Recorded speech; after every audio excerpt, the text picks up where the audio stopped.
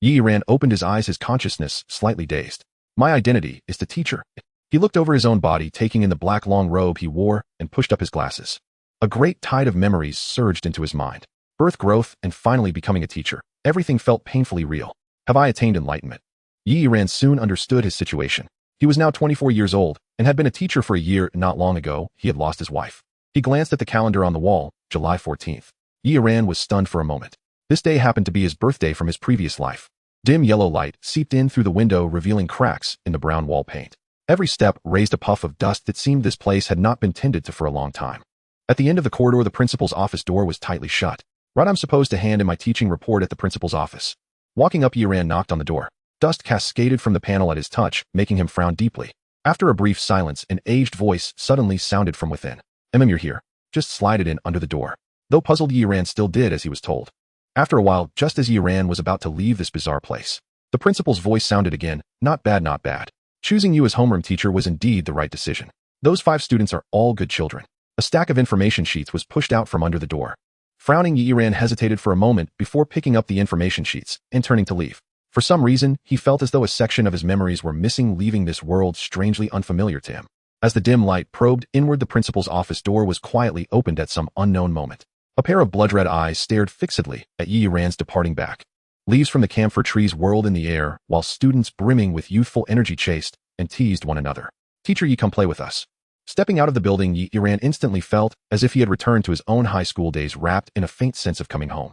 Yet this place was ultimately not home. On a hidden interface, lines of text appeared, character information generating.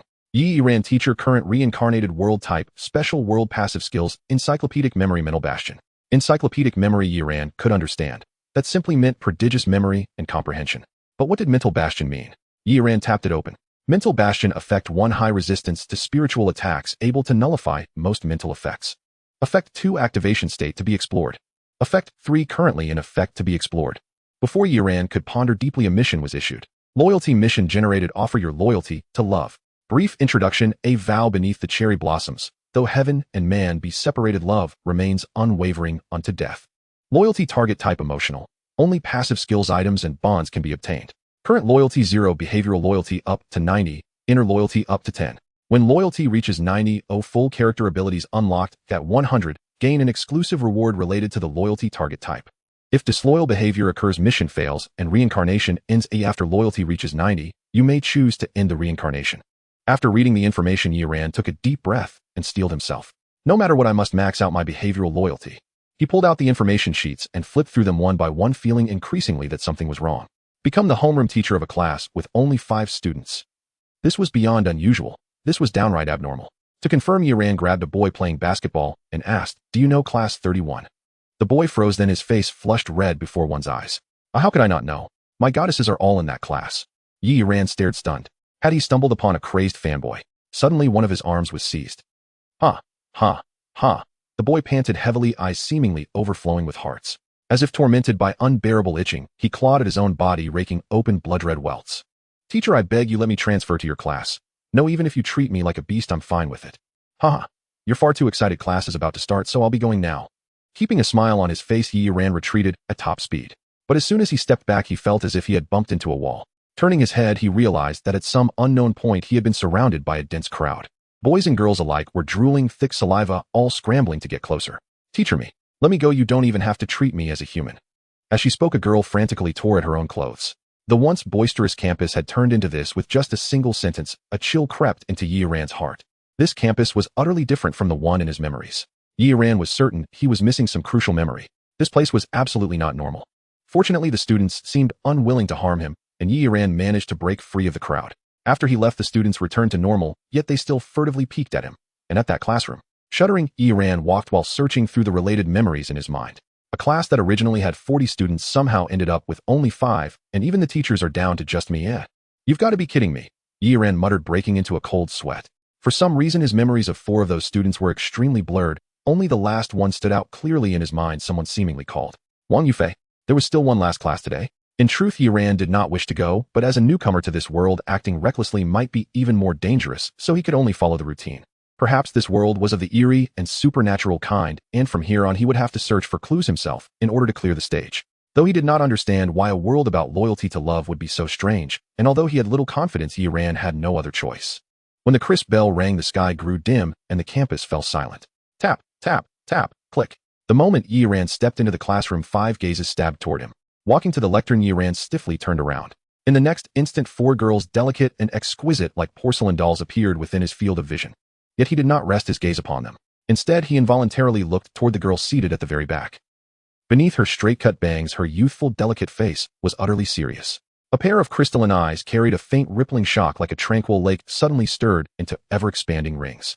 From the very instant he saw her, Yi Ran knew who she was. Wang Yufei, his most outstanding student. Outside, night had fully fallen. In the vast campus, it seemed only this classroom still burned with light, and the air felt heavy and still. Suddenly, the 4 girls in front stood up and charged toward him, striking the moment I arrive without giving me any chance at all. Cold sweat prickled his back as Yi Ran immediately turned and ran. But in the very next moment, the doorway was blocked and the lights went out at once. The classroom plunged into pitch darkness, and Yi Ran could only see several silhouettes rapidly closing in. It's over. Nerves taut, Yi Ran clenched his fists, ready to fight to the death. Bang! Fireworks burst, candlelight flared to life, and the scent of cream and some indefinable fragrance pressed warmly against his body. A tingling numbness ran over his whole body as a party hat was placed on his head. The hat stood tall, and he himself stood there dumbfounded. Carrying a birthday cake, Wang Yufei stepped forward. The 5 beautiful girls raised their voices in song, offering him their heartfelt blessings. On the calendar hanging on the wall, the 14th was marked with particular emphasis. Colored lights spilled into Yi Ran's heart, and it felt as though something in his chest was about to surge free. Of course, today was his birthday. A sour ache rose within him for no reason, then quickly settled. No one had cared whether he lived, yet now, when he should have died, there were those who offered him salvation. A pity it was all but illusion. Teacher, happy birthday, Wang Yufei said with a sweet smile. The other 4 girls happily ran circles around Yi Ran, and at last their names surfaced in his mind: Ting Feng, Ting Yu Ting, Lei Ting Shui. What strange names. Overjoyed, Yi Ran said, I almost forgot. I never imagined you would remember. Happy birthday, huh? As he laughed, a figure suddenly threw herself into his arms, a light, clean fragrance curling around the tip of his nose. Lowering his head, he realized that Wang Yufei had buried her small head against his chest. Suddenly, Wang Yufei raised her head, and only then did Yi Ran notice that her eyes too were red from crying. Happy birthday, teacher. From now on, we'll always be with you. In a gentle voice, Wang Yufei said, no matter what the past was like, at least right now you still have us, don't you? Gazing into her crystalline eyes, Yi Ran felt an infinite warmth. No, that face was so very familiar. Teacher, please don't move, I'll scrape it off for you. Wang Yufei chuckled as he reapplied his portion. Yi timely intercepted, which immediately triggered a chorus of screams. Who told you all to lob the cake solely at me? See, you're asking for trouble. After everything was tidied up, Wang Yufei suddenly asked, teacher, being alone is so dull. I feel you cannot remain confined forever. Certainly not. Yi paused before answering, no matter what, I will love only her. Suddenly Yi had an epiphany, only to realize that since an unknown moment the 4 sisters, Feng Shui, Yu and Lei, had been watching him with vacant doll-like gazes. It was only when Wang Yufei finished cleaning and approached from behind that Yi's eyes regained their luster. Then I shall be on my way, he murmured with his head bowed. Yes, all 5 replied in unison. Just as Yi was about to close the door, 4 voices suddenly emanated from behind him. Teacher, tomorrow night, we wish to host a party. Could you come? Yi turned around and discovered that all 4 sisters had leaned in. A party at this moment. Although Yi sensed something was amiss upon glimpsing several eerie skulls at the stairwell, he mustered his courage and said, of course. Watching Yi's hasty departure, the gazes of the 4 sisters gradually turned vacant. Outside the classroom, a flash of lightning revealed a dense crowd of uniformed students who had appeared seemingly out of nowhere. Goddess, ah! They laughed in a low tone, their eyes fixed intently on the classroom interior. Regardless of gender, everyone crawled in, slowly gathering around them. The lights went out. Behind the group, Wang Yufei stared in awe at the cake being scraped from Yi's mouth. In the very next moment, she brought a finger to her lips as her face flushed an uncontrollable rosy hue. Teacher, upon returning home, Yi's eyes immediately fell upon the wedding photograph hung in the center of the living room. Her name was Xiangxi, a graceful and ethereal woman. In his memory, every day spent with her was renewed. Alas, she had perished on the night of that terrible accident, and now, he no longer loved her. Suddenly a message popped up on his phone. When he opened it, he saw it was from the principal. Teacher, please come to my office tomorrow at noon. I have something to discuss.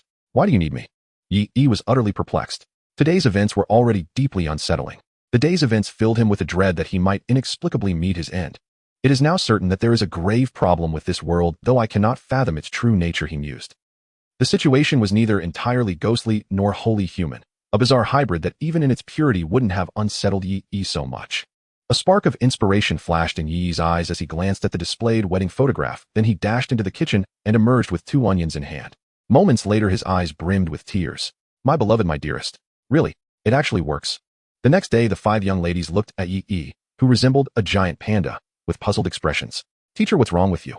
I didn't sleep well last night. At these words Wang Yufei felt even more sympathy for him. In his heart, Yi was overwhelmed with an indescribable melancholy. After the class bell rang, Yi rose and headed toward the principal's office. Suddenly the 4 sisters, Feng Shuiyu and Lei, ran over to call him back. Turning around, he saw Wang Yufei stepping forward to grasp his hand and say earnestly, Teacher, no matter what happens, we will help you. Bewildered, Yi asked what is happening. Though he couldn't decipher Wang Yufei's words, it still reassured him somewhat, for at least for now, she meant him no harm. Inside the administrative building, the peeling paint on the withering yellow walls testified that it was clearly noon, yet scarcely any sunlight filtered in, rendering the space somber. Yi's footsteps echoed along the corridor. As he walked, it was as if he brushed aside a veil of dust, and suddenly noticed something he had never observed in his memories before. Why is there not a single soul in this building? By all accounts, besides the faculty, there should be others handling affairs at a school. How could not even a shadow be seen? With that thought, Yi halted his steps, staring at the principal's office door, unsure whether to enter. At that moment, the door emitted a piercing sound as it slowly swung open. His heart leapt to his throat, ready to dash away, until a figure appeared. What are you waiting for? Came a voice which stirred in Yi an indescribable familiarity. The principal in his memory was over 60 and by all accounts should have been an elderly man. Yet the person before him was dressed in a tailored qipao. Though her features bore the marks of age, one could still discern an aura of scholarly refinement and spirited vigor. Undeniably, she was a woman. Paradoxically, she exuded an air of wanting to be composed while deliberately neglecting meticulous adornment. Who tampered with my memories? Yi inwardly cursed. Aside from being a teacher with a deceased wife, nothing added up. By the way, what exactly was the principal's name? Suddenly, Yi recalled the question.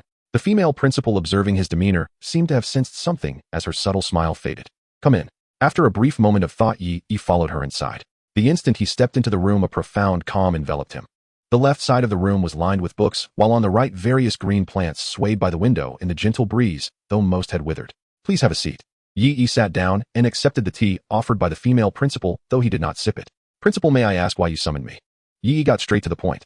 However, the female principal did not answer his query. Instead, she sipped her tea and then quietly fixed her gaze upon him. At that moment, Yi noticed that the edges of her eyes were tinged with bloodshot veins, a sign of deep fatigue. Xiaoyi, how have you been lately? I'm fine. Yi replied with a frown. Well then, that's good. Just try not to be too heartbroken, said the female principal, her brows slightly knitted as she observed the dark circles under his eyes with concern. Rest assured, principal, I am fine, Yi replied courteously, then expressed his lingering longing for his wife along with a touch of solace. It appears you truly love her. Of course. Yi found it peculiar ordinary words should no longer affect him in that way. Could it be that the impact varies with different listeners? After a brief exchange of pleasantries, the female principal finally got to the point. I have come to discuss your 5 students. Yi did not anticipate this topic. Or are they not all right? He inquired. The female principal responded, are you certain that they are truly your students? The principal looked at him and threw out a question. Do you think your memory is very chaotic? Yi's pupils constricted sharply. How did she know? Observing Yi's reaction, the principal paused for a moment as if hesitating about something. Principal, could you explain it more clearly? The principal suddenly felt very weary, the blood vessels in her eyes becoming more pronounced. In simple terms, the clearer your memories are, the more problematic they are. As soon as she finished speaking, her face turned pale. Yi said, Principal, can you clarify a bit? You should leave now. The principal trembled as she stood up to see him off. But the principal insisted, you should leave, hurry up before it's too late. Yi wanted to ask for clarity, but she remained silent, leaving him disoriented in the hallway. Why not clarify? Is there a cost to her speaking? Reflecting on the earlier conversation, Yi thought of many things. My memories have been tampered with, but for what purpose? Yi attempted to think in reverse. The one who tampered with his memories must be hiding some sort of truth or objective, so the clearer the memory, the more problematic it is. Suddenly, Yi thought of Wang Yufei, so far only his memories of her were the clearest. From their first meeting to their interactions during classes and now. But how did the principal know? Yi realized a crucial point. Glancing back at the principal's office door, he pondered for a moment, but decided to leave first. Inside the principal's office, the principal took out a yellowed photograph from her pocket, her weary eyes filled with nostalgia. This photo had witnessed at least 30 years of time. This time, how will you choose? Just as he exited the administrative building, he suddenly felt a change in the panel. Mental barrier effect 1, high mental resistance, immune to most mental effects. Effect 2, constructs a mental shield resisting external interference, so enemies can only erode through subtle means. In effect 3, in effect awaiting exploration. This world's mental attack, memory interference. Original world's attack, death mark. As expected, Yi nodded. Indeed, his memories in this world were problematic. Wait, what the hell is the death mark from the original world? Death mark, a method used by ghosts for breath locking. The current mark is mature, and when returning to the original world, he will encounter ghosts. I can smell your breath. Was it the mark on my arm before my reincarnation? He felt a mix of emotions. If I don't bring back some skills, wouldn't I be doomed? Now there's one more problem, but more debts won't crush me. Encountering a ghost means death. Lung cancer also means death. It's all different paths leading to the same destination. I still have to go to the party. Knowing Wang Yufei had issues, Yi decided to face it head-on. Even if he hid, where could he hide? The afternoon passed quickly and classes ended. Let's go, teacher. Wang Yufei stood up, excitedly grabbing Yi's hand. Yi felt a bit stiff and nodded. As they walked out of the school gate, Yi felt many eyes on him and turned to look back. The previously playful students had all turned their heads to quietly watch him. A chill ran down his spine. Damn it. Upon arriving at the location, Yi realized that this place was unusually large. Entering the suite, Yi saw that Wang Yufei wasn't paying attention and quietly hid a fruit knife. Teacher, what's wrong with you? Ting Feng happily shook a bottle of wine, then sprayed it towards Ting Shui. Ah, sister, you're really something. Washing clothes is so troublesome. It's nothing. By the way, I want to ask you all something. The four sisters suddenly stopped and turned to look at him. Glancing at Wang Yufei and seeing she wasn't paying attention, Yi sighed with relief, only to find that the four sisters had somehow run right up to him. Yi was genuinely startled. Teacher, go ahead, what is it? They said in unison. The box suddenly became quiet, and it felt like a needle dropping could be heard. Yi turned to look again. The door slightly swayed, but Wang Yufei was nowhere to be seen. It seemed she had gone out. This was just as well. Yi leaned forward, and their heads also leaned in closer. What do you think about classmate Wang? After Yi asked, he didn't hear a response from the four sisters. When he looked up, he found they were all staring at him. Suddenly, they spoke in unison. Teacher, what aspect do you want to know about? Yi thought for a moment. Just her identity, and what else? And regarding her behavior, I mean how those students act. As he spoke, Yi felt something dripping onto his head. When he reached up to touch it, it was thick and sticky, like human saliva. Suddenly, he thought of something and abruptly looked up. The four sisters' curious big eyes sparkled, leaving Yi somewhat stunned. Not them. Yi looked up at the ceiling, but there was nothing there. Teacher, what's wrong with you? Yi's heart raced. He didn't dare to continue asking. Nothing. I'm okay then. The four sisters nodded with smiles. Outside the door, Wang Yufei pushed a cart of fruit and red wine to the entrance, her head lowered, seemingly lost in thought. After a moment, she pulled out a watermelon knife from under the cart and turned to walk deeper into the corridor. Inside the private room, Yi waited a long time, but Wang Yufei did not return. Why don't we just play for now? Ting Feng suddenly said. Yeah, Yufei doesn't know what she's doing, but we can still have fun here. Ting Yu said. After that, Ting Lei pulled out a bottle of red wine from who knows where. No, we'll go out and take a look. You all be careful. Yi waved his hand. The principal's words felt like a spell that enveloped his heart, lingering and hard to let go. But teacher, if you let go of Sister C, then perhaps there won't be any trouble. A voice came from behind him. Why do you say that? Yi asked, confused. Suddenly, the sound of a broken wine bottle rang out behind him. Crash. Yi turned to look and found the four sisters huddled together. Ting Lei smashed the bottle neck, pouring red wine into the mouths of the four sisters. The four sisters all turned their heads to look at him, holding the red wine in their mouths, their faces flushed. Yi thought it was bad and turned to run. What the hell, they attacked without warning. Boom. Ting Lei descended from the sky, creating a dent in the ground. Ting Lei blushed and pointed at her lips with red wine sliding down her fair neck. Is this even human? Yi stared at the pit, his heart racing. He immediately turned to distance himself, but the next moment, he was flipped over on the ground. Ting Feng and Ting Yu pressed down on his legs, one sitting on his chest, while Ting Shui obediently held his hands down. Let go of me, have you all gone mad? Yi's heart sank.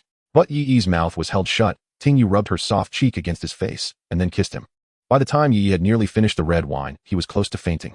His consciousness was in disarray, and he felt a burning heat all over his body, making it unbearable.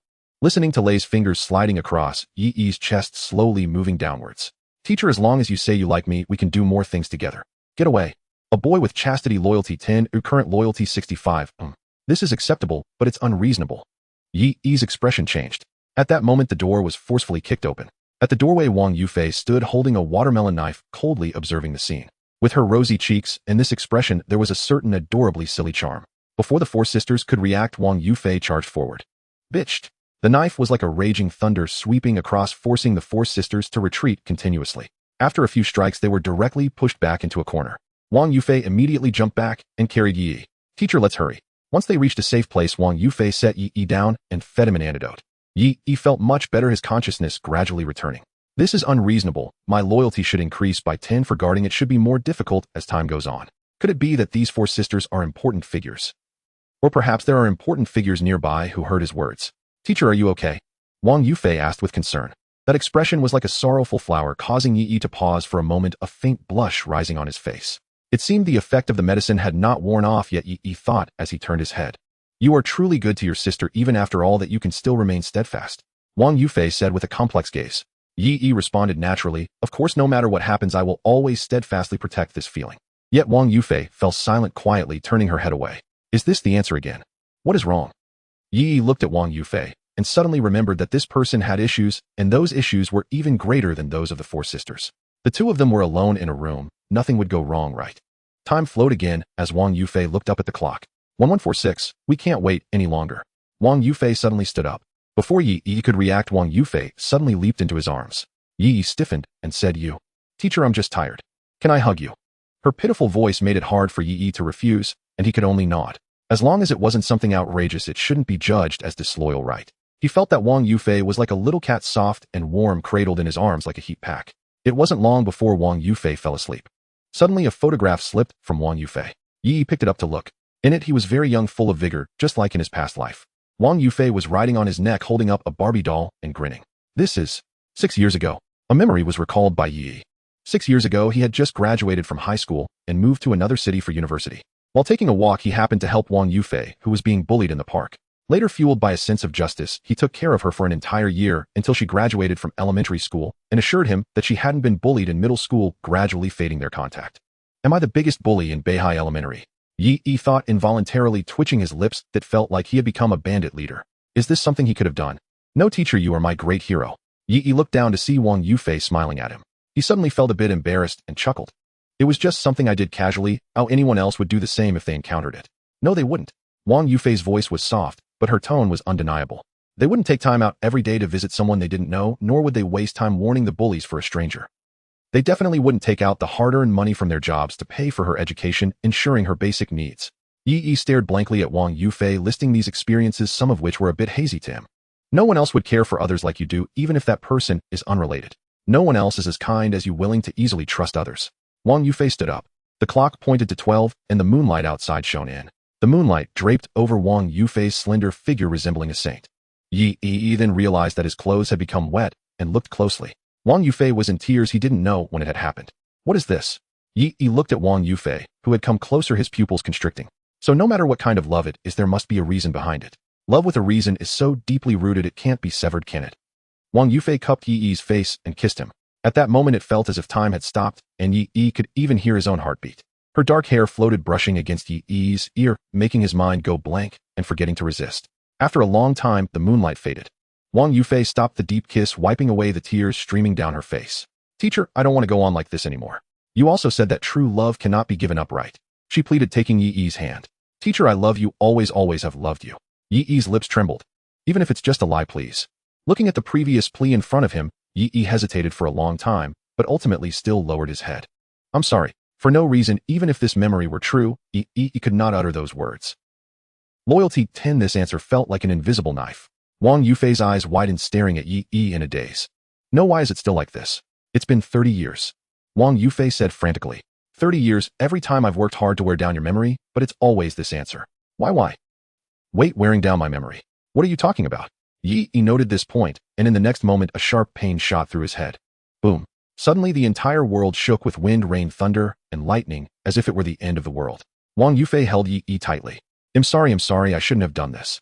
What did you just say? Yi shouted angrily. My memory being blurred was your doing. Was what you just said also a lie? Having their memory tampered with is something anyone would find unacceptable. He might be easily gullible, but he couldn't accept having his memories altered. No, everything was real. Teacher, you have to believe me. Wang Yufei grasped Yi's clothing, crying. Let go. Boom. Suddenly the roof was smashed open, and the beams collapsed, sweeping towards the two of them. Yi's pupils constricted. Before he could react, Wang Yufei stood in front of him. Bang! After a loud thud, a cloud of dust rose. Yi felt no impact, and opened his eyes to find the female principal had appeared here, he didn't know when. She looked at Wang Yufei, who had broken an arm side, and waved at Yi, causing him to faint. At the same time, the entire world also calmed down. You? It's been 30 years, and you still can't hold it together. Wang Yufei shouted angrily. But we have no time left. It's you who has no time left. The female principal spoke calmly. You're harming him, not protecting him. The female principal fell silent for a moment, sighed. But this is the rule. I can't break it. I've done my best. You should take care of yourself. She shook her head, turned, and picked up Yi, quickly disappearing from Wang Yufei's sight. No, don't go, please don't go. Wang Yufei cried, clutching her broken arm. Teacher, I'm so close, just a little more. Yi awoke, once more having returned to campus. The scene before him left him utterly astonished. A throng of students like puppets gathered tightly around the administrative building. What is happening? Why are they here? I specifically called them over, the female principal replied calmly. Did they become like this because of you? Yi said angrily, those who disregard human life deserve to be punished just like the wealthy. The female principal smiled slightly. No, it is because of you. Me? Yi queried, how is that possible? The female principal said, I like to call them love beasts. Do you know why? Yi looked at her with confusion. Why call them love beasts instead of desire beasts? The female principal did not beat around the bush. They were once normal, but due to repeated reboots, they absorbed your love, which is why they ended up like this. However, to be precise, they were merely shells. What are you talking about? Yi furrowed his brows. Seeing the continued confusion on Yi's face, the female principal said nothing more and turned to walk towards her office. Yi stepped forward to pursue the question, but something was suddenly thrown at him. He caught it and saw that it was a photograph. Taking a glance, he said, this is a photo of me and my wife. What do you want? The female principal stared at Yi for a long time, hesitating to speak, but ultimately remained silent as she entered her office. Do you really love her now? In response to this question, Yi firmly answered, of course, I always have. The female principal smiled slightly, then stay here, after tonight, everything will end. The door was closed, leaving Yi outside. Just like that. The sky had completely darkened, and it was nearly 3 a.m. Yi sat among the crowd, gazing up at the heavens. He soon noticed what seemed to be 2 overlapping moons. No, it seemed even the starry sky was overlapping, and it appeared to be growing deeper. What on earth is happening in this world? A series of events made Yi feel like an outsider, like a grasshopper being toyed with. They won't kill themselves. Instead, they'll use various means to make you betray your loyalty. At least for now it is safe, as she should be a good person, right? Suddenly his pupils contracted as he discovered several astonishing figures among the crowd of puppets. Yi rushed over, staring at the rigid bodies of the 4 sisters, wind, rain, thunder, and snow, and was stunned for a long time. Logically, all the puppets here should be under the control of the female principal. So what does this represent? Did the female principal orchestrate what happened before? Should I stay or leave? What will happen next? Noticing Yi's movements, the puppets turned their heads. Suddenly a commotion startled him. Yi turned to see bright white lights flashing as the obstructing puppets were cut into pieces. Wang Yufei rushed towards Yi, wielding a watermelon knife, dragging along an arm that was bent. Her face looked pale, tears still lingering, appearing to have stopped her injuries just to come here. Teacher, I have come to save you. Under the moonlight, Wang Yufei's eyes appeared exceptionally crimson. Yi instinctively took a step back. Seeing this, Wang Yufei became anxious. Teacher, don't run. Trust me, I am here to help you. That BTCH is not to be trusted. Indeed, Yi did not run away. Teacher, you really do believe in me. Wang Yufei, wielding the watermelon knife, ran up to Yi, beaming with a smile. A strong smell of blood wafted to Yi's nostrils, causing his lips to twitch. In truth, Yi trusted no one at that moment. He wanted to run, but he couldn't. Finally, Yi was helplessly dragged away by Wang Yufei. In the depths of darkness, the principal's office was opened at some point. She was dressed elegantly, holding a pair of glasses. She gazed at the heavens, the strange, overlapping sight, making her consciousness feel hazy. It has been 30 years. How have you been? Can you still hold on? Seeing Wang Yufei happily running ahead with the watermelon knife, Yi dared not move recklessly. They continued until they reached a park before stopping. Yi wanted to remain obedient, but Wang Yufei was restless, taking him around. Teacher, do you remember? Wang Yufei asked hopefully. Don't you remember? This is the place where we first met. Yi frowned, saying, but that park shouldn't be in this city. Indeed, why is this not in this city, yet it is here? Wang Yufei immediately pressed on, as if trying to guide Yi to recall. Why is that? Yi recalled the problem with his memory. It was modified by Wang Yufei, wasn't it? But Wang Yufei denied it. You altered my memory, didn't you? Yi said coldly. No, I have never tampered with our memories, not even a little. For us, that is incredibly precious. She wiped the blood from her face, tying her short hair into a bun, her chubby face appearing quite adorable. Wang Yufei pointed to the heavens and asked, Teacher, do you know what is going on? Yi suddenly saw something and said complexly, this world is fake, isn't it? Sighing, Yi looked at the panel with a complicated expression. Mental barrier. Effect 1, high mental resistance, immune to most mental effects. Effect 2, constructs mental defenses to resist external interference. Enemies can only erode through subtle means. Currently in effect. Effect 3, enhances all mental skills.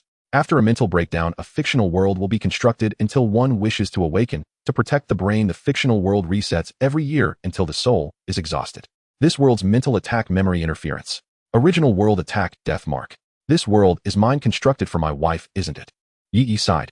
This could explain everything. The reason for the discrepancies in memories is that this is the world he fell asleep in. The inherent amnesia might also be his desire, otherwise it wouldn't have been so simple for Wang Yufei to tamper with it. And the reason for the reboot on the Ghost Festival is likely his desire to resurrect Xiang Xiu in the real world, but failing led to his slumber.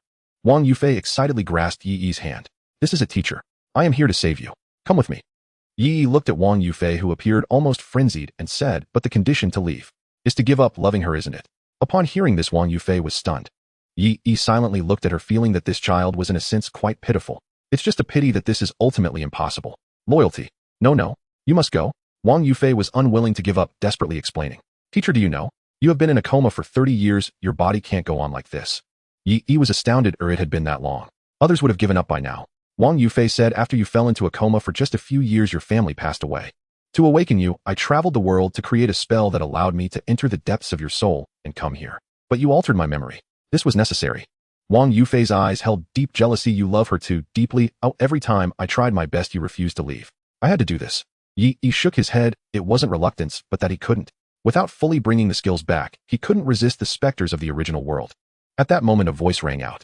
"Go with him." A figure gracefully emerged. The female principal, wearing glasses, stepped forward. "Do you remember me?"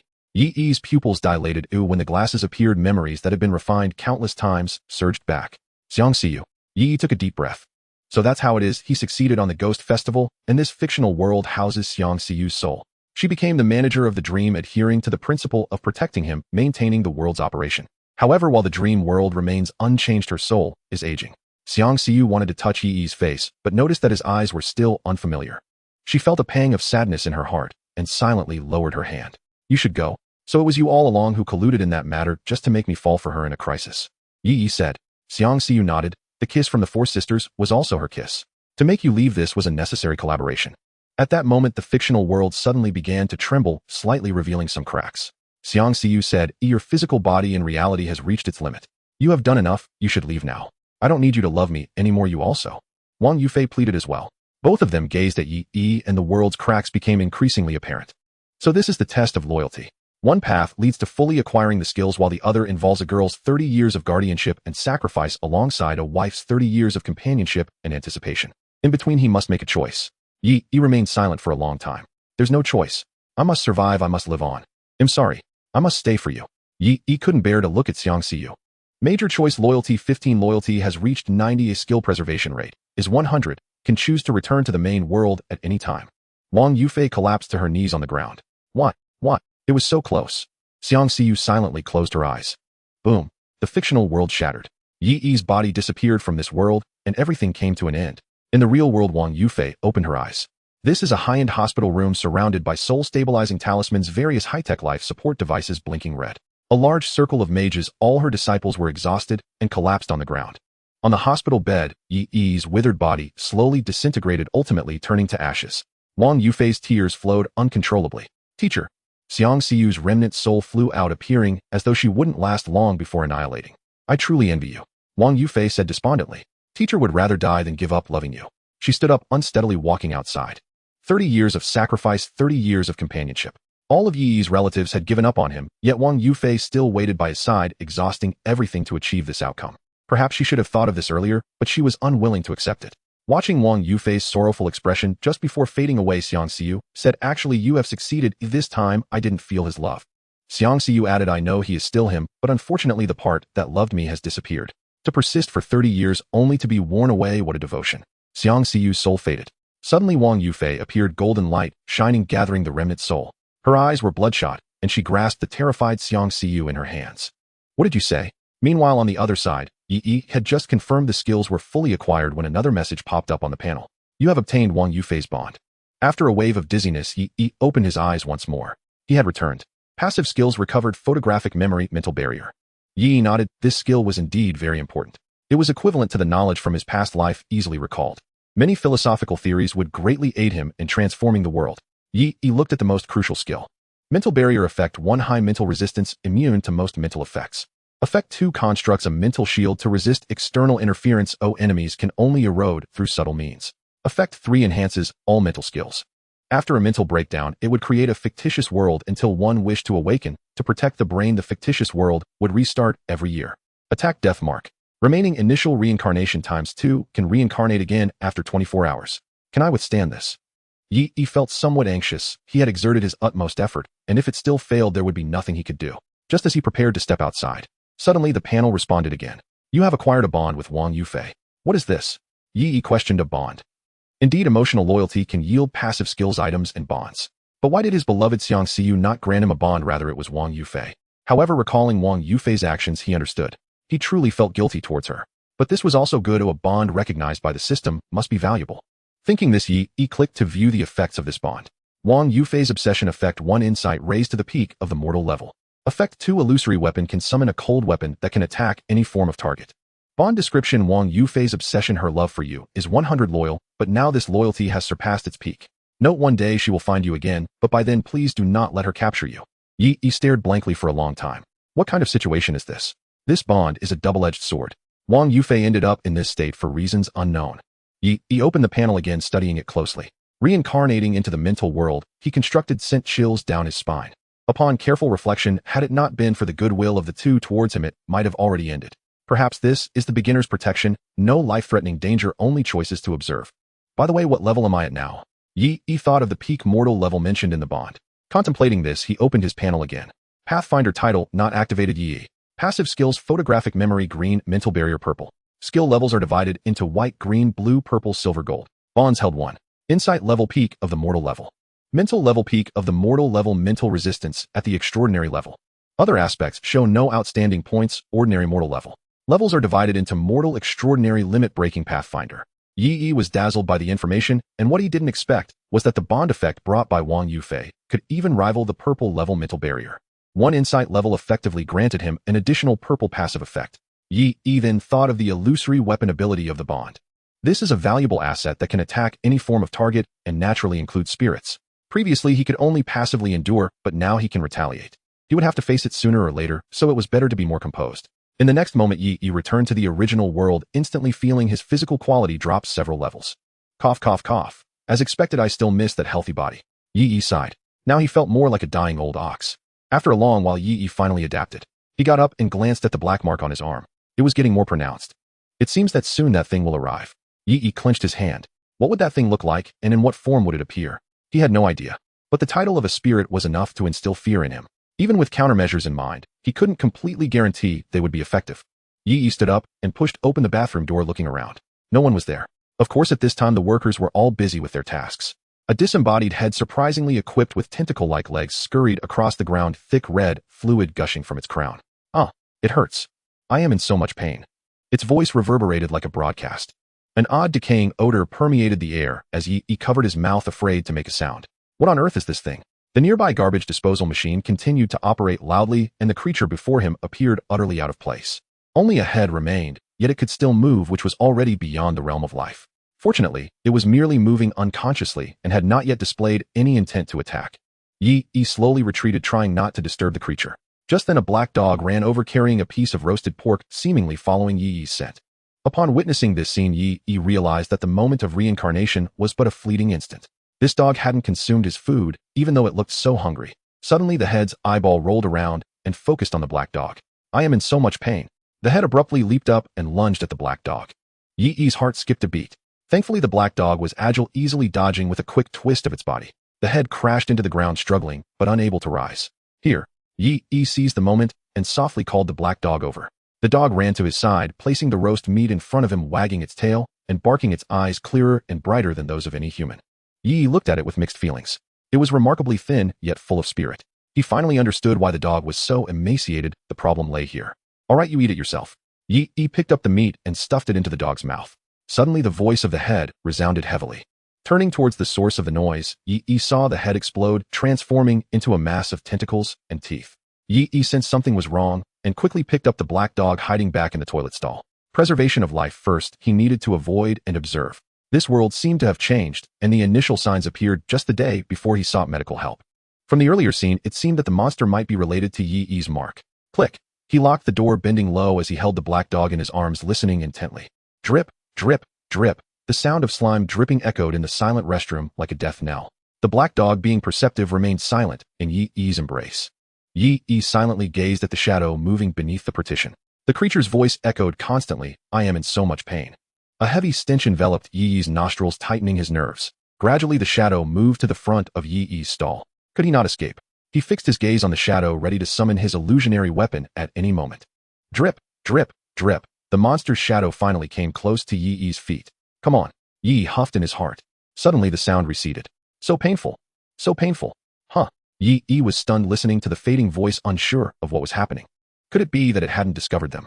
Yi sighed with relief, holding the black dog as he prepared to rise and find an opportunity to leave. Suddenly the black dog sprang up, barking angrily at the adjacent stall. "Oh no, be quiet," Yi exclaimed. But the next moment a mass of tentacles with eyes poked out from the neighboring stall. Locking eyes with those orbs, Yi discerned a hint of anger within them. This creature was preparing to ambush him. If not for the black dog's keen senses detecting the creature's movements, he would have been caught off guard. Yi was instantly drenched in cold sweat. Bang! The entire stall was smashed apart by the creature's charge. Yi rolled out, clutching the black dog, fleeing towards the exit. A mass of blood-red fluid surged out from the shattered partition, hurling towards Yi. The black dog began to thrash in his arms. Yi's mind raced, analyzing that the black dog was about to leap out. But they were clearly not on the same level. The black dog was no match. "Don't move," Yi commanded. He then decisively threw the black dog backward and reached into the void. Illusionary weapon. In the next moment, azure light burst forth and a red-tasseled spear appeared in Yi's hand. Since he was not given a chance to observe, he could only fight. Seeing this, the mass paused slightly, seemingly sensing something amiss with the spear. After a moment, it abruptly fled. It was merely a ghostly minion. There was no need to engage in a deadly struggle. Yi's gaze sharpened. Since it possessed intelligence, it absolutely could not be allowed to escape. "Run? What will you run with?" He lunged forward, the spear slicing through the air, directly piercing the mass. It hurts." The tentacles twitched a few times before falling still, appearing to be thoroughly dead. Yi breathed heavily, his lungs feeling overwhelmed. Once he had caught his breath, he stared at the corpse on the spear's tip, pondering. It seemed that acquiring this illusionary weapon granted him an inexplicable power, allowing him to execute moves that were usually beyond his capability, with minimal energy expenditure. "In that case, I am rather formidable," Yi remarked with sarcasm. Had he known this wouldn't be like the movies where guns couldn't kill, he wouldn't have bothered to dodge. Nonetheless, he was relieved to have grasped the power of the illusionary weapon. "But this doesn't count as a ghost, does it?" Yi frowned, uncertain how to identify this. "Then what on earth is this? Could the panel identify it?" Yi pondered for a moment. In the next instant, the panel reacted. "Killed minion of the soul-sucking ghost, minion." Yi muttered. "So it means there is a master ghost as well. Generally, minions do not stray too far from their master." Yi mused. "Is this mark of mine placed by that soul-sucking ghost? Could it be that this creature has been killing nearby, but hasn't reached me yet?" Looking at the mark, Yi contemplated for a long time, ultimately resolving to take action. He absolutely could not wait for the enemy to come looking for him. He must take the initiative to strike, while also learning the situation of this world.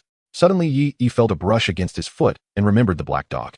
Yi patted its back, saying, "You should leave now." The black dog gazed at Yi with its bright, clear eyes for a moment before intuitively running off. Watching the black dog's departing figure, Yi coughed a few times, noticing some blood in the slime. Time waits for no one. Yi frowned at his palm. Once he could reincarnate, he must do so immediately and find a way to heal himself. Moreover, this world seemed to be facing a great terror, with seemingly extraordinary monsters already appearing. If he could be reborn in a world with extraordinary powers, that would be even better. Although the first world provided many things for him, now it was merely a temporary fix. In the distance, thick smoke billowed as an aircraft sliced through the sky, crashing straight into the city. Even without seeing exactly where it landed, Yi could guess the calamity that would ensue. Preliminary deductions indicated that the sky was falling. Perhaps I shouldn't wander too far. Yi contemplated whether he should start from the garbage dump to look for clues. Just then he softly gasped. "Why are you still here?" The black dog was sitting outside, seemingly waiting for Yi. As Yi approached, the dog circled him, barking at the distant giant machinery. "What's wrong?" They say dogs are perceptive. Perhaps it could truly find all the clues. Yi looked over, noticing the giant machine repetitively pressing down on an empty space. At once he discovered something horrifying. Where are the workers from the garbage dump? Normally there were plenty of workers toiling as cheap labor. Yi suddenly recalled the head that had been running amok. The master of the minions must be nearby. No, it can't be. The black dog ran ahead, barking towards the depths of the garbage dump, then looked at Yi. Yi asked, "Are you trying to say that danger lies in that direction?" The black dog seemed unsure if it understood and ran forward. Adhering to the principle of not being passive, Yi followed the dog's lead into the garbage dump. The rusted gate swung open, revealing a massive processing workshop where a cold wind blew through with darkness so thick that water seemed to drip from it. Looking at the several corpses on the ground, fear gripped Yi, mixed with a barely perceptible twisted anger. Cannibalism is one thing, but now even ghosts want to get involved. Where is the dignity of humanity? Seeing the machines and clutter everywhere, Yi focused his mind. Phantom weapon. Yi's spear transformed into a beautifully crafted spring knife. The handle was straight, the blade narrow, thick at the back, thin at the edge, with a slight upward curve, creating a wonderful arc. Unfortunately, the construction of the phantom weapon was limited by his mental capacity, preventing the creation of complex items. Otherwise, even a crossbow would make things much easier for him. Preparing himself, Yi slowly crept inside. His feet made slight bubbling sounds and the waterlogged ground, the humidity was heavy. It seemed this was a smelting workshop that was only flooding with water as the boiler had stopped operating. Little Black, can you find out where that monster is? The black dog shook its head, a hint of fear in its demeanor. After guiding Yi here, it dared not venture deeper. That's fine, you stay here. Yi continued deeper. Clang, clang. Looking up, he saw that the gears above were stuck on something and could not move.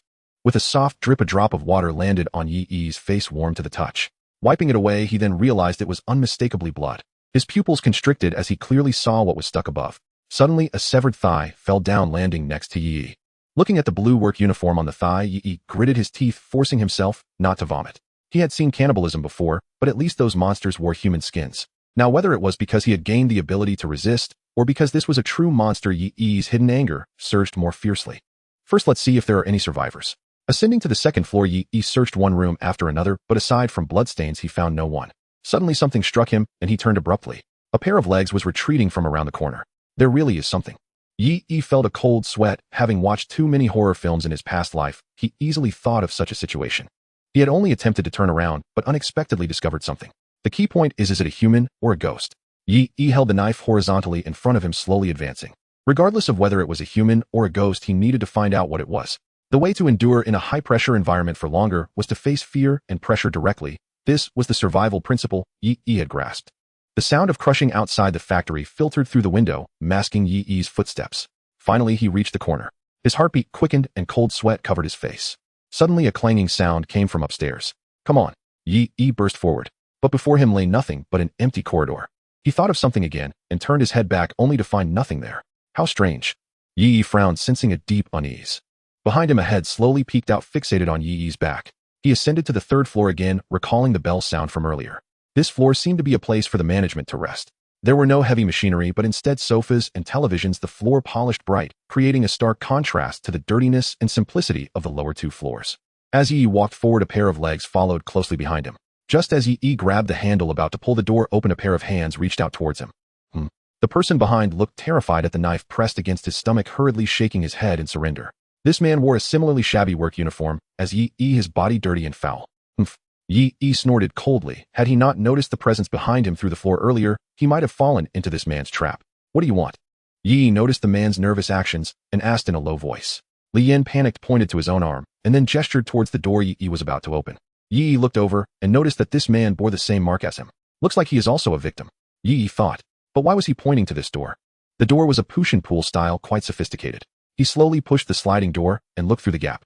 Dozens of blood-red heads of tendrils lay on the floor, quietly closing their eyes. The specter of the head-sucking ghost. Yi's pupils contracted sharply. If he had opened this door loudly earlier, it would have been trouble. He slightly sheathed the knife and said thank you. Li Yin waved his hands, signaling it was nothing. Follow me. Li Yin pointed to a wind chime beside the door. The boss had set up an alarm upstairs, and once someone tried to go up to the third floor, he would be alerted.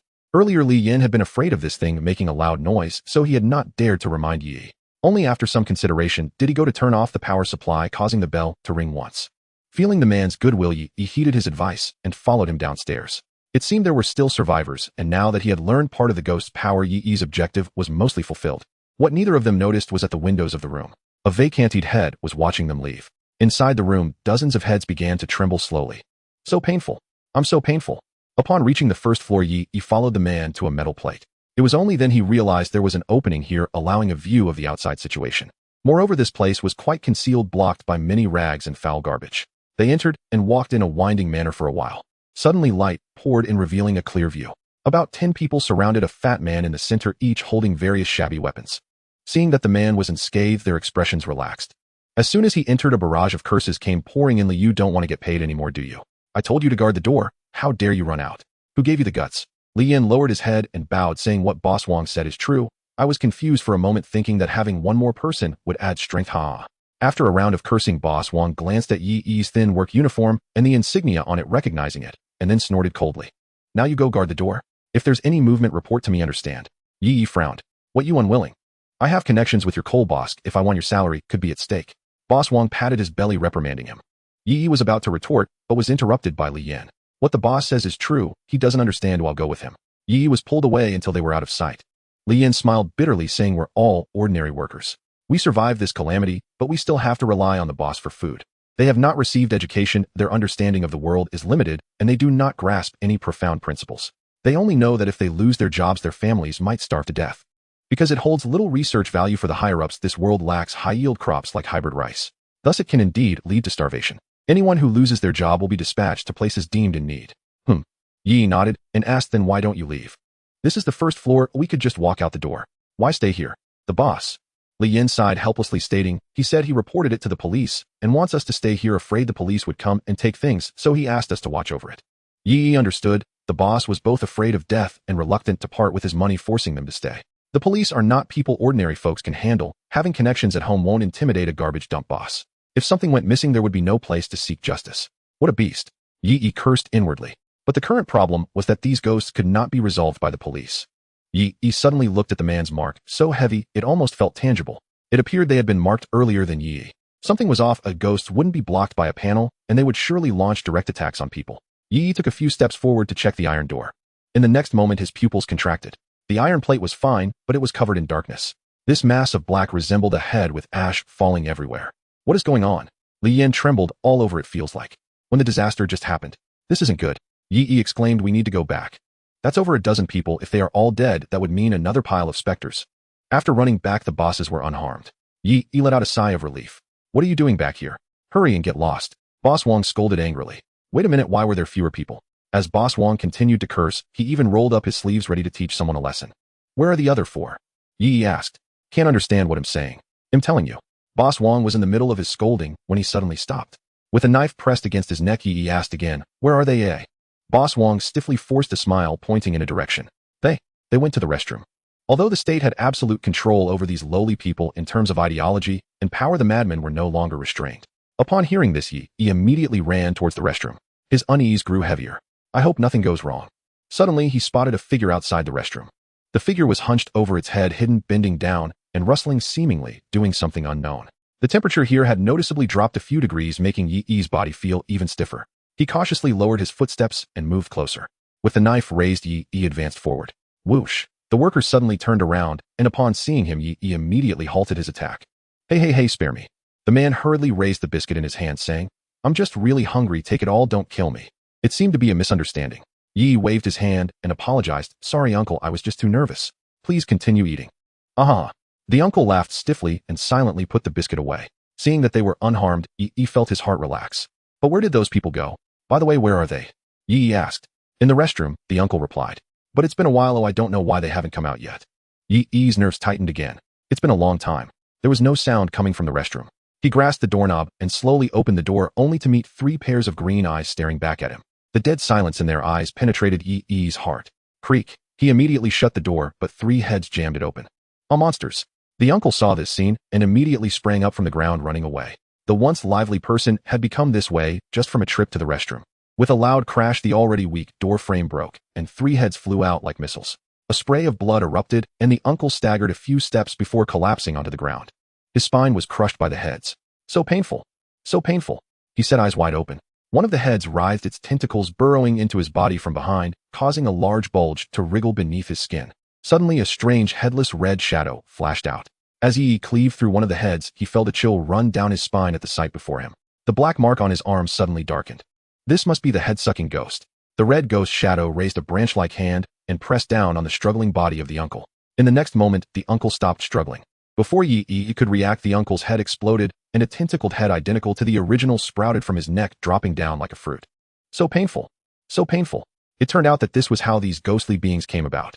Yi felt a chill in his heart and seized the opportunity to strike at the nearest ghost's head. Suddenly, the ghostly figure pointed at Yi. Oh no. Thinking of that terrifying head, Yi seemed to realize his fate.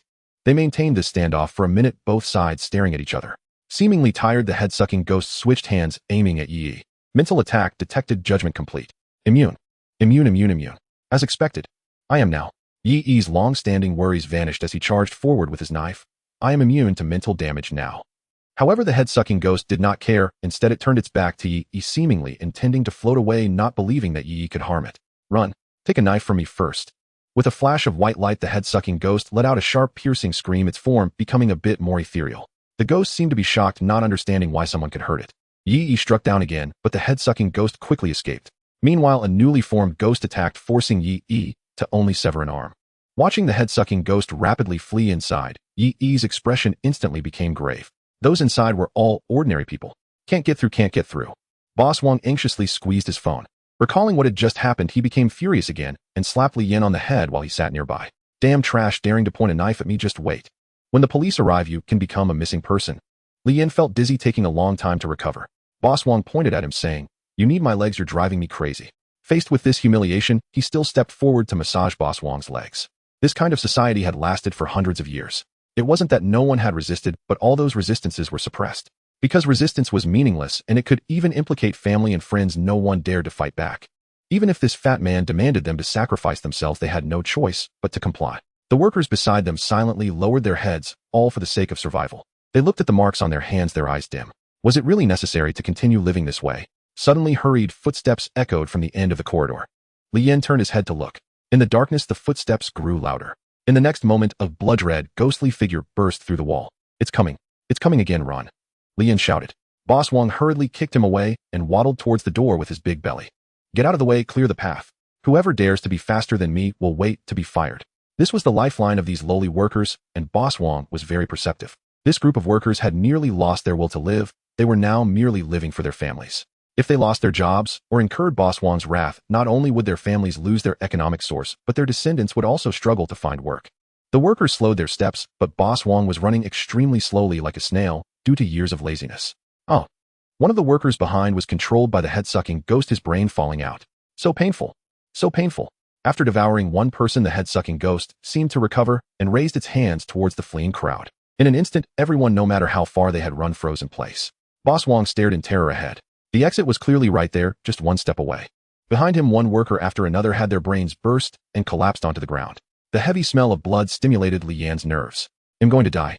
But why am I not that afraid? Li Yin realized this question. Was it because of the endless work, the heavy rent and loans, or the endless exploitation by their boss? The ghost pointed at him, and Li Yin felt a lot of suppressed emotions in his mind about to erupt. Why was he not afraid of death? If there is no hope for the future, what is the purpose of living? Li Yin was already over 30, having worked in this factory for so many years, yet he didn't even have his own house, and bore the heavy burden from his family. So painful. This pain did not stem from his body, but from his heart. So painful. So painful. Tears streamed down from the corners of Li Yin's eyes. Suddenly a flash of the knife appeared, and the head-sucking ghost let out a painful screech. In an instant, the newly transformed ghost lunged at Yi. Without hesitation, Yi grabbed Li Yin and ran wildly outside. Li Yin's consciousness cleared up as he looked at the young man before him, and suddenly remembered why he had chosen to go out and warn him. His eyes are full of light. Don't go, take me with you, I beg you. Boss Wong stood frozen in place, blood bubbles forming on his head, constantly pleading with Yi. Yi glanced at him without saying much and dragged Li Yin out of the basement. No, I can give you anything, I'm sorry, don't go. Boss Wong let out a loud shriek. In the next moment, with a bang, a head burst through the blood mist. It hurts. It hurts. Yi ran out, grabbed the iron plate, sealed the door, and then ran towards the exit. Suddenly, there was a thumping sound from upstairs. Yi looked up to see the ghostly figures that were sleeping on the third floor rushing over. The iron plate behind him was being battered and seemed like it wouldn't hold out for long. But now with Li Yin in tow, Yi couldn't run fast. It was only a matter of time before they were caught. If I hold my ground, I will surely lose. If I turn the illusionary weapon into a heavy weapon, I don't know if my mental strength can sustain it. Suddenly a shadow rushed in through the door. The black dog had actually followed him again. What are you doing here? Get out. Yi scolded. But the black dog didn't care, just sticking close to Yi. In a moment of distraction, a ghost that had sneaked up on him lunged for him. In an instant, the black dog jumped and kicked, sending the ghost flying. Well done. Yi watched this scene and couldn't help but acknowledge the black dog's usefulness. With it around, he would be spared from ambushes. Just then the iron plate was struck open and Boss Wong's head was at the forefront, his green eyes fixed intently on Yi. Ghosts surrounded Yi from both sides, forming a siege. Suddenly a red, ghostly figure flew out, hovering in the air. Although it had no head, Yi felt as if it was staring at him. Yi frowned slightly. This creature seemed to know how to avoid him. It appeared that his previous attack had frightened it. Run left, there's a construction tunnel there. Li Yin said weakly. Little brother, let me go on my own, I've recovered a bit. In such a trash heap, due to the owner's stinginess and insufficient funds, the garbage in the middle often couldn't be cleared, so they hastily repaired a construction segment. Most of the time, they just cleaned up the garbage there. Yi nodded and let Li Yin down. Fortunately, Li Yin had regained his strength, otherwise Yi's stamina wouldn't have allowed him to last much longer. The two of them ran to the giant machine, and a large iron door appeared before Yi. Next to it was the control panel and the mechanism for the door. The monsters behind them were getting closer, their piercing shrieks stirring the air, echoing in their ears. Li Yin covered his bleeding head and said, "You hurry inside, I'll open the door. The iron door is very heavy and needs manual assistance." After saying this, noticing Yi hesitating, Li Yin met his gaze. In this selfish era, he could actually see the worry in Yi's eyes. Indeed, he was different from them. Li Yin urged, hurry inside, those monsters are somewhat intelligent and might reopen the door. I need to destroy it. Trust me, you'll finish it soon. All right, uncle, you must hurry. Yi nodded and ran towards the door. The black dog glanced at Li Yin and followed suit. It hurts. Li Yin held his head, gasping for breath. He stood at the control panel, quickly pressing buttons. Seeing Yi helping to manually open the door, Li Yin's heart settled. Holding his bleeding head, Li Yin sighed, what a good kid, but I can't go on any longer. He then operated the giant machine to move the steel block over the control panel. The ghost transformed from Boss Wong rushed in rapidly, trying to stop everything. Uncle, come quickly. Yi shouted loudly from the door. Li Yin smiled and said, little brother, you go in first. This door is mechanically controlled and needs someone to close it. Yi was momentarily stunned and then said, it's okay, uncle, well, run first, there must be a way. Run quickly. Someone has to survive. I for one don't want to. Li Yin no longer looked at Yi, his head unable to hold up, resting against the control panel. Watching the rushing ghosts, Li Yin met Boss Wong's furious gaze and felt a sense of relief in his heart. It's good to die. But it seemed he hadn't died completely. Pulling the lever, Li Yin chuckled softly, I'll send you off one last time. The iron door slowly closed, forcing Yi to enter alone. At the moment the iron door closed, Yi looked back. With a loud boom, the steel plate suddenly fell. The control panel and the rushing ghosts were suppressed together. Even if they couldn't be killed, they could definitely be trapped for a while. The price for this was a broken life. Yi panted heavily, feeling a bit distressed. I was so close to escaping. If he had been a bit stronger, perhaps this wouldn't have been the outcome. But now he couldn't even manage his own lung issues. Yet from Li Yan's perspective, Yi suddenly felt that death was the best choice. In Li Yan's eyes there was no anger. It seemed that like Yi having been wounded, he wanted to shield others. Welcoming death in this way was better than living as a mere beast. The flames in Yi's heart grew stronger. Wait for me, I will gain more power. Evil breeds courage. Only with strength can one dare to speak of bravery. In this era, if there was no force to resist, then he would become the only beacon of hope. Neither humans nor ghosts could trample on them. At that moment, the black dog suddenly rubbed against his leg, urging him to move forward. Yi came back to his senses and patted its head. I'll call you Xiao Hei for now. When I get stronger, I'll give you a cool name. Woof woof. Yi noticed that the mark on his hand had become almost tangible, pondering what to do next.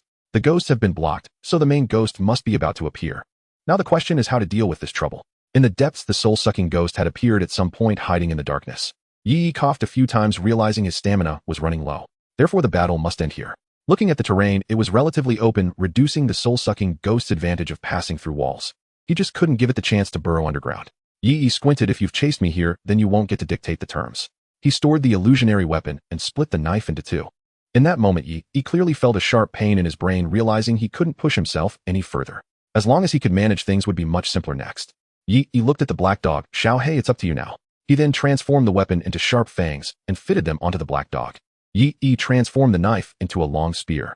Since it was an illusionary weapon, it felt the same weight when he picked it up. Suddenly, the soul-sucking ghost sensed the threat and let out a shriek. The sound waves disturbed Yi's ears, causing his eardrums to throb painfully. The spear pointed directly at the soul-sucking ghost, and Yi gritted his teeth and shouted, come. After killing so many, it's time for you to pay your debts.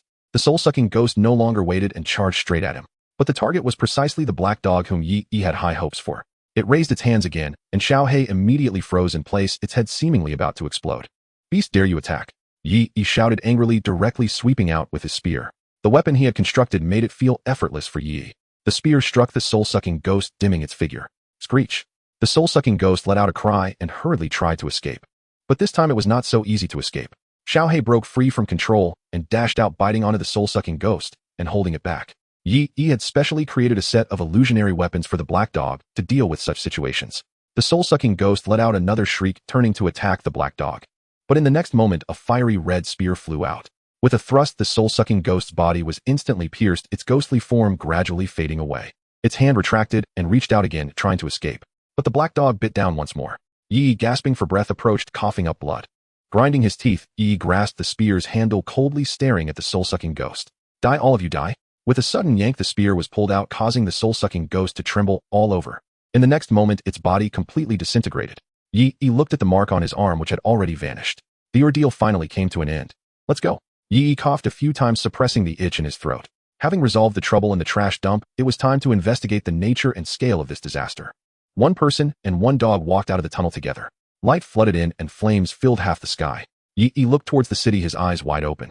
After resting for a moment, Yi set off again. He climbed up the garbage mountain and gazed far into the distance. Dark smoke rose deep within the city, with faint glimmers of fire bursting forth. Several armed helicopters swept through the sky heading towards the center of the city. It seems the power center has also been affected, but Guangyao City is located within the Haitian Federation. If problems arise here, then other places will. Yi speculated this is a disaster that will at least impact the Federation.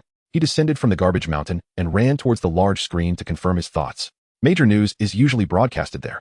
The television upstairs was out of order, and Yi knew well that most bosses have password locks.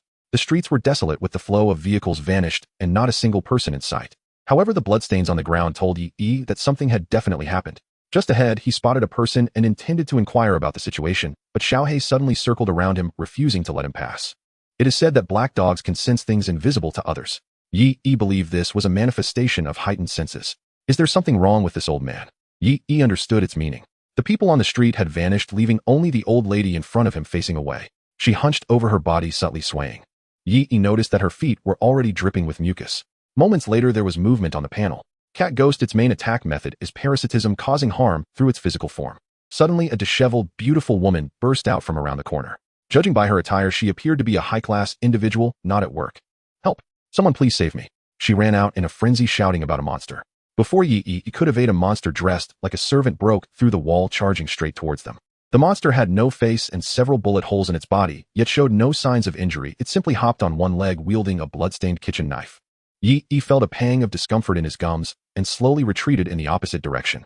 Fortunately, the woman was running away from here, sparing the peculiar old lady from disturbance. But suddenly the woman ran back towards Yi, her eyes filled with excitement. "Kid, come help me," she exclaimed. "Just help me, and you will be generously rewarded afterward." Yi ignored her and instead suddenly looked towards the old lady.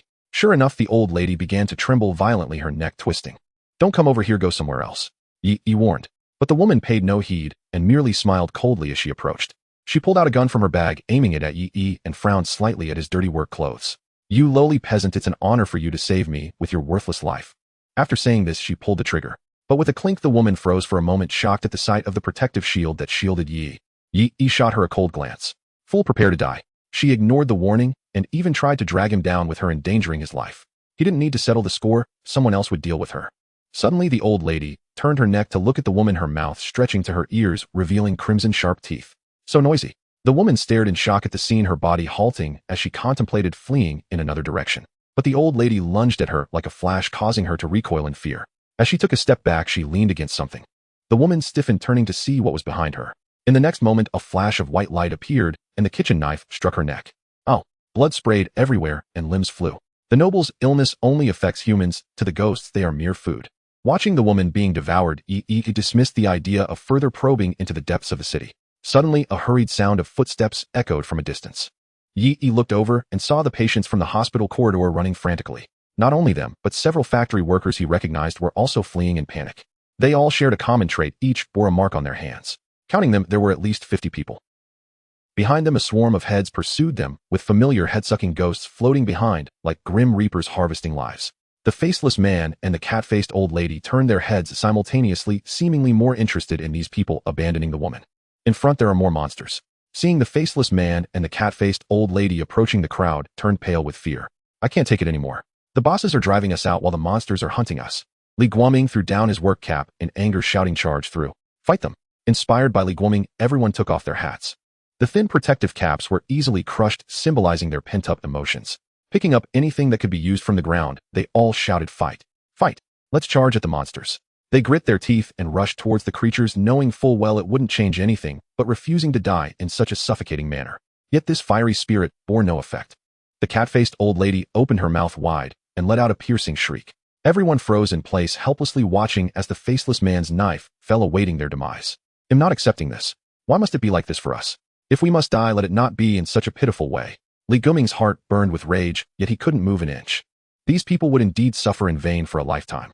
Suddenly, a figure charged forward. A great halberd swept through, directly bisecting the faceless man.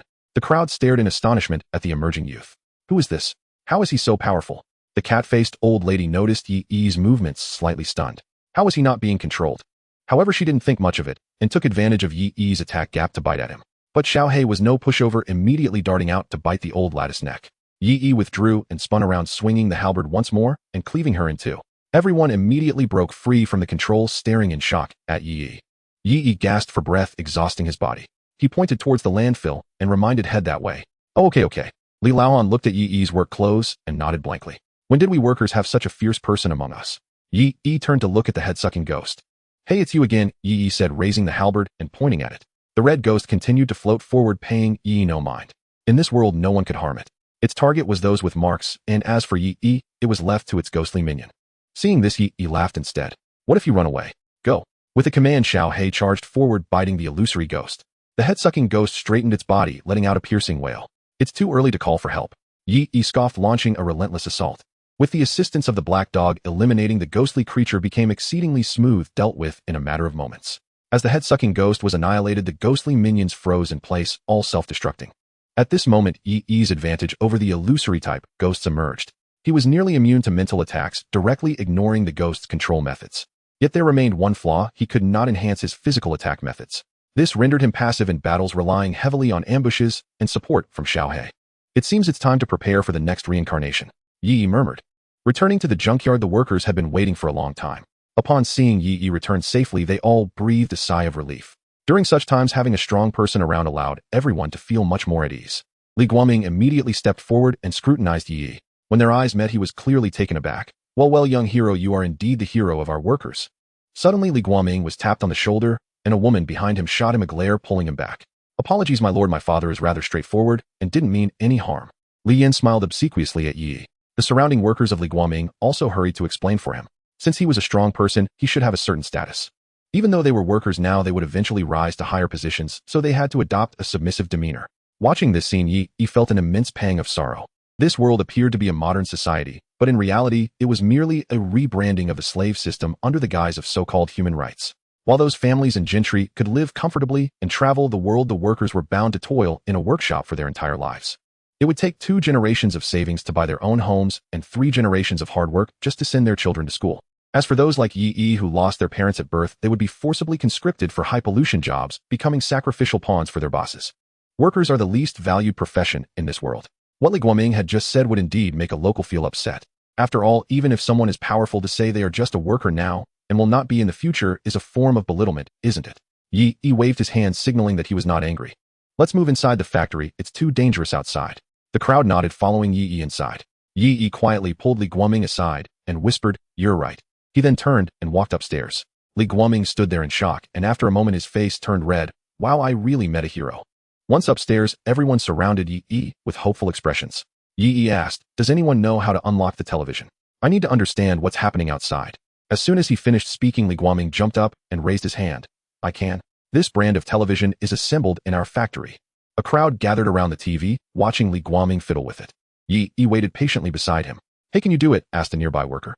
"You don't know my capabilities, it's just a small password." After saying this, Li Guoming wiped his sweat and said to Yi Yi, "Done." Yi Yi thanked him, saying, "Thank you for your trouble." This statement caused the surrounding people to look at Yi Yi strangely. After all, he was now undoubtedly the leader. When have they ever seen a boss thank his subordinates? They had never seen a boss say thank you, and instead they were often berated. But Li Guoming was delighted, saying, "What are you talking about? If anything comes up in the future, just hand it over to me." As he turned on the television, Yi Yi felt that the operation was no different from that in his past life. He quickly found the news channel.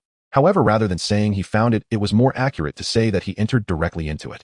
The current television programs were almost all emergency broadcasts. Emergency broadcast: the world is under attack by an unknown entity. All residents are advised to stay indoors, secure doors and windows, remain silent, and await government rescue.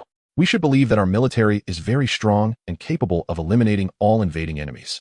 All residents, please be aware not to confront the unknown entity directly and try to escape as soon as possible. Many countries in the south have perished within 2 hours of the attack. A series of shocking news left everyone in stunned silence. It turned out that this disaster was global in scale and had struck suddenly.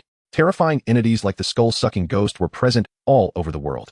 Yi Yi had already estimated the level of this crisis, under attacks from monsters capable of immunizing physical attacks that could directly affect human minds. Humanity was bound to face extinction, unless there existed extraordinary powers in this world that had simply remained unknown to ordinary people until now.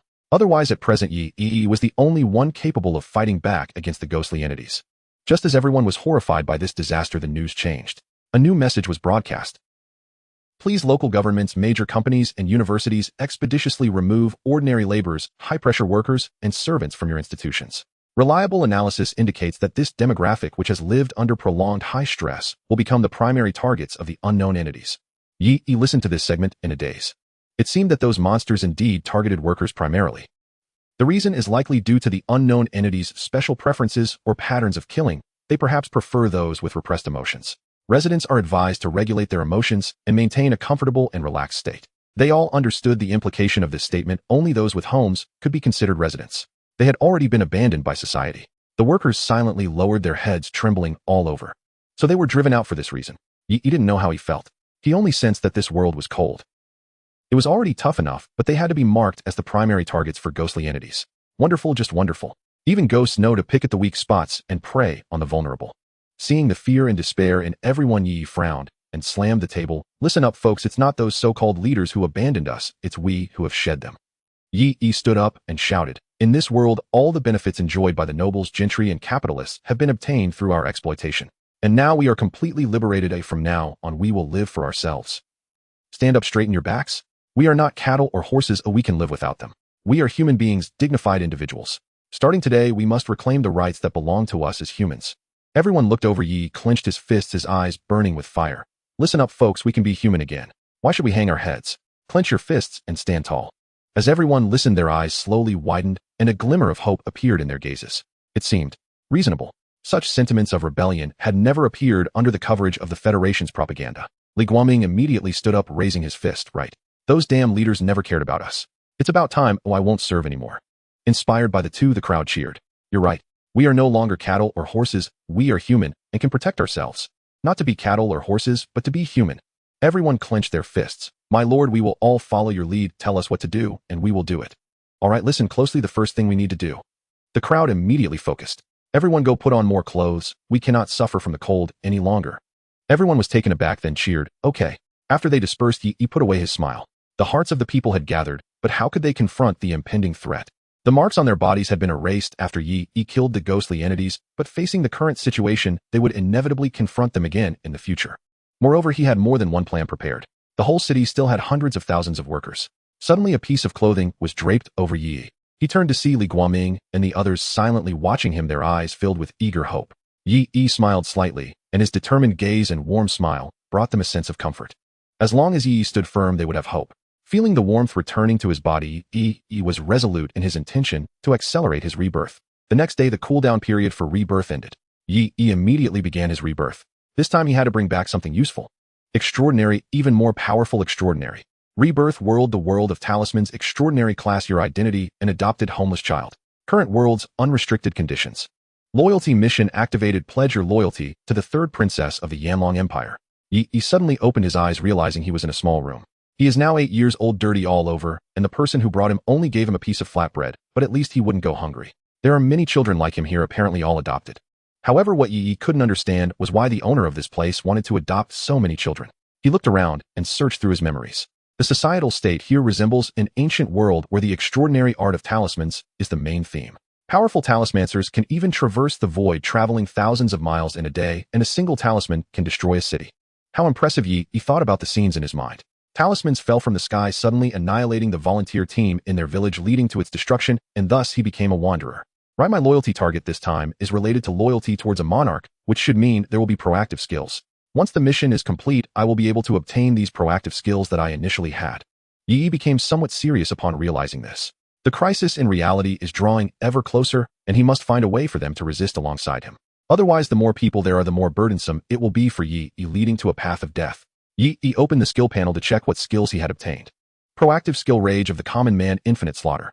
Rage of the Common Man, Blue, forcefully break free from all control, increasing all attacks by 500% within 1 second. Cooldown 72H. Infinite Slaughter, Blue, gain a 1-minute overall boost for every enemy killed with a certain level of threat. The effect increases by 1 second, and the recovery of attack consumption with a limit increases by 1% up to a maximum of 50%. Cooldown 72H. Yi's face stiffened. It seems this reincarnation only grants these skills, none of which can resolve the current situation. The good news is that his passive skills and bonds can be used in this world. Sigh. It's better to have something than nothing at all. Yi comforted himself. Suddenly, everyone became restless. Listen up, from now on, I am the boss here. A somewhat stern-looking young boy declared, exuding an air of authority. Follow me, and I ensure you won't be bullied. Gradually, the surrounding small followers echoed him, and he gathered more than half of the people here. Yi quietly observed and realized that the original identity of this person might be a bit extraordinary. His skin was very well nourished. Unlike the other homeless children, he might have originally been from a prominent family, but misfortune befell his clan bringing him here. Indeed, as the timing seemed right, He Yuan said, "Let me tell you, the Wu Ying sect and my He family are family friends. Even though our family has encountered misfortune, I will undoubtedly be taken care of next. If you follow me, you can't go wrong." As soon as he finished speaking, the children present cheered. In this era, who wouldn't want to follow a big brother with a background? Suddenly, a middle-aged man in a long robe with golden trimmings entered through the door. Upon seeing this, the boy immediately raised his head proudly and walked towards him, wanting to show everyone his status. But the man merely glanced at the children in the room, showing no interest in him. The man coldly shouted, "Everyone gather around." As he spoke, a hint of golden light flickered at the corner of his mouth, causing everyone to unconsciously step forward to gather. Yi observed the surrounding children and noticed he was unaffected, so he mimicked them stepping forward to gather. Once everyone was standing together, the man drew a black talisman from thin air. Yi watched this scene and felt an ominous premonition. In the next moment, the man exclaimed, "Command." The talisman shattered, transforming into countless black lines that flew into their heads. Including the boy who just wanted to be the boss, everyone's eyes became vacant. The man continued, "From today onwards, you will be dead soldiers, and you must obey the master's orders. Do you understand?" Everyone murmured, "Understood." Yi was mixed and unable to suppress his fear. Subjected to mental attack suggestion technique, determining level. Level is average among mortals. Mental resistance level is extraordinary, immune to this mental attack. Fortunately, with the passive skill of the mental barrier, otherwise he would have been in trouble being subjected to the next psychological suggestion right away. Gather in the square, next someone will arrange for you, and you will know what trials await you. Once the man left, everyone finally returned to normal. "Do you know who that person is?" He Yuan chuckled. "Boss, just tell us directly. How would we know?" Somebody scratched their head. "That was a talismancer." He Yuan said seriously, "In the 3 realms of talisman arts, a master at the talisman body realm can establish a foothold, and a talismancer can even form a family. Such a powerful person was the one we just saw." Everyone was shocked. "Is that true?" "Of course. In that case, how big is the difference between the talisman body realm and the talisman master realm?" Someone curiously asked. "Well, I'm not sure either," He Yuan said. "But I heard from my aunt that actually in the 3 realms of talisman arts, only the talisman body realm enhances the body. The improvements in the latter 2 realms primarily depend on knowledge and foundation." "Never mind that." He Yuan laughed heartily. "Follow me, and we will definitely find a good master." "Boss is awesome. I believe in the boss."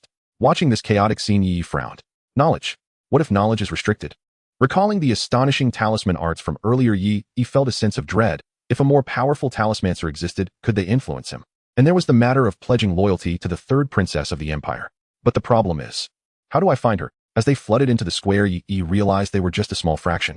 There were over 500 children gathered here. What is this about? Why so many dead soldiers? Yi furrowed his brows. It felt off. Logically, training dead soldiers should be extremely difficult and resource-intensive. On the high platform, an old man in gray robes said leisurely, "Everyone listen carefully. You will undergo the most brutal selection, and only those who survive will qualify to become the organization's dead soldiers and serve the organization. Children, offer up everything you have." Everyone's eyes lit up with fervor. Yi felt a chill run down his spine. What should he do? He can evade mental attacks, but how will he survive this ordeal? If he were to die due to an accident during training, wouldn't that make the whole ordeal pointless? Remember, only the most outstanding person can become the strongest dead soldier. The royal lords are also coming, and if you perform well, you might catch their attention. Yes, we will all give our all. Immediately, the old man waved his hand, and a person who had been waiting nearby brought forward a pile of books, distributing them into their hands. The body refining chapter white. The rune drawing chapter white. You have 3 months to comprehend the contents of these 2 books. After that, regardless of your understanding, we will conduct a trial. The old man said with a smile. "Trust me, you are all geniuses among mortals. Put forth your utmost effort to understand. For every bit of knowledge you gain, your chances of survival will increase. Those who were brought here are generally considered clever." Yi was stunned for a long time. Looking at the peak mortal level comprehension displayed on his panel, he felt a twinge of strangeness. In the observation area below, several supervisors were discussing among themselves. "How many do you think will survive?" One person said with a grin, a strange smile on his face. "About 50, I suppose." The masked man in black said nonchalantly, 3 months' time, a group of little kids remembering the contents of the books would be considered excellent. This is indeed true. As the foundation of the rune path, both books are only as thick as a palm. "Oh, don't you consider that someone might actually learn the contents within?" The smiling man replied. The masked man snorted coldly. "The rune methods are dry and difficult to understand, and there are numerous factors to consider. Without guidance, merely comprehending part of the content is already a sign of genius. Aren't we here to select geniuses?" "Oh, that's true. It should be noted that those who can access the rune path are all geniuses. They are the elite among elites. Back then, when they learned the foundational theories of rune methods, it took them almost a full year to fully comprehend them. However, unfortunately, the three realms of Rune Path, while the first realm is manageable, the latter relies entirely on knowledge. Faced with the knowledge blockade of powerful families, they had no choice but to become disciples seeking the truth of the Rune Path. I'll hurry up and start the feast, or I can't wait to see some blood, the smiling man said with a bloodthirsty tone. The teammates nearby said nothing. There were many odd characters in the organization, including their leader, who was also a peculiar person. In the children's group, as long as a few of them catch the eye of an adult, that would be good enough. If anyone is noticed, they will be responsible for bringing the individual out to train them from a young age. Since the moment these children entered, they had lost their rights. Hey, hurry up and prepare. In 3 months, the nobles from all over the empire will be coming. We must not slack off with this batch. The old man who had appeared from who knows where urged. I got it, no need to rush. Oh right, remember to tidy up the observation area for that esteemed one. The old man added, if she is pleased, we might just receive a fair share of benefits. Upon hearing this, the others immediately understood that the old man was looking out for their interests. The status of the third princess is not ordinary. She holds significant influence within the empire. If they could truly receive some rewards, it would certainly be a great blessing. They hurriedly expressed their gratitude, saying, thank you, elder. The old man waved his hand after they left. He chuckled. I've eaten the meat. You can just drink the soup. Yi returned to his room, and the children in the same room began racking their brains to read the books. This is the Rune Path that they normally could not access. For the sake of this mysterious power, everyone was giving their all to learn. However, as an extraordinary Rune Path, stepping onto it truly requires considerable effort. This is so difficult. What is this book saying? Why can't I understand a single word? I can't read. Yi glanced around, and then looked sympathetically at the child who couldn't read. He was surely doomed. With only 3 months left, this child had no time to learn to write. What on earth do these people want to do? Suddenly, Yi's heart sank. Could it be that they just want to watch people fight? Does the country not care? There were still quite a few such individuals, but it seemed the organization had no intention to intervene at all. If it weren't for Yi's astonishing memory, where everything he had seen would not be forgotten. Otherwise, the outcome would not be any better. Is it really that difficult? Yi looked at the 2 books in his hands, cautiously opening them.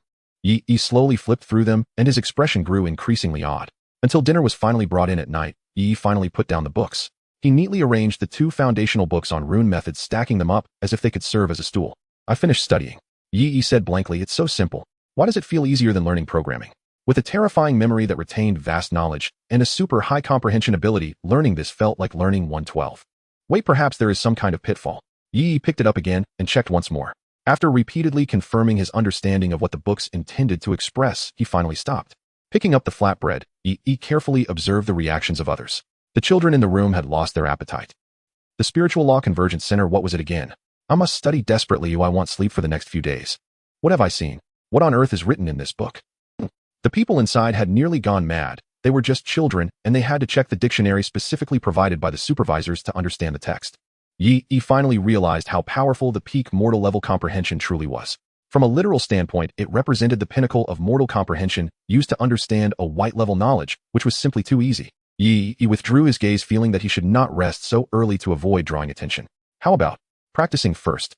Yi gathered his spirits and began pondering the cultivation methods in the book. The rune method is essentially the manifestation of one's spiritual power. In this world, extraordinary powers have not developed far. The rune path includes the body refining stage, which has only 4 realms: rune body realm, rune master realm, and rune sect realm. Unlike the cultivation methods in Yi's memory, 80% of the levels in the rune path depend on one's understanding of knowledge. The remaining 20% is simply the basic power needed to activate the runes, which is energy. Thus, it is not about cultivating longer to become stronger. Rather, the more wondrously one develops the rune path, the stronger the rune master becomes. Therefore, rune masters can also be killed. The concept of transcending into the void seems to be just boastful talk. The first step is meditation, which enhances spiritual power through a special cultivation method. Beginners generally require a longer meditation time to sense spiritual power, so one must not be impatient. One must try more and invest time. It generally takes 2 to 3 days to feel this power. Understood. Yi immediately began to practice. A strange sensation emerged in Yi's mind within a few minutes. How did it work? He was stunned. Wasn't it said that one must try more and spend more time? Yi thought of something and opened the description of the mental barrier skill. Mental barrier purple. Effect 3 enhances all mental type skills. Hidden effect: after a mental collapse, it creates a fictitious world until oneself wishes to awaken. Every year, the fictitious world restarts once. So is cultivating a technique also considered skill usage? Yi suddenly realized. The purple skill enhancement in this rune world has an incredibly overwhelming effect. Not only is my memory strong and comprehension high, but I also have a cultivation buff advantage. So am I now a peerless genius? Yi thought to himself. The second step of cultivation is to mobilize spiritual power, inscribing runes that influence the body, achieving the effect of body tempering. This is also the foundation of the rune path. The amount of energy you can store depends on the strength of your body. The above summarizes the knowledge outlined in 2 fundamental books on the rune path. As long as enough energy is stored, one can directly reach the rune body realm. For the past 2 days, he had been engaged in this step. Finally, on the 3rd day, he exhaled deeply and his eyes seemed to sparkle. I have reached the rune body realm. Current physical quality in this world, ordinary level medium. Is this merely ordinary level? How is this level determined? Yi quietly tested it and found that the efficiency of his spiritual energy storage had doubled. Then he tested his physical quality again. He picked up a stone and gently squeezed it. Crack! The stone crumbled into dust.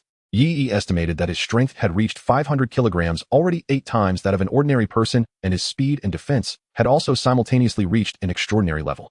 This is the common ability of rune masters in this world. Is this what they call ordinary level? Yi was once again astonished. Truly, the extraordinary system made this journey worthwhile. Next, let's study the runes. The basics of the rune path only recorded 3 types of runes: recovery rune, protective rune, and destruction rune. Though few, they cover a wide range. Yi began to immerse himself in the world of runes, analyzing them. Haha, I've already memorized a 10th of them. He Yuan with bloodshot eyes laughed heartily. Boss is impressive, his subordinates admired.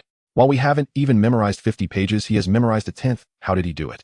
The overseer, hearing the commotion outside, clicked his tongue in amazement. It seems this kid is talented. We should pay more attention to him. Should we report to the elder? Just mention it. If this kid survives, he will likely reach the rune body realm quickly. Once one enters the Tao, a vast chasm separates them from ordinary people. As long as knowledge accumulates, one could potentially reach the rune sect. Another overseer chuckled. Perhaps he will be one of our superiors. Why bother with all that? Let's first study those runes. Enough with our talents. Even if we obtain the knowledge, we wouldn't understand it. In the following days, he immersed himself in the sea of rune knowledge.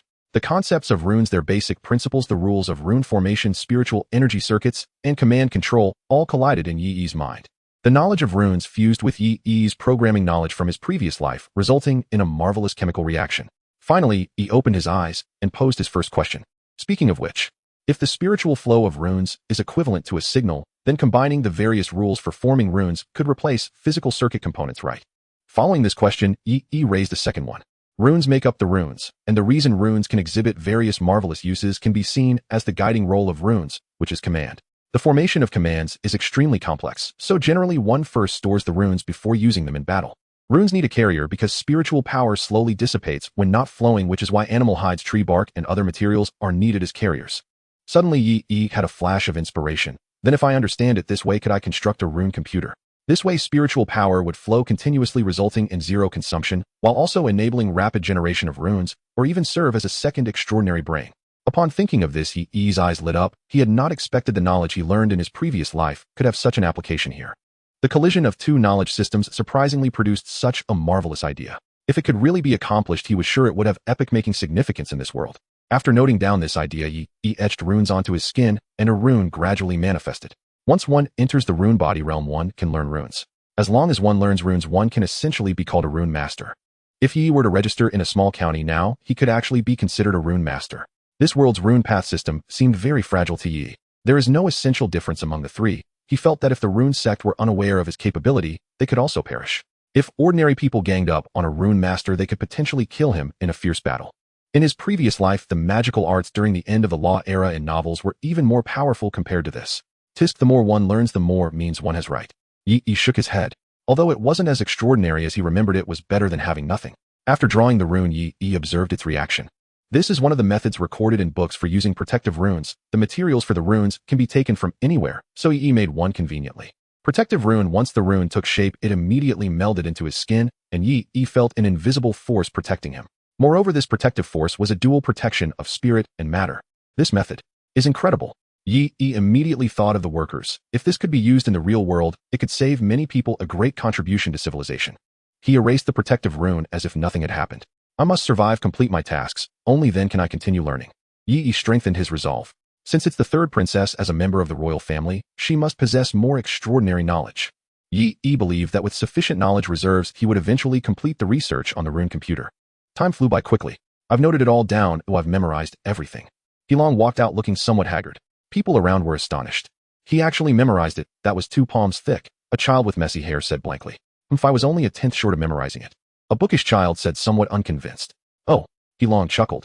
Then do you remember what the book taught, and how to enter the rune body realm? The child fell silent.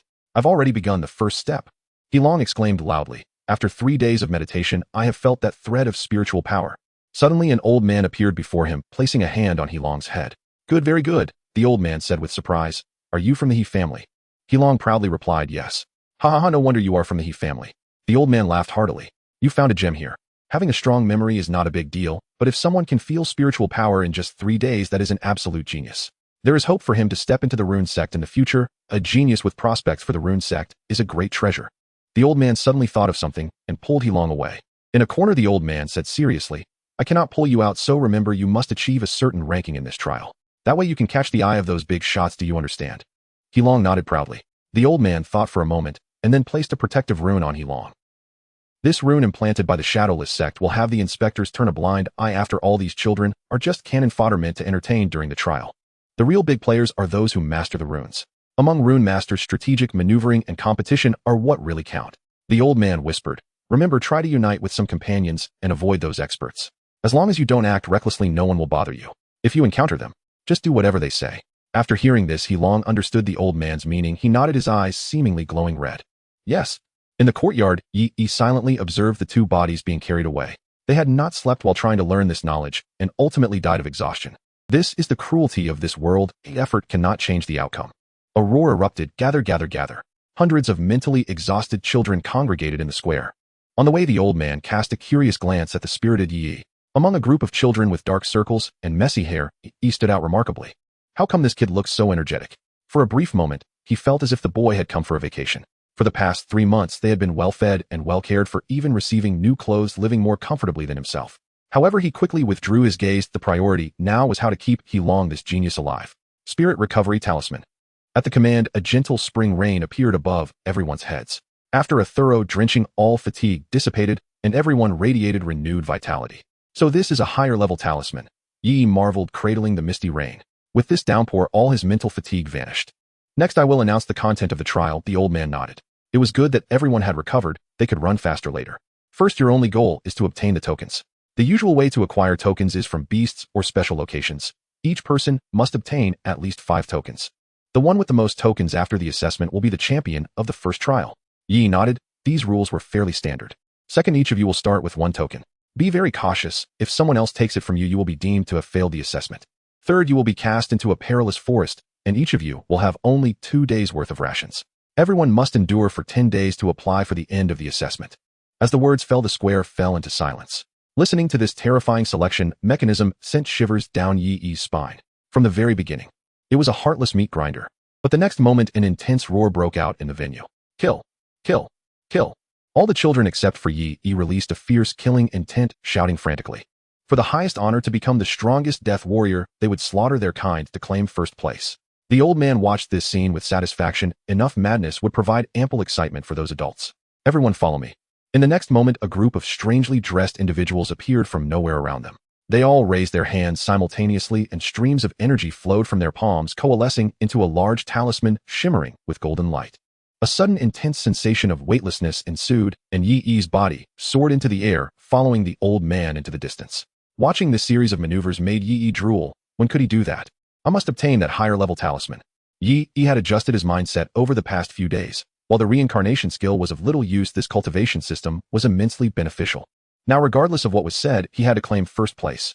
After all, he was also a princess of an empire. It was not too much to expose him to more knowledge, right? After several hours of flying, everyone reached their destination. Yi looked down to see towering trees that pierced the clouds, overshadowing the entire area before his eyes, with shadows occasionally darting through the deep dark green foliage. From a distance, the unknown and danger sent a deep chill through Yi. However, none of that mattered in his eyes. There was only a vast expanse of blue. Not far away, a massive light blue protective shield loomed, like an inverted giant bowl, separating the inside from the outside, creating its own world. Countless runes danced across the shield, maintaining this astonishing miracle. Surrounding the blue shield floated various peculiar palaces, carriages, and large discs. It's just a trial, yet so many powerful figures are involved. Yi murmured. To think that even the selection of death warriors is displayed so openly. How decayed has this country become? Suddenly, he noticed several flying talismans approaching from afar, identical to theirs. Upon seeing the children on those talismans, Yi finally understood they were merely a part of this feast of death. How many people would be sacrificed in this trial? Yi looked at his frenzied companions, deeply feeling how worthless human life was in times before human rights were established. The old man ahead suddenly halted and respectfully bowed to a magnificent runic palace. I pay my respects to Her Highness the Third Princess. The numerous supervisors behind him also bowed, not forgetting to keep their bodies lowered. Third Princess. Yi immediately perked up. As they passed the palace's front, he and some children curiously raised their heads, peering inside. A pair of light purple eyes met Yi's gaze. In his eyes, all that remained was the majestic crown and beautiful attire, the graceful, yet languid figure, along with a faint aura of aloofness. Suddenly a sharp pain shot through his brain, as if he had been warned, causing Yi to swiftly avert his gaze and nervously crouch on the flying talisman. Just then a cry of agony rang out. Many children clutched their heads, writhing in pain on the flying talisman, blood trickling from their mouths. Mental attack, dread below extraordinary level immunity activated. At that moment Yi was drenched in cold sweat, fearing he might perish at any moment. No way is that person's gaze electrified. Inside the palace, the third princess Transcendent lowered her gaze and commanded, Ming Lan Ming Ying. Suddenly 2 elegant figures appeared, wearing conical hats and wielding long swords. At your service. The 2 knelt on one knee. Go let Wu Ying's sect know to bring me the projection talismans of these inferior children. Transcendent pointed at the departing flying talismans. The 2 exchanged glances filled with confusion. Wasn't the princess here to observe those powerful individuals fighting? Those children were merely a source of amusement for the cruel nobility. Could it be that Her Highness had developed such a hobby? Despite their thoughts, the princess' orders were paramount, and Ming Lan responded yes. Flying into the blue barrier, Yi felt the grandeur of this trial. On the left, thousands of children chattered excitedly, eagerly awaiting the next trial, like freshly baked cakes. On the right, hundreds of youth remained silent, looking at the children with pitying gazes. At the forefront, several old men hunched over. The older they were, the more tricks they seemed to possess, indicating they were no simple figures. However, regardless of who it was, they all kept their distance from the center. At the center, a white-bearded, bald old man sat cross-legged. Yi noted that those prominent figures in the sky seemed to regard him with trepidation. Estimating roughly the children were of no rank, the youths were in the talisman body realm. The old men ranged from talisman body realm to talisman master realm in this presence. Could it be a talisman sect-level powerhouse? Yi was startled. Even if he was attacked, he could die. That was the pinnacle of combat power in this world. To think such talent would be sent to their deaths. The blue barrier of the sky flickered briefly, transforming the scene into a gloomy weather of dark clouds, completely severing the connection between the outside world and the interior, causing everything that floated in the air to vanish. Those inside could not see the outside. The slaughter is about to begin, said the master of Changming Palace. Dressed in white feathered robes, his sharp eyes fixed firmly in place, he resembled a paragon of virtue. Every 20 years after such long preparations, gathering together all the criminals and enemies of the empire over the years, it's truly exhilarating. Laughed the master of Wufu's sect beside him. Indeed, the original purpose of this gathering was to select suitable individuals as death warriors, while simultaneously sending a warning to the entire empire. But now, the master of Changming Palace gazed toward the group of thousands of children. Now it has transformed into an entertainment spectacle, even involving many innocent children to liven things up. Why bother with so much? They are merely useless individuals. It won't have any impact. The master of Wufu's sect said. He pointed toward the distant palace. This time there is no room for your compassion. The important one is that lady. Hearing this, the master of Changming's sect grew serious. The third princess of the Yanlong Empire, Transcendent. That lady wields immense power, and even several princes are at a disadvantage, yet she is unknown to be brewing something. Speaking of this figure, both felt an overwhelming pressure. The third princess, Transcendent, was exceptionally capable, and through her status, she had unknowingly seized half of the court's authority. What does it matter how capable she is? Does she really think she can become an empress? The master of Wufu's sect chuckled. The frown on the master of Changming's sect eased slightly. In any case, the turmoil within the court won't affect my palace. We shall observe the changes. However, they all understood that the ones who should be anxious now are not the sects but the princes. Within the resplendent Dragon Banner Palace, the first prince and the second prince were both fixated on the palace of the third princess, Transcendent. What the others did not know was that the old emperor had lived for 500 years, and now his lifespan was reaching its limit. He was already critically ill, relying solely on secret medicines to sustain him. Time was running short. They exchanged glances. We must come to a conclusion quickly. Inside the barrier, Yi stepped forward to retrieve his copperplate long sword and survival resources. Yi glanced at the other age groups. He discovered that the youth group had silver plates while the elderly group had gold plates. And that elderly man whom everyone feared bore a purple plate at his waist. The copperplate group needed to seize 5 to pass, the silver plate group required 3, and the gold plate group needed 2. As for the purple plate, it was a certain death. The more plates one possessed, the higher the rating and the greater the value represented.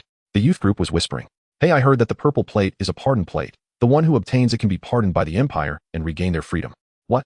Is that true? Otherwise we Forget your thoughts. The masters of the talismans over there are waiting. It won't be your turn yet. Yi looked over, and the elderly were watching the purple plate with burning eyes. Even the youths were eyeing it covetously. The differences in talisman techniques were not so great. The Wufu sect lacked the materials and time to draw talismans, and being besieged would also lead to death. A pardon plate. Obtaining this would surely mean being the first. Yi thought to himself, I must keep my distance from this person. He will surely do something desperate. Although the differences in talisman techniques are not vast, one cannot rule out the existence of unknown methods. If I were from the Wufu sect, I would never reveal my trump card. Everyone was dispersed and sent to the various entrances leading into the forest. However, what manner of struggle should we engage in? Should we fight? Yi looked toward the depths of the forest. It was said that within the Haimu forest there were no substances to carry talismans, so the talisman masters would lose many means, and their power would be reduced to at least 1/5 of their original strength. In that case, perhaps he could also fight against talisman masters, or even the Wufu sect. A middle-aged man resembling an official stood atop a high place and proclaimed, the trial will take place in the Haimu Grand Forest where there is no food. Your task is to collect enough tokens and survive for 10 days. We will distribute maps to you marking various resource points and materials for talismans. Remember, what is contested here is primarily wisdom. The middle-aged man seemed reluctant to remind them. The application of talisman techniques and proficiency in inscribing talismans are not required of you children who just hide well and do not venture into the battlefield of the talisman masters. Yi received the map, which was densely marked with many points. This is meant to let the talisman masters compete. Those without talisman materials, no matter how much ability they possess, can only engage in hand-to-hand combat. However, this distribution to us is probably to make us avoid these places. Yi cast a glance at the nearby children. He noticed they were all trembling, discussing how to steer clear of these areas to avoid being mistakenly harmed. The sky was ominously dark, the towering trees swaying with the wind, carrying a faint scent of leaves, yet thousands of people remained silent, staring at the barrier of talismans blocking the entrance. Suddenly, the talismans gradually dissipated. The trial begins. The crowd surged in like a tide, quickly merging into the vast forest and disappearing rapidly. Yi dashed into the forest at the speed of an ordinary child, stopping only when he arrived at a dense thicket devoid of people. He frowned and glanced back. Are you going to follow me? Silence enveloped the surroundings. No one answered him. Yet Yi picked up a stone from underfoot and suddenly hurled it into the grass to the left. Out.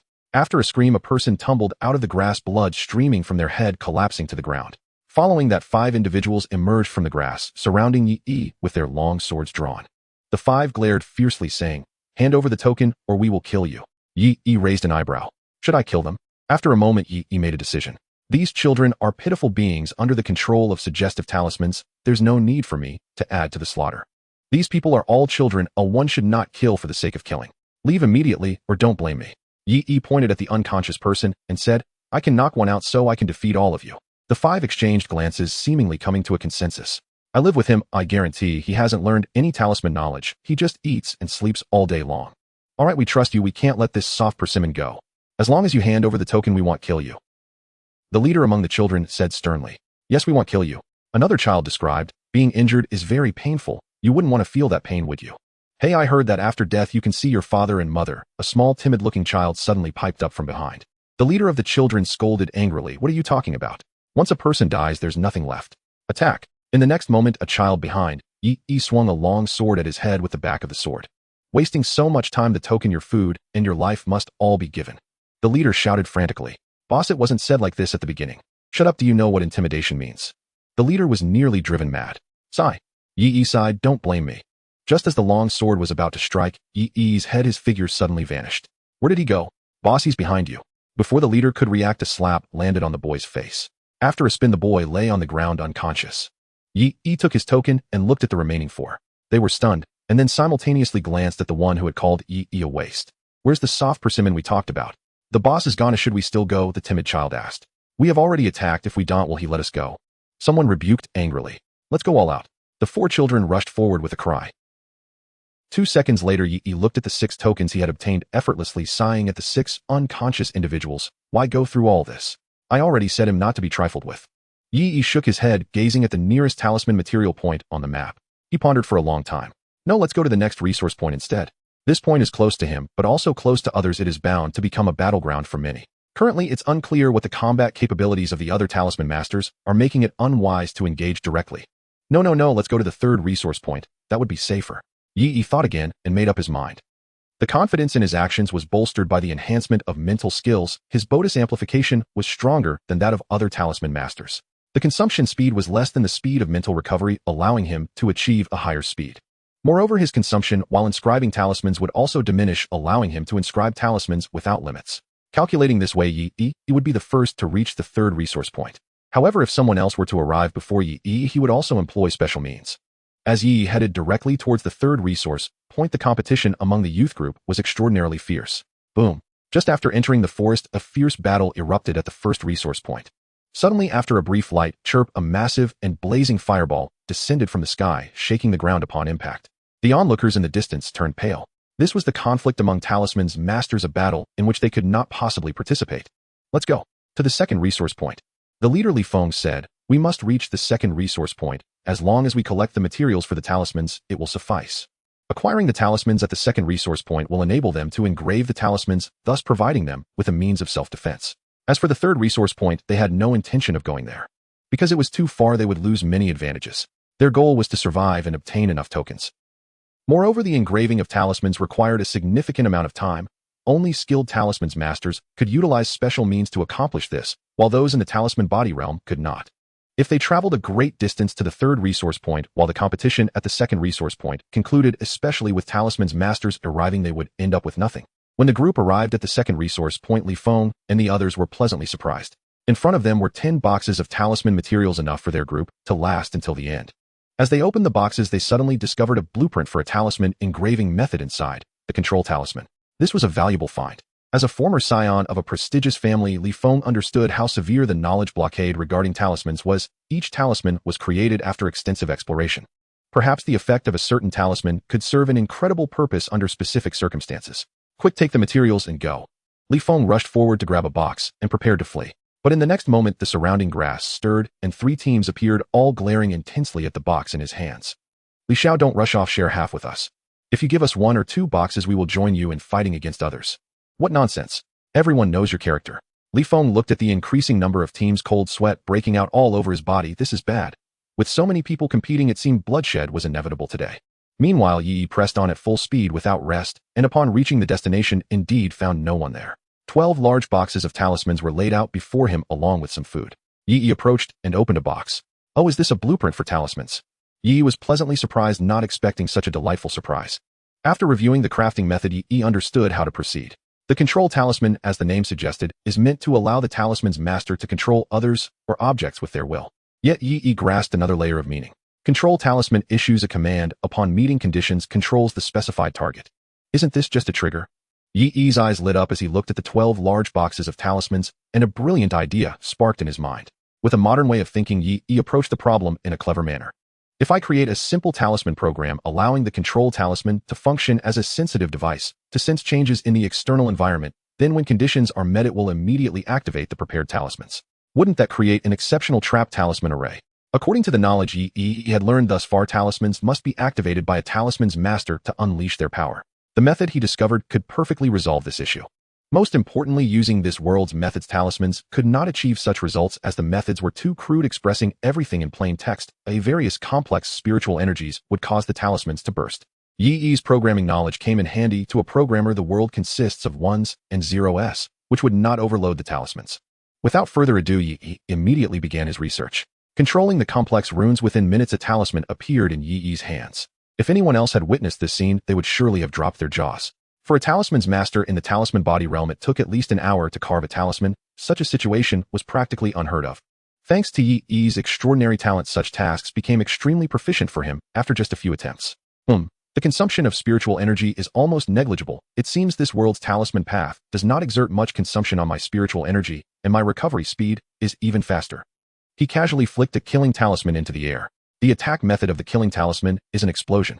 After a loud explosion, Yi gauged its power. If he were to be hit at close range, he would at least suffer serious injuries, and that was with a protective talisman. One box contained more than 50 sets of talisman materials. By the time Yi finished using one box, he had created 20 sets of talismans. These consisted of 10 triggering trap devices made up of 2 control talismans and 1 killing talisman, primarily used for traps and automatic enemy detection. When used for automatic enemy detection, as Yi activated this device, 1 control talisman directed the killing talisman towards the enemy, while another control talisman detected the enemy's position, reactivating the killing talisman in that direction, thus achieving automatic enemy detection. Yi had not yet tested how well it would work, but he was certain it would surprise him greatly. He also created 3 automatic recovery devices made from recovery talismans and control talismans, and 5 automatic defense devices made from protective talismans and control talismans. When he sustained damage preventing normal recovery or the ability to activate the protective talismans, these would prove immensely useful. After all, protective talismans can be engraved but can only be activated on the body. A talisman can only be engraved once on the body, and when an ordinary person wants to engrave it again in a moment of crisis, they may not react in time. As for the possibility of these devices being triggered accidentally, he had already resolved that problem. He was a professional at programming. Plus, there were 2 of each regular control talisman and recovery talisman. After all this preparation, Yi was finally armed. He calculated the time. At most, he could create 1 talisman every 5 minutes, and crafting this box of talismans had already consumed more than 2 hours.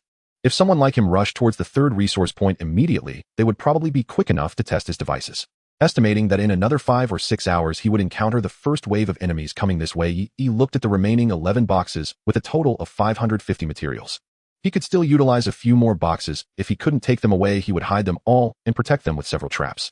Anyway, they must not fall into the hands of the enemies. Outside the barrier, inside the Wu-Ying sect, amidst hundreds of large screens, flames roared and battles raged fiercely. Yet the sect leader and the elders stared at a single screen, falling into silence. Inside was Yi. They had no idea what Yi had done with the control talisman. All they saw was an 80-year-old child stepping into the talisman body realm, skillfully engraving runes. Moreover, according to the elder responsible for this batch of children, Yi had only been studying for 3 months.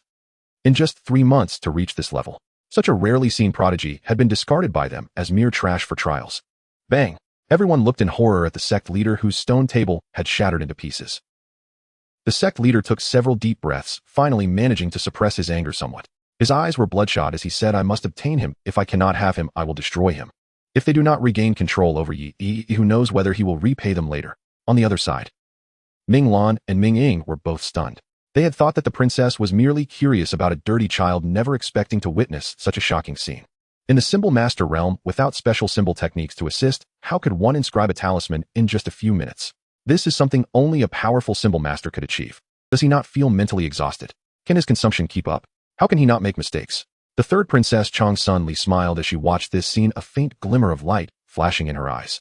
Indeed extraordinary. Not only did he disregard my pressure, but he also possesses such a rare talent, being an immature 80-year-old child, and yet he appears here. This child seems to have been born for me. Chang Sun-Li smiled. This child is undoubtedly the best candidate to become her dedicated assassin. Moreover, it is about time. Chang Sun-Li thought of something, her gaze sharpening. She commanded, "Give him special attention. The shadowless sect may not be honest. Send someone to warn them. And also shield this child's light. Do not let others see him." Chang Sun-Li lay on the couch, anticipating what Yi would do next.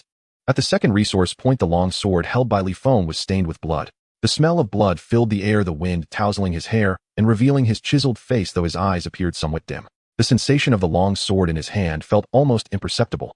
The only 3 companions left beside him knelt on the ground, one suddenly grabbing Li Feng's arm. "Big brother, I've lost so much blood. Am I going to die?" Feeling that powerless touch, Li Feng turned to look at his younger brother. One of his hands had been severed and his face bore 2 deep gashes that seemed he was disfigured. "You won't die," Li Feng rasped. "Don't worry. We will survive." A lot of boxes had been taken, leaving only 1 box and some materials that had fallen during the looting. 10 days won't be enough. Let's go inscribe talismans and head to the 3rd resource point. In reality, they were already late. Those ahead had long since departed, and some powerful symbol masters would also be there. What they coveted was merely to snatch a bit of the remaining materials and survive. 3 people would need a total of 15 tokens. After crafting over 50 devices, Yi finally stopped. He surveyed the layout around him and decided first set up the primary traps at each important entrance. Yi placed talisman devices in several concealed locations, specifically targeting those who liked to hide. After setting up a dozen traps, he finally halted to prepare the protective traps for his retreat. In the end, he set a trap on the box, concealing the trap device among a pile of materials, which would trigger when the time was up, if not guarded. Yi arrived at a hidden observation point, looking at the tranquil 3rd resource point, which appeared as if no one had ever been there. Who could know that this place was filled with traps? Then let's wait for the rabbit to come. Shortly after, several figures slowly moved through the grass, approaching the resource point without making a sound. "So shall we strike?" one person asked. The leading youth replied cautiously, "No, let's not rush. Our current position is very concealed. We won't expose ourselves if no one comes to check. Let's observe the situation until they have fought it out, then we'll reap the rewards." "Indeed, as expected of the leader, you are truly thorough." Another person exclaimed, "If we take action now, we might run into others. It's better to set an ambush now. Listen to me, lie low, and it will be foolproof." The youth waved his hand, lying down and quietly observing. The others followed suit obediently, lying down anticipating what would happen next. In the next moment, the first layer of control symbols already triggered activated the second layer of control symbols after the time was up. Finally, the killing symbols activated. A flash of red light erupted. Bang! Following a dull thud, the grass was suddenly overturned and 3 figures were thrown into the air, collapsing to the ground unconscious. Yi silently noted this scene. In the future, I can try adjusting the power of the killing symbols to avoid creating a pit with each explosion. As long as it achieves the goal of incapacitating the enemy, that's enough. Not long after, another group of people hurried over. Seeing the several boxes of talisman materials, their eyes turned red. They had run for a whole day and finally arrived. Wait, let's hide first and observe the situation. Someone calmly said, I suspect there will definitely be others running into us soon. It would be unwise to go take them directly. You are right. They stealthily crawled into the concealing grass. Not long after, bang! After a while, several more groups of people arrived. They looked at the several corpses that had been blown apart, their pupils contracting. Something must have happened here. Wait, let's hide first. With each explosion, dozens of bodies lay on the ground in various positions. Yi watched this scene from a distance, lost in thought. He did not expect the effect to be this good. Why do so many people want to hide? Isn't it better to walk on the bright path? Though directly going in would result in a worse fate. Meanwhile, in the distance, an old man with 2 gold tokens hanging from his waist observed the scene. Long Yinmu was in excellent condition. As a powerful symbol master, he possessed the ability to quickly engrave symbols for a short time. He was also one of the victors of the first resource point battle, having obtained dozens of talisman resources. During this period, he exerted all his strength, rapidly inscribing 10 runes to arm himself. For defense, he had the common protective talisman. For attack, he had the more powerful divine fire talisman compared to the killing talisman. For healing, he had the more effective recovery talisman. As one of the former powerful figures in the southeastern region, his abilities were well recognized, otherwise he would not have been selected as a candidate for the assassins after being captured for violating imperial laws. Long Yinmu dared to say that in this trial, except for that monster, no one could rival him. But something is strange. He looked at the 3rd resource point, which had been blown out with dozens of pits. What could have happened to cause this? Could it be? Long Yinmu suddenly thought of something. It's the invisibility talisman. Another explosion sounded, but he saw no one launch an attack. He felt he was right. Such tricks are of no use to me. Long Yinmu spent some time inscribing the manifestation talisman. This talisman was designed specifically for the invisibility talisman, which had once been all the rage, causing many to stumble before it. Arriving before the 3rd resource point, Long Yinmu glanced around and then strode forward. Suddenly he roared, "Come out. Otherwise don't blame me for being rude." However, the surroundings were silent, with only the dozens of corpses indicating that there was indeed something wrong here. So you really don't want to come out? Long Yinmu clenched the manifestation talisman and slowly moved forward, waiting for the enemy to strike before activating it. As expected, he did not wait long before stepping into the first trap. Suddenly, a loud explosion rang out, leaving Long Yinmu stunned. What was that? An attack from below. His protective talisman was blown apart, but fortunately, he had positioned himself well and did not suffer significant harm. No way, try again. He gritted his teeth and reinforced the protective talisman. He had to obtain the talisman materials today. It would take him 3 days to reach the 4th resource point, and who knew what would happen then? The Blackwood Forest was a place of absolute danger. Some ruins could be supported by leaves or bark, but not here, which was why it was chosen as a trial ground. The difficulty of this battle royale lay in the fact that talisman materials easily obtainable outside were completely absent here. But why attack him with such a weak killing talisman? Long Yinmu took a deep breath. This time I will definitely find you. He was only a few dozen meters from the resource box, and he couldn't believe he would be hindered. Once I grab the materials, I will use a large number of divine fire talismans to cleanse this area. Long Yinmu immediately took off, sprinting forward. The wind whipped against his face, and in just a few seconds he had crossed dozens of meters, now just a few meters away from the box. But suddenly 2 talismans flew out from the huge trees on either side. Long Yinmu's heart skipped a beat, but he quickly calmed down. I had already anticipated this situation. The next moment, Long Yinmu paused, prepared, and stepped back 2 paces, throwing out a manifestation talisman. Now you have wasted 2 talismans. Long Yinmu chuckled lightly. However, before he could bask in his victory, he saw the 2 talismans turn in midair and zoom directly towards him, while his manifestation talisman proved utterly useless. With 2 thunderous booms, Long Yinmu's white beard was blown away, and he was left covered in black soot. With a crack, the protective talisman collapsed. Although he reacted in time to mitigate the damage, he was still left somewhat disheveled. But the few boxes of materials were right there, so close that he could reach out and grab them. The previous attacks were nothing more than novice killing talismans, inflicting minimal damage on him. Perhaps this was just some little ghost in the talisman realm who had obtained an invisibility talisman. Oh. Long Yinmu was enraged and rushed forward to grab the box, turning to bolt out. As a strong practitioner in the talisman realm, he could withstand 2 killing talisman attacks. While on guard, he had to take these things with him today. But the next moment, the box in his arms suddenly shifted, and he looked at it in confusion. A flash of red light erupted, and Long Yinmu felt his body shatter, his head soaring into the sky. Before his consciousness faded, Long Yinmu saw a figure appear and pick up his gold medal. The person was short, looking only a few years old.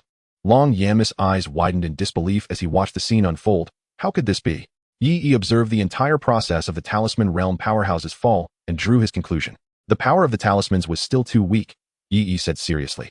If these talisman masters had sufficient materials, they would not have been threatened by these traps at all. They could have simply crushed through with their protective talismans. While this person was unlucky holding the box and getting blown up by killing talismans. Throughout the whole process, he didn't use a single talisman. Yi searched his body and unexpectedly found 2 talismans he had never seen before: the Revitalization Talisman and the Divine Fire Talisman. Their group had only a few strong gold medalists and dozens of silver medal youths, and now they were likely all dead. Next, let's head to the 4th resource point. As for the box of exploded talisman materials, he had no time to clean up. Yi looked at the 2 different talismans in his hand. I might as well try to replicate them since I have such a large stock of talisman materials. And Yi looked up at the barrier in the sky, which seemed to have shrunk a bit more. These people clearly don't intend to let us rest. On the other side, Long was leading a large group of his younger brothers, confronting a group of similar children ahead. Hand over your imprint plates obediently, and I might spare your lives. Long proclaimed proudly at the front of the group. In a short time, he had gathered a large number of followers, and with his protective talisman, he was invincible. Impossible. If we give them to you, what will we have left to live for? That doesn't concern you. Long snorted coldly. Follow me. He was the first to charge in, taking all the attacks for his younger brothers. Oh. He charged in with his long sword, slashing down to incapacitate one person. Before he could escape, several swords swung towards him, but he paid them no mind, charging right into the blades. The next moment, a thin membrane appeared on his skin, stopping the swords. How could this be? How do you have such talismans? The others exclaimed in shock. Ha, I'm a genius. Geniuses should naturally be treated differently. Laughing wildly, Long slaughtered them all. Kill. The throngs behind him, witnessing their leader battling fiercely among the enemies, were filled with fighting spirit and rushed forward. Before long, the battle ended, and they collected 40 copper medals. Long couldn't help but feel proud. In such a short time, along with his previous haul, he had gathered so many medals. Surely he must be first in the children's group. Confidently, he said, Here, take these. But boss, don't you need any? The younger brothers were all taken aback. With me around, do we lack these? You take them first. Oh, I'm the boss, so I'll take care of you. Long declared proudly. Suddenly, a commotion came from the forest. He turned to look, and several youths emerged from inside. Seeing the silver medals hanging on them, Long's pupils constricted. Kneel, all of you, kneel. Long urged anxiously. The younger brothers, unsure of what was happening, followed his command and knelt before those people. Long trembled as he lowered his head, fearing they would make a move against him. Before the trial began, the elders had warned him that he could bully anyone among his peers. But once confronted by those with silver medals or above, he must kneel immediately to show submission and harmlessness, because his protective talisman could be easily broken by these individuals. A boy with a scar on his face smiled. These little kids are quite perceptive. Isn't that normal? Who would dare offend us? Indeed, ha. Alright, we should get going and don't fall too far behind on progress. After their teasing, they left without looking back at Long and the others. Feng hurriedly arrived near the 3rd resource point. Boss, I don't think there's anything left. Perhaps we should leave first. At least we should take a look to see how bad the situation is and how fierce the struggle is. Feng sighed. He knew that there probably wouldn't be any rewards, but it was necessary to observe the situation. All participants in the trial were divided into dozens of batches, but in this vast forest, it was still insignificant. Generally, except for the last few days, they wouldn't encounter anyone else entering through other entrances. Look up there, Feng pointed at the barrier above. Do you see anything? The two looked for a while, uncertainly, saying, It seems a bit smaller. Yes, the barrier is shrinking, Feng said solemnly. Once this barrier shrinks to a certain extent, they would definitely encounter a large number of people. If they didn't have enough talismans by then, they would have no choice but to wait for death. Both were taken aback. They hadn't expected such a situation. Then let's go take a look. The 3 crept forward and discovered one corpse after another, startling them. They had no idea what had happened. Suddenly, Feng's pupils constricted. A master-level talisman practitioner, he exclaimed.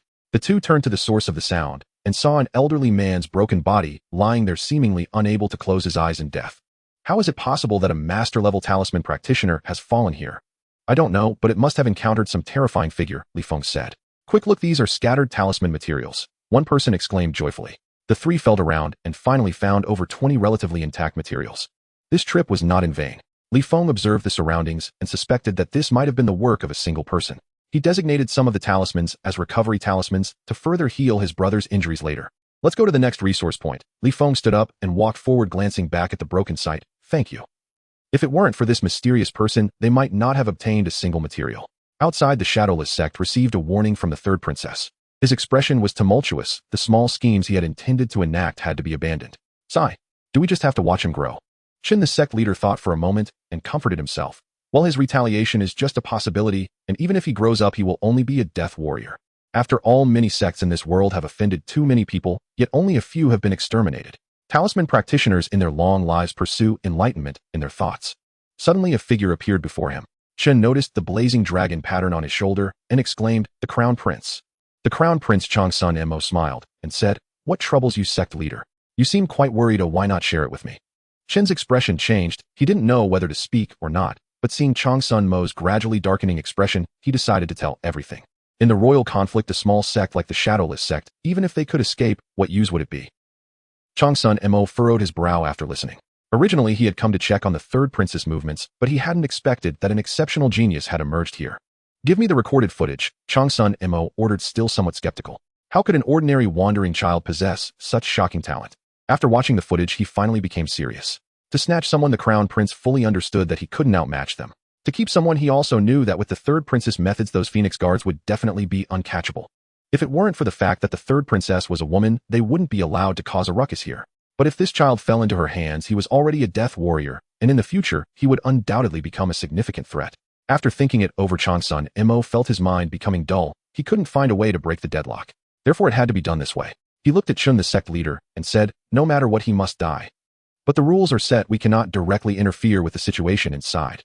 Chun, the sect leader, said with a cold sweat. "The reason this trial has been held for 1,000 years is due to its absolute order, and no one knows what will happen. It is forbidden to interfere in the battles inside. This is a rule established by the major families of the empire. Tell me which is more important, the rules or lives?" Changsun Mo stared at Chun, the sect leader, like an eagle. He swallowed hard, refusing meant offending the Crown Prince. Recently, these princes had been quite insane. If they let this child grow for a few decades, the Shadowless sect would be long gone. After all, he was just a child. Eliminating him wouldn't cause much trouble. This year's rotation happened to be for their Shadowless sect, which was perfect since they were also looking for a strong backing. He was originally on the Crown Prince's side, but he couldn't hesitate any longer, especially since he had been thinking this way all along. With that thought, he gritted his teeth. "I will obey the Crown Prince's orders." Upon seeing this, Changsun Mo's expression relaxed slightly. "Royal sister, please don't blame me." Chen, the sect leader, trembled beside him. The royal conflicts were truly intense. He looked outside, where various floating platforms of major forces circled around the barrier, and he was drenched in cold sweat. These strong figures weren't blind. If he acted, he would surely be discovered, and the reputation of the Shadowless sect would be tarnished. Changsun Mo noticed his fear and patted his shoulder to comfort him. "Don't worry, think about it. If they also discovered this child's terrifying potential, what would happen?" "Recruit," Chen, the sect leader, speculated. "That's one possibility. I'll now think about it. This is a death warrior trial. If they have little hope of getting this person, what would happen?" "Destroy it." Chen's eyes brightened. In the shadows, a figure slowly disappeared. This news was quickly relayed to the third princess. Before long, the master of Changming Palace and the master of the Wufu sect suddenly changed expressions. "What is this? Someone is interfering with the internal trial." The master of the Wufu sect snorted coldly. "Something's off, but so widespread. Who is it targeting?" The master of Changming Palace frowned, his white hair standing on end. Other major forces also noticed the anomalies in the arena and turned their gazes toward it. Did the Shadowless sect interfere with the trial? Don't they want to live anymore? Who knows?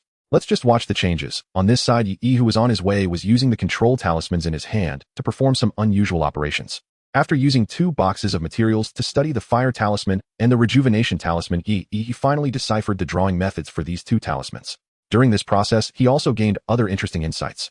How does a talisman made of spiritual energy achieve the effects of igniting flames and healing the human body? This question began to reveal some clues to Yi.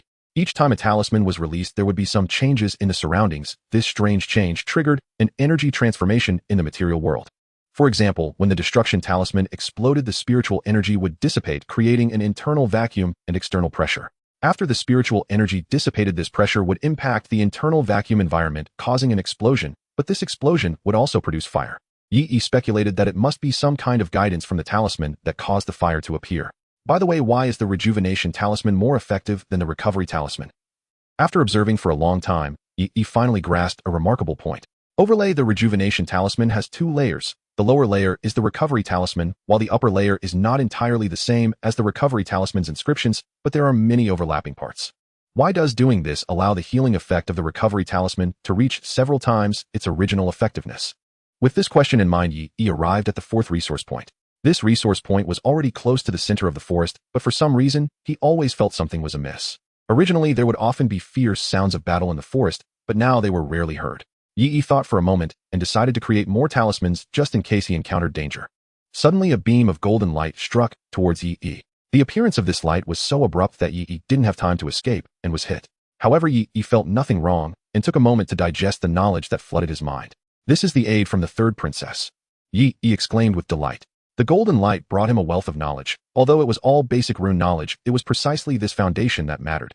Knowledge such as origins of runes, 300 rules of talisman engraving, and characteristics of runes filled the gaps in Yi's understanding of talismans. It also included various talismans with different functions such as treasure enhancement talismans, invisibility talismans, rain of arrows talismans, rapid movement talismans, and detection talismans. However, Yi's expression became serious. According to the third princess, he would soon face a large number of enemies encircling him, so he needed to be prepared. Although he didn't know why they wanted to surround him since they dared to come, he wouldn't be a soft target. Yi looked at the 15 chests ahead and began to contemplate. If they were all going to surround him, then he could just transform this place into an impregnable stronghold and set up a talisman formation. Princess, why did you give him rune knowledge? Wouldn't it be better to just give him talismans directly? Ming Lan asked in confusion. And it seems he is just at the talisman body realm. Can he really withstand the upcoming siege for 10 days? Ming Ying expressed her worries. The actions of the crown prince were clear to Transcendent, but she did not stop them. Instead, she let the situation develop. What do you think is more important, the talismans or the person? Transcendent yawned, pulling aside the thin blanket she had draped over herself. Standing up, she stated, what I need to ascertain is his capabilities, not to protect him. Moreover, I can guarantee he won't die. A mysterious smile crept across Transcendent's lips, and a strange purple light flickered in her eyes. They are making small moves right under my nose. How could they not pay a price? Yi held the newly formed invisibility talisman with faintly glowing runes on the thin yellow paper. He activated it, and the talisman immediately dissipated. In the next moment, he discovered that his body had become transparent, merging with the surroundings. He then attempted a few new talismans. The treasure enhancement talisman is used to empower weapons or items, allowing them to unleash greater power. The rapid movement talisman doubles one's speed.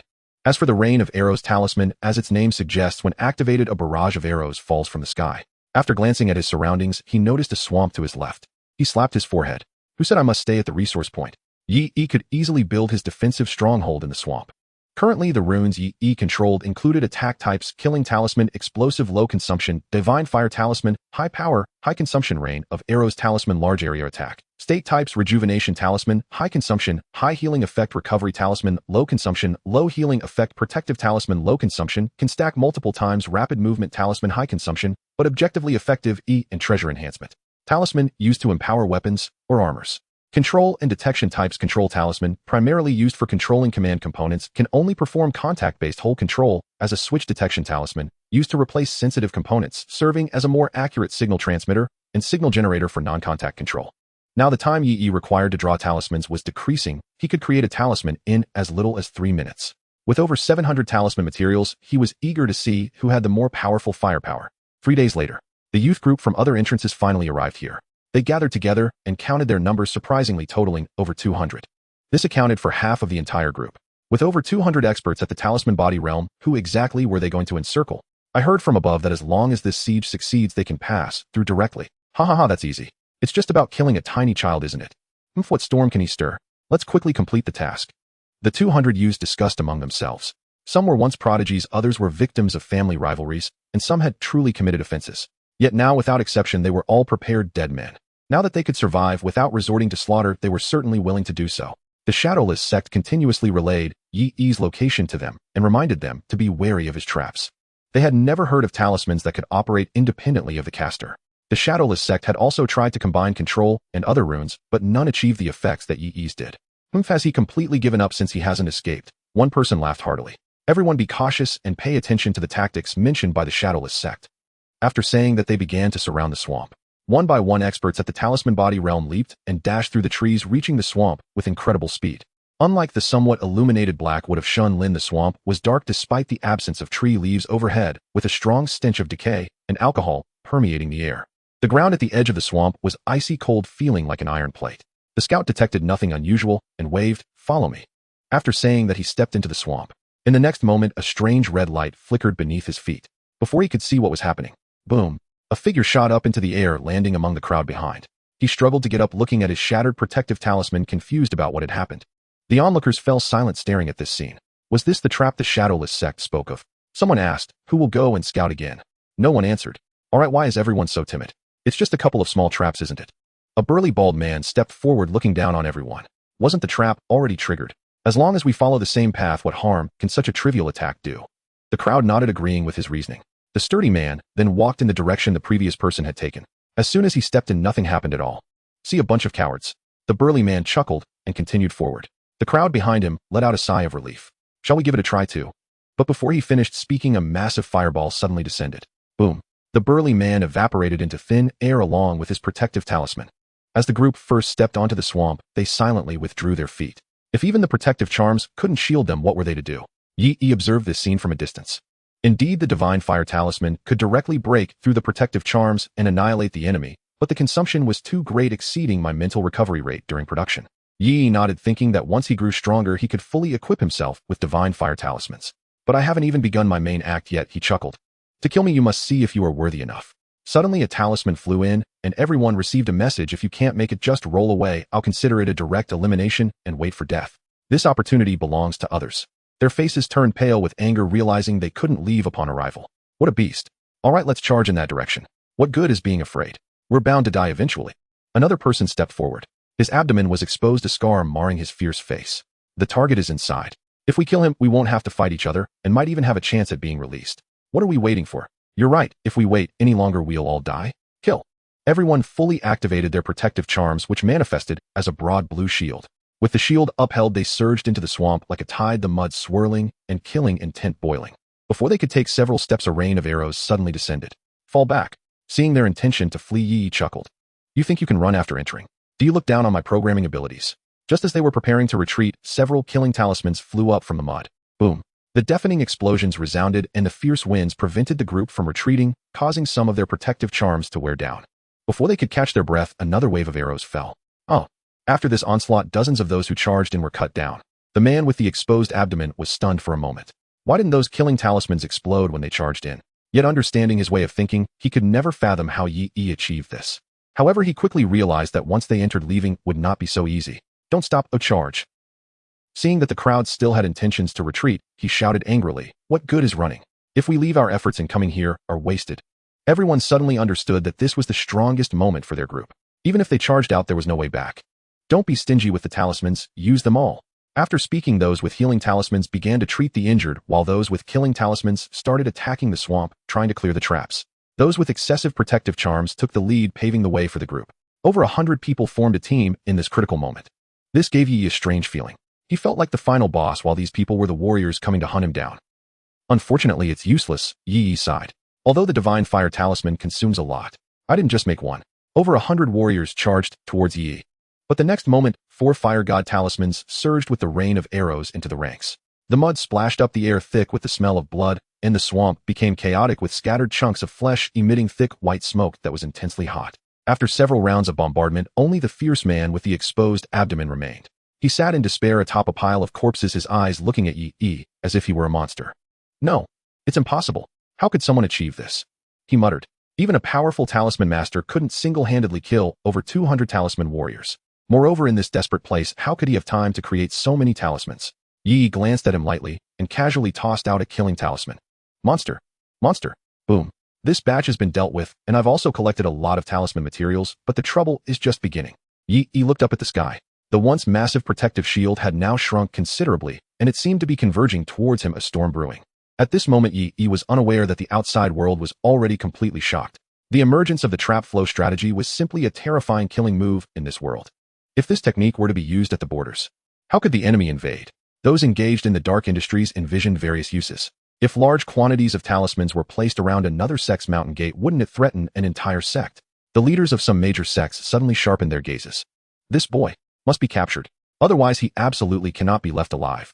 Saying this, they subtly glanced toward the third princess. Yi's transformation was too drastic. They suspected someone had provided support, likely the third princess.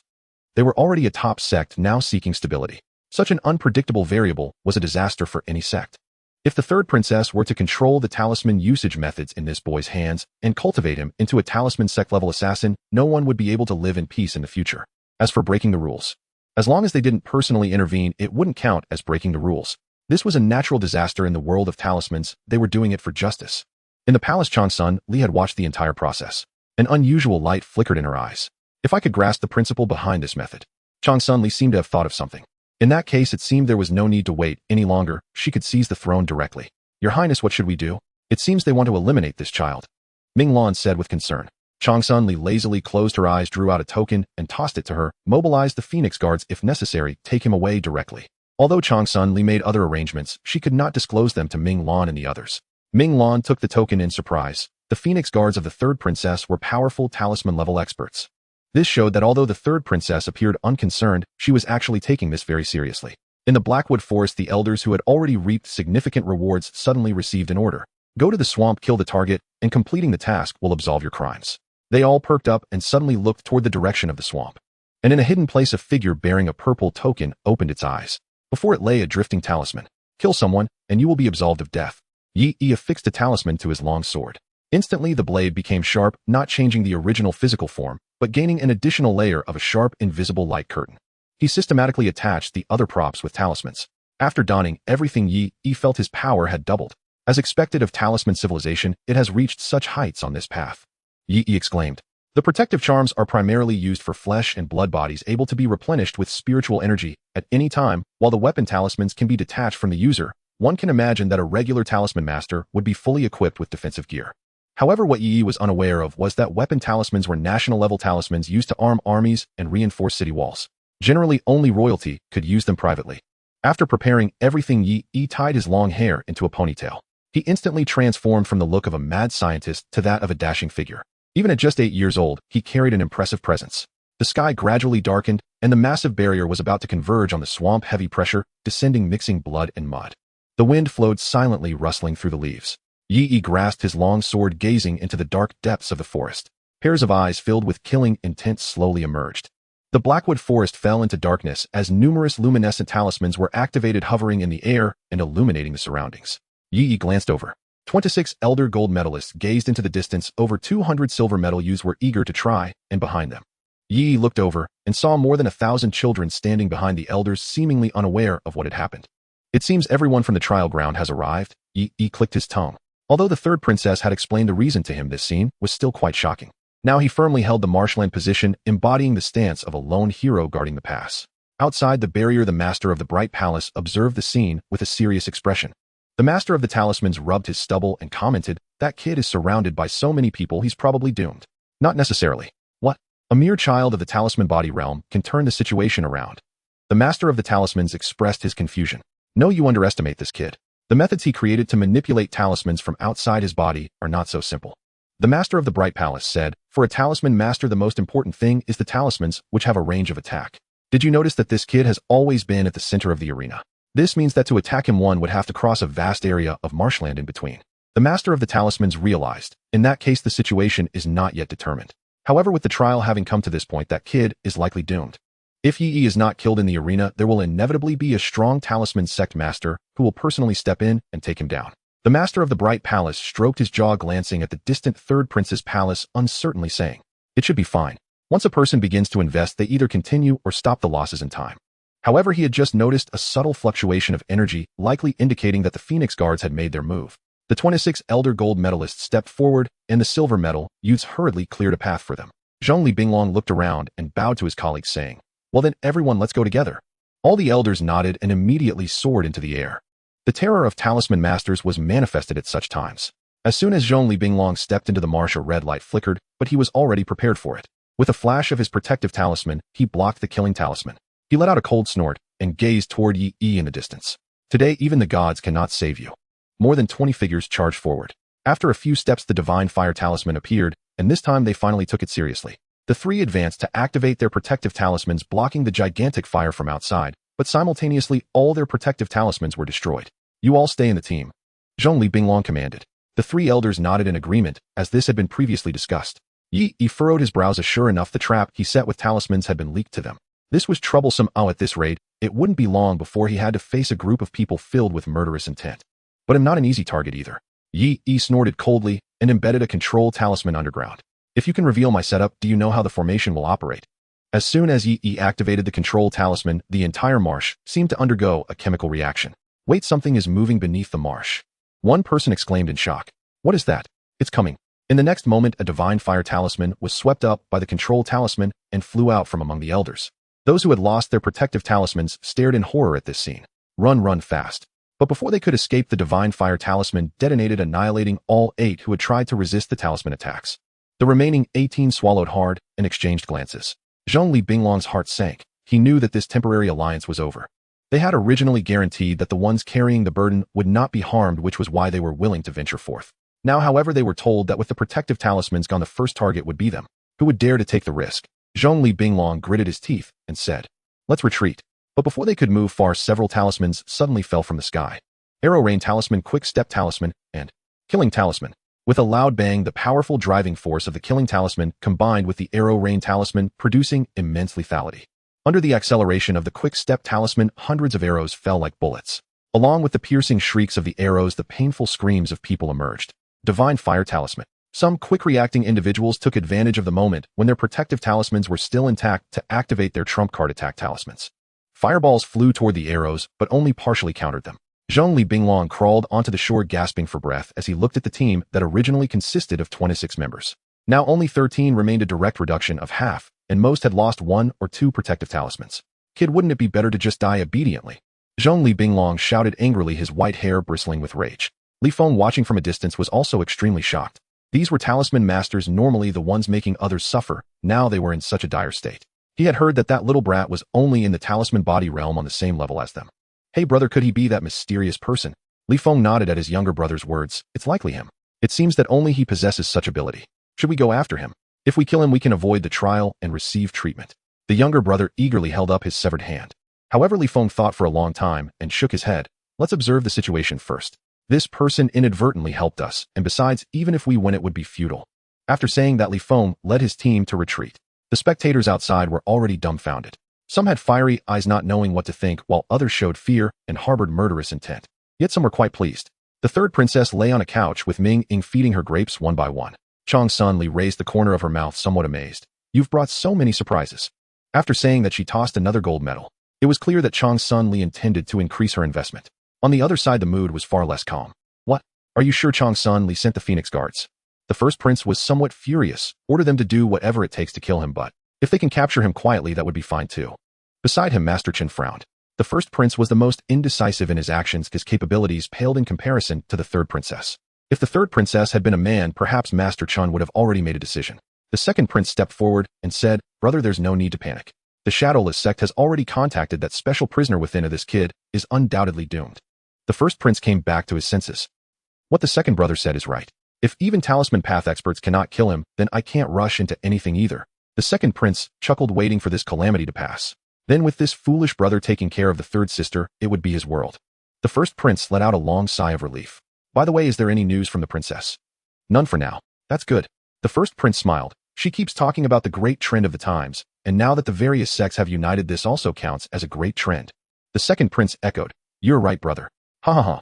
Within the barrier, Zhongli Binglong cast a deep glance at Yi. He then turned to look at the children behind him. He long met the ruthless gaze of Zhongli Binglong, his body trembling slightly. "And master, is there something you need?" The oppressive force emanating from that gaze made He Long shiver involuntarily. He had no idea what would happen next. Moments later, Zhongli Binglong returned to the side of the elders, whispering something to them. Yi, watching from a distance, was puzzled. What were these old men up to? Suddenly, they all turned to face the throng of over 1,000 children, their expressions akin to those of people gazing upon corpses. "You come here." The children exchanged glances, but moved forward nonetheless. After all, a talisman master-level powerhouse could kill them as easily as one would slaughter a chicken. Zhongli Binglong grasped He Long's shoulder with a smile. However, to He Long that smile appeared particularly terrifying, and he felt quite uncomfortable being held like this. "And master, what is wrong?" Zhongli Binglong laughed heartily. "Nothing, child, I just need you to do me a small favor." Upon hearing it was a small favor, He Long sighed in relief. "May I ask what the favor is? No matter how troublesome it may be, I can handle it." "Oh, is that so?"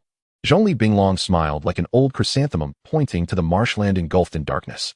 "It's a trivial matter, I just need you to take a walk through it." Everyone's expression changed drastically as they looked at Zhongli Binglong in horror. They had guessed what this old man was planning, deeming him a monster. He Long quickly shook his head. Zhongli Binglong's expression darkened. He grabbed a child nearby and asked, "You, are you going or not?" The child shook his head. Without hesitation, Zhongli Binglong twisted his neck and the child widened his eyes before collapsing to the ground. He grabbed another child, asking, "Are you going or not?" The child dared not shake his head, but also could not nod. Zhongli Binglong stared at him for 3 seconds without a response before twisting his neck as well. Finally, he placed his hand on He Long's shoulder, asking, "You, are you going or not?" He Long hurriedly nodded. Zhongli Binglong stood up facing the multitude of horrified eyes and asked, "Are you going or not?" As he spoke, he drew a talisman. Immediately, a chorus of voices responded, "We'll go." Going might not guarantee death, but not going would certainly lead to death. However, a portion of the people remained silent and fled into the forest. Yet they ran headlong into several old men who had been waiting for them. With a clatter, dozens of corpses were thrown in front of the children, causing their faces to turn pale with terror. Zhongli Binglong smiled again, pointing to the marshland and saying, "Go on, children." Yi deep within watched over 1,000 children converge from all directions, understanding what was truly happening. "Beast!" Yi exclaimed in anger.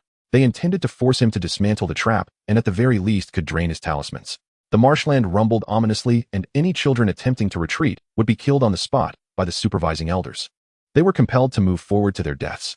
He Long, tears streaming down his face, advanced, protecting a large group of children behind him. Don't be afraid, I have a protective talisman, follow me." He spread his arms and stepped forward one step at a time, encouraging everyone. "I am the leader, I will definitely protect you all." In the next moment, a divine fire talisman flew out of the mud. All that remained in He Long's eyes was the dazzling flame, shining brightly. "I am the leader." Yi fell silent for a moment before suddenly opening his eyes. "Since you've gone this far, just wait." Yi looked at the 2 skills in his skill bar that had yet to be activated. Righteous Fury Blue, forcefully break free from all control. Within 1 second, all attacks are increased by 500%. Cooldown 72 hours. Infinite Slaughter Blue, gain 1 minute of full state enhancement. Each enemy killed increases the effect by 1 second, restoring attack consumption with a recovery limit, and increases the enhancement effect by 1% up to a maximum of 50%. Cooldown 72 hours. He must not cancel the trap, otherwise everything would be in vain. The only thing Yi could do was ensure they would pass away without suffering. Activate Infinite Slaughter. Infinite Slaughter activated. Current remaining time 60 seconds. Current enhancement 0. But before the skill could activate for 2 seconds, current remaining time 263 seconds. Current full state enhancement 50 maxed out. Yi took a deep breath and looked toward the marsh's edge through the black veil. Zhongli Binglong's ghostly gaze met his, showing no concern for the lives of these children. He waited until all the children perished, and the heavy scent of blood permeated the entire marshland, the blood red, washing away the marsh's earthy hue. Yi gazed at the corpses scattered throughout the marsh, quietly concealing the restored talismans, awaiting a grand surprise. With the boost of Infinite Slaughter, any consumption would be replenished, including talismans. Yi timely signaled to cease the attacks. The current talisman array awaited those who would walk into the trap. Current state remaining time 1165 seconds. Current full state enhancement 50 maxed out. There was still about the time of an incense stick left. That would suffice. "Alright, don't you all want to kill me?" Yi stepped forward with his sword, his sharp gaze slicing through the approaching enemies. Zhongli Binglong burst into laughter, and the surrounding elders also joined in.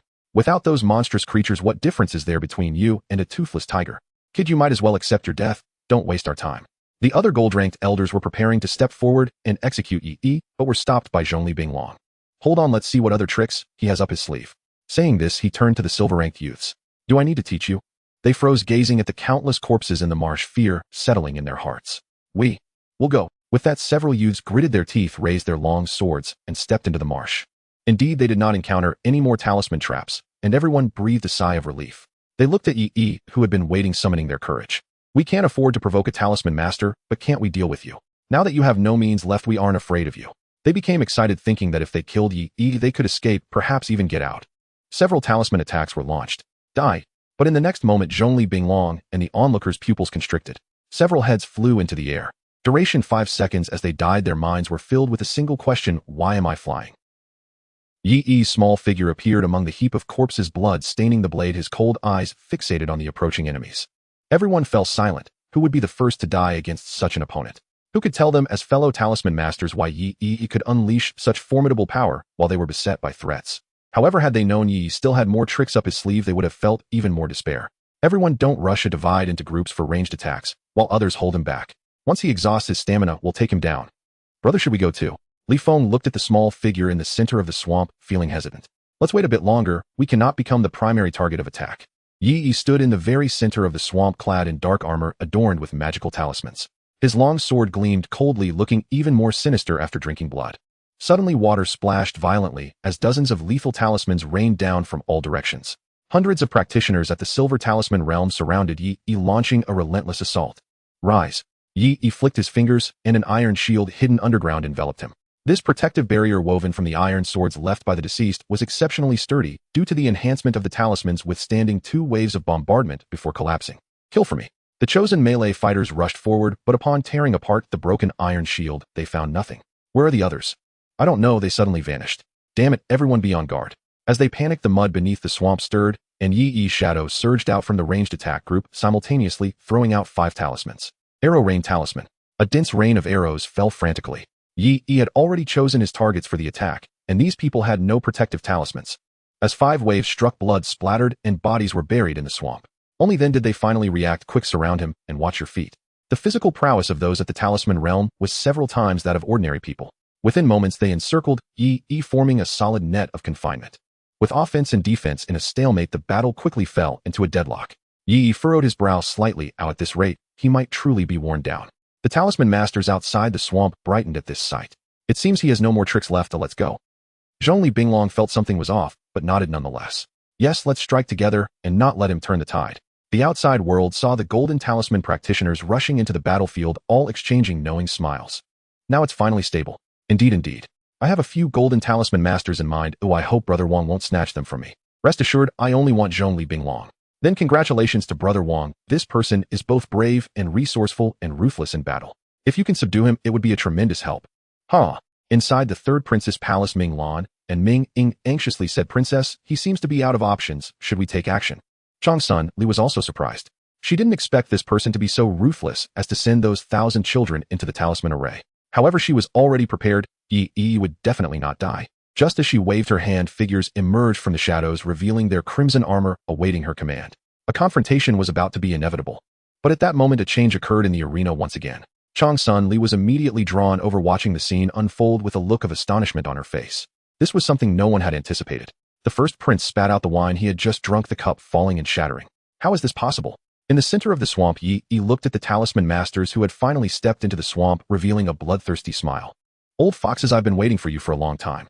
Zhongli Binglong and the other elders gathered around him, looking at Yi, who was surrounded and besieged, bursting into wild laughter. Aren't you quite capable? Why have you stopped? Keep going. Come on, come and kill me. The elders all laughed heartily. He had long wanted to express this feeling. Having been oppressed so miserably before, it was now obvious who was bound to die.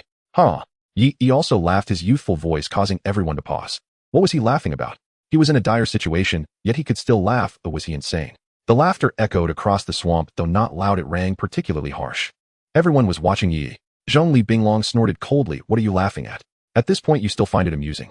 Yi stared at him, his gaze reminiscent of one looking at a corpse, sending a chill down Zhongli Binglong's spine. I laugh because you deserve retribution, for treating human lives like grass. You should die. Yi sneered, I am here to kill you. Zhongli Binglong's premonition grew stronger. He did not know why Yi was so fearless, but his instincts told him he had to kill him. Quick, let's all strike together and slay this boy. Everyone nodded, pooling their abilities. Slaughter Talisman, Divine Fire Talisman. As the 2 least consuming types of attacks, they naturally became their primary talismans to use. Dozens to hundreds of voices rang out in succession. In an instant the air surged and runes filled the sky densely. The entire sky looked like a world of talismans, and the flesh and blood from the mud were swept up, blood mist spreading everywhere. Zhongli Binglong grinned wickedly. Prepare to die. Countless attacks descended, but Yi remained unfazed, producing a control talisman in his hand. He plunged the control talisman into the ground, submerging himself into the swamp. In the end, Zhongli Binglong only saw those eyes filled with murderous intent. Array activate. The talisman array restarted. The entire swamp began to tremble. Layers upon layers of iron shields enveloped Yi's position. With so many people stepping into this swamp, it would be a feast of slaughter. Zhongli Binglong watched in shock as the divine fire talismans suddenly soared from the swamp, freezing in place. Why are there still more? They should have been completely exhausted. The suddenly appearing slaughter talismans combined with the arrow rain talismans swept through the swamp, instantly shattering the arranged formation. Run quickly, escape. The entire team immediately scattered like birds and beasts, frantically fleeing outside. But Yi seized the opportunity. There was no way he would let them escape. One after another divine fire talismans were sent to the fleeing individuals by the control talismans. After killing those who tried to flee, they returned, attacking the next person. Impossible, where did he get so many talismans? Zhongli Binglong raved, monster, you are nothing but a monster. He scrambled to escape, using both hands and feet, grabbing a few youths in front of him to shield himself from the impending attacks.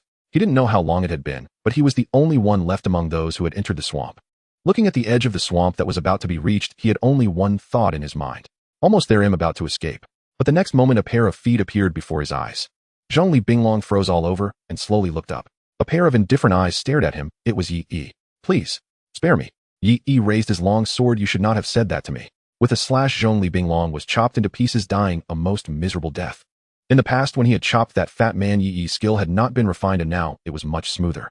Yi Yi wiped the blood from his face and looked back at the corpses littering the swamp, feeling a sense of melancholy. In just his second world, he had undergone such a significant transformation. Perhaps it was due to his powerful mental strength, he felt no discomfort at all. Looking at the bodies of those children, Yi Yi made up his mind. If he had the ability in the future, he would not let children experience such horrors. Suddenly, Yi Yi looked towards the darkwood forest, and from the shadows, heavy footsteps echoed. A purple token appeared in Yi Yi's sight. Ming Lan and Ming Ying were both shocked, their mouths agape. How is this possible? The third princess, Xing Sun Li, suddenly sat up, staring at the light screen for a long time, yet she could not deduce anything. He is merely at the symbolic body realm. It is possible to surpass levels, but where did he get so many talismans?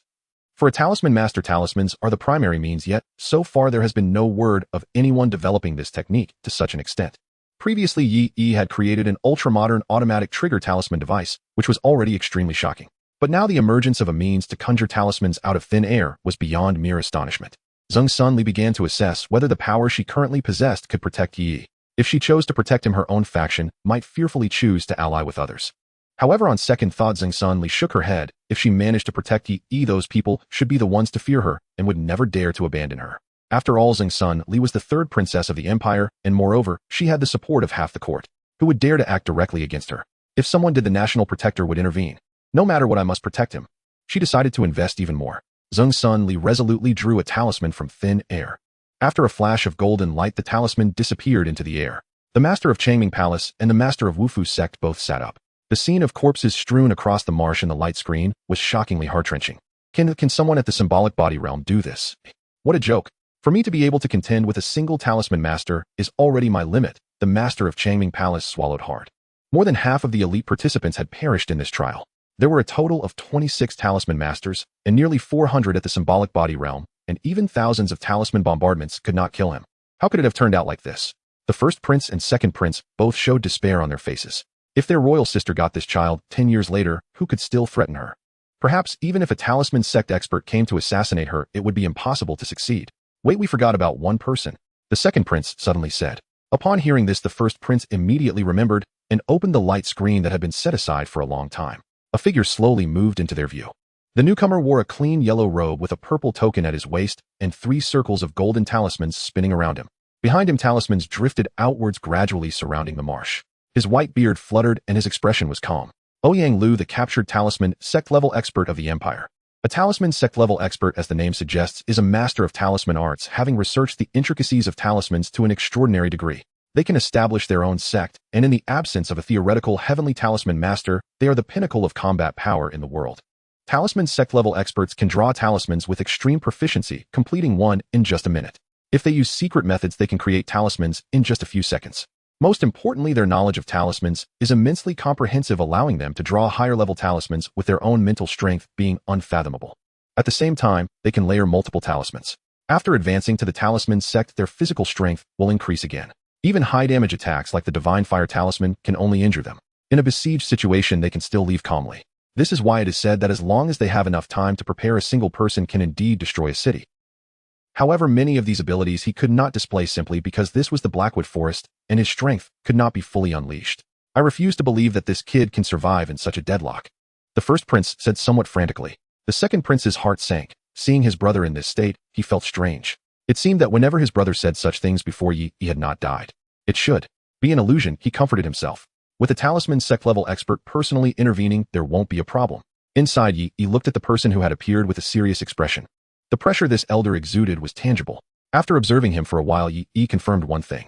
This person was definitely a big trouble, and he might not be able to defeat him. Ouyang Lu chuckled. Young friend, you might as well give up resisting. Yi snorted coldly and plunged the control talisman into the marsh. Immediately, the talisman formation in the marsh underwent a change. With the mindset of being at odds with everyone, how could he not have considered how to deal with a high-intensity individual when setting up the talisman formation? A competent coder would never overlook such factors. Ouyang Lu frowned, and his narrowed eyes opened slightly. He threw out a revealing talisman, but saw nothing. The revealing talisman was specifically for invisible talismans, so of course, he could not see anything, which also dispelled Ouyang Lu's speculation that the talisman formation was being manipulated by something special. Ouyang Lu glanced at the marsh filled with corpses, and to his surprise a hint of comfort appeared on his face. Young friend, you truly resonate with my heart. If I had not been captured, you would be a disciple of my blood-slaughtering master. As he said this, he grinned, revealing his gleaming white teeth. Ouyang Lu's pupils widened greedily, inhaling the smell of blood in the air, and the little old man seemed to come alive. Ah, if you had appeared a few years earlier with your techniques, we would surely have been able to slaughter the world. What 3 great empires, what Kanglan Sea region, what major talisman sects, they would all have to submit beneath our feet. Everyone outside changed their expressions. He was not wrong. The emergence of such a technique would indeed lead to such a scenario. Did they not see that a mere symbolic body realm expert had slaughtered everyone in the trial arena? If any sect obtained this technique, with its massive talisman production capacity, it could instantly become a holy land and intimidate the world. If I cannot have it, then others shall not have it either. If there is a risk, they would rather see this technique disappear from the world. The development of civilization is not within consideration. Yi furrowed his brows. He sensed that this person was not simple. Why did you come in here? After days of observation, he discovered that those who entered to participate in this so-called trial, apart from these children, everyone else had at least some sins on their backs. Excluding a few who entered for some unmentionable reasons, there were no good people here. Why did I come in? Ouyang Lu chuckled, pointing at the barrier overhead, as if indicating the people outside the barrier. Yi received his answer. Bored, I slaughtered a city, ha ha. Ouyang Lu chuckled, then turned somewhat angry. Unfortunately, I just happened to run into that 3rd princess parade, and was helplessly captured. Yi was shocked. Slaughter a city. He did not know how many people were in a city in this world, but there must be at least tens of thousands. So many people were killed just because he was bored. Yi realized that the person before him was not only a powerhouse, but also a madman. Ouyang Lu suddenly slapped his forehead, his demeanor turning gentle again. But that is all in the past now. What a pity. Ouyang Lu looked at Yi with a smile. Young friend, please go die. Yi was startled by these words. Sure enough, several talismans had surrounded him from all directions without him noticing. When did they fly over? His heart tightened. Rolling and dodging continuously, Yi narrowly avoided this wave of attacks, thanks to his extraordinary speed. Ouyang Lu was slightly surprised. With the acceleration provided by the speed talismans, your speed enhancement is at least more than double that of others. Is it because your base speed is already fast? Yi ignored him and immediately threw out a few killing talismans. Ouyang Lu chuckled, sidestepping, but the killing talismans turned midair and pursued him. This time, Ouyang Lu had nowhere to escape and could only take this wave of attacks head-on. After a series of explosions, Yi saw Ouyang Lu's condition and was taken aback. He was completely unscathed. The 3 rings of talismans dimmed slightly before becoming full again. What on earth is this? Young friend, you haven't heard of this, have you? Ouyang Lu explained nonchalantly. This is a talisman chain gathering a large number of talismans to greatly enhance their effects and casting range, and can also follow the talisman master for a long time. Well, it won't be of any use to you anyway. He chuckled. Anyway, you're going to die. Yi snorted coldly. Who dies and who lives is not certain yet. With that, Yi immediately retreated to the center of the swamp, and in his hand a concealment talisman appeared in his palm. In the next moment, Yi disappeared into the swamp. Ouyang Lu frowned and threw out several strange talismans. Control talisman, a higher level talisman than the control talisman belonging to the mental control methods.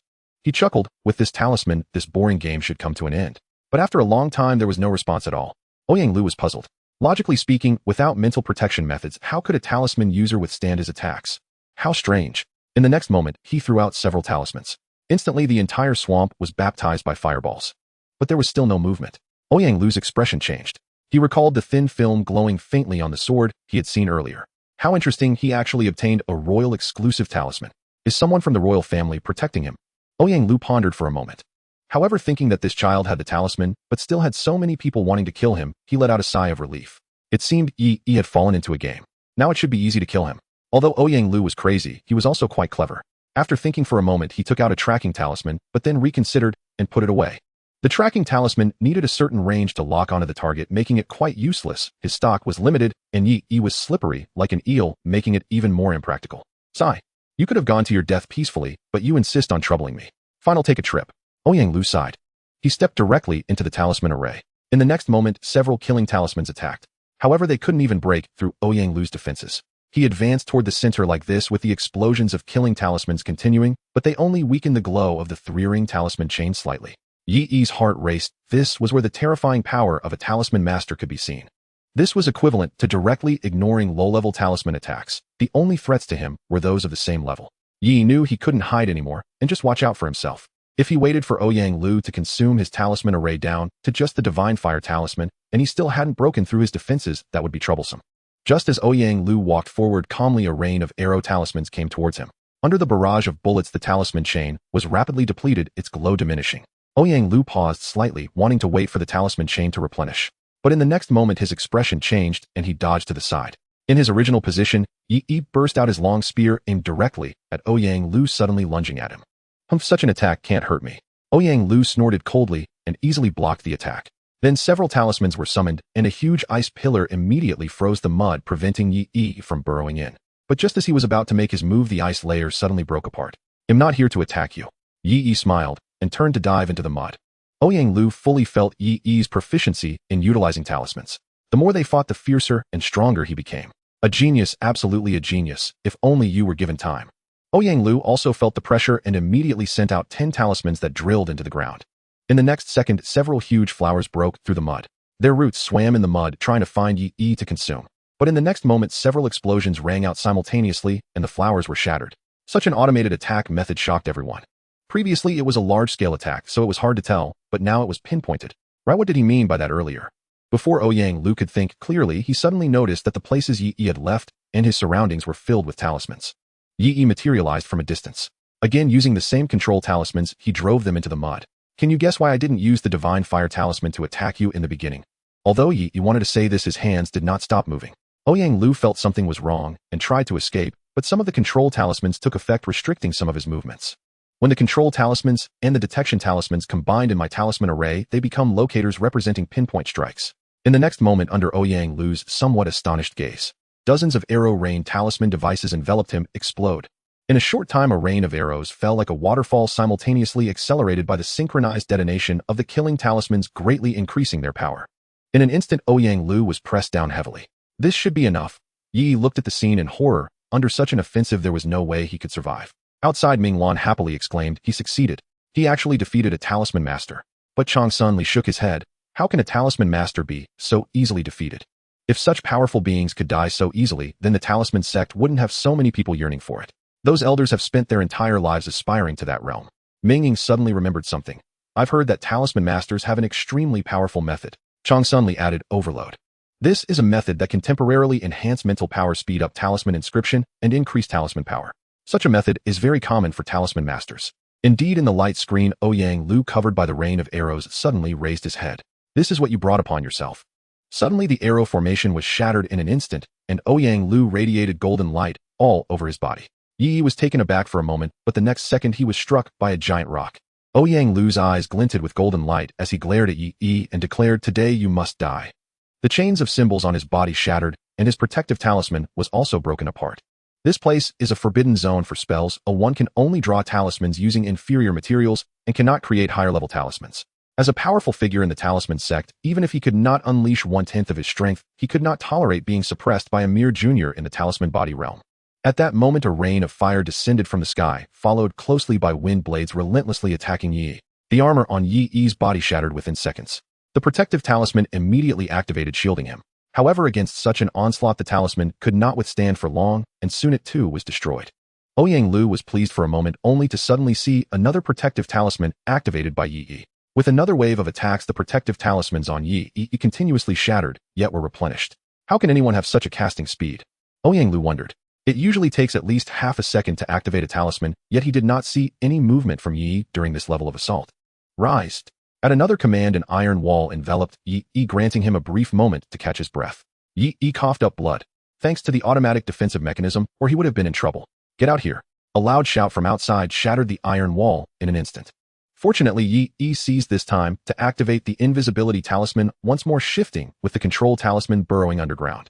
Using the control and offensive talismans, he immediately delved deeper. At the same time, the detection talisman was activated, and Yi kept his eyes on Ouyang Lu flying above, observing his movements. The swamp trembled and waves of mud were stirred up, while scorching flames coalesced and burned in the air.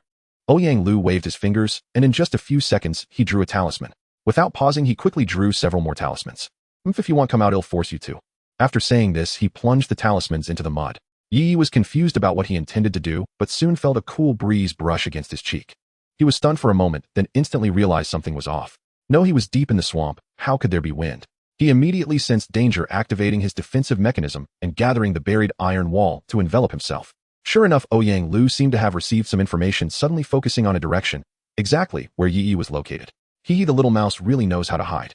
Ouyang Lu sneered, now it all ends. In the next moment, Ouyang Lu appeared, drained his golden light, dimming significantly, as several talisman materials in front of him rotated, revealing lines of black runes. Heavenly Punishment Talisman activate. This was a lethal move at the level of the talisman sect formed by stacking all his materials in the outside world. It was akin to military-grade talismans. Ouyang Lu laughed heartily as he hurled the talisman in Yi Yi's direction. Welcome to your death. Boom. The moment the black talisman flew out, it transformed into a long black spear piercing into the mud like thunder. But at that moment an attack struck the spear, greatly diminishing its power. Only Ouyang Lu the attacker noticed it. Ouyang Lu shouted angrily who, but the one who launched the attack ignored him and simply vanished. Beneath the swamp, Yi Yi received the message from the detection talisman, his eyes widening in alarm. Not good. Yi Yi immediately activated all his defensive measures. The offensive talisman created interference, the treasure talisman provided protection, and finally, the protective talisman ensured survival. I must stop it. In an instant a shadow flashed by, and the black spear broke through all obstacles, piercing Yi Yi. Ha ha ha, finally dead. Ouyang Lu laughed maniacally. This was the most powerful move he could unleash. Even if Yi Yi did not die, he would undoubtedly lose his combat ability. In the next moment he feigned a look of pity like a saint. Alas, how did it come to this? At the edge of the battlefield, Li Feng and the others covered their mouths, afraid to make a sound. The group was now completely convinced of Li Feng. Thanks to his decisive actions, they had survived until now. Brother, that kid seems to be dead. Li Feng remained silent for a moment and sighed. Indeed, did he fail after all? He really wanted to see Yi Yi win. After all, they would all become dead soldiers in the end, and whether sooner or later they would die. It was better to witness this prodigy defy the heavens. Such a pity. In the depths of the swamp, Yi Yi was surrounded by blood. He touched his abdomen and felt the gaping wound. He understood he likely wouldn't last much longer. Fortunately, he had long prepared an automatic recovery mechanism, and Yi Yi's body was gradually regaining sensation, allowing him to move with difficulty. However, severe injury meant that even the lowest grade recovery talismans would be useless. He could feel his consciousness gradually fading. Do I really have to resort to my last resort? Yi Yi was somewhat undecided. Rage of the Common Man and Illusionary Warfare were his two ultimate moves. But if he only used Rage of the Common Man, it might not be enough to kill Ouyang Lu. If he sacrificed the Illusionary Warfare move, it would truly be troublesome. Even if he killed this person before him, he would unlikely survive. After all, the ability of Illusionary Warfare could attack any form of target. This meant he could even sever spiritual energy. No matter how strong the defense, it would only be like a beast with thick skin before him. In the civilization of talismans, no one could tolerate his existence. Currently, his loyalty was still 0%. Yi Yi still wanted to return with rewards and gain more precious knowledge. In the end, his gaze fell on the unactivated skill. Rage of the Common Man blew, forcefully break free from all control with all attacks, increased by 500% within 1 second. Cooldown 72 hours. His current condition was quite good, and combined with the talisman array, he was almost in peak form. Infinite offensive effect, remaining time 1302 seconds, current amplification effect, all attributes increased by 50. Yi Yi's gaze gradually became resolute. Go all in. Outside, the two princes were ecstatic. The Wu Ying sect sighed in relief, and all the major sects felt reassured, discussing the thrilling nature of this trial. Inside the third prince's palace, Changsun Li sighed. Feng Weigo assist the shadow guards in bringing him back. If it weren't for the shadow guards' intervention that reduced the spear's power, Yi Yi might not have been able to withstand it. Now it was likely Yi Yi's limit. In the shadows, Feng Wei nodded, but suddenly halted. Everyone turned to the battlefield displayed on the light screen, where a red light was rising. Changsun Li's eyes widened, revealing a look of shock for the first time. What is this? Ouyang Lu laughed loudly. The assault on the entire swamp had ebbed and flowed, but they finally achieved their goal. The acrid smell of burning blood wafted through the air as brown-black mud flowed entangled with blood-red corpses. The mud was incredibly hot, yet beneath it was very cold. Now only Ouyang Lu's laughter echoed. Suddenly he sensed something. Not dead yet. Ouyang Lu teased. Then allow me to send you off on your final journey. But in the next moment, Ouyang Lu saw a figure burst forth from the swamp. Yi Yi's abdomen was gaping with a wound, but it paled in comparison to the crimson rage in his eyes. In an instant, as his sword pointed downward, countless and used divine fire talismans flew out from the mud, transforming into deep red fireballs. They swirled from the sky and the ground, howling toward Ouyang Lu. Ouyang Lu wanted to mock Yi Yi, thinking that such a move could not break through his defenses. But a voice stopped him mid-sentence. When a common man is enraged, the fireballs suddenly turned purple, expanding to the point of engulfing Ouyang Lu's vision. The fireballs, which posed no threat before, transformed into overwhelming terror in an instant. When the fireballs broke through his defenses, Ouyang Lu finally collapsed. Impossible. I am from the Talisman sect. I refuse to accept this. Accompanied by Ouyang Lu's annihilation, the purple insignia also fell into Yi Yi's hands. In the trial grounds, he was undoubtedly the first. The barrier instantly vanished. Countless attacks rained down upon Yi Yi. Suddenly, a pair of hands embraced Yi Yi and disappeared from the spot. Outside the third prince's hall, numerous strong figures gathered, all exuding a fierce aura. Your Highness, please execute that person. He is an unstable factor for the Empire. Everyone spoke in unison. Oh, what makes him unstable? With him here, everything is quite stable. A lazy voice emerged from within the hall. Immediately after, a graceful figure clad in golden armor appeared outside the hall. Her body was enveloped in red and gold armor, leaving only a pair of eyes that glimmered with a red light. A circle of talisman chains surrounded her body. Oh, unlike the absolute laws within the barrier, she could launch a city-destroying battle at any moment. After all, this world still belonged to the Empire, and no sect could shake the current Empire. The overwhelming aura pressed down, causing the gathered talisman masters to hesitate. At that moment, the two princes flew over. Imperial sister, this simply cannot do. The eldest prince smiled and said, that child exhibits such power. There are definitely issues that could endanger your safety. How about this? You first hand him over to us for inspection, and if there are no issues, we will return him to you. As he finished speaking, two figures in golden armor appeared, though their aura was not as strong as the Phoenix Guards. Seeing someone with backing, the sect leaders quickly chimed in. If that child fell into Changsun Li's hands, they would have no peace in the future. The eldest prince was even more anxious. He was already at a disadvantage. If Changsun Li got that child, he would truly become a puppet emperor. Or what if I refused to hand him over? A mocking voice emerged from within the hall. The eldest prince's face turned grim. Even the polite tone was gone, showing he did not take him seriously at all. Then I'm sorry, for the safety of my imperial sister, there is no other choice.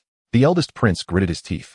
He waved his hand, and two dragon guards prepared to advance aggressively, while the other strong figures were eager to move. At that moment, a thunderous roar echoed from afar. Everyone looked towards the sound. To their surprise, a massive army clad in black armor appeared in the distant sky, with countless runes swirling, distorting the very air. Before the army even arrived, their hearts sank. The Yanlong Kingdom's Imperial Guard. Everyone turned their gaze to the two princes with strange expressions.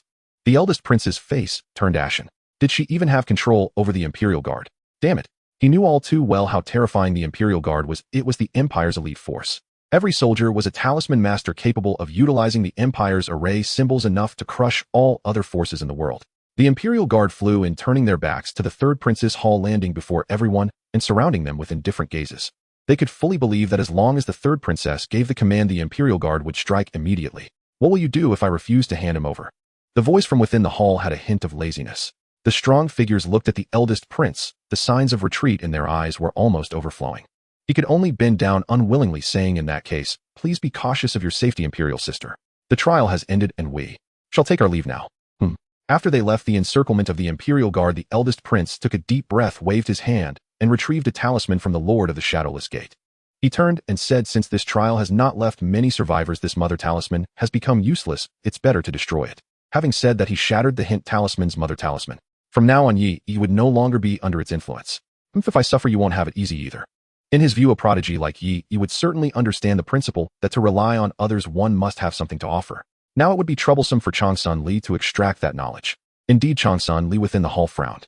She pondered for a long time, unsure of how to proceed.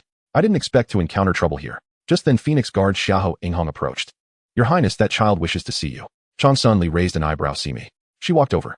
Yi had already fallen into chaos. After a burst of energy, he had reached his limit. A figure appeared in his eyes. He could not see who it was, but felt an air of nobility. Am I going to die? Yi asked.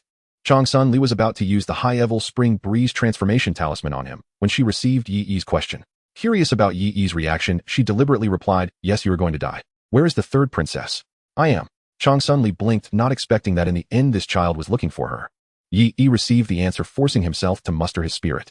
He urgently said, get me paper and a pen quickly. If he didn't express his loyalty, soon it would be too late if he really died.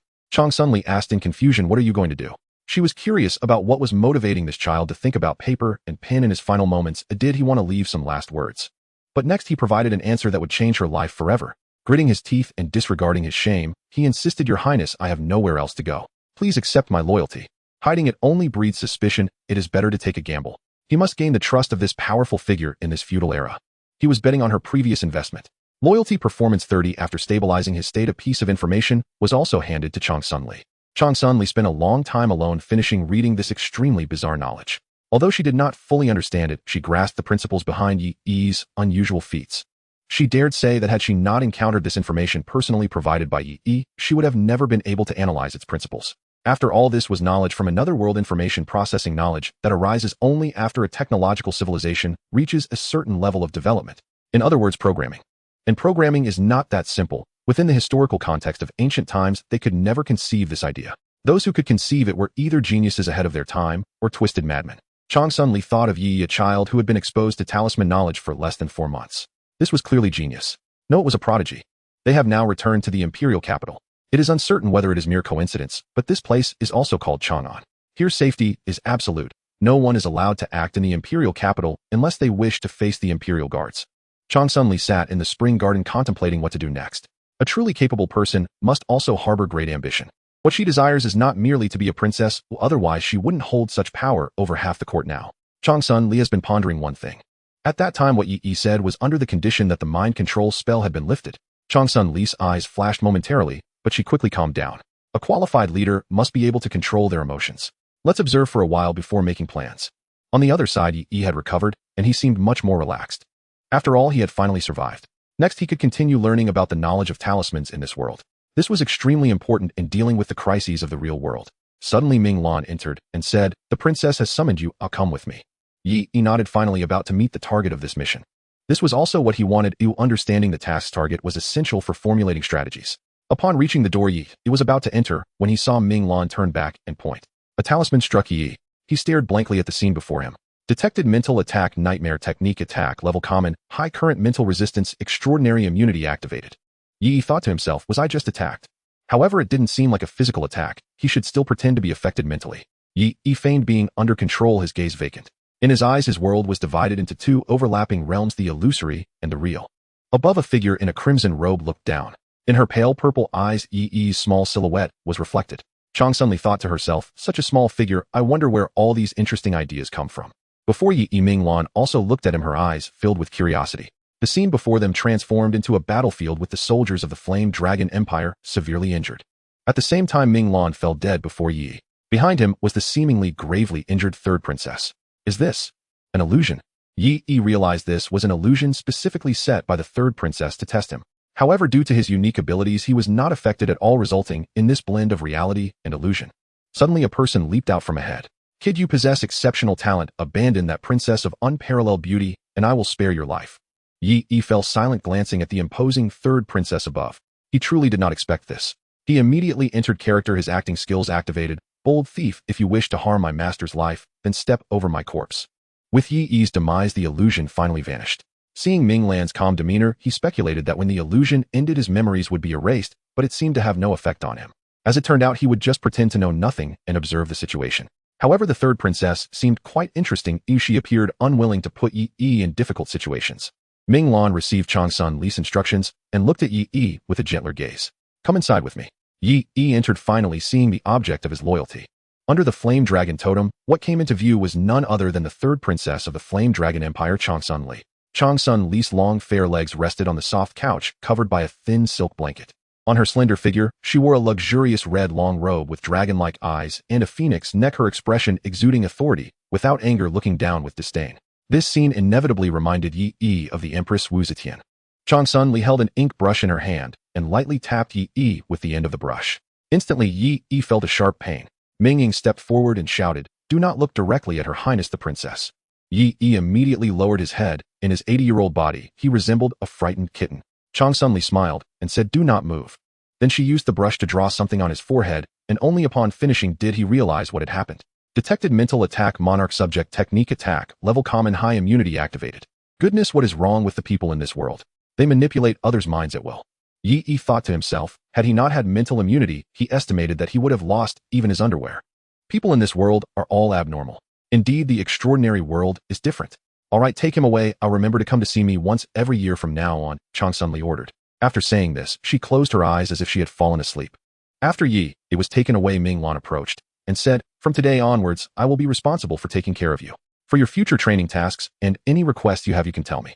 Ming Lan and Ming Ying are twins, both very petite, resembling middle school students from the previous world, but beneath their small faces lay great seriousness and earnestness. Yi distinctly felt the change in treatment. Indeed, passing the test made a difference.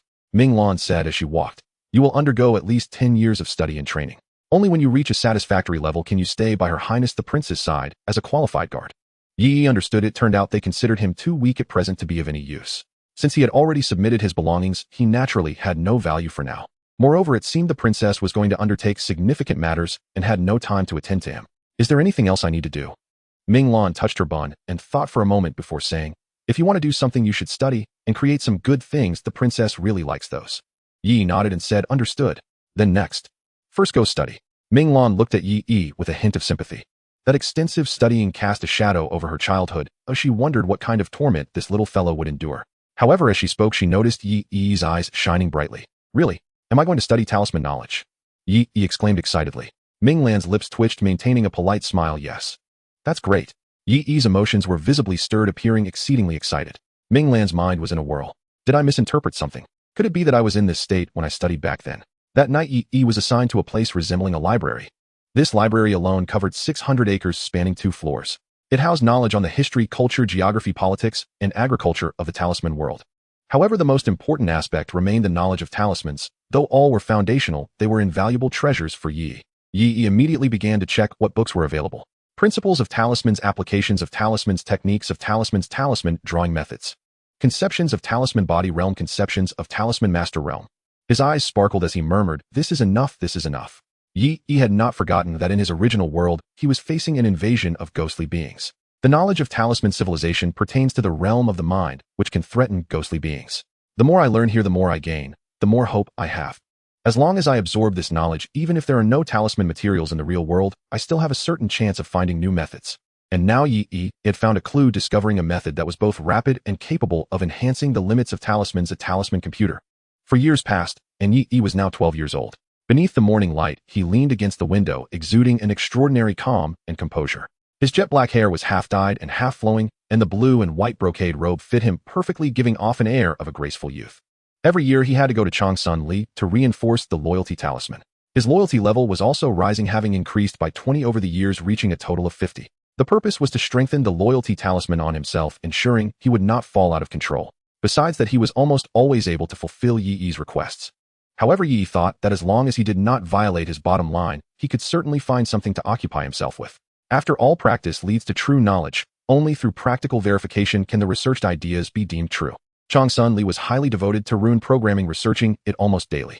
Therefore, whenever he encountered a bottleneck in his studies, Yi would also explain things to him and resolve his doubts. It was surprising for Yi that as a princess, she could humbly seek knowledge and ask questions which challenged some of his perceptions. In conversations between Yi and Transcendent, he vaguely guessed that Transcendent had trained a batch of elite warriors who mastered this knowledge, though he was unsure of their intentions. Putting down the book, the brilliance in Yi's eyes intensified, and he became even more composed. He had finally finished all his studies. Now Yi could say he completely understood the runes. This was akin to having learned the fundamentals of mathematics and physics, indicating he could now engage in further practical applications or research. What surprised Yi was that the existence of runes had lasted for over 20,000 years, yet the realm had only advanced to the level of Tianfu. Moreover, the Tianfu realm was merely theoretical, and no one had yet reached that level. After analysis, Yi discovered something astonishing. Why has the development of rune civilization been so slow? I believe I have some insight. Firstly, there is the blockade of knowledge. Secondly, they have taken the wrong path. To climb higher and promote development, one must understand the world and then transform it. The rune civilization merely understands the world, staying at the surface of material reality. They fail to delve into the essence of problems, focusing solely on applied theories rather than foundational theories. Yi looked around, seeing no one but the guard at the door soundly asleep with closed eyes. One can see the world's attitude toward knowledge from this. The third princess had not placed him in a private location to study. This was the library within the imperial city, where theoretically anyone wishing to learn could come. After all, even the homes of wealthy nobles would likely not possess a more comprehensive collection of knowledge than here. This knowledge formed the vital foundational theories of the rune civilization. However, in this vast library, after 3 years, Yi had only seen a few people who came to borrow books on constructing the rune body, with no one else in sight. As for the reasons, history reveals much. According to historical records, the continent is ruled by 3 empires, while the oceans are controlled by the Kanglan Sea region. Major rune sects exist beneath the empires, and this situation is not unchanging. Yi pondered long ago. The 3 empires and the Kanglan Sea would frequently engage in large-scale wars. Their military strength was continuously depleted, thus necessitating substantial reinforcements.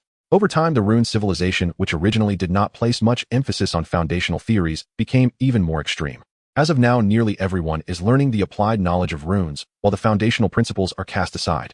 In recent years, those who practiced cultivation techniques and rune manuals had flourished, while foundational theories were left to the side.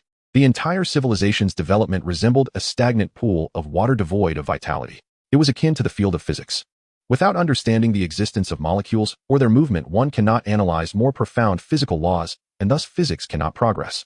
If physics cannot advance, then the application of knowledge and reality will be severely restricted. The Rune civilization has brought about its own intellectual stagnation. No wonder my method for automatically activating the runes has drawn such murderous intent from the powerful. It's akin to a flintlock rifle appearing in an era of cold weapons.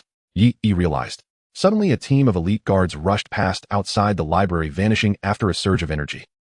Yi did not find it strange. Ever since that year when the princess saved him, something had fell off in the imperial city. Although nothing significant had occurred, there was always a sense of an impending storm. According to Minglin, the two princes were anxious. Yi thought, speaking of which, it seems the emperor has fallen ill. Although this world primarily focuses on the path of runes, there are also means to extend lifespan. This is another reason why many people overlook foundational knowledge and directly practice techniques. Once they reach the realm of the rune body, their lifespan increases by 50 years. At the rune master level, it increases by 300 years, and at the rune sect level, one can enjoy 500 years of luxurious time. As for the emperor, it seems he has already reached 500 years of age. Minglin entered the library and noticed Yi's silent demeanor, accustomed to his frequent contemplative state. Come with me, Minglin said.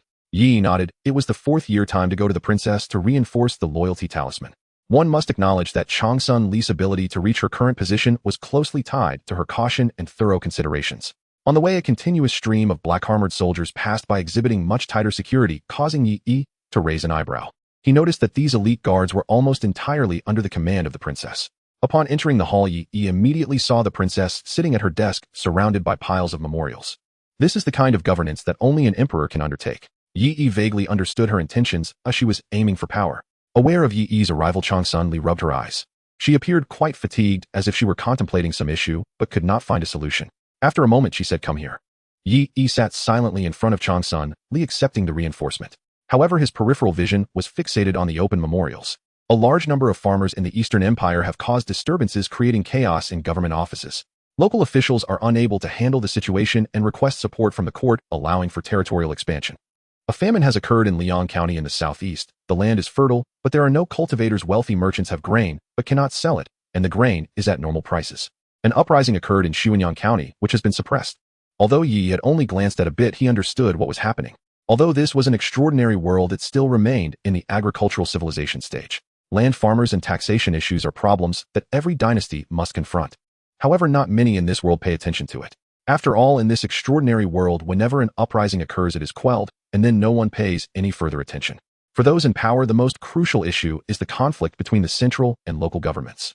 Now that the imperial city is in turmoil, naturally some wish to test the waters. The princess must be troubled by these matters, as this probing is not simple, though any slip-up could lead to total failure. The two major princes and various sects had long harbored suspicions toward her. Although Changsun Li had not done much in recent years, the threat still lingered. After Changsun Li completed the reinforcement, she noticed Yi staring at the memorials. "What do you think? Are you interested in this?" Changsun Li jested, but she did not believe that this little child could discern anything substantial. Politics and scientific research have always been somewhat disconnected. The two sisters stared at him, nervously fearing that Yi might say something wrong and upset the princess. However, recalling Yi's terrifying learning ability, they felt that such a situation was unlikely. Changsun Li waved his hand, showing no interest in Yi's answer. A mere child, even if he is a genius in the path of talismans, what could he possibly contribute? It would be better to wait until Yi grows into a talisman master, at which point he might have some influence. But the next moment Yi nodded and said, "Your Highness, I have some thoughts." The three fell silent. The two sisters were extremely frightened, thinking that it was over. No monarch would allow anyone to interfere with their power. Dealing with memorials represented the authority to govern the entire empire. How dare he offer his opinions? Changsun Li looked at Yi with a complicated expression. After hearing so much flattery, encountering a naive youth was somewhat uncomfortable for her. However, considering that Yi was only 12 years old and had spent the last 3 years buried in books, it was normal for him not to understand many things. Receiving such a response, Changsun Li was unsure how to react, so she simply decided to listen. It was also a chance to see what opinions this child, whom she bore great responsibility for, might have.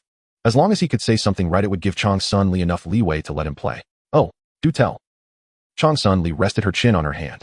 Yi's eyes sparkled. He needed more knowledge and more practical experience. Therefore he required more support from Changsun Li. If he were truly just a child, he might struggle to answer. But he was not. Within this body resided a soul endowed with a vast modern knowledge system. Yi had touched upon various fields of knowledge. Especially considering the rich historical legacy of his own country, he had learned a great deal. As for the feudal dynasty in this extraordinary world, which differed from the ordinary world, that issue was naturally easy to resolve. Aside from a few fundamental problems that could not be applied, other aspects held abundant room for supplementation. The 3 years Yi spent reading were not in vain. His exceptional comprehension and extensive analytical conclusions from modern knowledge allowed him to avoid numerous hard-to-detect errors and improve upon them. Under the gaze of the three, he earnestly said, "Your Majesty, please provide me with paper and pen so that I can elaborate." Chang Sun Li was taken aback. Is he serious? She looked at Yi with a complicated expression before instructing, "Bring me another set of paper and pen." Once Yi received the materials, he met Chang Sun Li's curious gaze and said, "Your Majesty, please listen." Then, as Yi wrote and spoke, he carefully analyzed the main contradictions of the feudal society, picking and choosing from various analyses by modern talents, eloquently presenting anything he believed would be effective. In the end, Yi discussed uprisings and some issues invisible in the court, explaining the essence of these problems. This is a contradiction that our current social system cannot evade. Yi stated seriously. The issue of land consolidation between landlords and peasants must be resolved, as they form the mainstream group of society. The reason uprisings keep occurring is something Your Majesty should pay attention to: the number of peasants and the nobles they must serve. How does it compare to hundreds of years ago? If this issue is resolved. Yi did not finish, as the meaning was already clear. On one side, Minglan and Minjing gasped, their faces filled with shock. Chang Sun Li, however, fell into deep contemplation. Although many of the suggestions seemed impractical to her, most were extremely useful. Possessing an exceptionally high political acumen, she suddenly felt enlightened, her mind blossoming with countless ideas. Yi awaited her response, harboring some unique ideas within. If the princess could adopt them, it would surely be a blessing for the suffering peasants. After a moment, Chang Sun Li said, "You can leave now." It seemed that it was not going to work after all. Yi sighed inwardly. Many of his suggestions touched on the interests of the royal family and the powerful, so the princess would likely not proceed. But immediately after, Chang Sun Li added, "From now on, come here once a month and write down your thoughts, which you can submit to me at any time." In an instant, Yi felt the world brighten. He had succeeded. "Yes, Your Majesty." Loyalty 10. From then on, Yi frequently communicated with Chang Sun Li. Perhaps sensing Yi's value, what was originally an annual reinforcement turned into a semi-annual one. To Chang Sun Li's surprise, every meeting with Yi brought her delight. Yi chuckled to himself. "What I told you are the research findings of scholars on feudal dynasties from ancient times to the present. It would be strange if you weren't surprised. The power of civilization is always boundless, far beyond what an individual can compare." Indeed, within 5 years, Chang Sun Li utilized the methods she learned from Yi to manage state affairs and gently implement various reforms. With the empire's deterrence unchanged, various policies were swiftly implemented. In a short time, the once stagnant empire began to flourish, exhibiting signs of revival. Anyone with insight could see the immense power of these policies. A large number of talents gravitated towards Chang Sun Li, further strengthening her influence. Many who disapproved of Chang Sun Li's grip on state affairs fell silent, leaving only a few stubborn figures unwilling to budge. On this day, Yi and Chang Sun Li sat in the spring garden. It was summer, yet the place felt refreshingly cool. Flowers bloomed throughout the garden, emitting a fragrant yet subtle aroma, creating a leisurely atmosphere. As for what Chang Sun Li was doing here, Yi naturally would not disturb her rest with discussions of state affairs. Over the years, Chang Sun Li had completely recognized his abilities as she would discuss matters of state, big and small, with Yi. Now Yi was telling a story. Heading southwest along the road, the traveler thought to himself, "He wants to invite the great king to feast on my master. The great king must be the bull demon king. When I met him back in the day, we truly hit it off." Chang Sun Li reclined on the bench, eating grapes handed to her by Minglan, while closing her eyes and listening to Yi narrate the journey to the west, absorbed in the tale. Minglan's eyes sparkled as she watched Yi, eager to hear what he would say next, while also ensuring the princess received her grapes, finding it quite amusing. Yi looked at her bun and had the urge to touch it to see if there was anything inside. After finishing his tale, Chang Sun Li opened her eyes and looked at Yi with increasingly satisfied eyes. "All right, let's stop here for today," she said. Yi had come to understand that the princess enjoyed keeping things a little suspenseful. Suddenly, a phoenix guard appeared beside her, handing her a message. "So," Chang Sun Li began. The phoenix guard nodded. "The emperor has passed away." Yi and Minglan Minjing were both taken aback. Chang Sun Li did not show any other expression, but rose calmly to adjust her posture. She asked, "Is everything arranged properly?" Feng Wei nodded. "There are no oversights." The two walked towards the garden's exit, when suddenly a gust of wind blew through, stirring the summer flowers all around. In a daze, a group of soldiers clad in golden armor unexpectedly stood among the clusters of flowers. Chang Sun Li abruptly turned his head and asked Yi, "Can you compose poetry?" Yi nodded. He certainly couldn't, but he could copy, then compose a verse. Yi inquired, "What kind do you want?" "You decide." Suddenly, dark shadows swept across the sky, and the grand bell of the imperial court echoed. Chang Sun Li's gaze turned towards the central hall, the gathering place of all power in the realm. She walked ahead, the golden-armored soldiers following her through the flower thicket, while behind her Yi's steady, yet soaring voice resonated. When autumn comes on the 8th of September, I shall slay 100 flowers after they bloom. The fragrant vapors soar high above Chang'an, the whole city adorned in golden armor. Although this was a revolutionary poem, no one here knew that Yi would imbue it with new meaning. Chang Sunli smiled and said, "Good then." On September 8th. That year the emperor of the Yanlong Empire passed away and the realm fell into mourning. The technology Yi brought to automatically activate talismans proved invaluable.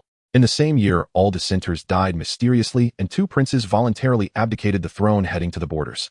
On September 8th, the entire city donned golden armor, and the first empress of the Yanlong Empire was crowned in Chang'an, titled the Great Saint Empress. Some stubborn traditionalists attempted to spread negative sentiments about Chang Sunli among the populace. However, when the common people learned that the policies allowing them to live as humans over the years stemmed from this empress, a wave of support for the empress surged throughout the land. Especially in military matters, Chang Sunli referenced Yi's suggestions during her reforms, particularly regarding the army, which garnered her substantial support in terms of strength. In just 1 year, Chang Sunli successfully stabilized the imperial situation, solidifying the emperor's position. The other 2 major empires dared not invade. Yi sat in the study hearing about these changes from the soldiers and servants of the past. He smiled knowingly. Indeed, Chang Sunli had truly become the empress. Witnessing the birth of an empress was quite astonishing for Yi. It felt as though he had traveled back in time, witnessing the dawn of a new era. In the study, Yi fiddled with various models on the table. They resembled mechas, each inscribed with names like Dragon Tooth, Red Wind, Shield Guardian, and so on. These were some of Yi's concepts as he discovered the marvelous applications of talismans that seemed capable of overcoming many challenges in reality. Minglan entered with a basket, seemingly there to deliver a meal. Seeing Yi busy, she rested her chin on her hand, gazing at him blankly. This made Yi feel somewhat uncomfortable. Yi asked, "What's wrong?" Minglan looked at him with a complicated expression, somewhat conflicted. She stepped forward and took hold of Yi's hand. The warmth from her palm made Yi blush slightly. Before Yi could withdraw his hand, Minglan spoke. "You are truly fortunate." "Why?" Yi was puzzled, feeling he hadn't done anything at all. Ming Xian looked at him with annoyance, saying, "Do you think it was easy for His Majesty to seize power?" Yi was utterly confused. What happened? Seeing that he genuinely didn't understand, Minglan knew that His Majesty hadn't mentioned anything. But after thinking for a moment, she decided to inform Yi. "The struggles in the shadows are quite fierce. I heard that to prevent His Majesty's ascension, the 2 princes colluded with various sects, and dozens of powerful figures from the Talisman sect launched an attack against His Majesty." Yi listened in shock. How had he not heard any of the commotion? Noticing Yi's reaction, Minglan said, "So all of His Majesty's previous guards have gone to battle. Even Feng Wei was severely injured. The entire protective force of His Majesty was nearly annihilated. If it weren't for His Majesty telling you to stay in the study, would you still be here, unharmed?" After hearing this, Yi suddenly understood. Minglan thought he was very moved and immediately began to give him motivational words. "So you must pledge your loyalty to His Majesty from now on, so as not to disappoint His Majesty's good intentions." Yi nodded repeatedly, but in his heart, he was pondering other things. Such a good opportunity to increase loyalty, why hadn't he seized it? If he had been injured, wouldn't he have gained a loyalty boost of 1 or 2 dozen points? However, despite thinking this way, the risk of dying was still too great. "I understand now. From now on, I will certainly pledge my utmost loyalty to His Majesty," Yi said with a pained expression. "All right, actually, I came here to tell you that His Majesty wants you to attend tonight's banquet. Remember to be on time." Minglan said. Yi nodded. After a year of stabilizing the situation, everything was now back to normal, and even the empire was flourishing. Many wanted to come and meet this special empress, making a grand banquet necessary. Remember to get ready. You will be appearing alongside His Majesty." Minglan added. "Moi," Yi replied, appearing together. "Yes, you've made such significant contributions. Even if others are unaware, His Majesty is benevolent and just, and will surely grant you a nice position." This left Yi bewildered. Wasn't he a death warrior? What did he need a position for? Was the Empress planning to place him among the officials as a spy? That didn't make sense either. He had made a grand entrance with the Empress, who didn't know he was a death warrior. "Just wait and see what arrangements His Majesty has for you," Minglan said, turning to leave. Yi thought for a moment and decided not to dwell on it. Pondering such useless things was less productive than improving his talisman computer. Over the years, Yi had achieved remarkable accomplishments in talisman technology. Not only had he broken through to the talisman master realm, but he had also researched how to materialize mental energy. It was real and unreal, and the speed of mental energy was extremely fast. I have already seen the limits of our current rune civilization. Talismans are categorized because of their superposition states. All talismans fundamentally consist of the least powerful talismans, like protective talismans, offensive talismans, and recovery talismans, and only strong talisman masters can superimpose them multiple times. However, the current problem is that the number of superpositions that talisman materials can withstand is limited. This is also why everyone is stuck at the talisman sect level. Although talisman materials are abundant, high-grade talisman materials are hard to find.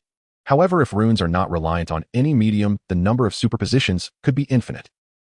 Yi speculated that once the first version of the talisman computer was complete, its computational speed would reach an astonishing level.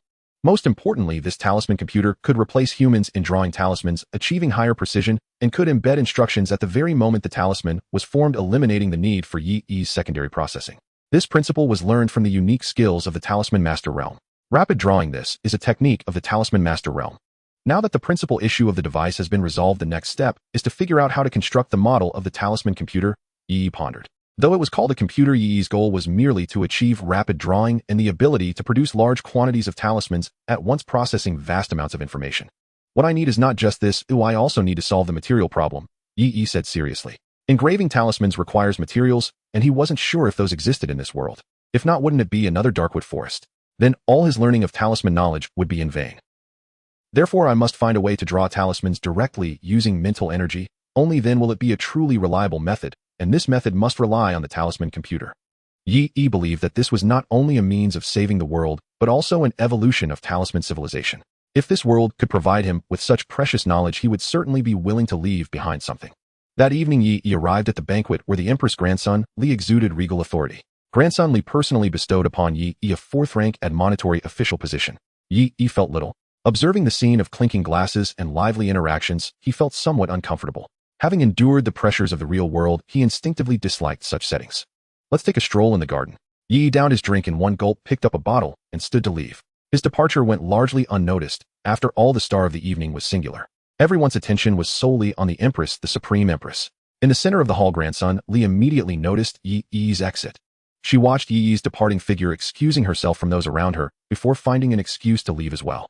The moonlight cascaded down like a waterfall, allowing Yi's troubled mind to relax in the fragrant garden. Unknowingly, nearly 10 years had passed since coming to this world. The horrors of the original world were still vivid in his mind, and he wondered how long it would take before he could return. However, he was determined to return with hope. As he pondered, a flicker of interest arose within him, and he raised the wine in his hand to drink. Suddenly, a pair of delicate hands snatched the drink from him. Why are you here? Do you have something on your mind? Grandson Li asked, a hint of relaxation in her tone, shaking the wine in her hand as she sat opposite him. Although she retained her regal composure, Yi could see from the corner of her mouth that she was quite happy. Nothing much, just feeling a bit uncomfortable, Yi replied truthfully. Grandson Li was not surprised by such a response, as Yi had always been candid. Regardless of the situation, he would speak the truth, just as he had vowed to offer everything. Well, just remember, it's not appropriate to leave in such occasions in the future. Grandson Li reminded him, but her gaze lingered on Yi for a moment before she added, never mind, I will turn a blind eye in the future. Yi asked, Your Majesty, why did you leave the banquet? It seemed that grandson Li should be quite happy, and coming to find him at such a time was inappropriate, especially since the banquet was the main event. That place gathered the empire's nobility. Yet grandson Li casually drank her wine and waved her hand, saying, no matter, the overall situation is settled. Indeed, the overall situation was settled. Even if those noblemen were displeased, there was nothing to be done. Tell me a story, continue from the last time. Grandson Li closed her eyes, lazily leaning back in her chair as she spoke. Yi nodded and began recounting the tale of Sun Wukong Zhu Beiji and Sha Monk protecting Tang Sung on the journey to the west, enduring countless trials and tribulations. This time the Empress did not allow Yi to stop, and he continued until the banquet within the hall concluded. Yi did not pause, continuing to narrate. He sensed that the Empress wanted to express something. Grandson Li was different now. Previously, as a princess, she would have been very conscious of her demeanor, but now she was quite casual. Was this change due to her becoming the Empress, or was it inherent to her character? The two were both talisman masters, and Yi spoke succinctly and quickly, not reading a novel. Grandson Li never asked questions, presumably having her own understanding. Soon the story concluded, and the master and disciples achieved enlightenment. Grandson Li opened her eyes. At this time the night had deepened, the palace was quiet, and a bright moon hung in the sky, draping both of them in silken light. Achieving enlightenment. Your story was very interesting. Grandson Li remarked. Thank you for the compliment, Your Majesty, Yi replied. Suddenly grandson Li asked, would you like to hear my story?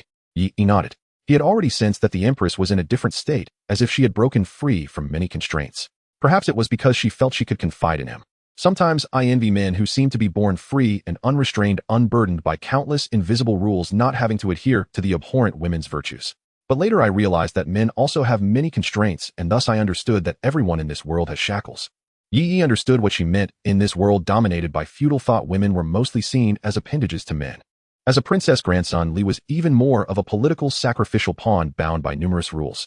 Yi had heard that arrangements for her marriage had already begun when she was only 8, while the emperor was still in good health. Later something unknown occurred, and the emperor suddenly fell ill. One by one those princes and princesses died mysteriously, leaving only 2 princes and grandson Li. The throne. The throne. Do you know why I desire this throne? Yi remained silent at this question. He understood that the Empress was not seeking his answer. What the Empress wanted to ask was about herself. Grandson Li stood up, raising her wine to the moon, the crystalline liquid sliding down her neck. Since birth, what lay before me was not the knowledge of runes that my brothers learned, but a table filled with texts on women's virtues, the rules that were solely mine, and lessons on etiquette stretching from my bed to the imperial palace. My father told me that I was born to make sacrifices, and marrying was my greatest value. After finishing her story with eyes slightly red, she said, I do not want to be a sacrificial pawn. I want to control my own fate, so for the past 50 years I have done everything to scheme. As a talisman master grandson, Li had reached the age of 56, yet she was still considered young. This was also the privilege of the empire's upper echelons. Ordinary commoners had no access to rune knowledge and still married around the age of 13 or 14. Grandson Li locked eyes with Yi, her expression resolute as she declared, I want to be like the Qi Tian de Sheng at the beginning of your story, and also be the empress above all others in my own tale. I want to do what I wish and no one can constrain me. I want my name to be etched in the annals of history so that all in the world know that women can be empresses too. Grandson Li sought freedom, wanting the world to recognize that she had a self, not merely a political sacrificial pawn. If the empress could have that, why should those imposed rules on women continue to be obeyed? Yi frowned slightly, sensing that grandson Li was entangled in a fallacy. Truth and paradox coexisted. A slight misstep could lead to two entirely different concepts. Becoming an empress does not mean the impositions on women will be lifted, rather it is about establishing a healthy society. The former signifies grandson Li's awakening, but the latter could lead her astray. Suddenly grandson Li leaned closer to Yi. Her slightly reddened eyes gazed at his small frame, and somewhat unwell, she asked, Child, you will support me, won't you? Grandson Li touched Yi's face, saying, No, you are my loyal servant, you just need to follow me unconditionally. After saying this, she wobbled and walked toward the garden entrance. She raised her hand, and Yi stepped forward to support her, leading her toward the palace. Yi cleared his mind of distractions. No matter what, he would confront whatever came his way. From that day on, Yi rarely saw her. Originally, Yi was a person who preferred to study in seclusion for long periods, and with the Empress busy managing the state affairs, their interactions naturally became sparse. On this day, Yi was conducting experiments in the research room prepared for him by the Empress. Various bizarre instruments were scattered throughout the space. A blue orb floated in front of him with runes flowing and intertwining inside. Accompanied by an invisible command, the orb suddenly expanded, transforming into countless small cubes that continuously reconfigured, ultimately spitting out a golden talisman. Finally successful. Now he could directly return to his original world. Yi's eyes brightened, but within moments the light symbol dissipated. The existence time of the talisman is too short. This is a significant flaw. After recording, Yi placed the datasheet on the pile of paper behind him. Not long after the Empress ascended the throne, Yi stepped into the realm of the talisman sect. However, the specific implementation path has been planned out. All that remains is to conduct experiments and refine the data adjustments. Yi pondered. I also need to solve the miniaturization of the rune computer, but that's not a difficult problem. Knock, knock, knock. The door was knocked, and with a flick of his hand the door opened. Minglan walked in, still taking care of Yi. At this moment she appeared a bit dazed, lost in thought. Yi poured her a cup of tea and asked, What's wrong? You seem distracted. Minglan took a sip of tea, her expression tangled. It's nothing. Seeing this, Yi smiled and said, Is there anything you can't tell me? It's just that I don't know how to say it. Minglan slowly replied, I just feel that the Empress is a bit different now. Different? Yi perked up. This was his mission objective. If something happened to her, wouldn't his loyalty mission be in jeopardy? Although his progress on the loyalty mission had been slow due to his research on rune technology, it didn't mean he didn't care. He immediately set aside his research task and asked, What's the situation now? What good would it do to tell you? After all, you're just a loyal servant. Minglan murmured softly, but she still revealed the matter to Yi. After hearing this, Yi understood. The old schemers in the court were not to be underestimated. They had seen through the Empress' desires. They conspired with various means to confuse the Empress, claiming to build temples and merit halls for Transcendent Li. Transcendent Li might be entangled now, but the key was that she had to comply with those below her. It's only been a few years. Yi sighed. However, thinking about how the Empress spent over 50 years for all this, he understood a bit more. But why hadn't the Empress realized all of this? With her wisdom, it should have been easy to see through everything. No, perhaps it was precisely because she was aware that she acted this way. Over the years, the Empress had issued various policies that were avant-garde and aligned with the needs of the nation, revitalizing the entire empire. She had a strong voice among the people. Building merit halls and temples had the support of the populace. History has seen many astute emperors, yet many still fall for the advice of treacherous officials, as those treacherous officials align with the emperor's desires. The Empress wanted her existence to be remembered in history, to grant women equal power to men, and to expand her influence, which were all her desires. But if she really followed the words of those old foxes, that would be disastrous. Those who study history know that this is the beginning of all corruption. Human desires cannot withstand scrutiny. Isn't this opportunity coming? Yi's eyes lit up. Driven by profit, it would be difficult for the Empress to refuse. If he jumped out and confronted the entire court, wouldn't the death notice be in hand? It was time to gain some loyalty. Yi looked at Ming Lan and said, "Sister Lan, tomorrow I will attend the court." After all, he was also an advisor. The next day in the court, Chang Sunli sat on the imperial throne flanked by two phoenix guards, golden light radiating, showcasing majesty. Her eyes trembled slightly as she glanced towards the back row. Yi stood among the officials who were lined up neatly in front of him. The court music ceased, and the court session began. Before Chang Sunli could ponder why Yi was there, an old man knelt forward. "Your Majesty," the old man said with a face full of reverence, "Your Majesty's grace is unparalleled." Yi scrutinized the man. His official robes were new and his insignia was new, likely just promoted. Chang Sunli raised her hand and said, "My dear ministers, please continue discussing the matter at hand." The old man gestured to those around him, and instantly several old foxes began to perform. "Your Majesty, you are a person of great talent, skilled in both civil and military affairs, and adept at recognizing talents. Your merits are immeasurable, recognized by the people of the world.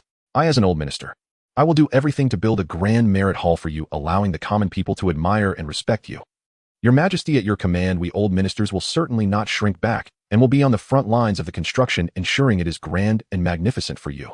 "Your Majesty." Chang Sunli's brow relaxed. This was precisely what she wanted. She was about to approve it, but the next moment a figure flashed out. "Your Majesty, you must not. These are all old foxes. I do not trust them so easily." Several old ministers' faces turned ugly. Chang Sunli looked over. It was Li Feng, whom she had saved during the trial. At that time, seeing he was perceptive, she thought he would be useful, so she recruited him. Li Feng was covered in cold sweat, but gritted his teeth and said, "Your Majesty's grace is etched in my heart, so even if it costs me my life, I must remind you not to proceed this way." His family had fallen victim to political struggles, forcing him to enter the trial. Thus Li Feng was very clear about these old foxes. Each one had a dark heart. Though Chang Sunli did not treat him as a loyal servant because he was deemed useless, this also saved his life. If he had fallen into the hands of others, he would likely have been long gone by now. Therefore his gratitude for being saved was genuine. But Chang Sunli frowned, noticing the unfriendly expressions of the ministers below. It seemed troublesome. If she wanted to save him, she would have to make a choice. She had given him a little chance because she saw he was perceptive, but it seemed now that he had no need to continue holding this position. "I will consider your opinion." Before Li Feng could continue, Chang Sunli added, "You may withdraw for now. Oh, I have a task for you. You need not attend the court for the next few days." Li Feng's face turned pale as he silently retreated, biting his lip. The Empress did not heed his warning, and he knew what would happen next. Then Chang Sunli raised her hand again, and amid the hopeful gazes of the old officials, she said aloud. Suddenly a powerful voice interrupted Chang Sunli. Chang Sunli sighed with exasperation. The faces of the old ministers turned ashen as they glared at the speaker. Everyone in the great hall turned to look at the figures standing at the back of the line. Yi ignored the gazes and looked at Chang Sunli, stepping forward and saying, "Your Majesty, I disagree." "I disagree," Yi declared. "You young brat, who do you think you are? This is a great deed for the Emperor and for the people of the world." The old man pressed on. "How old are you? What do you understand? You dare to confront the Emperor. For the Emperor. For the people of the world. I see it's just for your own gain." Yi scoffed. He had spent the entire night studying the characters of these officials, realizing they were merely occupying their positions without contributing anything. The other party members immediately began to attack, Yi verbally spitting words that nearly hit his face. "Enough." Chang Sunli intervened to quell the quarrel. She shot a sharp glance at the officials, berating Yi. "He is the advisor I personally appointed. What objections do you have?" The officials turned pale, not daring to speak, having forgotten about this matter. They thought Yi had already been sidelined since he seldom attended court. Chang Sunli rubbed her brow and addressed Yi. "My dear minister, what do you disagree with?" Yi, unfazed by the murderous glares from the other officials, said, "Yesterday, I carefully researched the resources required for the project. The Empire needs to construct 120 merit halls and 30 temples, which will consume vast resources across the entire territory. The number of talismans required would reach millions of ordinary citizens. Furthermore, the project will take 20 years. May I ask your Majesty, the Empire has just begun to flourish. Oh, what will happen to the people's farming during such extensive construction? What about the Empire's development? Your Majesty, you are mistaken. I cannot allow you to remain in this confusion." Yi coldly retorted. As soon as he said this, a panel suddenly flickered to life. Loyalty 10, at last it has reached 70. Yi felt a surge of joy in his heart. He refrained from mentioning that if this continued, the hidden rebellious forces would seize the opportunity, endangering Chang Sunli's throne. Being a female emperor, already attaching the label of incompetence in governance, could easily incite a movement to overthrow her. Considering the foundation of my Yanlong Empire, these problems will be easily resolved. It is merely a matter of financial expenditure. Do you truly believe this is greater than the glory of the Empress?" The old minister glared angrily. In his heart, he had already sentenced Yi to death. No matter what, Yi had to end up in prison today. Just from Yi daring to rebuke the Empress, they, the old foxes, along with their respective factions, could create all sorts of troubles for her. Moreover, this was a large project and many officials could profit from it. As for embezzlement, it had already been tacitly approved by the Empress. Transcendent also wanted to use this opportunity to ease the tensions among the Empire's nobility. Yi was challenging everyone's interests. In an instant aside from Li Feng, everyone in the court was cursing at Yi. Yi remained unfazed and directly clashed with the court officials. After all, I have already completed the construction of the rune calculator. I just need some time to simulate the data. Why should I fear you? His eyes blazed like fiery golden eyes glaring at the officials present. Indeed, the Empire had endured for a long time, but it had also rotted to such an extent. This was evident from the Empire's tacit approval of the cultivation of death soldiers and even setting up trial grounds sacrificing a large number of innocent civilians. It was fortunate for the Empire's corruption, otherwise the Empress would not have been able to seize power so easily. In any case, I absolutely disagree with this matter. If your Majesty insists on proceeding. Yi took a deep breath and charged toward the grand pillar in the hall. I will die right here in this palace. Enough! Transcendent shouted as a barrier of light blocked Yi. She had not expected him to be so stubborn, but under the symbol of Emperor and Minister, Yi indeed had done his best. Looking at the numerous old foxes in the court with gleaming eyes, she realized that Yi's situation would not be good. However, he was still her man. How could she allow these people to scheme against him? Therefore, she must save him and directly mitigate the impact of future events. Otherwise, as there are countless symbols in the world, she could not always protect Yi. Yi's reputation as a genius had already spread throughout the Yanlong Empire, and these old guys would certainly control their power, likely using Yi as a scapegoat. It was uncertain what these old fellows would do. Transcendent still somewhat agreed with Yi's viewpoint, but currently her power was insufficient and she could do nothing. Being too rigid could lead to a downfall. Coincidentally, the prison in the imperial capital was her territory. If Yi remained stubborn, she would take a step back for now, waiting until she thoroughly grasped the power of the court ruling over the world, and then settling the score later. This matter will be discussed further, Yi. For today, I will temporarily ignore it. You should calm down for a while. Yi, hearing this, had no choice but to relent, as he had to put on an act of being controlled. He firmly declared, "From this day forth I shall cut off my food supply until your Majesty changes her mind." The court officials were alarmed. Oh, how could it be discussed further? Your Majesty. Transcendent looked at them, and instantly a group of people fell silent. Although nothing major happened due to opposing the entire interest group of the court, and clashing a few more times after going round and round, Yi helplessly ended up in prison. This prison was beneath the Emperor's feet. All were under the Empress' authority, and no one dared to play tricks. In some respects, this was also a form of protection. Though it did not meet Yi's expectations, he was still quite happy. Isn't it just starving? It's easy, even a rune master needs to eat. As long as he doesn't eat for a month, he will surely starve to death. Imagining the Emperor's headache, Yi thought for a moment. Forget it, I'll leave something behind. Yi called out to the guard outside. Bring me paper and pen. The guard's mouth twitched. Are you really here to be imprisoned? However, he complied, as those who could be locked up here were all significant figures and would soon be released, so fulfilling some minor requests was no big deal. Picking up the pen, Yi recalled the knowledge in his mind. He wrote down 6 large characters, 100,000 Ys. This was not a children's book from the 21st century, but rather a divine book from the 1870s. Yi had already figured out how to adapt the content of this book according to the specific circumstances of this world. This would allow the book to be utilized in the Empire's construction. Setting that book title aside, Yi wrote down a few more large characters, Agricultural Water Resources Manual, and then wrote Barefoot Doctor Manual. All of these books were modern publications and many parts were not applicable to ancient society, so Yi planned to modify them. The last 2 books contain the essence of Yi's knowledge on the feasibility of popularizing rune knowledge. And the last heavyweight book, The Perfect Breakthrough Method for Celestial Rune Masters.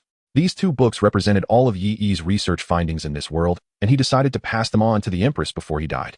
There would be rune restrictions inside, which only the Empress could open. Upon observation, the Empress would make a good ruler provided she fulfilled her wish for equality and was free from those treacherous ministers. Thus, this can be considered my repayment. Yi murmured, beginning to sketch. Inside the hall, Transcendent asked, how is he? What is his condition? Minglan shook her head. He is stubborn and has not eaten anything for almost a month. I do not know what he is writing. Transcendent felt a sense of anxiety for some reason. In her eyes, Yi was clearly bound by the symbol of Emperor and Minister. How could he not heed counsel? Could it be that for him, this aligns with his path of loyalty? Transcendent thought of this. Yi believed that this approach did not conform to the way of a minister. In other words, he was indeed acting with her best interests in mind when he tried to persuade her. Transcendent couldn't help but feel a tightness in her heart. After experiencing numerous open and covert struggles and traps, such a straightforward answer left her momentarily at a loss. After a long time, Transcendent said, prepare yourself, tonight we will go and take a look. In the darkness, a symbol of light flickered, cold, yet unyielding. The pen at the fingertips was firm, supporting the smooth flow of ink, leaving only the sound of ink trickling. In the prison, Yi's figure was emaciated, yet his eyes sparkled with life as he wrote each word with deliberation. Before his life faded, he wished to leave behind more. The guard watching from a distance looked on in astonishment, not expecting Yi to be so serious.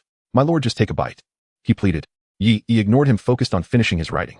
Hunger was merely a triviality he had endured for 18 years in his previous world. Dying of starvation was nothing that could truly torment him. The guard, seeing Yi's stubbornness, was at his wits' end, never having encountered someone so obstinate. Suddenly the sound of crisp footsteps approached. This was a heavily guarded prison, who would enter without permission. Before the guard could see what was happening, he was suddenly struck by a talisman and fell unconscious. Yi paid no attention and continued writing. A figure cloaked in black stood before him, silently observing. A pair of jade-like hands extended, holding a carefully prepared meal, the aroma wafting. Yet Yi remained unmoved, continuing to write his book. The figure in black paused for a moment, feeling a hint of irritation. She lowered her hood, her expression dignified and solemn. Yi lowered his head slightly, acknowledging the arrival of the Empress, then resumed his writing. Changsun, seeing Yi's demeanor, felt a surge of anger. This anger was not out of annoyance, but rather helplessness. "Do you think that by doing this I will abandon my decision?" Yi remained non-committal, yet his actions conveyed his answer. He pinned the last stroke, set the book aside on the pile, and closed his eyes, refusing to eat. "No matter what, I will never listen to you." Changsun sighed. This was a matter dictated by interests and politics. Stabilizing power required these officials to gain something. Yi opened his eyes, gazing at the Empress before him, and posed an unexpected question. "Your Majesty, you seek prestige and wish to change the injustices of the world. I ask you, in the annals of history, would you prefer to be called a tyrant or a saint?" "Naturally, I desire to be a saint," Changsun replied. "Then, Your Majesty, do the actions you plan to take warrant the title of a saint?" Yi pressed. "I know you fear for the suffering of the common people." Changsun understood Yi's thoughts and said helplessly, "But they are merely ordinary folk of no use for what I must do. In this extraordinary world, ordinary people could not influence the upper echelons. They were merely sacrifices in the political game." "Your Majesty, you are mistaken." Yi raised his thin hand, pulling out a book he had written on the feasibility of popularizing rune knowledge. "The reason ordinary people cannot affect the court is that they lack power. However, if they were given a certain amount of power, they would have the authority to influence things," Yi stated. "Impossible. If everyone possessed such power, wouldn't the empire be overturned in an instant?" Changsun immediately refuted. "This idea of yours is absolutely unfeasible." Seeing this, Yi had anticipated it. This was the limitation of ancient thinking. Yi pulled out several more books and handed them to Changsun, saying, "Your Majesty might as well read these first. If you still reject them later, I will no longer bring up this matter. Provided that you live."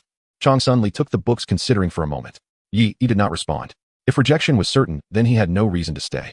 With 90% behavior loyalty and 10% genuine loyalty from the heart, he had already obtained 70%. This death was meant to advise the monarch, a reasonable sacrifice that ensured the completeness of his skills. Changsun felt somewhat helpless, wishing for Yi to live beside her. Not only because of Yi's astounding abilities in the realm of rune masters, but also because she saw how Yi was utterly devoted to her, disregarding status, politics, and interests. Such a minister, such a person she had only seen in Yi. If she were to lose him, she would undoubtedly feel a profound sense of loss. With this thought, Changsun opened the book. Though she knew she would not agree, she still wanted to take a look. But soon after, her pupils widened in astonishment.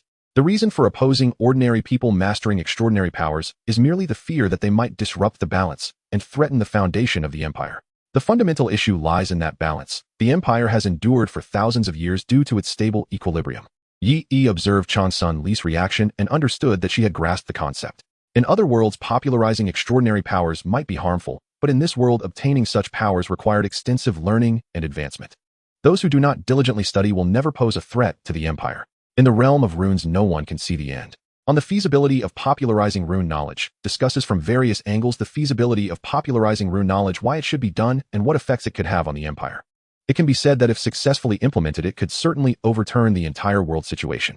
The so-called three great empires and vast ocean regions all have the potential for unification. Changsun looked at Yi in shock, then picked up the several books that Yi had magically modified. The more she read, the more she felt her mind might explode. Knowledge in agriculture, military medicine, daily life, astronomy, and geography was included, most of which was ahead of its time. With just this, she could multiply the empire's strength several times. Not to mention, it could even reach an astonishing level. Coupled with a populace of rune masters, she could absolutely forge a divine nation on Earth. In that case, I no longer need to manage those old foxes. I can eliminate them all and promote the younger generation. In an instant, she made a decision in her heart. Originally, she needed those old geezers to contribute, providing them with enough benefits to make them obedient, allowing the empire to grow strong, before finding an opportunity to eliminate them. Now it seemed to further solidify her idea. Yi's existence was invaluable. Changsun felt very excited at this moment, but suddenly thought of something and asked, "Popularization is fine, but it must not be too much. This will inevitably affect imperial power. This way it is better for implementing my policies of equality. Yi shook his head dissatisfied with this answer. I have already given so much, what more do you want? The empire has lasted for thousands of years, it must not show signs of collapse on my watch. Transcendent was furious. The reason you are worried about this is merely fear of insufficient peak power. Yi quietly pulled out the last book and handed it to Transcendent. Transcendent looked at the book and its title made her heart tremble, The Perfect Breakthrough Method for Celestial Rune Masters. Transcendent was utterly shocked. The celestial rune realm, which only existed in theory, Yi had actually researched a breakthrough method. Alright, I agree. Transcendent said immediately. With the celestial rune realm, what could she possibly still worry about? In theory, celestial rune masters were extraordinarily powerful, with the most basic having national level strength. Transcendent took a deep breath, warmed the food again, and handed it to Yi. Now you can eat, right? If you truly cannot lift your hand, I will feed you.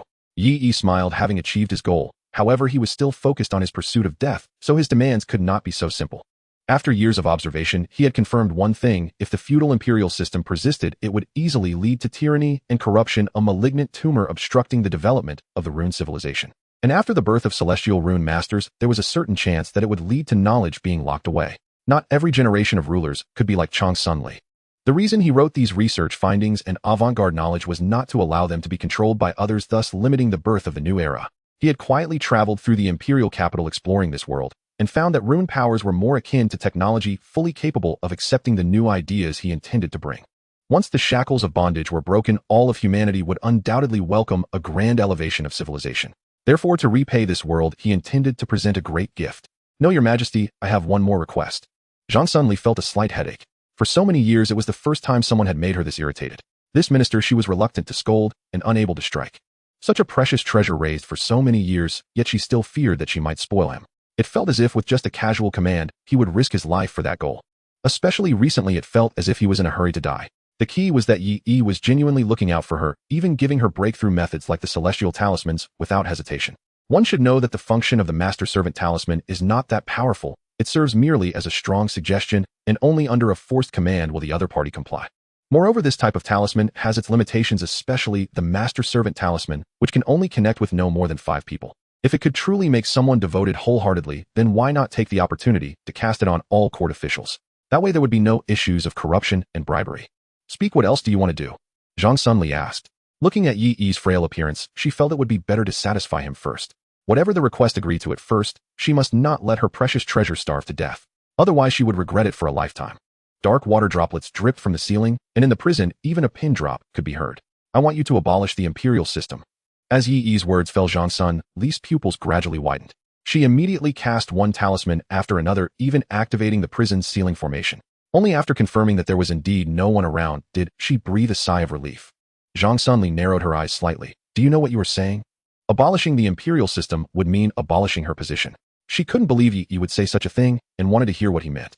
Transcendent secretly activated the master-servant talisman and found that it had not changed. Yi should still be under its restraint. Seeing that she did not immediately fly into a rage, Yi also felt a bit of recognition for her. Since she did not immediately reject him, it indicated that she was willing to hear his explanation for why he wanted this. Your Majesty, I am very clear. Transcendent remained silent. Yi knew he had to present his reasoning. He then summoned his spiritual power, and golden light began to sketch out a rough map of the world in the air. Your Majesty knows that our talisman civilization has a history of over 10,000 years since its origin, yet it has always been limited to this continent, this planet. Such powerful talismans could guarantee our productivity and promise vast prospects, yet they have not allowed us to ascend to the heavens or explore the depths, nor have they made the common people prosperous or the empire thrive for long. The 3 great empires dwell on the continent, with the Kangland Sea dominating the ocean and constant wars raging on. And the series of policies that Your Majesty previously issued have indeed won the support of the common people and captured the hearts of the soldiers, making the empire rise like the sun. Yi gazed into Transcendent's eyes and asked, Your Majesty, do you know why this is? Transcendent looked at the map before her, her eyes flickering as they met Yi's fiery gaze. She replied, because it met their needs and struck against local tyrants. But what does this have to do with what you said? Of course it is related. This is what they should receive in the development of civilization.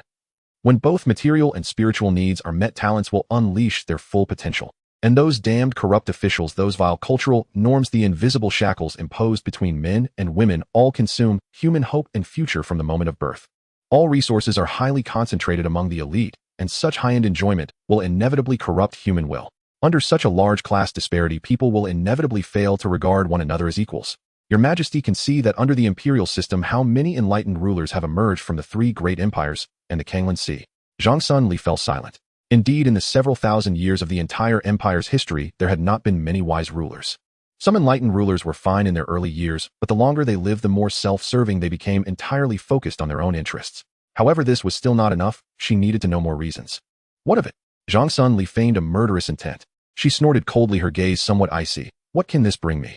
The imperial throne can provide me with any resources I want, it being above 1 person and below 10,000. If the imperial system is abolished, what can I gain? Moreover, you have already surrendered this knowledge and lost value. Are you not afraid I will execute you for your arrogance? This was yet another transcendent thought, even more difficult to accept than knowledge itself. But after undergoing the baptism of several previous books, Zhang Sun Li believed that Yi was undoubtedly a scholar and loyal minister with profound depth in every sense. Even knowing this, she still could not accept such thoughts, and a trace of indescribable fear crept in, as if she had witnessed the birth of a dragon-slaying technique. Yi stood up tremblingly, the shackles creaking as he walked back and forth in the prison. Thoughts of the beautiful scenes from his past life filled his mind, and his palms felt as if they were clutching the light of stars, his expression excited. Next, it was not only a time for showcasing his skills, but also a time to express his ideals.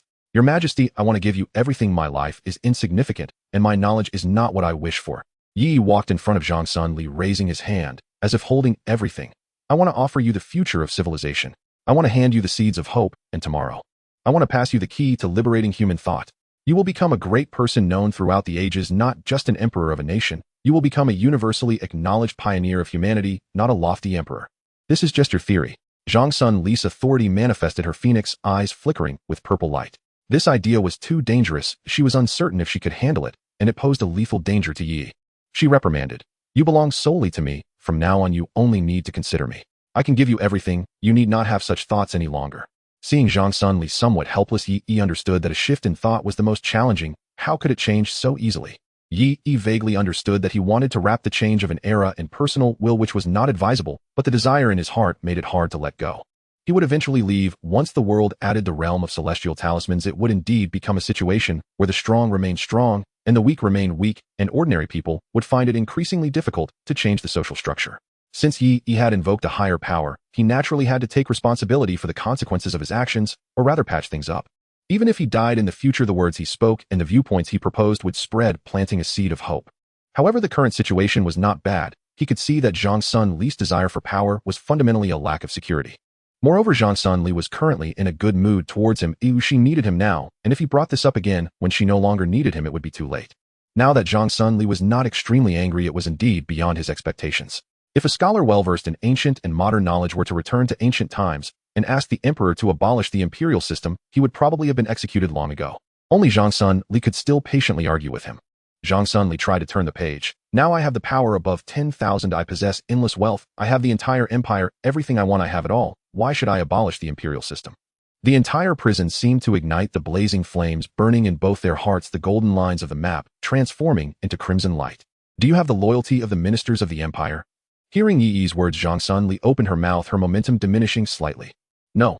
Those so-called ministers are merely starving dogs kneeling at my feet. If I cannot satisfy them, they will be the first to turn against their master. Crack. A clear sound rang out, and Zhang Sun Li stared blankly at the scene. Yi effortlessly broke free from his shackles, incapacitating all the talismans in the prison, and a pressure far beyond the talisman realm spread out, threatening Zhang Sun Li's life at any moment. When did you? Zhang Sun Li felt her body stiffen, fearing that Yi would turn against her. She had not realized earlier that anyone capable of writing the breakthrough method for celestial talismans would likely have a great chance of being a celestial talisman master themselves. Could this power mean that he had already broken free from the master-servant talisman? If he wanted to forcibly control her and abolish the imperial system, wouldn't that be an easy task? In an instant, Zhang Sun Li felt a chill run down her spine, regretting why she hadn't restrained him first. But the next moment, Yi's pressure receded, transforming into a heart of talismans, which contained all of his talisman's spiritual energy. Once it was wasted, he would lose his combat power instantly. That heart of talismans was entrusted to Zhang Sun Li, leaving her somewhat astonished. Yi, bathed in crimson light, firmly declared, "But you have my loyalty. Your Majesty, for you, I will give everything. I will forge a legend for you." Zhang Sun Li held Yi's ruined heart, gazing at Yi, who stood defenseless before her, and found it difficult to articulate her feelings. Was she relieved to be alive? It didn't seem so. She felt it was not unexpected. She suddenly recalled the scene when they first met. From the very beginning, hadn't this child said he would offer everything he had? Back then he had not yet been marked with the Master Minister rune. But why was he doing this? Changsun Li couldn't understand, yet she felt no need to act. Holding Yi Yi's rune heart, she relished the sensation of control. However, this sense of control was accompanied by a strange feeling. Please reiterate your thoughts, Changsun Li said. Indeed was strength the decisive factor. No amount of words could compare to the display of power. To change the era with personal will, one must possess overwhelming means of suppression. Yi Yi's body paused before becoming vigorous again. He spoke in detail about why the imperial system should be abolished under the collaboration of various avant-garde ideologies and how to balance the development of the era with the increasing demands of the populace. Moreover, this approach would bring about a state of social equality, including gender equality. Yi Yi's blood surged. He indeed had plans for all of this. He could not defy the system's tasks. He had encountered a Ancient Millennium Empress, which also signified a Ancient Millennium transformation. Moreover, she was an empress with a shallow sense of equality, which inherently contradicted the standard for a male emperor, without offspring, without familial ties. Even if Changsun Li herself was not a qualified leader, Yi aimed to transform her into a leader capable of maintaining power. In some aspects, Changsun Li was merely his tool. Yi helped her ascend to power, and in turn she would assist him in changing the era. It could be said that this time Yi had put in considerable effort finally moving Changsun Li at this point. Changsun Li fell silent, gazing at Yi for a long time. You truly are a prodigy, no? An unparalleled genius. Your Majesty. Yi awaited her response. No. Changsun Li shook her head. Yi's gaze dimmed with disappointment. Indeed, it was still not possible to advocate for the abolition of the imperial system during the era of the imperial system. The empress hadn't killed him, which was already a stroke of luck. However, I will observe. Changsun Li added. First, gradually implement your plan for popularizing rune knowledge and spread this knowledge widely. Based on the actual situation, I will consider your ideas. She herself had no attachments. All she sought was to break free from her shackles. As for offspring, Changsun Li suddenly glanced at Yi and quickly withdrew her gaze. Yi perked up instantly. Thank you, Your Majesty. Changsun Li waved her hand dismissively, rubbing her temples as she wanted to leave and sort through the events of the day, but Yi suddenly called out to her. Is there anything else? Changsun Li frowned. If Yi made another request, she would refuse him no matter what. But Yi pointed at the fragrant food nearby and joked, Can I eat now? Seeing Yi's clear desire to eat, yet trying to hold back, Changsun Li smiled slightly. No. Yi immediately looked dejected, as if he were about to starve. Changsun Li stepped forward to lift Yi walking outside. The food has already cooled, you need not stay in this cell. Go to the imperial kitchen and order for yourself. Loyalty expression 10 Yi once again sealed the rune in Changsun Li's room. After she confirmed that Yi had not escaped her control, she finally felt relieved. When did you become a celestial rune master? Changsun Li asked. That was a realm aspired to by all people, a level that all rune sects had failed to reach for thousands of years, which Yi accomplished in just a few decades. It was truly astonishing. Yi replied, Your Majesty, I have not yet reached that realm. I still need several more years of accumulation before I can fully attain it. I will suppress the matter of constructing the merit hall. Over the years I will pass on some of the knowledge you have taught me to the people. Once you reach that realm, we will fully implement the dissemination of knowledge. Changsun Li nodded. Yes. Yi replied, lowering his head.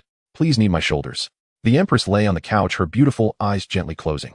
A sheer red veil draped over her curvaceous body, a faint violet fragrance, sweet and rich. As her imperial aura retracted, she still exuded a charm that made hearts race.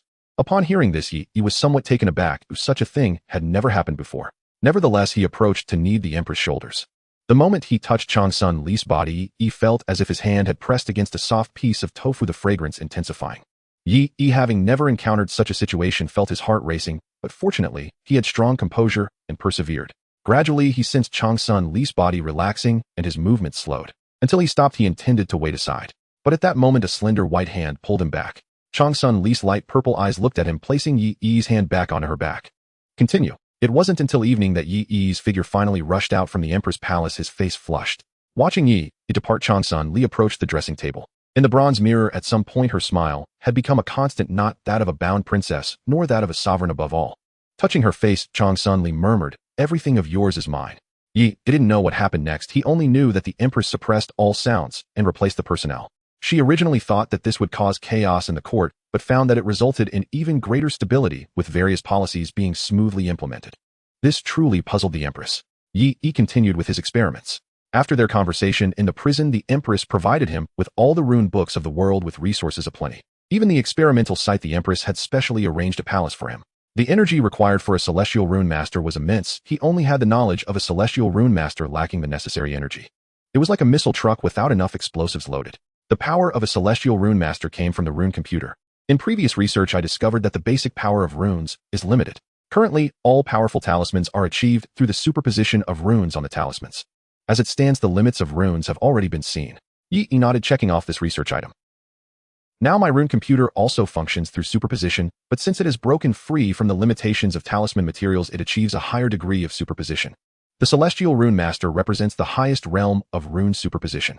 If the number of times runes can be superimposed reaches a certain level, one can become a Celestial Rune Master. However, humans ultimately have limitations.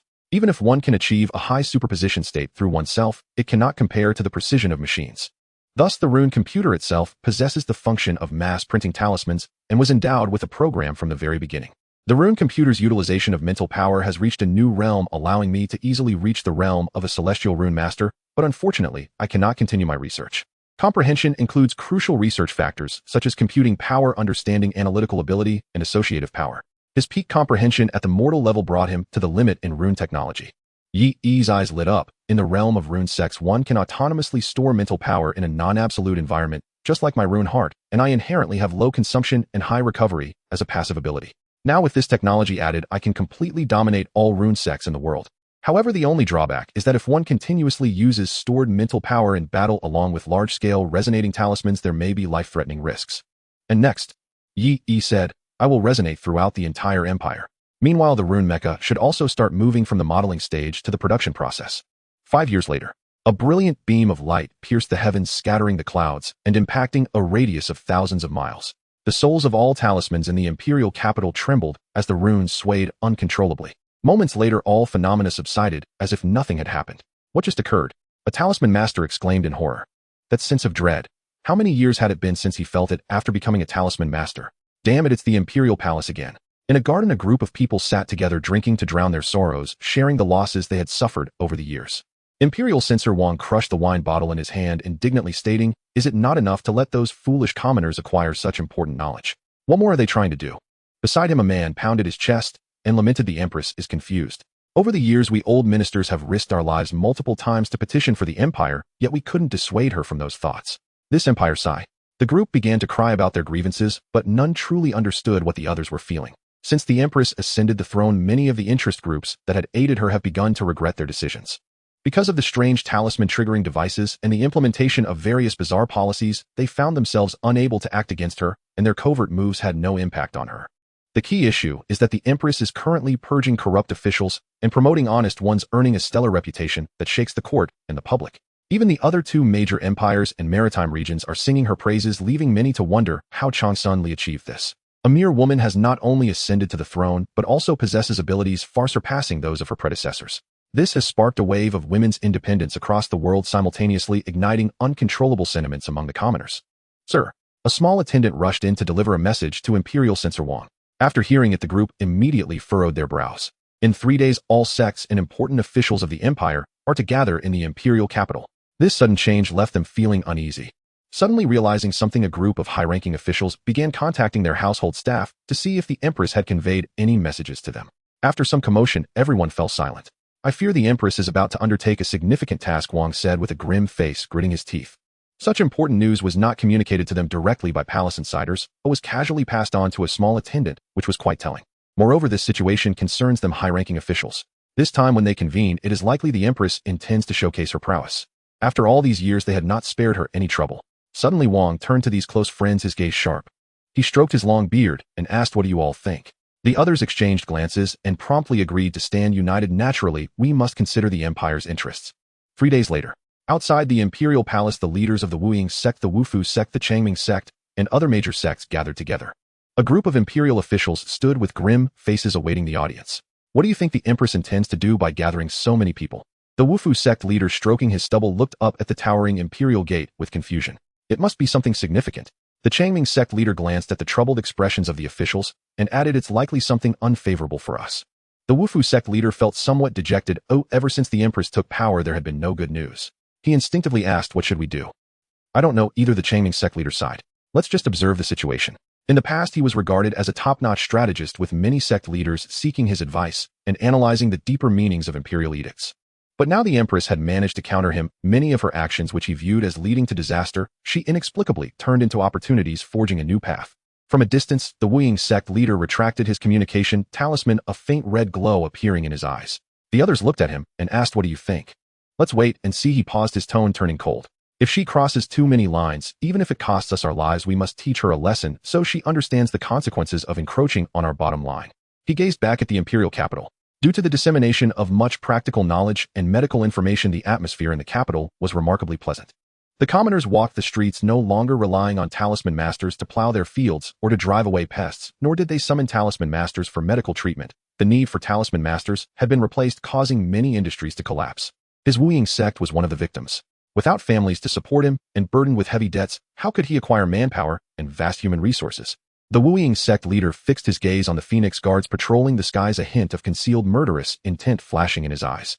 The previous emperor dared not act against them. How dare you? Suddenly, the gilded giant doors slowly opened, revealing the magnificent palace within. Runes floated in the air, flowing in all directions. Under the black gold giant pillars lay the national fortune of the empire, suppressed for thousands of years. Behind the doors, black-armored guards awaited, their cold spears glinting. "Gentlemen, it's time for court." Everyone understood the unspoken agreement, silently flowing in to see what tricks the empress had up her sleeve. Upon entering the hall and spotting the flash of the red imperial robe, all ministers fell to their knees. The Empress of the Flame Dragon Kingdom, Transcendent. All ministers rise. After the morning court matters concluded, one could no longer hold back their curiosity. "Your Majesty, may I ask why you have summoned us all here?" Some sect leaders inquired. "We traveled a great distance just to hear a word from the sovereign. Why not speak quickly so we do not grow anxious waiting?" The grand hall was exceptionally spacious, capable of accommodating tens of thousands. Yet only a few hundred stood within. The sounds of questioning echoed throughout the hall, stirring the thoughts of everyone present. Transcendent gazed indifferently at the ministers below and slowly spoke, "I summoned you all here for a significant matter." She glanced at the bold sect leader, who quickly lowered his head in fright. Transcendent continued, "The matter I wish to discuss will relate to the future development and decline of the empire, as well as the fate of you, my esteemed officials." Everyone gasped in surprise. To relate to our fates, what could be such a significant matter? Someone urgently asked, "May I inquire, your Majesty, could you elaborate?" "Of course." Transcendent nodded. Then, amidst the eager gazes of the ministers, she calmly announced, "The significant matter is the widespread dissemination of rune knowledge throughout the empire." Until Transcendent finished presenting all her decisions, the hall fell silent. Each person stared blankly at the empress, their fear gradually manifesting. Crazy, insane. Even the close ministers beside her looked at Transcendent in shock. To promote cultural education and rune knowledge, providing those commoners a channel to ascend to the court and change their destinies. This was tantamount to striking at the very heart of the entire empire. This empire is about to change. The Wuing sect leader and others who harbored dissent bowed their heads, their eyes brimming with murderous intent. He gritted his teeth in his heart. "This is your own road to destruction. What are your opinions, gentlemen?" Transcendent waved her sleeve, her imposing aura subsiding, signaling that they could speak. In an instant, the ministers of the court were moved to tears. "Your Majesty, this method is truly inappropriate." "Indeed, your Majesty. The empire's populace is vast, and if knowledge education is widely disseminated, the treasury will be depleted, weakening the empire's deterrent power. This is a sign of national downfall. If your Majesty insists on implementing this method, then I will smash my head against this grand hall."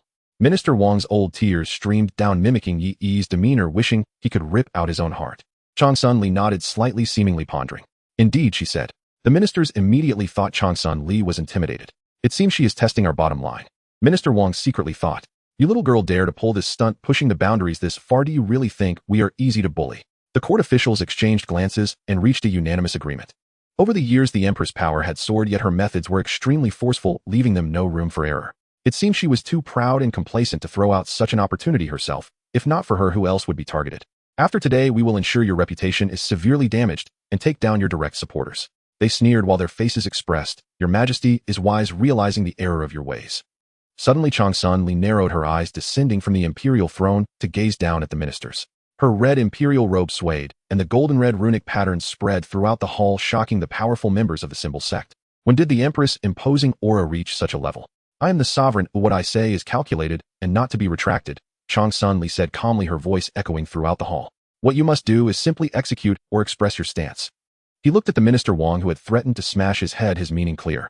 An old man occupying a useless position thought he could compare himself to her treasured Yi. "Now that the words are spoken, go ahead and smash your head." Minister Wang was humiliated, his face turning red, and in the end, he could only lower his head. Yi indeed wished to die, but he could not actually smash his head. Everyone lowered their heads in unison, neither expressing their stance nor showing support. "It seems this way," she could retract her words. "If the entire court does not support you, what can you do?" The leader of the Changming sect and the head of the Wufu sect stood together, quietly exchanging thoughts. "So are we going to oppose the Empress?" Something's off. The Empress shouldn't be doing something so foolish unless she has a backing. The leader of the Changming sect pondered deeply, recalling the sources of these changes. Why did it turn out this way? What exactly had happened? What could have happened decades ago before the fall of the Empire? No, that trial of the Death Warriors, that monstrous child. The leader of the Changming sect's eyes darted around, desperately searching for something. Suddenly his pupils constricted, and he hurriedly pulled the head of the Wufu sect away from the circle of sects. They didn't even enter the circle of ministers, standing alone on one side, keeping a distance from the Empress and the officials. What are you doing? The head of the Wufu sect was bewildered. Is it really okay to withdraw like this? Once the Empress is struck down, they would surely be isolated, leading to extremely terrifying consequences. Don't say anything, you just listen to me. The leader of the Changming sect was sweating profusely, holding onto the head of the Wufu sect with his head lowered, ignoring the malicious gazes from both circles. A couple of cowards. Everyone internally evaluated this situation, deciding that once the matter concluded, they would give them a heavy lesson, ensuring their influence would never rise again. Oh, have you all made a decision? Seeing this, Changsun Li instead smiled and said, then good, next I will tour the empire personally, proclaiming my will. Court dismissed. Hearing this, their eyes flickered. The capital's defenses were strict. How many from the symbol sect would be doomed? But once outside the capital, it would be different. No matter how many Phoenix guards there were, could they outnumber the people of the world? It seems the Empress is determined, actually giving them such an opportunity. This is a call for their rebellion. The crowd walked away in silence, unsure of what to think. Once outside the palace, the crowd exchanged glances, and the two circles reached a tacit understanding. The head of the Wuying sect crushed the communication talisman, looking back at the expanding team. The leaders of the major sects of the Jianghu were all here. What do you all think? Haha, naturally we will follow your arrangements. Oh, what a pity if this world truly cannot accommodate a female emperor. Minister Wang and a number of important officials from the court approached, among them even some confidants promoted by Changsun Li. I believe the two princes have gained ample experience at the borders. We are all here. Even if the Empress has great backing, she cannot resist us. Ha ha ha. The two groups exchanged smiles, their schemes aligning. Inside the palace, the two who chose absolute neutrality had yet to leave. The head of the Wufu sect was anxious, his face flushed. What are you doing? This is why we are now at a loss. No matter what he said, the leader of the Changming sect remained unmoved, trembling all over. He pulled the chattering head of the Wufu sect and pointed discreetly at the Empress side. Look over there, who is that? The head of the Wufu sect looked over, but saw nothing. Where is anyone? The leader of the Changming sect continued, think back to that trial decades ago. Do you remember that child? That child, The head of the Wufu sect paused, suddenly remembering, his face filled with astonishment. I have lived for hundreds of years, and I have truly never seen such a monstrous talent. Saying this, he looked over again. But this time his body froze in place, just like the leader of the Changming sect, his lips quivering, cold sweat pouring down. Beside the imperial throne, a young figure stood silently next to the Empress, without anyone noticing, even the powerful members, just moments ago. For transparent talisman chains surrounded him, an invisible sense of oppression causing their hairs to stand on end. The head of the Wufu sect was horrified. They were both powerful members of the symbol sect. Yi squinted and smiled at them, uttering a few words, behave, stay put. Changsun Li stood up, and Yi stepped forward, walking into the inner palace with her. Finally, Changsun Li turned her head, her light purple eyes glancing at them, giving a slight nod. The leader of the Changming sect and the head of the Wufu sect understood her meaning. Understanding. Then, who is that? The head of the Wufu sect trembled as he held his chin, the rough stubble, feeling slightly calming. The leader of the Changming sect nodded. It is the monster that slaughtered through the trial ground. The head of the Wufu sect recalled the scenes from that time. A little child single-handedly slaughtered hundreds of symbol body realm, dozens of symbol master realm, and one from the symbol sect realm. That year he was only at the symbol body realm.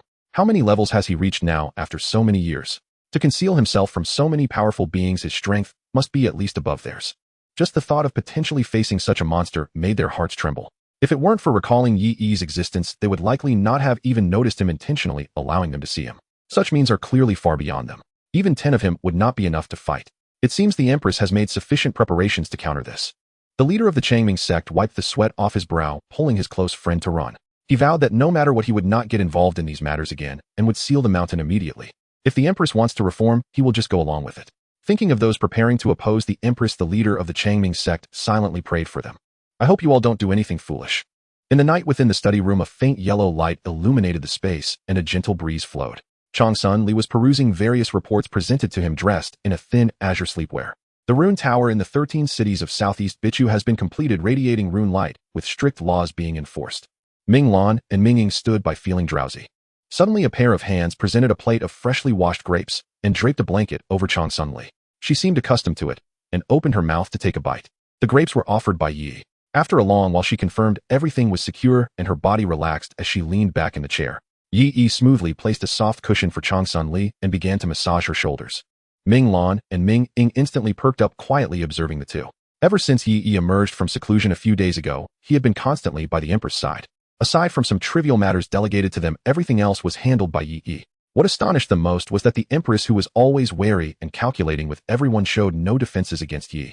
They had never had the opportunity to massage the Empress. Moreover, she held a great suspicion regarding matters between men and women. Even the previous emperor rarely had contact with her physical form, and since growing up he could only do so through a thin veil. The two little ones stared with wide eyes filled with curiosity. Yi felt somewhat uneasy observing this. Noticing this change, Changsun Li slightly opened her eyes and glanced at Ming Lan and Ming Ying. The two immediately froze, turned their heads, and hurriedly exited the room. Ming Lan sat on the steps, gazing at the starry sky, her expression serious. Ming Ying kept nodding, her face filled with worry. The two turned to each other simultaneously, their voices tinged with a sob. Surely we are to be dismissed. Inside the room, Yi was behind Changsun Li, his skilled hands gradually easing her expression into comfort, a faint blush appearing on her cheeks. Changsun Li enjoyed Yi's massage, her slender legs unconsciously rubbing together, displaying great satisfaction. Seeing this, Yi felt delighted. This was his unique Empress massage method, perfected through extensive data analysis. From now on you shall remain at my side. Changsun Li slowly spoke. Whatever you wish to study or do in the future, I will grant you the utmost authority and resources. You need not worry about the trifling matters of the state. Moreover, with you by my side, I shall feel at ease. Yi was momentarily taken aback, meeting Changsun Li's gaze. Her eyes were quite calm, yet they stirred an indescribable sense of alarm within her. Is this restricting my movements? Yi was uncertain. However, he gave it little thought. His mission as a loyal protector was to always safeguard his master. Yes, Yi replied. Suddenly a scroll flew into his hand, displaying a lengthy list. During the court assembly, Yi had quietly marked all attendees with inspection runes, and by the end of the afternoon the results were in. Among the hundreds present at court, only a few loyalists stood by her side. Changsun Li nonchalantly remarked, I have entrusted the entire future of the empire to you. Do not let me down. Yi felt a bead of sweat trickling down. He could fully believe that even if he failed, the Empress had means to regain control of the situation. Just the method he used to program the runes the Empress had thoroughly grasped. I will not fail my mission. In Bich's 13 cities at Xindao City, the newly constructed rune tower stood in the center, radiating a soft blue glow. In the marketplace, a crowd gathered around the announcement rune board. This rune board was ordered built by the Empress, rumored to utilize some internet technology connecting the entire empire. This made the flow of information convenient, allowing various decrees to be rapidly issued, leaving people in awe. The noisy chatter around the rune board continued, not ceasing for a long time. Today the crowd was much larger than before, all having heard that something significant was about to happen. Though they usually toiled in the fields, their clothes patched and worn, they were merely impoverished commoners. Yet they understood that now they could be treated as human beings with land to cultivate, not bullied by landlords and rich gentry, and had enough to eat. All of this was thanks to the current Empress.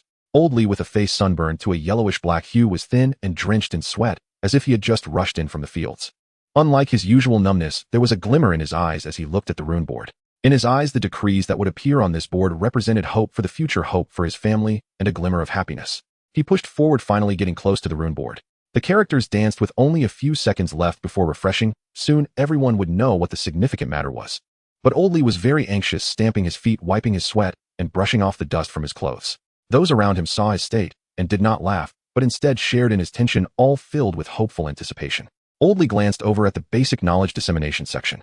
Living Volume 4, How to Prevent Diseases. Living Volume 19, How to Eliminate Pests, Mosquitoes. Public Health Volume 15, How to Prepare Cooling Agents, Rheumatic Medications, and Blood-Activating Agents. Agricultural Volume 7, Soil and Crops. A plethora of topics covering agriculture, climate, healthcare, and daily knowledge. Although Old Li and the others could not understand the writing, this knowledge could be played back as audio, and even accents were considered, greatly ensuring the dissemination of knowledge and policies. Should they wish to learn about other topics, they could go directly to the Rune Tower and gain access to various skill knowledge after registration. His son had thus come into contact with carpentry knowledge. Old Li often heard about the advanced knowledge that followed, involving making strange objects using metals. While they could not dream of rune knowledge, this knowledge was immensely useful. If they passed the assessments, they could become carpenters, which would already count as changing their destinies. If they continued to study hard, they could be promoted to specialized universities, with the empire covering all expenses. Old Li clenched his hands, feeling exhilarated every time he came here. As an elder, he had witnessed the entire process of the Empress Ascension. She struck down the exploitative landlords, corrupt officials, and issued a series of policies that safeguarded their livelihoods. The widespread dissemination of basic knowledge and other measures left Old Li and the lower-class populace feeling utterly astonished. When had a monarch ever turned their gaze towards them in 1,000 years? The towering rune tower further ensured the implementation of laws. The emperor is wise. The emperor is wise, he murmured. Suddenly, the text on the rune board gradually faded. The crowd stirred, all eyes fixed on the content about to appear. The supervising official nearby also turned to look at the rune board. He was also curious about what the upcoming content would be. It was said that the high-ranking officials who attended the morning court in the imperial capital returned with grim expressions. He did not understand much, but it seemed the problem lay with this decree. Suddenly, a large expanse of red and gold text emerged. This was an unprecedented color for text, and it was clear that it was of great importance. The official was taken aback for a moment, and his expression turned serious as he began to scrutinize the text. The more he looked, the more peculiar his expression became, eventually turning into horror. His body trembled as he fell to the ground, staring at the rune board, muttering its madness. Madness. Old Lee and the others did not know what was happening, unable to comprehend the text, and could only wait for the voice playback from the rune board. Duh. A piece of iron engraved with special runes rose up, slowly vibrating. The name of the new decree was also played out. Listening to the content of the decree, Old Lee's eyes gradually widened. The thousands of people gathered around aside from the announcement sound were utterly silent. From this day forth, the education of rune knowledge will be popularized. Big baby, big baby. Old Lee excitedly ran back to the village. This excited voice caught the attention of everyone in the village, whether they were farming or working at home. Old Lee, unaware of anything else, rushed into his house and embraced his dazed grandson. Grandpa, what's wrong? Li Taiju asked, feeling a bit uncomfortable as he put down his woodworking. Old Lee held Li Taizu's face and exclaimed excitedly, "You, my boy, are so fortunate." What happened? The villagers gathered around. Everyone knew that Old Lee loved to look at the talisman boards, and his excitement surely indicated some good news. Sure enough, when Old Lee shared the news, the entire crowd was stunned. Saint Lord, haha, we will have a chance to learn about runes. What are you thinking? Illiterate as we are, let's send the kids to learn. We will work hard so they can have a better life in the future. Thanks to the Empress, our children will no longer suffer as we have for half a lifetime. Old Lee seemed almost mad as he ran from one end of the village to the other, spreading the news. Suddenly, he encountered a group of figures in black robes. The moment he met their eyes, it felt as though he had fallen into an ice cave. His whole body chilled. One of the men raised his hand, ready to kill Old Lee with ease. He could only show fear, helplessly accepting his fate. Old Lee knew he must have encountered a master talisman maker. Though he did not know how he had offended them, he was merely a commoner. Speaking a bit too loudly, he figured he deserved to die. Suddenly, the tip of the rune tower in the distance lit up with a burst of rune light, and that group of people was instantly marked red, a gigantic talisman appearing in the air. It seemed like it would fall the moment they made their move. Imperial decree: no killing without cause. Enough, these scum won't affect anything, the important matters are at hand. One person advised. Feeling the pressure of this talisman, he clicked his tongue. He could no longer kill the commoners he once could. She truly deserves to die. The man lowered his hand and silently followed the group away. Old Lee collapsed to the ground, gasping for breath. Who are these people? In recent days, numerous mysterious figures entered the 13 cities of Baihu, and various factions were loudly proclaiming the Empress theory of national destruction. But the news that the Empress decided to popularize rune education spread throughout the empire like a raging fire. The so-called theory of the Empress national destruction was in fact only a protest from those with vested interests. Apart from the lower-class commoners, the entire empire appeared very silent. Before long, news of the Empress' upcoming tour reached everyone. The first place to visit would be the 13 cities of Baihu. Grandson, we must go and see, Old Lee said happily. It was the first time in so long that he had the opportunity to see his monarch, especially one who cared for them. Li Taiju also nodded excitedly. The entire village began to spontaneously organize, helping each other to finish their tasks. By that day, everyone headed to the city. The rune tower shone brightly, projecting the Empress' current location. From the first city to the second, it was very fast, until the red dot of the second city vanished. The crowd saw a point of golden light appearing on the distant horizon, and they finally realized the Empress was coming. That point of golden light slowly spread, turning from a single point to covering half the sky. Hundreds of flying carriages whizzed by, gliding down the long rune path. Red ribbons flew across the rune path, intertwining. Slowly, the fragrance of orchids rose, touching people's nerves, and the sound of bells rang out. Behind the soldiers, the massive flying carriage captured everyone's gaze. The Empress' position on the talisman board refreshed. Third city, New Path. Within New Path City, dozens of figures in black robes raised their heads to look at the approaching flying carriage. They nodded and launched several talismans. In an instant, the entire Baihu began to tremble. Many hidden figures in New Path City received orders and began to act. Talisman seals were formed, connecting the entire New Path City. After consuming many resources, a massive encirclement net quietly took shape. The master of the Wu Ying sect issued orders with a cold snort. You want a fish, don't you? Today, let me show you whether you can catch this fish. All the major powers of the empire are gathered here. Your guards and backup are strong, but can they compete with the elite forces of an entire empire? Today is your day of death. Slowly, the Imperial carriage flew into New Path City. Imperial might pressed down. The entire city knelt. We welcome your Majesty's arrival, your Majesty's grace. Suddenly, a gigantic phantom appeared. The phantom had no face and a blurred form, but its decorations and majesty unmistakably indicated it was the empress of the Yanlong Empire. The phantom raised a hand. Rise. As the voice fell, a silver light shot down, and the talisman board immediately rose, revealing some different content. Foundations of runes, rune techniques for body refinement, rune techniques for drawing talisman. The broadcasting voice synchronized. Everyone felt their eyes moisten. It's real. Big baby, hurry, thank the empress. Old Li said, excitedly pressing down on his grandson. Our Li family has hope now. Looking at that supreme figure, Old Li felt a surge of excitement in his heart.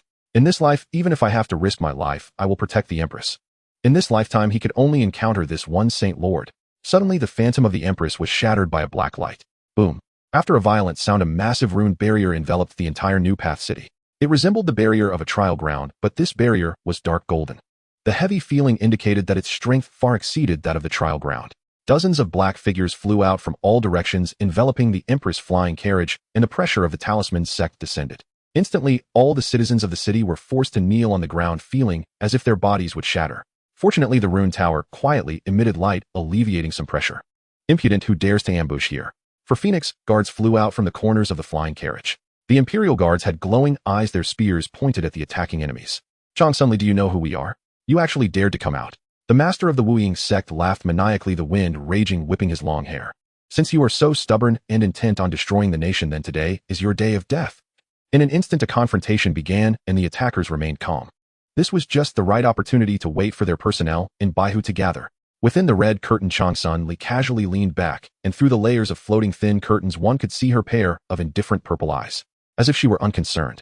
Chang Sunli was not anxious, allowing the standoff to continue, as if waiting for something. Old Li strained against the pressure to raise his head. Who are they? Looking at the group of black-robed figures surrounding the empress flying carriage in the sky, his face trembled. They clearly had made ample preparations. These were all master talisman makers. Anyone could guess what was happening in this scene. How dare they make a move against the emperor, who gave them the courage? Old Li felt a chill in his heart at the thought of such a saint lord dying at the hands of villains. If the empress were to die, they would fall back into an ice cave, unable to rise for thousands of years. Get up. Old Li gritted his teeth and pulled his grandson up, heading towards the rune tower. Grandpa, hurry and kneel down. Don't let the big lords notice us. We still have to survive. Li Taiju urged, wanting to pull his grandfather down again. Nonsense. If you keep kneeling like this now, you won't be able to get up in the future. Break the formation talisman. The overwhelming sound waves surged, revealing expanding black spheres that shot forth with piercing sounds towards the talisman barrier formed by the Phoenix guards. As the bodyguards of the Empress, they are all powerful figures of the talisman sect, with all their equipment having undergone extensive refinement and enhancement. Moreover, they possess abundant resources, allowing them to directly crush ordinary talisman sect practitioners. However, facing the pressure from the Imperial forces, they found their resistance quite challenging. The break the formation talisman struck the talisman barrier, creating numerous black holes. Although the holes were rapidly repairing, it was evident from the slightly weakened momentum of the Phoenix guards that considerable energy had been expended. What do you have to fight us with? The members of the Wu Ying sect laughed maniacally as they continuously unleashed talismans. I advise you to surrender obediently, lest you meet your demise. Ha ha. After saying this, the leader of the Wu Ying sect, Chui, lewdly gazed at the hazy figure of Chang Sunli through the curtain. He had tasted many beauties, some delicate, some noble, some proud, and some that were merely heart-melting. But he had never seen a peerless empress like Chang Sunli before. The kind of aura, capability, and cultivation she possessed were realms beyond their reach. Countless people in the world yearned to become the empress consort. Your Majesty, we need to retreat quickly. The commander of the Imperial Guards solemnly observed the scene and implored the empress. If they were in the Imperial capital, the Imperial Guards could leverage the foundation of the capital for defense, but now they were outside, unable to exert their full strength. Furthermore, the enemy was surely prepared, and if this continued, once the Phoenix Guards could no longer hold on, they would undoubtedly fall into a desperate situation. No worries, let's wait a bit longer. Chang Sunli steadied the commander of the Imperial Guards and looked towards the distant talisman tower. Old Li dragged his grandson to the talisman tower. The entire talisman tower was enveloped in layers of talisman arrays, appearing both real and illusory. The reason Old Li came here was that the existence of the talisman tower prevented them from being harmed. Whenever a bully harassed someone, they would report the situation to the talisman tower. Subsequently, those villains would be dealt with. These were practices effective against relatively weak talismancers, though he found it strange why the talisman tower didn't take action to punish those villains. He didn't understand and didn't think much about it. Old Li had formed a pattern in his mind: report troubles to the talisman tower. Though he was unaware that against such strong practitioners the power of the talisman tower might be minimal. He arrived at the front of the tower where a platform floated displaying various light screens. These were used to upload the needs and suggestions of the populace, as well as to handle cases. He carefully set down his trembling grandson and rushed to the platform. I, a humble citizen, have urgent matters to report. Oldly began to recount the events. With the disappearance of a light screen, it signified that the message had been sent. Surely an important matter like the Empress being attacked would attract attention. Oldly retreated with a sense of loss. Under the rule of absolute power, there was little he could do.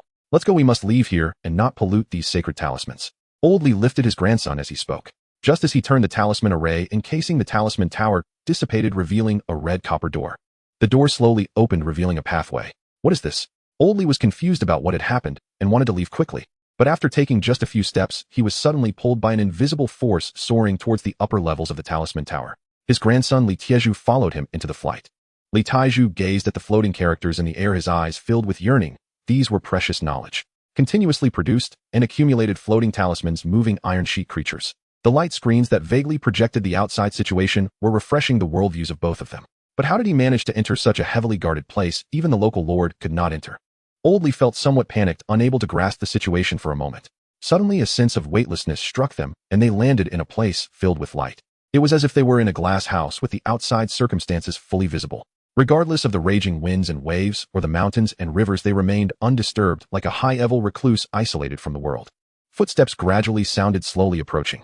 Oldly raised his head to look, and behind layers of talisman chains a young figure slowly emerged. The figure was hazy and indistinct, giving one a sense of grandeur. He asked, "Do you wish to do something?" Oldly wanted to kneel, but was lifted by an invisible force. The voice asked again, evidently inquiring whether they wanted to stop the events happening in the outside world. Li Tieju immediately shook his head and pleaded, "Sir, we are merely commoners, we do not dare." His face turned pale, not wanting to get involved in this mess. Since childhood, his parents had taught him not to meddle in the affairs of the powerful, whose survival was the best outcome. The Empress reforms had already been underway for over a decade, and he lived through a transformative era, yet he did not possess thoughts beyond his time due to his education. If education is not widely spread, no matter how well the country develops, the people will ultimately fall behind the times. "Shut up, you fool." Oldly slapped his precious grandson, causing him to fall silent. The battle outside grew fiercer, shaking the entire sky. He bent down to plead, "Your Majesty is in danger, I implore you to assist me." The figure nodded in satisfaction. Oldly suddenly felt the surroundings changing, as if they were moving within a chaotic flow. Suddenly this change ceased, and the three appeared behind a massive iron door. Before them, a dense stream of blue talisman data flowed across the silver-white iron wall, making them feel dizzy. "Since you have this intent, I shall assist you." The figure smiled as the massive iron door slowly opened. Rays of talisman light streamed out from the door. Oldly peered through the gaps between his fingers. Gradually, as he saw what lay before him, his eyes widened. It resembled a gigantic armory. Yet the equipment inside was something he had never seen before. At the center, a talisman computer floated, shooting out beams of talisman light. Rows of gigantic mechas stood silently, some wielding massive swords, others carrying 32-barreled Gatling guns or shouldering long-barreled sniper rifles. Beneath those mechas, mechanical dogs twisted their bodies, storing talisman energy within their eyes marked with delicate talisman patterns. A scene that even modern people would view as futuristic technology unfolded before the eyes of these ancient individuals. What shocked Oldly the most was that above this enormous space, a jellyfish-shaped reeded airship floated, armed with hundreds of bombardment cannons that sent chills down his spine. These super-aero weapons were beyond Oldly's comprehension, but possessed a mechanical beauty. Li Tieju felt that these objects seemed somewhat familiar. He trembled as he spoke. Could these be made with the advanced knowledge of carpentry? The carpentry knowledge he had acquired seemed to vaguely mention the concept of machinery. However, the things before him were at least a generation ahead of that knowledge. The figure turned around, the mist dissipating to reveal a smiling face. Yi pointed at these equipments and said, "Come on, everyone, rise up in rebellion." Boom, boom, boom. Deafening thunderclaps shook the city to its core, threatening to rupture every eardrum. The entire populace knelt in terror, too afraid even to lift their eyes, lest they incur the wrath of the celestial beings above. "What do you have to stand against us?" The Lord of the Shadowless sect surged with pitch black chi, his form twisted like a ravenous oni poised to devour souls. Suddenly, the assembled cultivators hurled another volley of formation-shattering talismans. The Phoenix Guards could no longer hold the line. They staggered backward as their protective barriers shrank rapidly, now barely large enough to shield the Empress's flying palanquin.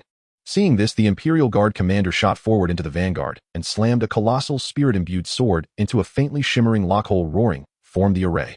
With a sharp crack, the lockhole twisted, and an immense torrent of data flooded into the waiting Imperial Guards.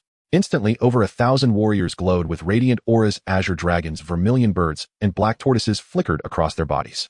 Then from that light, weapons coalesced. Titanic Xuanwu shields in the front rank, azure dragon spearmen behind, white tiger swordsmen next, and finally phoenix-tailed archers at the rear. At the command to array, the entire defensive formation reconfigured with flawless precision, opening 4 circular gaps to receive the Phoenix Guards. As they stepped inside, crimson beams lanced forth from their bodies, interweaving seamlessly with the Imperial Guard's auras. A surge of azure radiance flared, and the combined might of the formation swelled exponentially.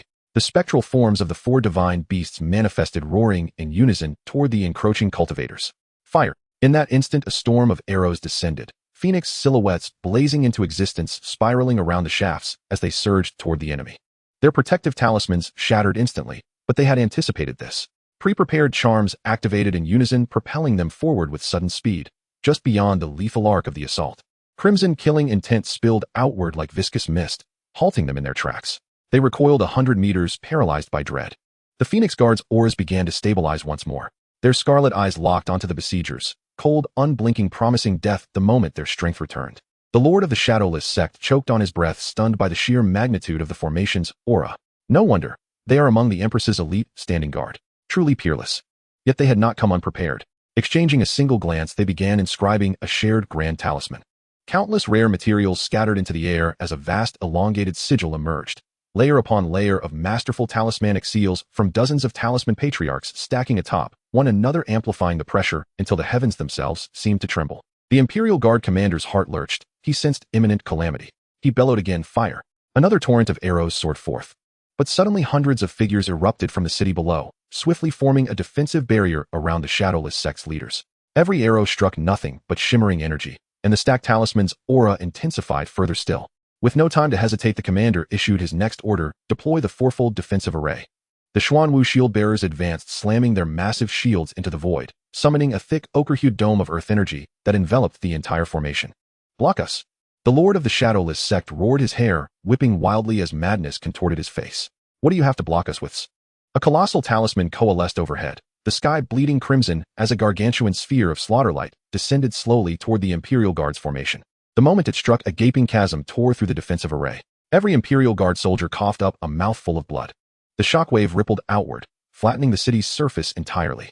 Only at the last instant did the Rune Tower emit a soft golden film, enfolding all kneeling civilians and shielding them from annihilation. Witnessing the Empress's guards reduced to such a state, the Lord of the Shadowless sect suppressed a triumphant grin. It was settled. They had unleashed every stratagem. Runebound barriers sapping the Imperial Guard's strength, countless legacy-tier talismans deployed, and dozens of talisman patriarchs coordinating their might.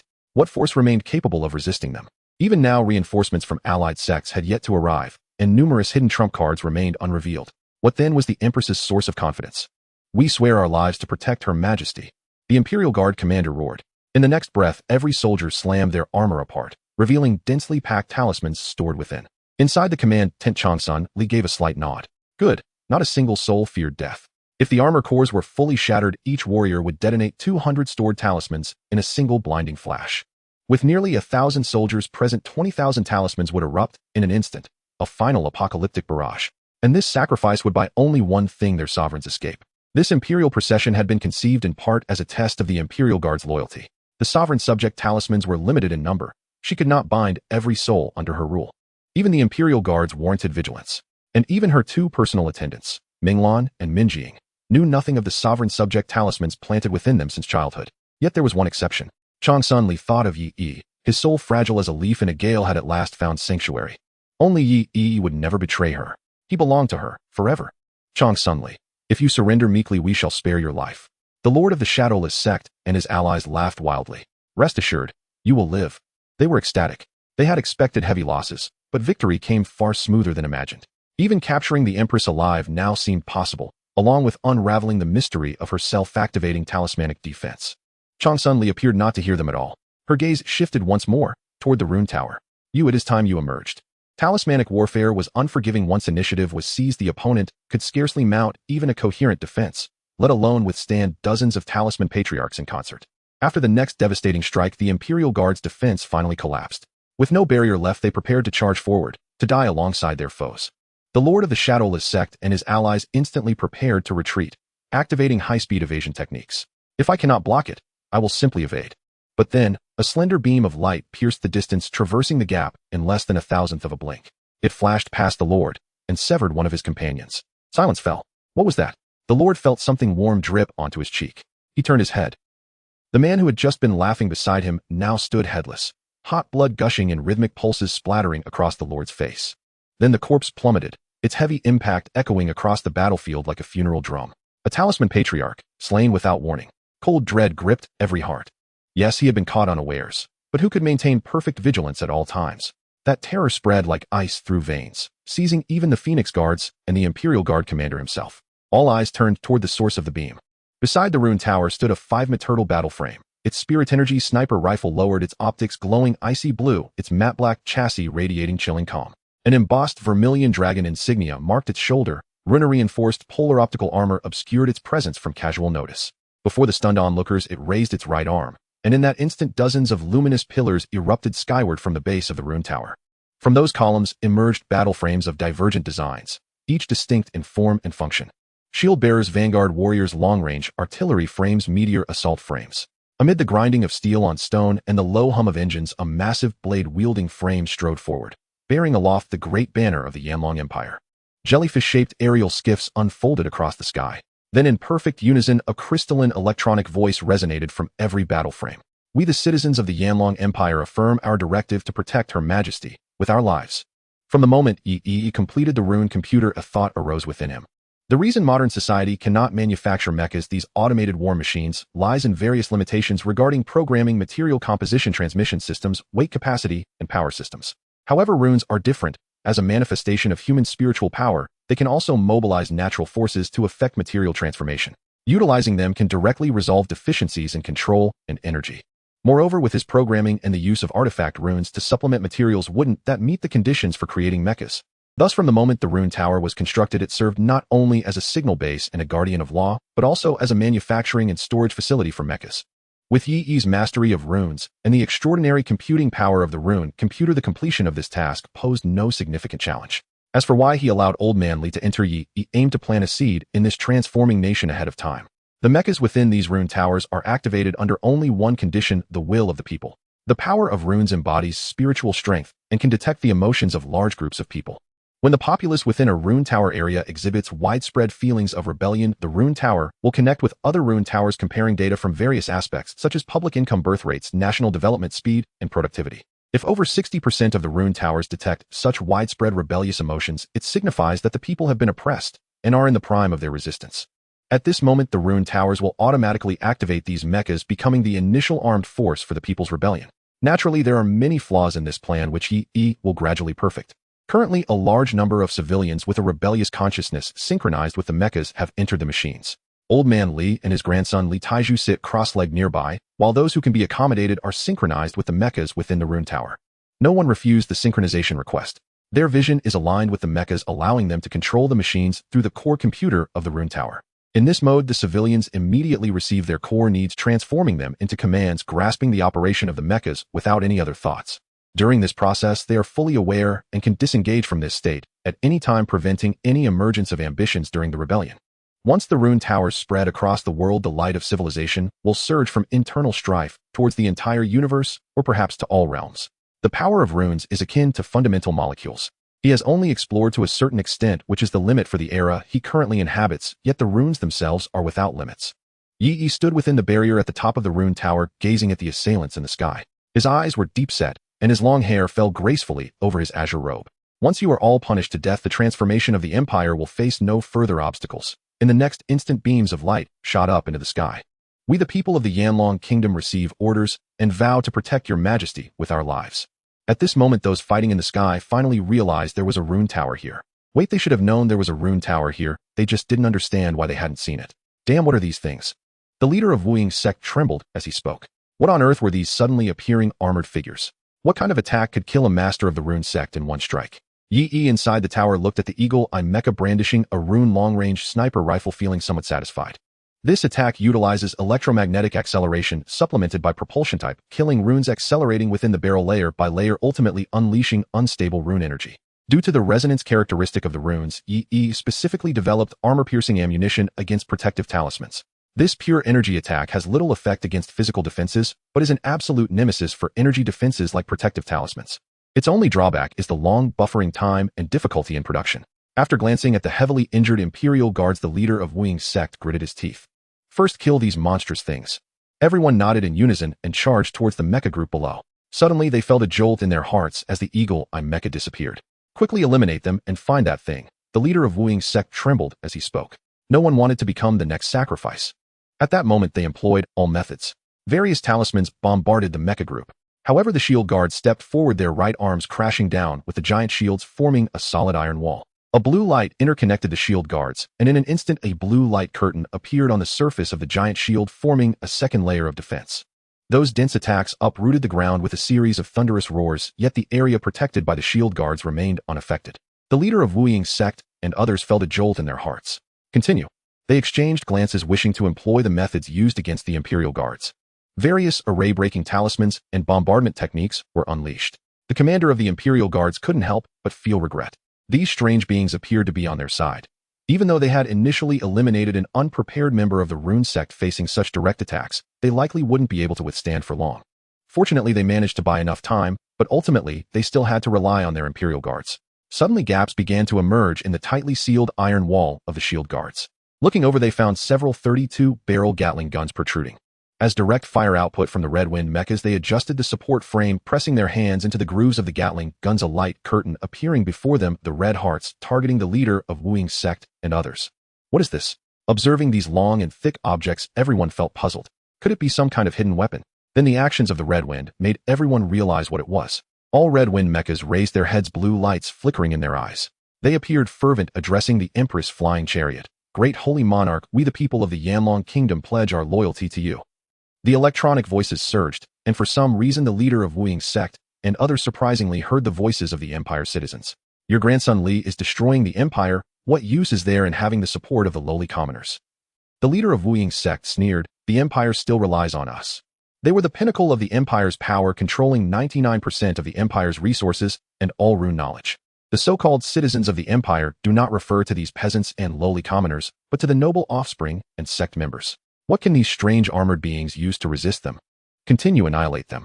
The leader of Wu's sect laughed wickedly. Facing the overwhelming attacks, the Red Wind mechas merely elevated their rune gatlings slightly. The blue light in their eyes instantaneously transformed into red light, and the barrels began to spin. For the great Holy Monarch, eliminate the enemies before us. In the next moment, hundreds of fine beams shot out, the energy waves surging, sending chills down one's spine. All those beams converged into one place, forming an unstoppable rain of projectiles. The leader of Wu's sect felt as though the world before him was engulfed in light, deeply immersed within. What is this? At the moment when the rain of bullets descended, they could only think of fleeing quickly. However, the speed of the bullets was beyond their ability to escape. This method of attack, which surpassed the direct throwing of talismans, greatly enhanced the range of the talisman strikes. Countless runic attacks rained down every second. All the means of the talisman sect were unleashed, whether wrapped in iron balls, swiftly moving, or reinforcing protective talismans at an ultra-high frequency. Overall, it was a chaotic scene. Although the attacking power did not reach the strength of an ordinary talisman master, the sheer frequency of attacks was overwhelming. Had they not prepared before the attack, they would have surely met their demise here. Suddenly, a slender beam of light pierced through the ranks of the Wu's sect, causing a powerful individual who was continuously reinforcing his protective talisman to be obliterated. The eagle-eyed mech appeared on their right side without them noticing. Before they could retaliate, the mech vanished again. They realized that if this continued, they would eventually be exhausted to death. The Wu's sect master was greatly alarmed. Close combat, he shouted. Those with means do not hold back. As long as we get close to them, it will be easy for us to eliminate them with our capabilities. Hesitation filled the talisman sect members at this point, who would want to reveal their hidden cards. If we fail this time, we must brace for the Empress' revenge. The Wu's sect master snorted coldly. Upon hearing this, a leader of the Earth Talisman sect finally revealed his long-hidden trump card. This talisman allows us to burrow underground and advance swiftly. It was originally intended for my escape. Everyone follow closely behind me. He gritted his teeth. Everyone's eyes brightened, and they nodded in agreement. Who among them did not know that this Earth sect master once used this ability to defeat 3,000 enemy talisman masters? Go. With the talismans activated, they burrowed underground, causing the Gatling gun to be unable to accurately track the target and reluctantly cease fire. Oh no, they are in trouble. The captain of the guards exclaimed anxiously, quick, let us descend and provide support. If these ironclad monsters fall, they will be under immense pressure. Within the mech squad, they exchanged glances and made way for the long-awaited dragon-tooth mech. The great sword was drawn, its sharp blade glinting with a dazzling cold light, also enhanced by Yi's specialized runes. It was highly mobile in close combat, not only lightweight, but also capable of serving as a shield and possessing high power with excellent armor-piercing characteristics against both energy and physical defenses. Specifically designed for eliminating high-value targets that approached. Suddenly the ground in the mech formation stirred. Ha ha ha, let them be obliterated. The Earth Sect Master was the first to charge out. Finally gaining the advantage in close combat, he felt at ease. As long as he destroyed this position, the situation would be solidified. However, suddenly before his eyes the dragon-tooth mech appeared, raising its great sword. Evil enemy be executed. By the time the others charged out behind him, they saw the Earth Sect Master with half of his body cleaved away. Before him the dragon-tooth mech slowly turned to look at them. A chill instantly spread throughout their bodies. Run, quickly escape. None of the Talisman Masters who could live for 500 years wanted to die here. The Wind Sect Master soared into the air, while the Wooing Sect Master transformed into a shadow. As for the other Talisman Masters, without quick escape methods, they faced the dragon-tooth mech with despair. That towering figure standing 5 meters tall slowly raised its great sword. Execution. The captain of the guards looked at the disintegrating Talisman Masters, lost in thought. Logically, we should be the strongest force for the Emperor, right? Yes, we are just not in the imperial capital, and we are severely restricted, unable to unleash our full power. Thinking of this, he felt somewhat reassured. Suddenly the mech squad looked towards them, approaching the guard troops. Upon seeing this, all the guards immediately heightened their vigilance. The voice of Transcendent came from within. No worries. Upon hearing this, the guards decisively lowered their guard. Indeed, when the mech squad reached in front of the guards, they all knelt halfway, weapons retracted. Great Holy Monarch, we are willing to be your invincible sword. At ease. Transcendent replied. Looking at the mech squad before her, she was also somewhat surprised. Is this also a creation of Yi? Although he had mentioned it before, Transcendent did not expect it to reach such a level. She had originally thought Yi would personally intervene, but did not expect that merely these strange objects could withstand the attacks of those Talisman Masters. You say you are citizens of the Yanlong Kingdom? Transcendent inquired. The leading dragon-tooth mech stepped forward, which was precisely the mech operated by Old Li. Yes, Your Majesty, we are all beneficiaries of your grace. Under the guidance of a certain lord in the Rune Tower, we have these means this time. Upon glancing at them, Transcendent immediately understood. The policies benefiting these were for the lower-class citizens of the Empire. Without the support of the nobility, only these commoners would support her. Now that Yi used this method to help her gather strength, it was truly well-intentioned. Transcendent did not consider planting seeds of rebellion in Yi. After all, as long as she was alive, Yi would remain loyal to her. Suddenly, the barrier flickered a few times and shattered, indicating that the caster had fled. The guards immediately felt lighter and much more at ease. However, before they could rejoice for too long, countless black dots appeared in all directions around the New Dao city. They focused their gaze. Various sect airships, imperial war chariots, Talisman sect disciples, and soldiers gathered from all forces. Kill! Kill! Kill! The unified shouts shook the heavens. Faced with the Empress' decree, they seemed to be deploying everything. This scene made the captain of the guards instantly realize that these people must kill the Empress today. This densely packed sea of people, just a portion of their runic attacks could obliterate them. They were the imperial guards of the capital, not invincible generals, facing 1,000,000 troops. Seeing this, Transcendent frowned. This was indeed a difficult situation. This decree had indeed disturbed the cake of all the powerful clans. However, Yi's words were not without merit. All of this was worth it provided they could withstand it. It seemed that Yi had to take action, but Old Li, controlling the mech, stepped forward and said, Your Majesty, please leave it to us. Oh, Transcendent asked curiously, do you have more means? Yes, the Lord has entrusted us with more than this, Old Li replied. He turned his head to look at the Rainstorm mech, which had been on standby for a long time at the back of the team. Its violently aesthetic cannon barrels slowly rose, propping up the supports and cushioning pads. Just these, eh? Transcendent felt somewhat disappointed. No, Your Majesty, look. Old Li pointed to the sky. Transcendent looked and saw the jellyfish-shaped airship quietly floating upwards. Those tentacles stood upright, pointing in all directions with the core red eyes mixed with vast data streams. The Rainstorm mech received the enemy coordinates linked with the airship, and the cannon compartment opened. The high-frequency cannons on the airship also emitted faint blue light. Large caliber, long charge time. The invisible pressure emitted by this scene made everyone, including the Phoenix guards, swallow hard. Such a powerful means still exists. How many more means does the Empress have? The core combat method of modern military operations is, Yi slowly said, firepower suppression. Coordinates have been sent. Old Li raised the great sword and commanded, fire. Apart from the Imperial Border Defense Forces, officials from various regions and major sects have led their armies here. Although most troops are reluctant to come, they are nonetheless supported by a significant number of powerful nobles. The number of Talisman Masters alone reaches a staggering 100,000. Upon receiving news of the failure of the Talisman sect's troops ahead, the commanding camp felt a jolt of anxiety. Indeed, she is an ancient millennium Empress. Her methods are truly remarkable, Chief Wang expressed with concern. Do not worry, my lord, we have a force of 100,000. Even if the imperial capital's forbidden army arrives, we can still withstand their brilliance. As the representative of the sect, Ouyang Luoyan chuckled. Chief Wang cast him a sidelong glance. Their side's Talisman sect returned safely, so naturally they remained so calm. However, as one of the heavy hitters with few escape methods, the losses on Chief Wang's side were extremely severe. Out of 10 dispatched, only 3 returned. If it weren't for the Imperial Foundation being present here to suppress them, Chief Wang would likely have immediately terminated the cooperation. After all, even if it was only their side, they could still take down the Empress. Chief Wang's confidence came from the late emperor.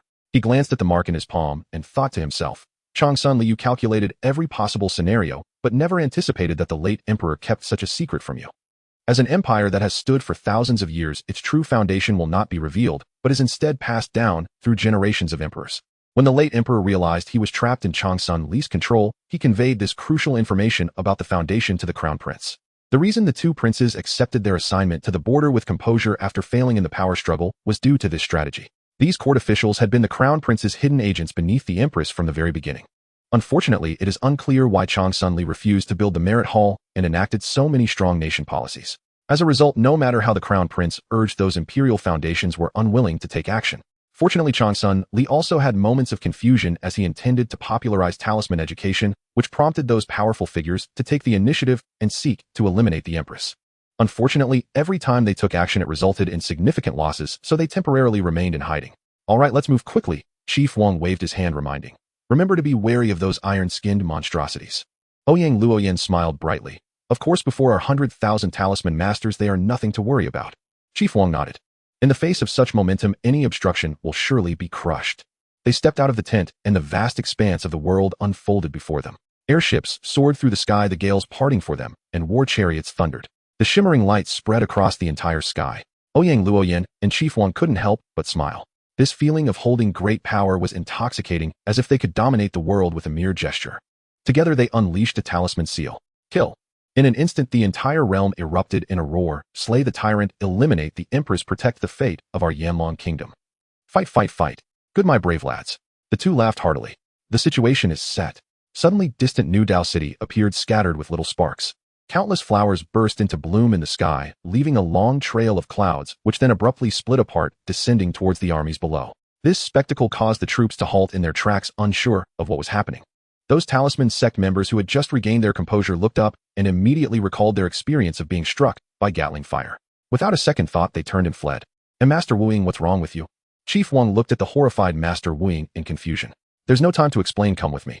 Just as the words fell, Chief Wang, an official with limited talisman cultivation, was dragged away. At the same time, several figures appeared around Ouyang Luoyan, attempting to pull him away. But who was Ouyang Luoyan? As a representative of the sect, he was far from weak. Those individuals were immediately blocked by him. He coldly said, what are you all doing? What urgent matter requires such haste? Ouyang, now is not the time for explanations. Hurry and run with us, or it will be too late. However, Ouyang Luoyan glanced at the overwhelming army beneath him, feeling quite confident. You are all masters of the talisman sect. What urgent matter cannot be calmly discussed?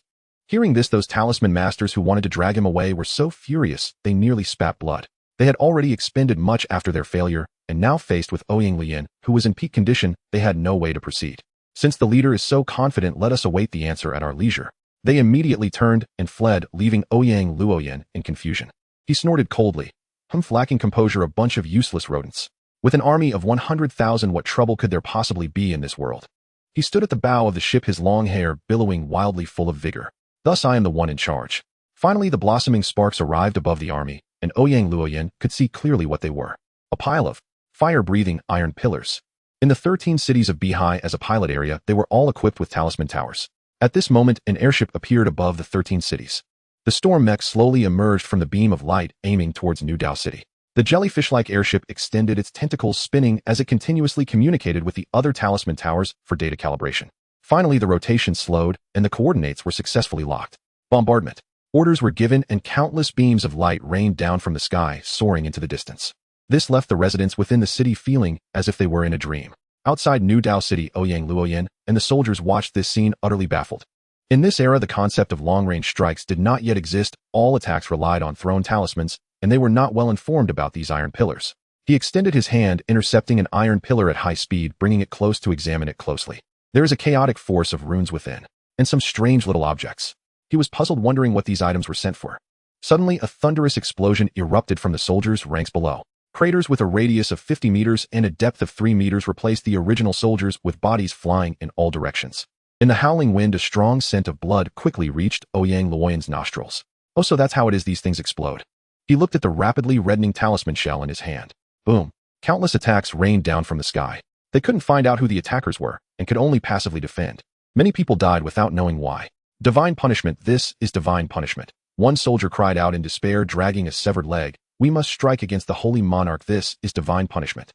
This relentless bombardment continued with the distant beams of light not diminishing, but increasing, making it impossible to see an end. Soon the casualty rate reached 50%. The despairing emotions of an army that was already not united began to collapse rapidly. The supervising talisman masters were all fleeing for their lives with no time to attend to these matters. Chief Wang watched this scene from a distance, struggling for survival under the protection of his guards. "My army, my power."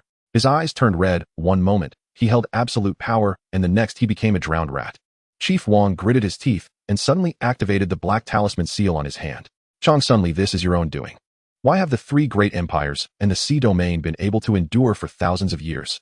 This is rooted in their heritage. Here the heritage is reflected in both geographical and human factors. The Kanglan Sea domain is blessed with water sources. It is referred to as a sea domain because it presents a peculiar situation where seawater and freshwater are distinctly divided. 80% of the world's freshwater resources are located there, thus controlling water resources is one of their lifelines. The Yanlong Empire, true to its name, is rich in mineral resources, giving rise to the treasure symbols. The other two great empires, Sunke Empire and Hota Empire, occupy important resources for talisman materials, raw materials, and food resources. Thus, without the rule of supreme power, the division among the three great empires and the vast sea domain remains eternally unchanged. Yi gazed at the map, and the shape of the Yanlong Empire's territory stood out prominently in his eyes. Internally, each empire has viewed the nation as a colossal talisman from the very beginning. The Yanlong Empire emphasizes aggression, the Sunke Empire focuses on restoration, the Hota Empire leans towards defense, while the Sea Empire tends towards control.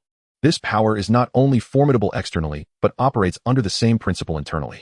As for who wields this great talisman, only the highest authority of the empire can do so. That is, the heritage. Yi collected his thoughts and looked into the distance. A figure accompanied by Wang Yushi slowly flew over, and wherever they passed, cannonballs exploded, making it impossible to approach. "Have you finally arrived?" Yi finally moved, his figure slowly disappearing into the talisman tower. "Changsunli, come out and face your death." Wang Yushi stroked his beard, arrogantly following behind the national protector, Changsun Mo. Changsun Mo walked with his hands clasped behind his back, surrounded by flickering red silk talisman light. His face was resolute, yet his figure was emaciated with white hair, as if his time was limited. Although he did nothing, the elite soldiers stood frozen in place, unable to move an inch. Inside the tent, upon seeing the visitor, Changsun Li stood up to welcome him. The 12th generation emperor of the Yanlong nation, Changsun Li, pays respects to the royal uncle. Changsun Mo looked at Changsun Li for a long time and nodded. Compared to the trembling eldest prince who met him, Changsun Li impressed him greatly in both tactics and demeanor.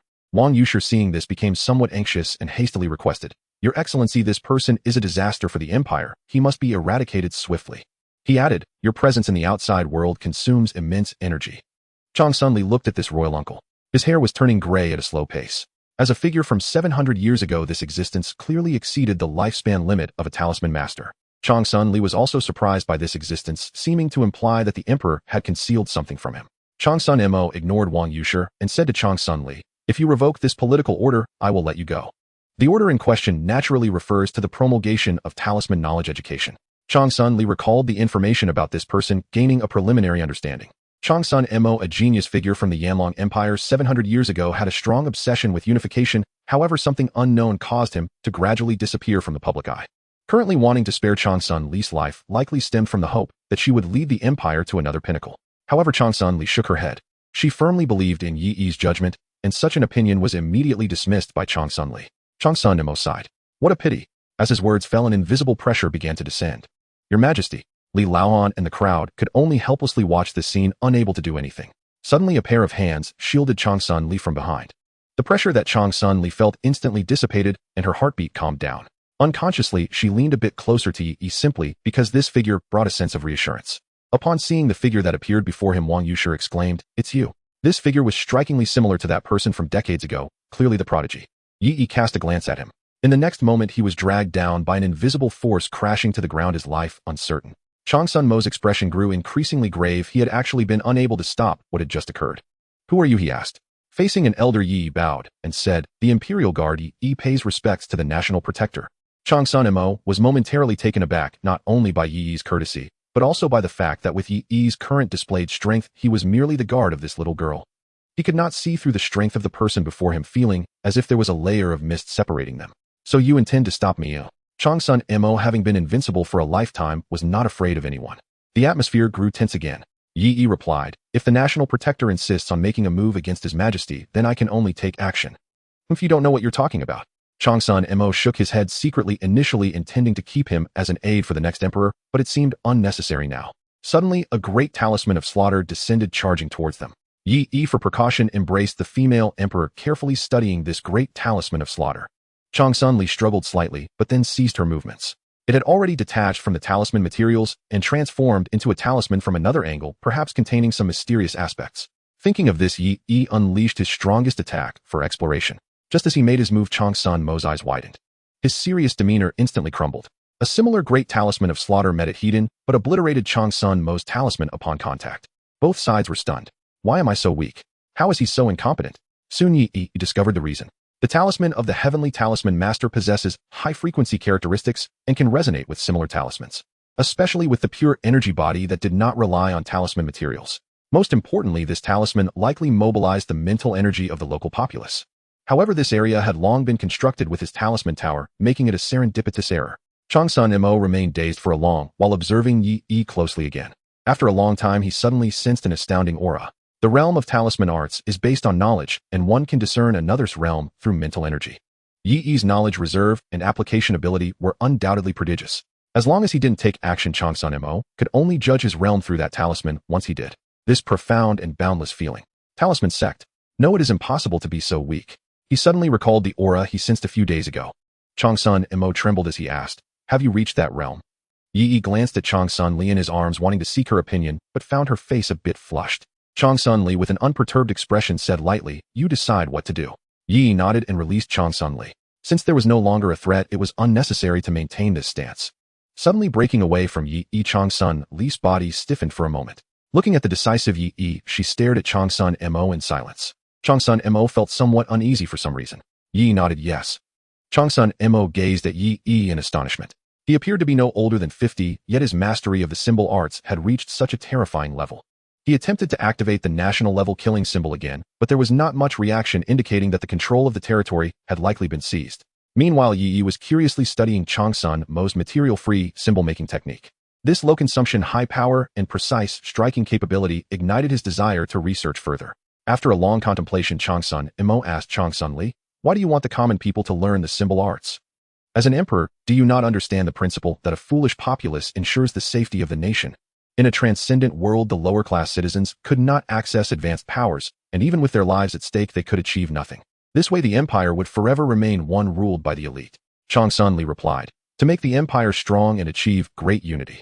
Yi nodded inwardly. As expected of the empress, she could immediately grasp the crux of the matter. Upon hearing this, Changsun Mo's eyes brightened. Indeed, if the majority of the lower-class citizens of the nation all mastered the knowledge of runes and basic scientific principles, the nation's combat power would experience exponential growth. The productivity of talismans would see a significant increase. At that time, the Yanlong Empire would have the opportunity to unify the world. Who governs was of no interest to Changsun Mo. All he desired was great unity and to see the flag of the Yanlong Empire flying high across the world. Changsun Mo felt a stir of interest and looked back at Yi. Moreover, with the birth of heavenly talisman masters. Heaven bless our Yanlong Empire. Below, Wang Yushi struggled to rise, seeing both sides still in a standoff and disregarding everything else, staggered up. Master, these wicked beings wish to bring ruin to our empire. They are truly deserving of death. Please show no mercy. After Wang Yushi spoke, he received no response and looked up. He found all three looking at him strangely. What had just happened? Was it because of that Yi? Impossible. He shook his head, secretly dismissing that answer first. What was just a little demon? After all these decades at most, it was just the symbol sect. A master could easily crush him, right? Master, we cannot hesitate on this matter. He requested once more. After a long while, Changsun Mo finally made a move. Wang Yushi's heart leaped with joy of finally there was a result. Once the empress dies as a loyal minister to the crown prince, he would surely be rewarded. When he chose sides back, then he firmly stood with the crown prince for this moment. At this moment, he felt a sense of relief wash over him. As if his body was liberated, his soul ascended into the sky. Blood splattered onto the ground. Wang Yushi's head flew high, watching his shattered body. In the moments before his consciousness faded, he could only see Master and the empress coldly staring at him. And the seemingly insignificant Yi was vaguely surrounded by the two. At this moment, Wang Yushi understood that he had overlooked a crucial element. Did I choose the wrong side? The three paid little attention to Wang Yushi and continued their conversation. If that is the case, then I shall assist you. I can eliminate those radical factions opposing you and help you implement your policies, but the prince must not die. Changsun Mo said sternly. Changsun Li's gaze darkened. As expected, what purpose could there be in keeping the prince's bloodline? The heart of the national protector is also engraved with the main consciousness of society. No. Yi Yi's expression was cold and decisive, saying, if the prince makes a mistake, he too must face the death penalty. But, Yi Yi interrupted, without you I can still eliminate the reactionary forces and implement policies. What you imply is that your usefulness is limited, and I do not need to accept your conditions. This statement was so sharp that Changsun Mo had nothing to say. What could he do if he couldn't fight back? Seeing Yi Yi stand up for him, Changsun Li's gaze toward Yi Yi became increasingly gentle. She stepped in to ease the atmosphere, saying, this time I will let him go, but if this happens again, do not blame me. After all, as the national protector, Changsun Li had to consider whether the other party had any hidden cards. Sometimes the contest between both sides is not solely about visible strength. Changsun Mo let out a sigh of relief, his affection for this junior Changsun Li increasing greatly. I will keep an eye on him. His white hair was thick, and he spoke with some longing. I can still hold on for several more decades, by then I hope to see the flag of Yanlong flying high in the world. The national protector Changsun Mo stepped forward, informing Changsun Li of his position, which was equivalent to acknowledging her status. In a sense, he was treated on par with the crown prince. Everything came to an end. Under the azure sky, wisps of black smoke slowly rose as the remaining soldiers pulled their injured comrades away from the New Dao city. The rebel officials stared blankly at the scene of defeat. They activated their talismans, exploding their bodies and committing suicide on the spot, the strong smell of blood dispersing the surrounding followers. Wang Yushi was dead, and Ouyang Luoyan was crippled. He stared blankly at the sky from the large pit, completely devoid of the previous vigor. The lord of the shadowless sect was casually crushed to death by Changsun Mo while fleeing. After this battle, news of the birth of heavenly talisman masters in the Yanlong Empire would spread across the world, ensuring smooth governance. It could be said that after this battle, the status of the Empress Changsun Li would be unshakable. As long as Yi Yi existed, she would be the supreme ruler of the empire. Within the New Dao city, the mecha troops ascended the city walls, their hearts surging with excitement at the sight. This battle marked the first time they as commoners could partake in the conflict between talisman masters. Through this battle, they protected the holy monarch and ensured the execution of future policies. One by one, the mechas gradually came to a halt. Inside the rune tower, old man Li ran out with his grandson, followed by a large group of equally excited companions with loud footsteps. We have won. We have won. Thank you, your majesty. Thank you, sir. After so many years, sob. We can finally come out.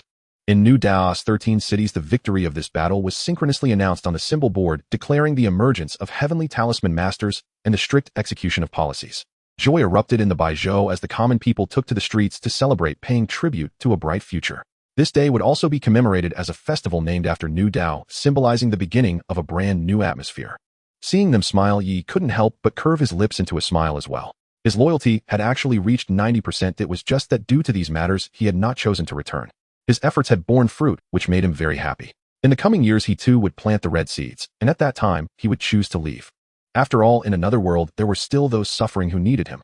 Changsun Li saw Yi Yi smile, and smiled in return. But soon her smile froze.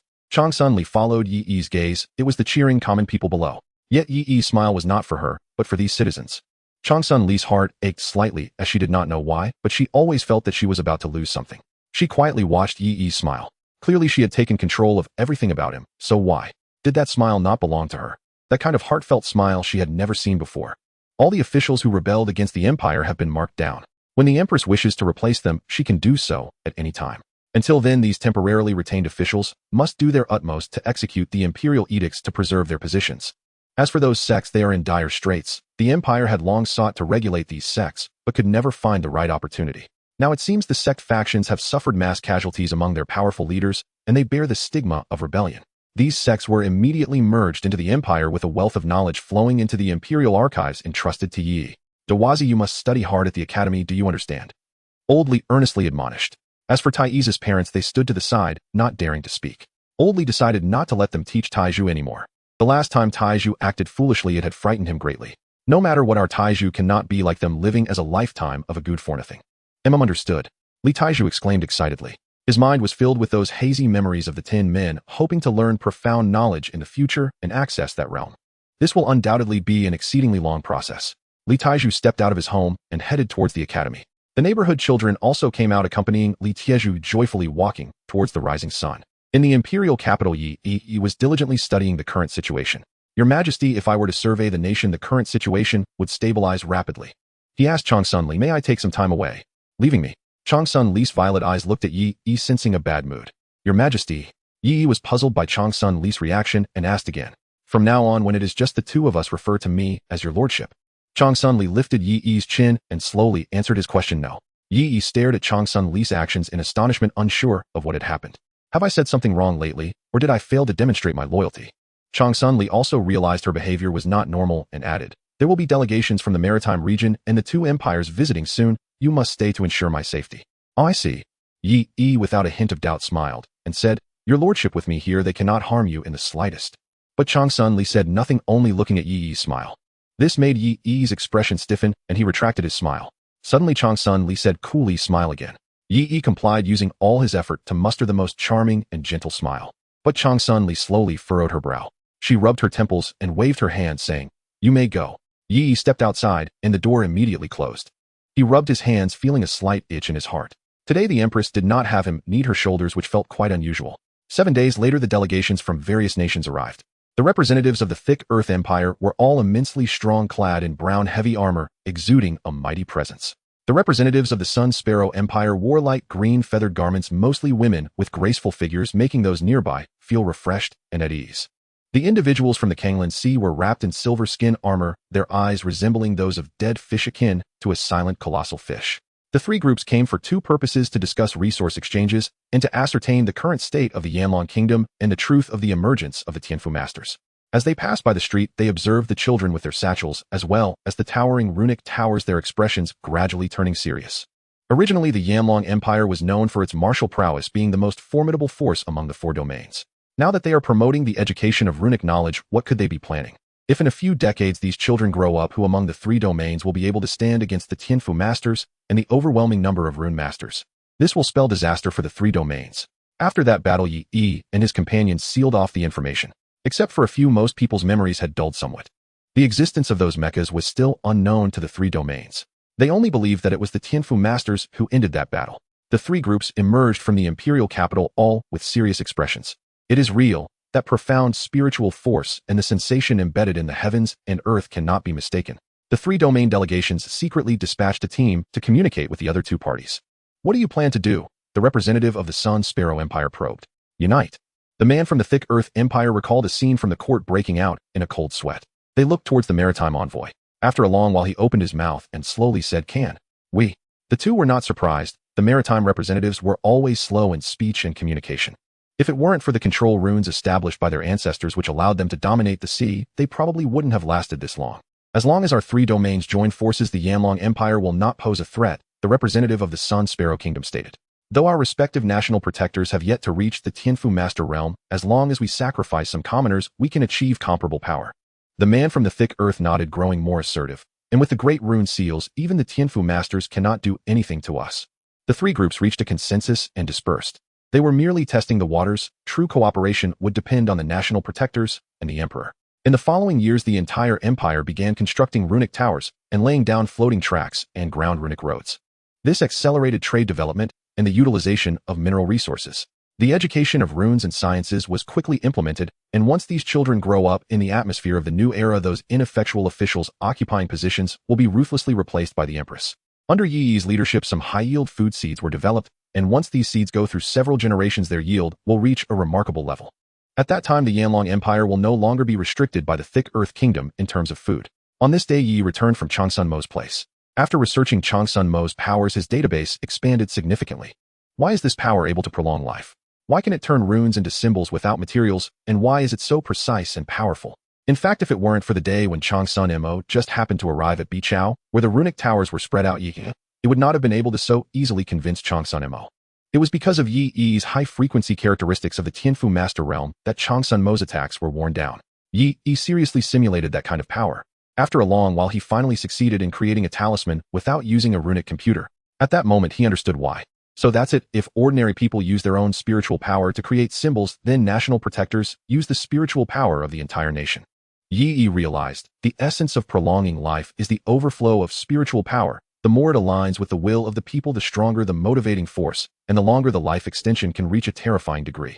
These conclusions were derived by Yi Yi through the information from the runic towers across the nation.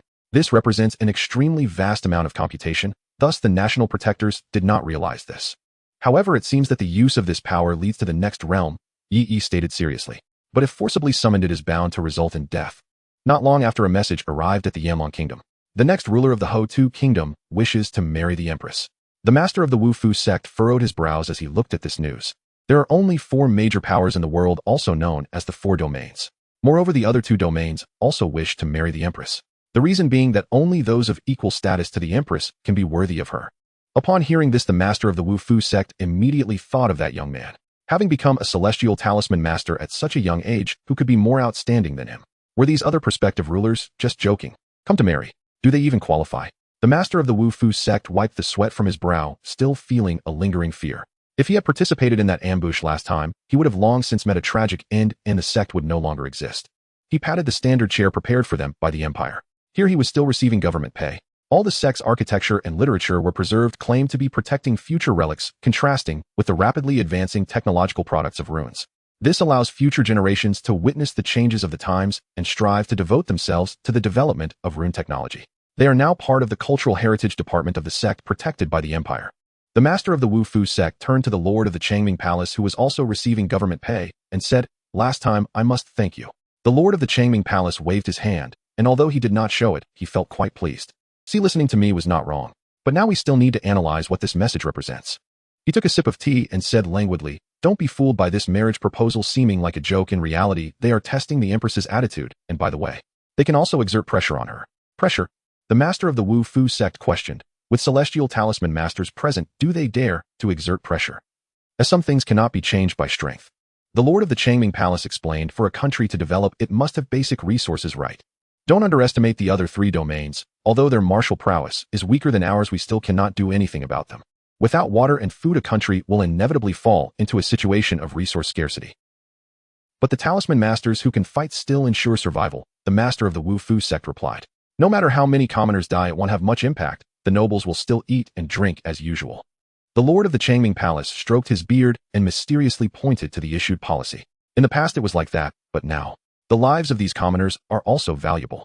With a large number of policies ensuring the people's livelihood, if you have no resources, who will execute them for you? Relying on the intimidation of celestial talisman masters. Any matter at the national level is not that simple. The 2 exchanged glances, and the master of the Wu-Fu sect suddenly understood. Now it all depends on what the Empress will do. At the outer trial grounds of the imperial capital, clouds of explosions rose up. Yi continuously researched simulating this peculiar power. So far, Yi referred to this power as the collective will of all beings. This is a force generated by the aggregation of vast amounts of spiritual energy, resulting in a qualitative change. The founding emperors of the past, who knows what thoughts they held, actually managed to gather the collective will of all beings by constructing the country in the shape of a giant talisman. This more advanced energy might solve the upper limit problem of spiritual runes. Yi noted it down. What they probably did not expect was that this method failed to find the path to becoming a celestial talisman master. Instead, it discovered a method to ascend beyond the realm of celestial talisman masters. Yi firmly believed in a viewpoint.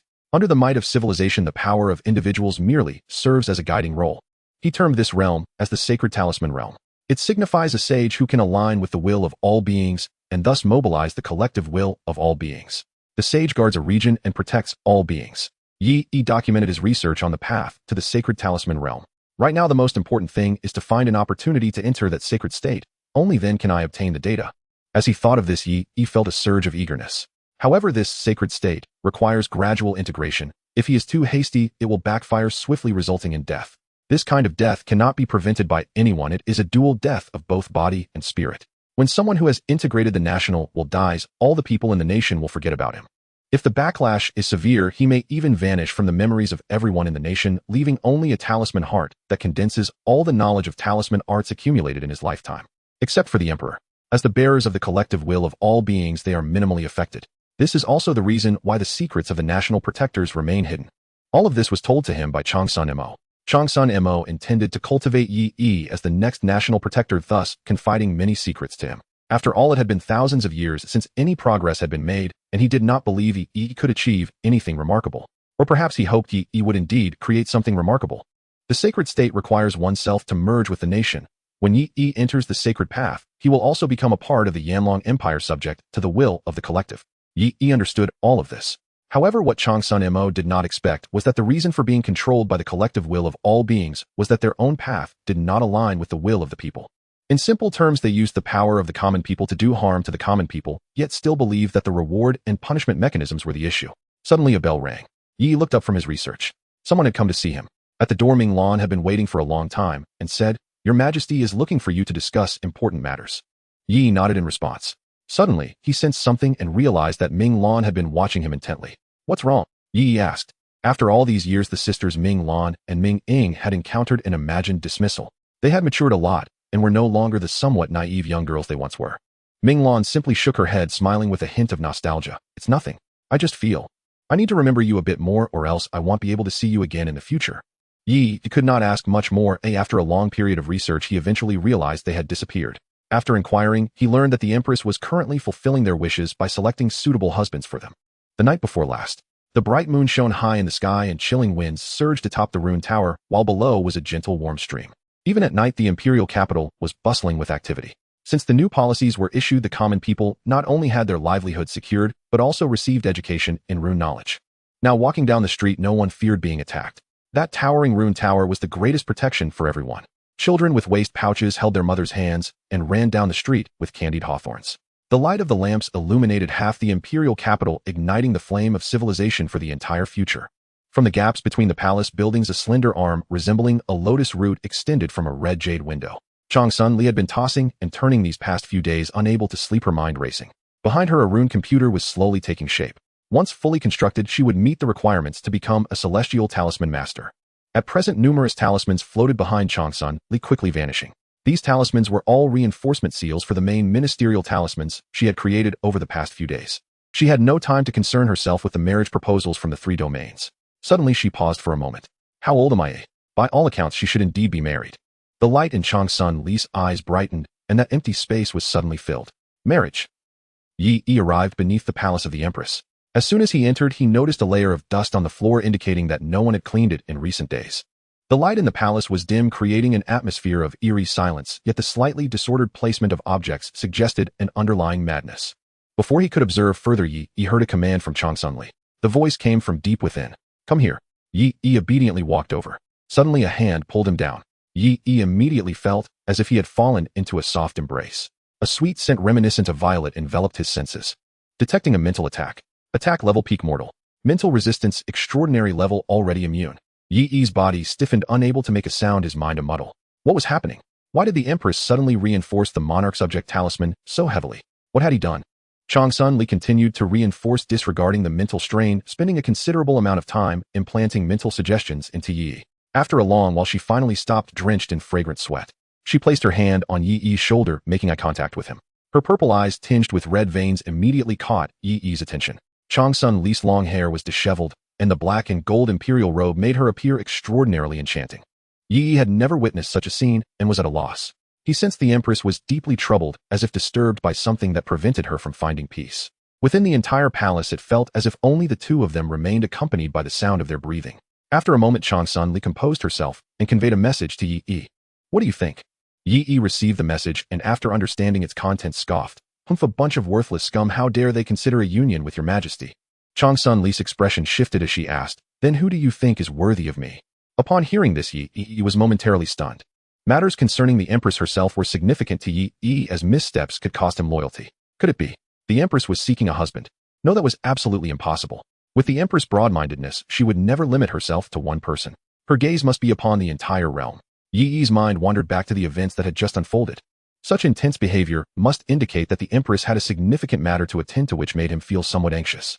Even towards his absolutely loyal bodyguard, she could not afford to give absolute trust. This question posed was definitely a discussion regarding the matters of the 3 domains. Yi's insight sparked. Pouring considerable cognitive resources into this idea, he suddenly arrived at a profoundly accurate conclusion. He expressed with respect, "Your Majesty is indeed wise." Wise? What kind of wisdom is selecting a husband? Changsun Li paused for a moment before regaining her expression, saying, Do tell." She was somewhat eager to hear Yi's response. In the next moment, Yi spoke confidently. "I have understood your Majesty's intent. Currently, the 3 domains are exerting pressure on us, attempting to restrict our development. However, the decree was just issued, and the Empire is already showing signs of improvement. Thus, your Majesty must be aiming to resolve the issues of the populace countering the 3 domains in terms of resources. Sending me here must be to discuss this critical matter." Yi had not anticipated that the Empress would take an interest in the well-being of the common people, which stirred his heart. He continued, "Your Majesty must have sensed that I have a solution, which is why you summoned me. The resource limitations of the Empire mainly pertain to high-level talisman materials, water resources, and food. However, the food issue is already on the path to resolution, just a matter of time. As for the issue of high-level talisman materials, much has already been compensated through the runic computers of heavenly talismans and the runic towers, while the current shortage has ironically become a benefit. The only remaining concern is the water resources. Yi stated, "Your Majesty's conjecture is not incorrect. I already have an idea regarding the water source." At this moment, Yi's knowledge of chemistry became useful. Even though his understanding was not profound, as long as he grasped the essence, the rest could be entrusted to the runic computer and research team. Utilizing the material transformation ability of runes, Yi firmly believed that if fire could be transformed, then water could certainly be produced as well. Changsun listened silently, remaining quiet even after Yi finished speaking. Looking at the enthusiastic Yi before her, she felt a slight ache in her head, having not received the answer she desired. Whenever the common people were mentioned, Yi would become exceedingly excited. This left Changsun perplexed about whom Yi was truly loyal to. Yet everything clearly indicated that all of Yi's actions were for her sake. No, under the influence of the monarch subject talisman, it could only be her. So, this is his true answer. In his heart, only the well-being of the world matters for his own good. Changsun began to understand. So whom was he truly loyal to? The common people, or her? In Yi's consciousness, she would always be the sovereign, and it was impossible for them to have an equal relationship. Perhaps any thought of her would be viewed as disloyalty. But Changsun turned away, her expression complex. Her regal demeanor flickered in and out, as if her identity were constantly shifting. Fiddling with her imperial robe, Changsun seemed conflicted, saying, "I am the ruler of the empire. How could I possibly take the initiative to ask?" Suddenly, she recalled the conversation from that day in the prison. Even now, Changsun occasionally reminisced about it, as it provided her with immense security. Right, abolishing the imperial system, a republic. Changsun thought of this, and turned to look at the excited Yi. Those eyes from the moment they first met had always been as bright as snow. "If I am no longer the emperor, he will no longer be a subject, and all needs will be met." At that time, this child, this boy who was willing to give everything, had but one path left. "Is that so, Your Majesty?" Yi felt somewhat nervous, fearing he had guessed wrong. But the next moment, Changsun nodded and said yes. Before Yi could feel happy, she added, "Moreover, the reason for summoning you here is to discuss the abolition of the imperial system. Since you desire it so much, I will give it all to you." Yi paused, uncertain, and asked, "A republic?" Changsun nodded. "I have decided to implement it immediately. Currently, the major forces of the Yanlong are still struggling to regain their footing, and each domain has yet to ascertain our strengths and weaknesses, thus not formulating an appropriate response.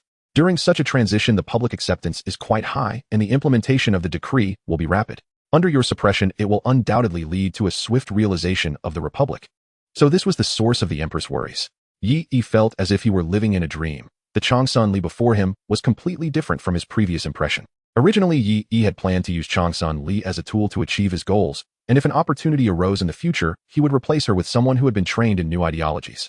For a country to develop, it absolutely cannot be led by a leader who is disloyal to its own system, but now it seemed that Changsun possessed the qualities to become a competent leader. Even if he was not entirely loyal in his heart, just as he had done, as long as he was loyal in action, that was true loyalty. He then asked, "The construction of the runic towers in the country has made significant progress, but what if the pressure from the 3 domains intensifies?" Changsun shook her head. "All news will be sealed. As long as they do not see the empire transforming, but rather in chaos, they will only wish for it to continue that way." Yi disagreed with this perspective. He knew better than anyone how powerful such a social system could be. Only a steady and gradual approach would be more suitable for Changsun. The birth of this system was a direct opposition to exploitation and oppression, a relentless struggle between the two. "I have made up my mind," Changsun declared, immediately discarding her imperial robe and throwing it into a dark corner. Clad in white, she walked to the window. Light finally streamed in, illuminating Yi's face, where crystalline tears sparkled, suddenly gushing forth. He resolved to alter his original plans and cultivate Changsun into a truly competent leader. Having decided this, he would undoubtedly offer his utmost assistance. But if there were obstacles in the way, eliminate them. "Yes, Your Majesty." Internal acknowledgement. Loyalty 2. Current loyalty is 92. Loyalty exceeding 90 unlocks special level 1 reward upon return. Border. The 15 passes of Shomon.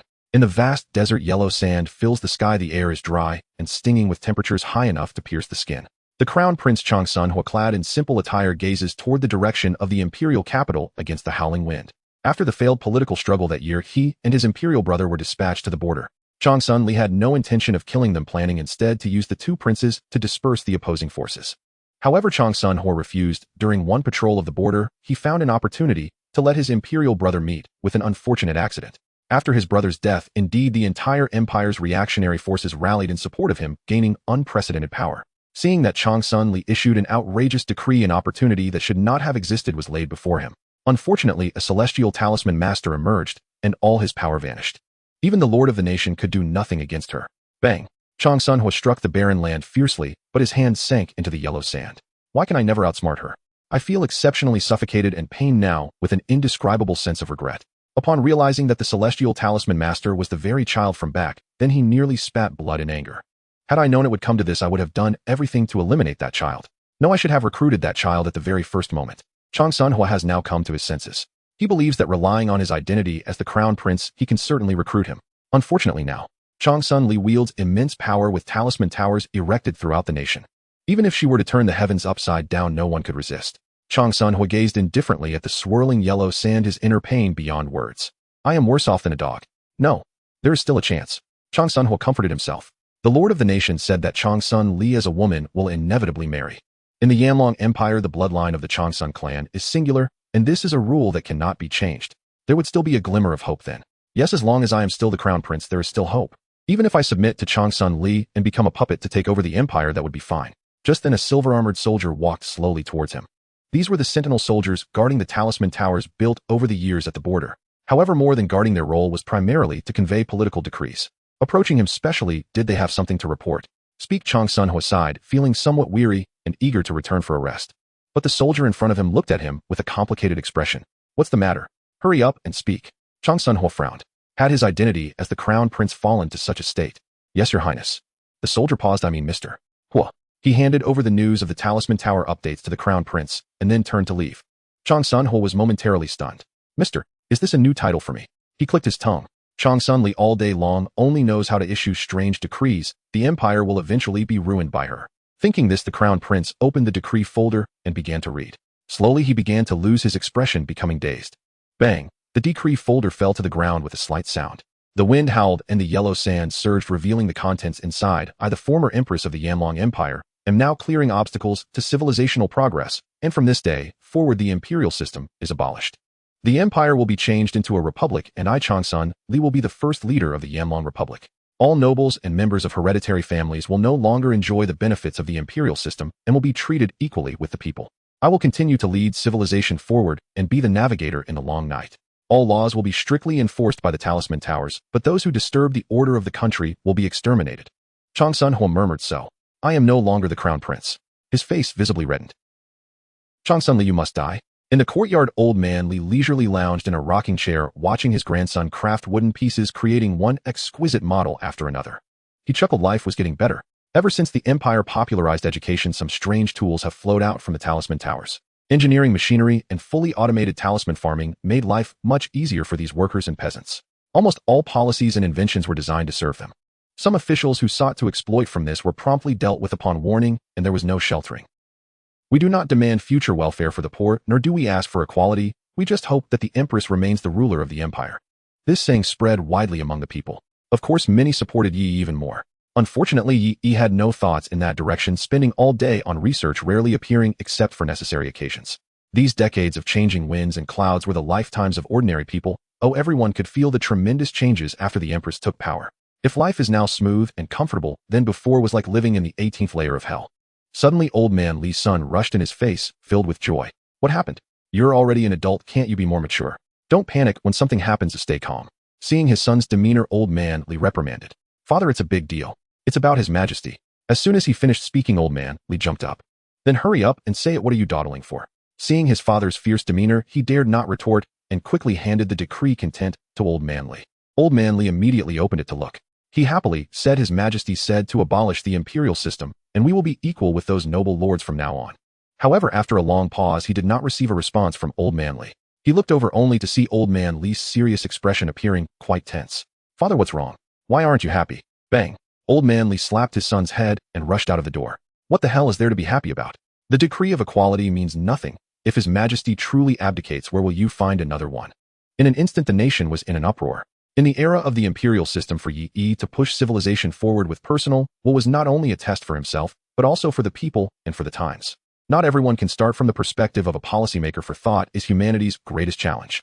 The Qing government has been gone for so long, yet there are still people waving the banner of the 8 banners. After the decree was issued, the privileged classes across the nation instantly erupted in fury. Their red faces and thick necks were their first slogans. Without any prior communication, they almost simultaneously declared rebellion. But those talisman towers are not there for show. Resisting now is far too late. Yi sat firmly at the center, utilizing the power of the talisman towers with the strength of the world's strongest, in compliance with the laws of the empire stationed at the center, sweeping all directions. But those who disturb the order of the country will be exterminated. In front of every regional talisman tower, a sea of people gathered. They were not there to celebrate, but to plead with the Empress to revoke this decree. The sudden change left the people in dread. Having enjoyed benefits for so many years, they all knew that without the Empress there would be none of what they had today. For a moment, the staff handling the feedback documents from the talisman towers were overwhelmed, quickly passing the message to the Empress. But after the Empress received it, she replied, with just one sentence, "My will is fixed, no need for further words. This is the path of civilizational progress." Upon seeing this message, the nation was even more in an uproar. Meanwhile, the three domains which had been focusing on the news from the Yanlong Kingdom rejoiced upon receiving this news. They exclaimed, "Ha ha ha, good job, Changsun Li, you have brought about your own demise." On the day the decree was issued, a guest arrived in the imperial capital. Changsun Mo hurried over only to be stopped by Yi. After obtaining permission from Changsun Li, he was allowed to enter. "What are you planning to do now, eh?" Changsun Mo asked anxiously. "Are you truly intent on destroying the empire? Under a republican system, when the aristocracy loses their interests, who will follow your lead?" His eyes were somewhat clouded, and he appeared much older, yet he earnestly advised the Changsun lineage must not end with you. Stick to the previous approach, do not take too big of a step. As he spoke, he glanced at Yi beside him, and gently added, "You are the emperor of a nation. How can you engage in such absurd actions?"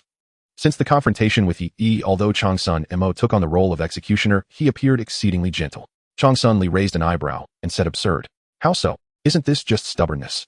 Changsun Mo exclaimed, "If the imperial system is abolished, the commoners managed by landlords and gentry will create chaos, making it impossible for the government to maintain order. Without benefits, even if they superficially obey you, they will surely act against you in secret. If this continues, the nascent vigor of the empire will weaken and may even plunge into the abyss." Yi understood what he was hearing. The ideology represented by Changsun Mo was that of the landlord and comprador class.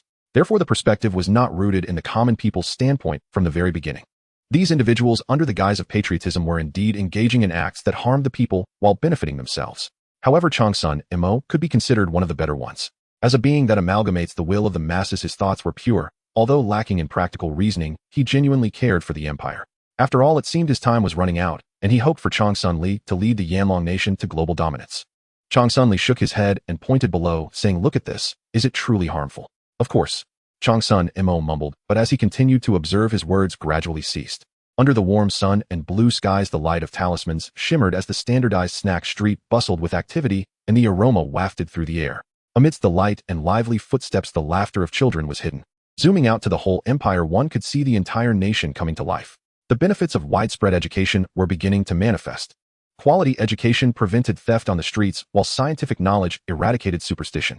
The cultivation of talismanic knowledge produced millions of talisman practitioners, emphasizing the importance of talisman technology. With the accumulation of time, the brilliance of talismans would illuminate the entire world. If this scene were to be compared to the gray and white of decades ago, it would undoubtedly appear rich and colorful. Changsun Mo's gaze flickered. Unbeknownst to him, the common people had gradually begun to replace the aristocracy, slowly becoming the main theme of the nation. If a few more years passed, the first batch of geniuses would undoubtedly emerge, entering the realm of talisman masters. These were abundant resources for war. Changsun Mo's thoughts suddenly shifted. Whether the imperial system existed or not, he did not care. Whether it harmed the interests of the class he represented was inconsequential to him. Before he was about to fade away, he only wished to see the nation stable and prosperous, and to witness the red flags flying across the world. Since these commoners were useful, let those nobles roll aside. "Can you ensure stability?" Changsun Mo inquired. Changsun Li naturally nodded. With her skill, achieving this would be quite easy. Changsun Mo looked at Yi, whose restrained aura still sent chills down his spine. Well, with a heavenly talisman master present, even if problems arose, they could manage. Changsun Mo bowed to take his leave, seemingly to comfort the crown prince. Yi watched his departing figure, the light in his eyes flickering. Why not kill him? Yi had his considerations, not to mention whether the will of the masses might reveal other aspects Changsun Mo had not disclosed. In terms of research, he still needed him. Moreover, this person's thoughts were quite pure, and Yi did not harbor any particular killing intent. Importantly, the Empress had not issued a decree. Upon returning to the palace, Yi felt uneasy looking at Changsun Li's back. He always sensed that Changsun Li had changed somehow. When did her gaze become so focused on the common people? She was indeed a harbinger of change, but adapting to such thoughts so quickly felt rather abnormal. Watching Changsun Li swiftly issue decrees for Republican reforms and demanding strict enforcement, she appeared rushed. Will hastily implementing reforms truly not lead to problems? At the border, Changsun Mo arrived beside the Crown Prince, now Mr. Hua. Seeing his dazed expression, Changsun Mo felt increasingly disappointed. Look at the others from the Changsun family. Why are you so pathetic? He consoled enough, do not worry. Changsun Hua turned around, and upon seeing the national protector Changsun Mo, his eyes instantly lit up. Currently, the only support he could rely on was this imperial uncle. He blankly grasped Changsun Mo's clothing and said, Uncle, I am still the Crown Prince, right? Kill Changsun Li. That wretched woman intends to destroy the empire. Uncle, you must uphold justice for me. Suddenly his hand was released. Changsun Hua looked up only to find his imperial uncle's gaze had grown much colder. In that moment, he felt a chill throughout his body. He naturally understood his uncle's obsession. He would sacrifice everything for it, or else he could not have become the national protector. Enough, your royal sister has her own considerations in doing this. You understand nothing, just watch. You can go see the current empire. Republic, perhaps then you will comprehend. Changsun Hua stared blankly as the last hope of Changsun Mo departed. That lingering voice echoed in his ears. In the future, make sure to find a few more wives have children to receive compulsory education. I think their textbooks are quite good. Then plead with your royal sister, your later life will be worry-free. Was that it? Just left. Changsun Hua slowly stood up, walking into the inner part of the empire. Whether he was still the Crown Prince or not, without power or influence, he merely clung to a bit of relation with Changsun Li, and no one stopped him. With that connection, riding the talisman sky rail without paying was indeed a benefit. Along the way, he witnessed the true living conditions of the common people within the nation. No longer were there the sordid death trials of decades past. The talisman tower shone with brilliance, devoid of families torn apart, wives and children turned into slaves. The lives of those commoners were even better than is not only joyful, but wholly harmonious, as if they possessed everything. Meanwhile, Changsun Li was revered by all. Ultimately, he returned to the border. Bathed in the omnipresent yellow sand, it felt like the final act of his life. From prince to Mr. His tears were hot, scattered by the wind. His facial expressions constantly changed, resembling a cry, a smile, yet also anger and helplessness. Changsun Hua frantically struck the ground, his hair disheveled, bloodshot eyes resembling a madman. Ah, Changsun Li, you deserve to die. This is the empire, not a republic. I am a prince. You must die. Suddenly he lifted his head, sharply gazing beyond the border. Looking back at the imperial capital in that instant, he seemed to possess the watchful gaze of an eagle. Wait for me. I am the true ruler of the empire. The former imperial capital's palace has become an office for multiple departments. Besides the empress, no one dares to reside in the imperial palace. After the abolition of the imperial system, the palace maids and eunuchs were sent back, leaving the vast palace devoid of any presence. Except for some important decisions that require her involvement, Changsun Li rests and handles affairs here. The guards coldly stare at anyone who approaches, not allowing even a mosquito to enter. As the former monarch of the empire and the current leader of the Yanlong, she has become quite frugal. These behaviors are all influenced by Yi Yi, whom she trusts unconditionally. Yi Yi said that as the first-generation leader, she must set an example. Just like in the original world, even after decades have passed, she still remembers him during times of social injustice. If he were still here, such things would not happen. Many people have thought this way. This is a sense of belonging. All actions must align with the words one has spoken. Since she has pushed her to the forefront of the times, she must take responsibility. He will shoulder all possible future public opinion and dangers. If the moment requires it, even if it means forcibly transcending the holy path, he must preserve everything that has developed until now. The guards remain vigilant of their surroundings. However, they did not notice a figure walking straight into the palace. Yi Yi cheerfully entered, holding a plate of grapes. The guards, fixated on their surroundings, completely missed him. Arriving outside Changsun Li's chamber, Yi Yi knocked on the door, but received no response initially. He glanced at the blazing sun hanging directly in the sky and slapped his forehead. Seeing his own foolishness, he realized it was the master's rest time. With that thought, he regretfully turned around while holding the grapes.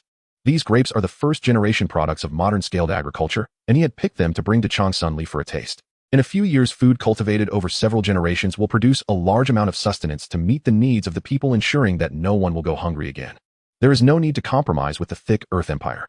In fact, it is possible to spread these cultivated food seeds worldwide so that people everywhere will no longer suffer from hunger. Yi knew that Changsun Li liked grapes, so he specifically set aside a greenhouse for cultivation. Now he would wait for her to awaken before discussing it.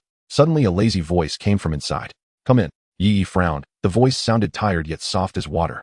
He pushed the door open and immediately saw Changsun Li bend over her desk dealing with documents. With the current system transition, there are many contradictions, and certain matters cannot be resolved by those lacking new ideas. Yi, entangled in various research matters, would not get involved in politics. On the other hand, Changsun Li, having undergone Yi's inquiries, and after handling a few matters, began to understand his approach, even performing better than him. The symbol light at the desk flickered, adjusting the brightness of the room. Currently, most of the core technologies remain undisclosed. Apart from the Rune Tower, only the two of them have constructed a rune computer.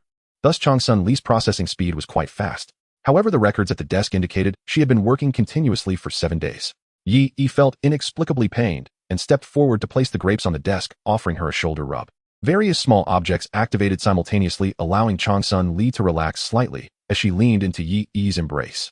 But the moment she did, she felt an invisible barrier separating them. Her tired eyes dimmed, but upon seeing the grapes Yi had prepared, a hint of color returned to Changsun Li's face. Yi fed her grapes, encouraging her to close her eyes and rest. The room was quiet, the light gradually shifting until it disappeared from the imperial palace. The scent of violet wafted around like a lost girl dancing about Yi, but never finding her way out. After a long while, she opened her eyes. Looking at the ceiling, Yi's silhouette occupied half of her world. Changsun Li's violet eyes flickered. Yi's outline was sometimes blurred, sometimes so near. The few books from the prison and the talismans he offered when he saved Yi were placed together. Yi's notes, new law manuscripts, and memorials were all preserved in the library. And they all resided at the highest point of that library, because he had once said that thoughts are more important than power. Changsun Li tacitly agreed, as these also served as proof of Yi's growth over the decades. No one understands him better than I do. Yi exuded a faint peppermint scent, causing Changsun Li's blood to quicken. She suddenly asked, if all these things you plan come to fruition, what do you intend to do next? Ensuring the people's livelihood and realizing a republic. This series of ideas was all proposed by Yi, which she executed. Changsun Li's demand had only been one from the beginning, but unfortunately Yi had not noticed it. She desired to live her own life without being controlled by anyone, doing whatever she wished. However, since meeting Yi, all her demands have been realized. Yi did not deceive her. Now no one can dictate her fate, except for someone who seems not to belong to this world. Changsun Li looked at Yi, expecting a response. My matters. Yi keenly sensed the oddity in her words. But he had always said that he acted for the master, which is why he chose to do this. Could it be that Changsun Li had sensed something? Thinking this, Yi felt uneasy and respectfully said, naturally, I ask for nothing more. To serve by your side in this life and fulfill all your needs is all I desire. Changsun Li pressed further, any matter. Yi paused. If something arose that defied his will, he could not accept it. Yet he nodded. Yes, any matter. As long as the master wishes, I will brave fire and water for you. Upon hearing this answer, Changsun Li smiled in satisfaction. Suddenly, she waved her hand. In Yi's astonished gaze, the barrier separating them was shattered. Changsun Li's soft water-like body fell into Yi's embrace. The violet-scented girl found her direction and bounced into Yi's arms. Yi wanted to leave, but Changsun Li said, don't move, let me rest a bit. After saying this, she found a comfortable position and fell asleep in his arms. Her jade-like skin rose and fell with her breathing, her red lips slightly parted, exuding a special allure. Yi sighed. Indeed, Changsun Li was very exhausted. They were too hasty. These institutional changes should be gradual. Yi picked up Changsun Li and walked towards the soft couch. Changsun Li slowly flushed as she breathed, her chest rising and falling.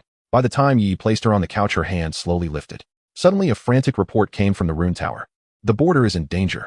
The red light flickered, and the piercing alarm rang painfully in one's ears. Seeing this, Yi immediately stood up and dashed out of the imperial palace. On the soft couch, Changsun Li, who had unknowingly opened her eyes, calmly gazed at the alarm platform. With a crack, she left a pile of fragments behind as she tidied her attire and hurried out. The Rune Tower as a key project can only be completed with Yi's personal involvement. The substantial investment of rune masters and materials naturally cannot merely serve to uphold the Empire's laws. Its core is the rune computer, which also conceals national-level war weapons like mecha warriors. Moreover, it represents an extension of capabilities.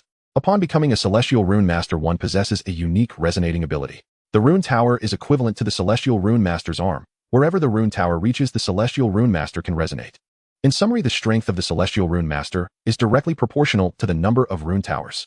Yi swiftly arrived at the Rune Tower and entered to investigate the news. What exactly does the so-called border alert refer to? As he opened part of the footage sent from ahead, Yi's expression gradually grew serious.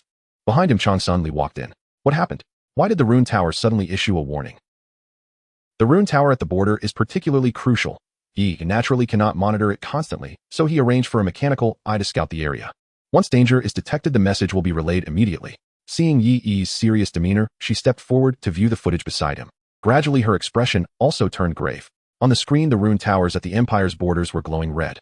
In the distance, a long black curtain appeared on the horizon, and countless airships were sailing in the sky.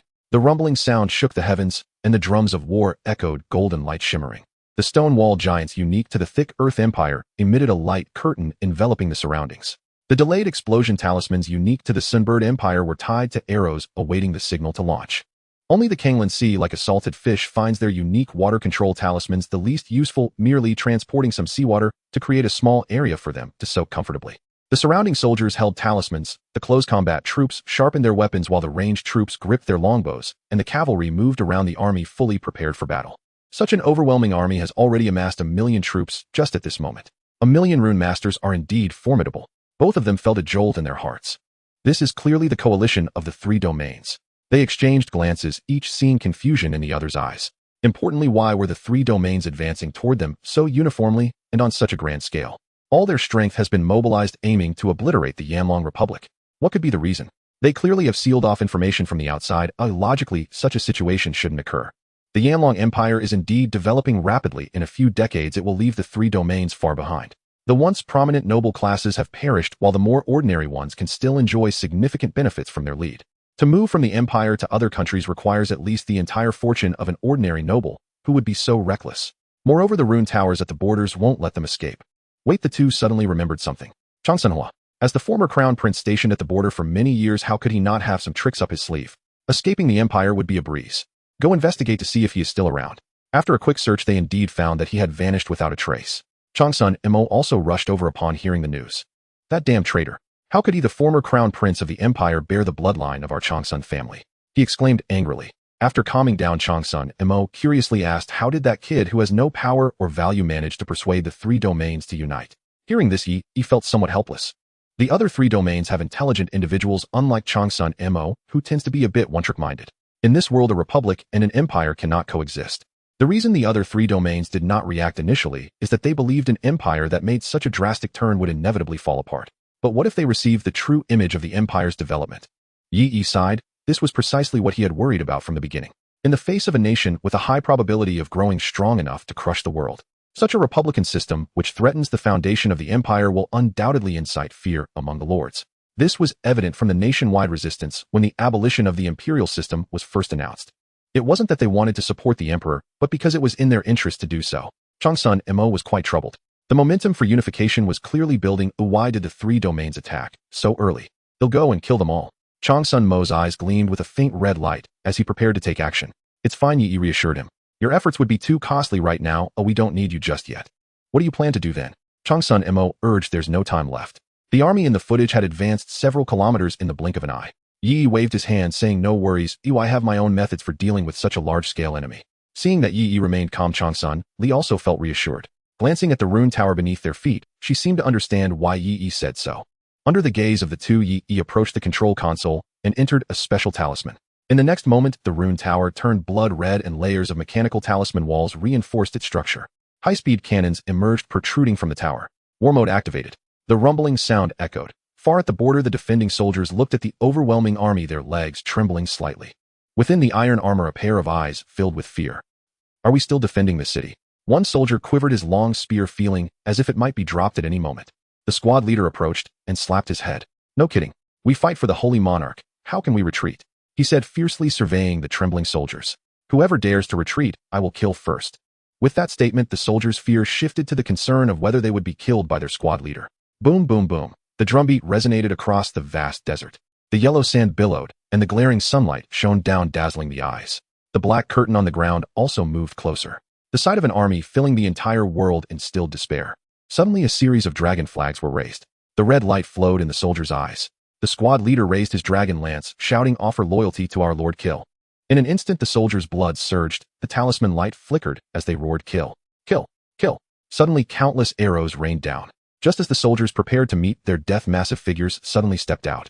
Dark metallic shells glimmered with enormous bodies adorned with the fiery dragon emblem, exuding a sense of mechanical beauty. A brilliant blue light rose, blocking the arrows outside the barrier, followed by a series of explosive sounds. Shield warriors. The soldiers stared blankly at this scene. Emblazoned with the fiery dragon emblem, they should be allies. Although they were saved, why did they have no knowledge of the existence of these fierce warriors? Suddenly, the advancing army halted for a moment, and a vanguard unit rushed forward. As elite forces, even the vanguard was not something they could withstand. At that moment, sounds came from behind. The soldiers turned to see a 32-barrel cannon protruding. The light in its eyes gradually shifted from blue to red. The engine roared like water flowing faster. The 32-barrel Gatling gun aimed at the vanguard. The Redwind mecha. Inside the main tent of the coalition forces, Chang Sun-hua knelt before a middle-aged man, his face full of smiles radiating humility. The man was intently reviewing the precious intelligence that Chang Sun-hua had brought. As the former prince of a nation relegated to the border, the intelligence he carried was enough to severely wound any country, including the Yamlong Republic. Defensive layouts, locations of rune towers, border defense strength, imperial strategic intentions, resource situations. Chang Sun-hua had presented them all. Moreover, there was the crucial intelligence he brought regarding the Tianfu Master. This Tianfu Master named Yi had all his methods divulged by the Crown Prince. Strange iron golems and rune towers spread across the nation capable of countering the strength of a national protector. The coalition commander Wang Liang glanced at the intelligence in his hand, then looked at the Crown Prince kneeling like a dog. "So, you are doing this merely for the throne?" Wang Liang teased. Chang Sun-hua nodded repeatedly, his desires laid bare in his eyes full of yearning. He crawled out from the tunnel, presenting the footage of the changes in the Yanlong Kingdom, all to cripple the Republic and eliminate Chang Sun-li, wasn't it? The three domains could not easily annihilate the Yanlong Kingdom. A forced attack would yield no benefits. Therefore, their aim was merely to severely wound the Yanlong Republic, to carve out and occupy territory and to acquire that knowledge. If given the chance, one must kill that Tianfu Master. After that, who else could be emperor? Only he. For the throne, it doesn't matter if the Yanlong Kingdom is brought to ruin. Wang Liang understood. A soft chuckle erupted, and soon this laughter spread throughout the entire camp. Everyone looked at Chang Sun-hua with mockery, laughing heartily. Chang Sun-hua joined in the laughter, as if it were not him who was being ridiculed. His hair was disheveled, and his stubble was unkempt. A series of blows had left him mentally unstable. No matter what, Chang Sun-hua would go down in history as the most infamous traitor. Wang Liang withdrew his gaze, internally sentencing this traitor to death. The three domains had grand ambitions. Beyond basic self-interest, there was a core reason. After taking Chang Sun-hua away, a group of scholars with dark circles under their eyes entered. Upon entering, they rushed forward frantically, exclaiming, "Quick, we must swiftly eradicate this nation. This ideology is a disaster for the world, the end of the empire. We must crush it in its cradle. We cannot allow it to grow." As philosophers and historians, these individuals were among the few well-versed in imperial studies. Many emperors would seek their counsel when issuing edicts, and the policies they endorsed indeed achieved remarkable results. This demonstrated their strong abilities and judgment. The leading scholar was named Chi Mo, the leader of their faction. Despite every scholar being a distinguished guest within the nation, they all revered Chi Mo as their head due to his unmatched ability and profound thoughts. At this moment, he appeared dazed, mumbling, "Republic, Republic." Upon hearing that the Yanlong Empire had transitioned to a republic, he became intrigued and led the scholars in research. He sought out the series of policies issued by the empire since the ascendance of the empress. The more they researched, the deeper they fell. From the popularization of knowledge education to ensuring the people's livelihood and ultimately abolishing the imperial system, the mismatches in resources offended all the imperial officials and contradicted previous ideologies. Initially, they believed that under such a system, this so-called republic would surely collapse.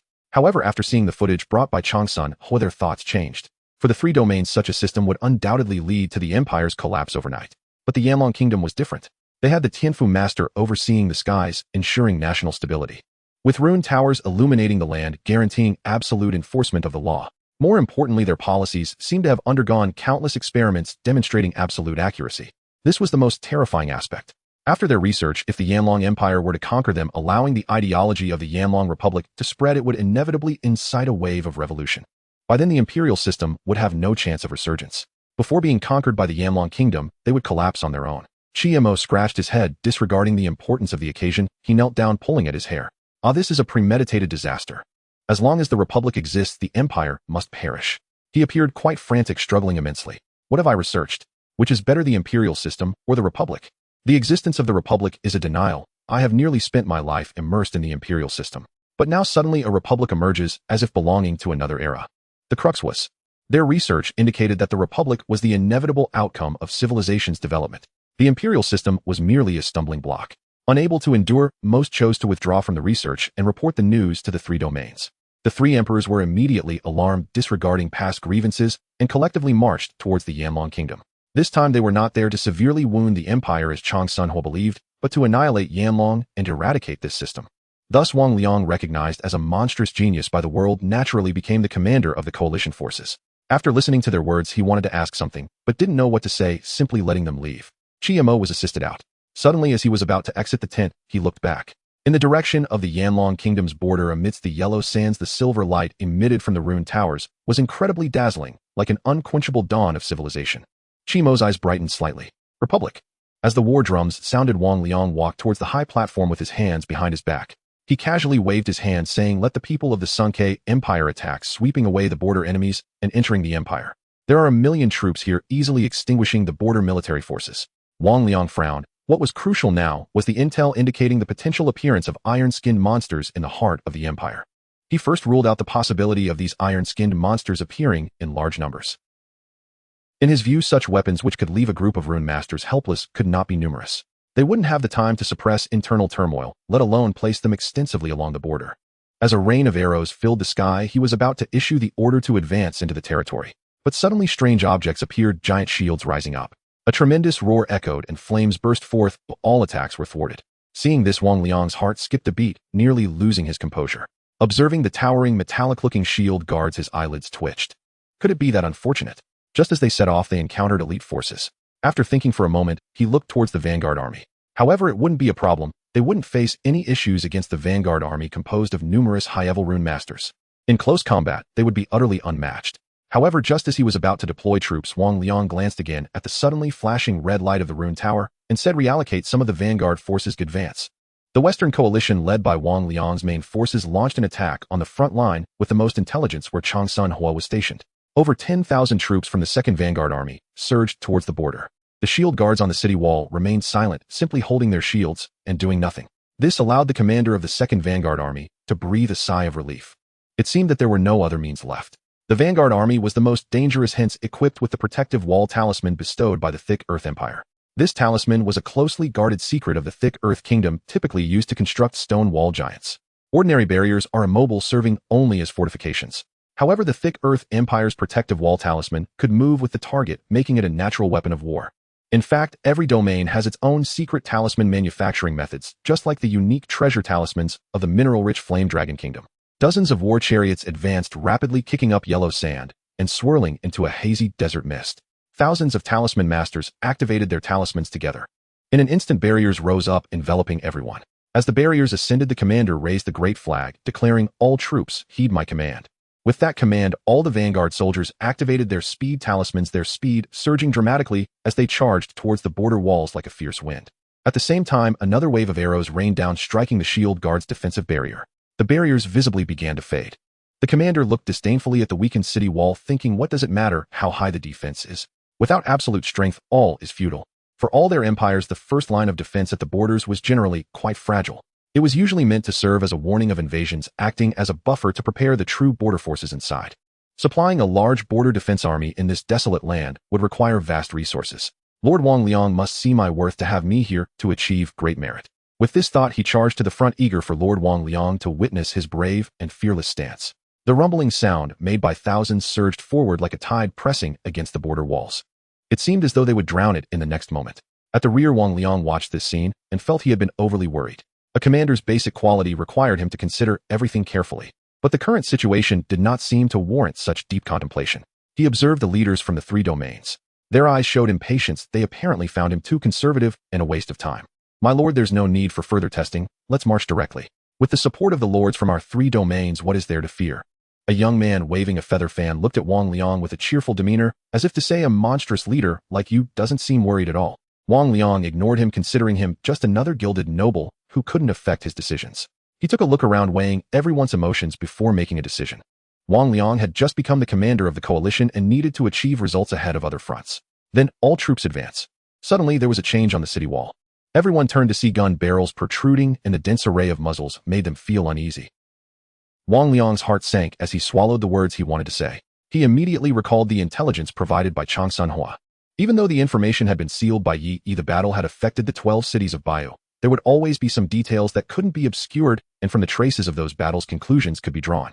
Although there was not much information, at least he was aware of the existence of such things.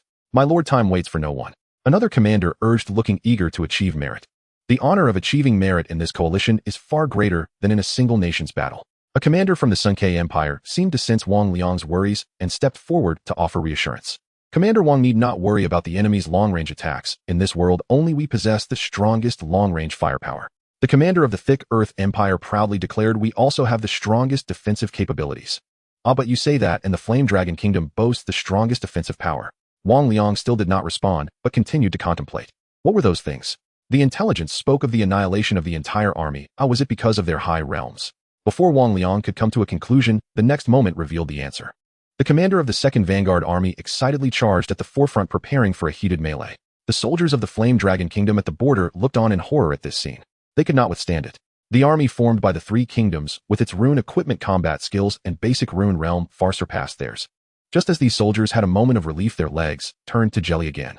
Most of them had been exiled to the border as punishment, just like Chang Sun Hua, and their combat strength was already weak. Now they had even lost the will to fight. But just then the arriving chiefing mecha units readied their guns. A dragon-tooth mecha carrying a large sword approached, surveying the incoming enemies with a red glint in its eyes. The soldiers looked over, unsure of what they were about to do. One soldier, witnessing the murderous aura of the advancing coalition vanguard, turned pale. The nearby squad leader felt a heavy pressure, not daring to breathe. In such fear, everyone felt anxious. However, these metal monstrosities remained completely undeterred, standing firm like a rock, not flinching even as mountains crumbled before them. Suddenly, the dragon-tooth mecha turned to the rune tower and bowed, placing its right fist against its chest. "Great Holy Monarch, we shall slay all invading enemies." The mechanical voice echoed, and both the shield guards and chiefing mecha turned and knelt on one knee, placing their right hand on their chests. "Great Holy Monarch, we the Border Defense Rune Tower Garrison pledge our loyalty to you. The military is the foundation of a nation, which Yi continuously emphasized, so Chang Sun Li placed great importance on it. Not only did he actively promote commoners to become soldiers, but he also ensured the military's resources were abundant and provided basic welfare. Unfortunately, time was too short, affecting only part of the army. The original empire's first line of border defense troops were mere sacrifices, receiving little attention. The border defense troops of the other fronts were the mainstay. Those selected as rune masters to operate the mecha were all individuals with strong loyalty to Chang Sun Li. After paying their respects, the dragon-tooth mecha rose and raised its large sword. The chiefing mecha loaded its ammunition. With the sword swung down, the signal was sent out: Rune Tower Garrison, heed the command, annihilate the enemies. The chiefing mecha lifted its 32-barrel Gatling rune cannon, rotating its muzzles as the preheating began. After a brief pause, in the next moment, hundreds of dense beams of light surged forth. In the eyes of all soldiers and the coalition, these suddenly appearing beams of light struck against the vanguard army like a mighty river formed from countless streams converging. The commander of the vanguard army was charging, but in the next instant a torrent of light surged toward him. What were these? Before he could comprehend, the barrier enveloping them violently shook, as if under attack from 100,000 troops. Defend. At that moment of withstanding the attack, he changed his defensive approach. At this moment, the commander of the 2nd Vanguard Army had only one thought. He gritted his teeth and turned his head, transferring all barrier defenses to his subordinates. The vanguard was repelled, leaving only blood staining the desert and countless disfigured corpses. A soldier murmured, "Did we really repel them?" This scene was so unbelievable that it felt surreal to him. With a loud slap, the squad leader struck him on the back of the head, saying, "What do you mean we repelled them? How could this possibly be a victory?" He then looked towards the direction of the rune tower. Under the dazzling red light, a group emerged, illuminated from within the tower. The leader was none other than Li Feng, who survived the trial grounds. Li Feng approached dressed in a leather-like outfit. Although the Rune Master realm could prolong life, Li Feng appeared quite aged and haggard. Surprisingly, his eyes were bright and spirited. A child's pendant hung from his chest, signifying that he had already started a family. It was evident that he had changed greatly, transforming from a fallen noble into the composed commander of the Rune Tower's garrison. After coming out facing a series of reforms, he, along with his brother and the comrades who fought alongside them, chose to adapt to the times. Now his brother was already married, and those comrades lived peaceful and happy lives. Under the radiance of the Rune Tower, safety was assured everywhere except in the outskirts that were not covered by the tower. The days of fear and trepidation in the trial grounds were no more. Li Feng stood beside the Lanya mech, his right fist resting against his chest. The group behind him halted, and the mech was activated, raising its right arm to its chest. The Rune Tower garrison of the western border, under the chairman's orders, has come to reinforce. The squad leader excitedly stepped forward to pay his respects. Grasping Li Feng's hand, he exclaimed, "Is it true? Did the chairman send you?" With the power they displayed, we could have taken the opportunity to leave while they were under attack. Li Feng nodded. "As long as we can hold for another 3 days, the Master Rune Master will come to take us back. We cannot collapse so quickly. The rear defenses are not yet prepared, and the Master Rune Master has other places to assist. More importantly, if we retreat, we will surely die. With the presence of the artifact talismans and the Rune Tower, we at least have some means of resistance. But if we withdraw, not only will there not be enough resources to cross the desert, but we will also face fierce attacks." The squad leader trembled, tears glimmering in his eyes. He never expected that they, the ones deemed sacrifices, would actually receive the chairman's attention, even having the Master Rune Master sent to aid them. Their humble lives are surprisingly valued by those in power. The squad leader said excitedly, "That's good, that's good. We, the border troops of the western front line, will strive to hold out until 3 days later."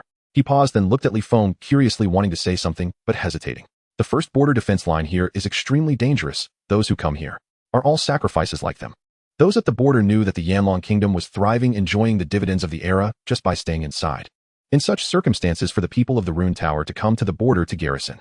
Li Feng perceived his thoughts and smiled. No need to worry, I volunteered to be stationed here. After Yi was imprisoned, he was implicated as well, but fortunately after Yi successfully got out, he was released along with him. After restoring his official position, the situation was tumultuous and uncertain, as if the empire could collapse at any moment. Fearing the extinction of his family bloodline, Li Feng married alongside his brother. He touched the red string on his wrist. Now Li Feng's and his brother's children were of similar age, almost 6 years old. Under the protection of the Yanlong Republic, they received compulsory education, and knowledge of talismans was no longer restricted, allowing for a bright future for the children. Provided that the country can remain stable. For the future of the children, he voluntarily requested to be stationed at the border. Yi admired this determination, and after the test conferred upon him the position of commander of the border Rune Tower garrison. The entire garrison consisted of 400 Red Wind firepower units, 100 Shield Guard defense units, 50 Storm long-range bombardment units, 10 Longya mechs for close combat, and a Mother Core vessel, all entrusted to him. You volunteered? The squad leader asked, sounding somewhat incredulous. Li Feng smiled in response, offering no further explanation. This was his decision to protect the future of the Yanlong Republic, and he needed no one else's approval. First, let's rest a bit to guard against enemy attacks, he ordered. The Red Wind mech's gun barrels emitted white smoke as they returned to the Rune Tower for ammunition replenishment. Any attack incurs a cost, especially for mechs like the Red Wind and Storm, which consume a lot of talismans. Each Rune Tower operates independently. Yi can control them, but cannot provide energy to the Rune computer, which needs to recover slowly. During the battle at the New Daotian city, the Storm mechs unleashed a seemingly endless barrage of missiles because Yi was stationed at the Rune Tower there. He possessed the passive skill of mental barrier, which reduced mental fatigue and enhanced his mental capabilities. Thus, that day the unmanned mechs operated by Li Laohan and others achieved such results. That was also Yi's experiment to see how the combat power generated by mental control over mechs would perform. However, the results were mediocre. Had it not been for Yi's presence, the combat power wouldn't have been so strong. Except for the rare Eagle Eye mechs, the attack power of other mechs does not exceed that of the Rune Master level. In fact, most simply have the attack power of ordinary talismans only in massive quantities. From the beginning, Yi designed the mechs to be operated from within, allowing for remote mental control.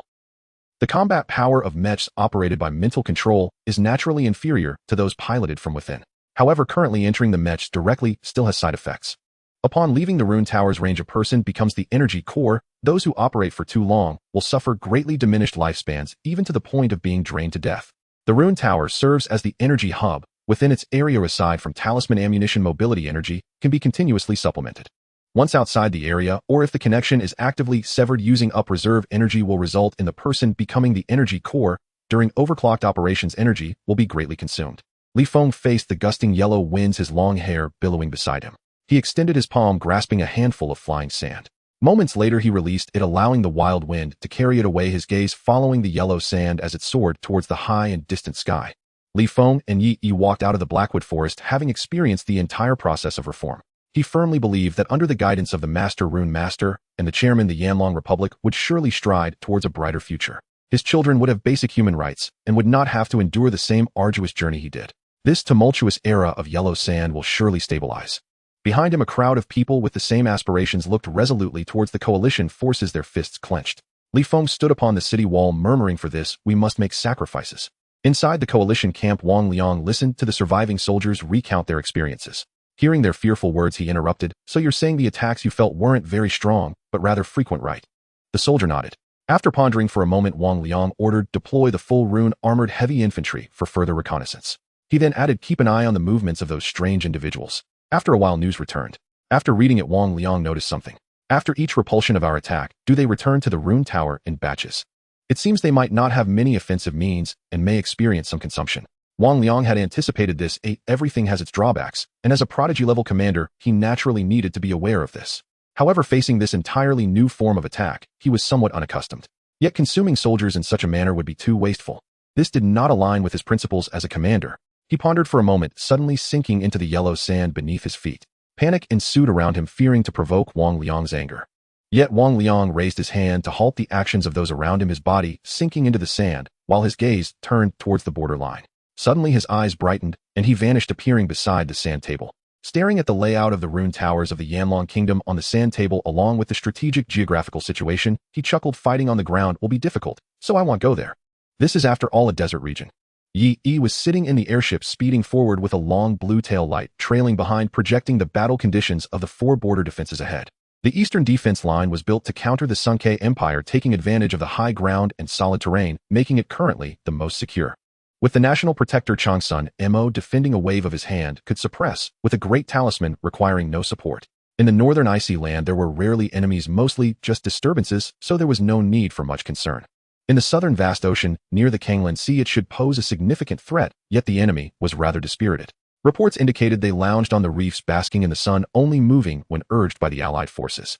Then they would change positions and roll over to continue basking, making it hard for the border troops to describe.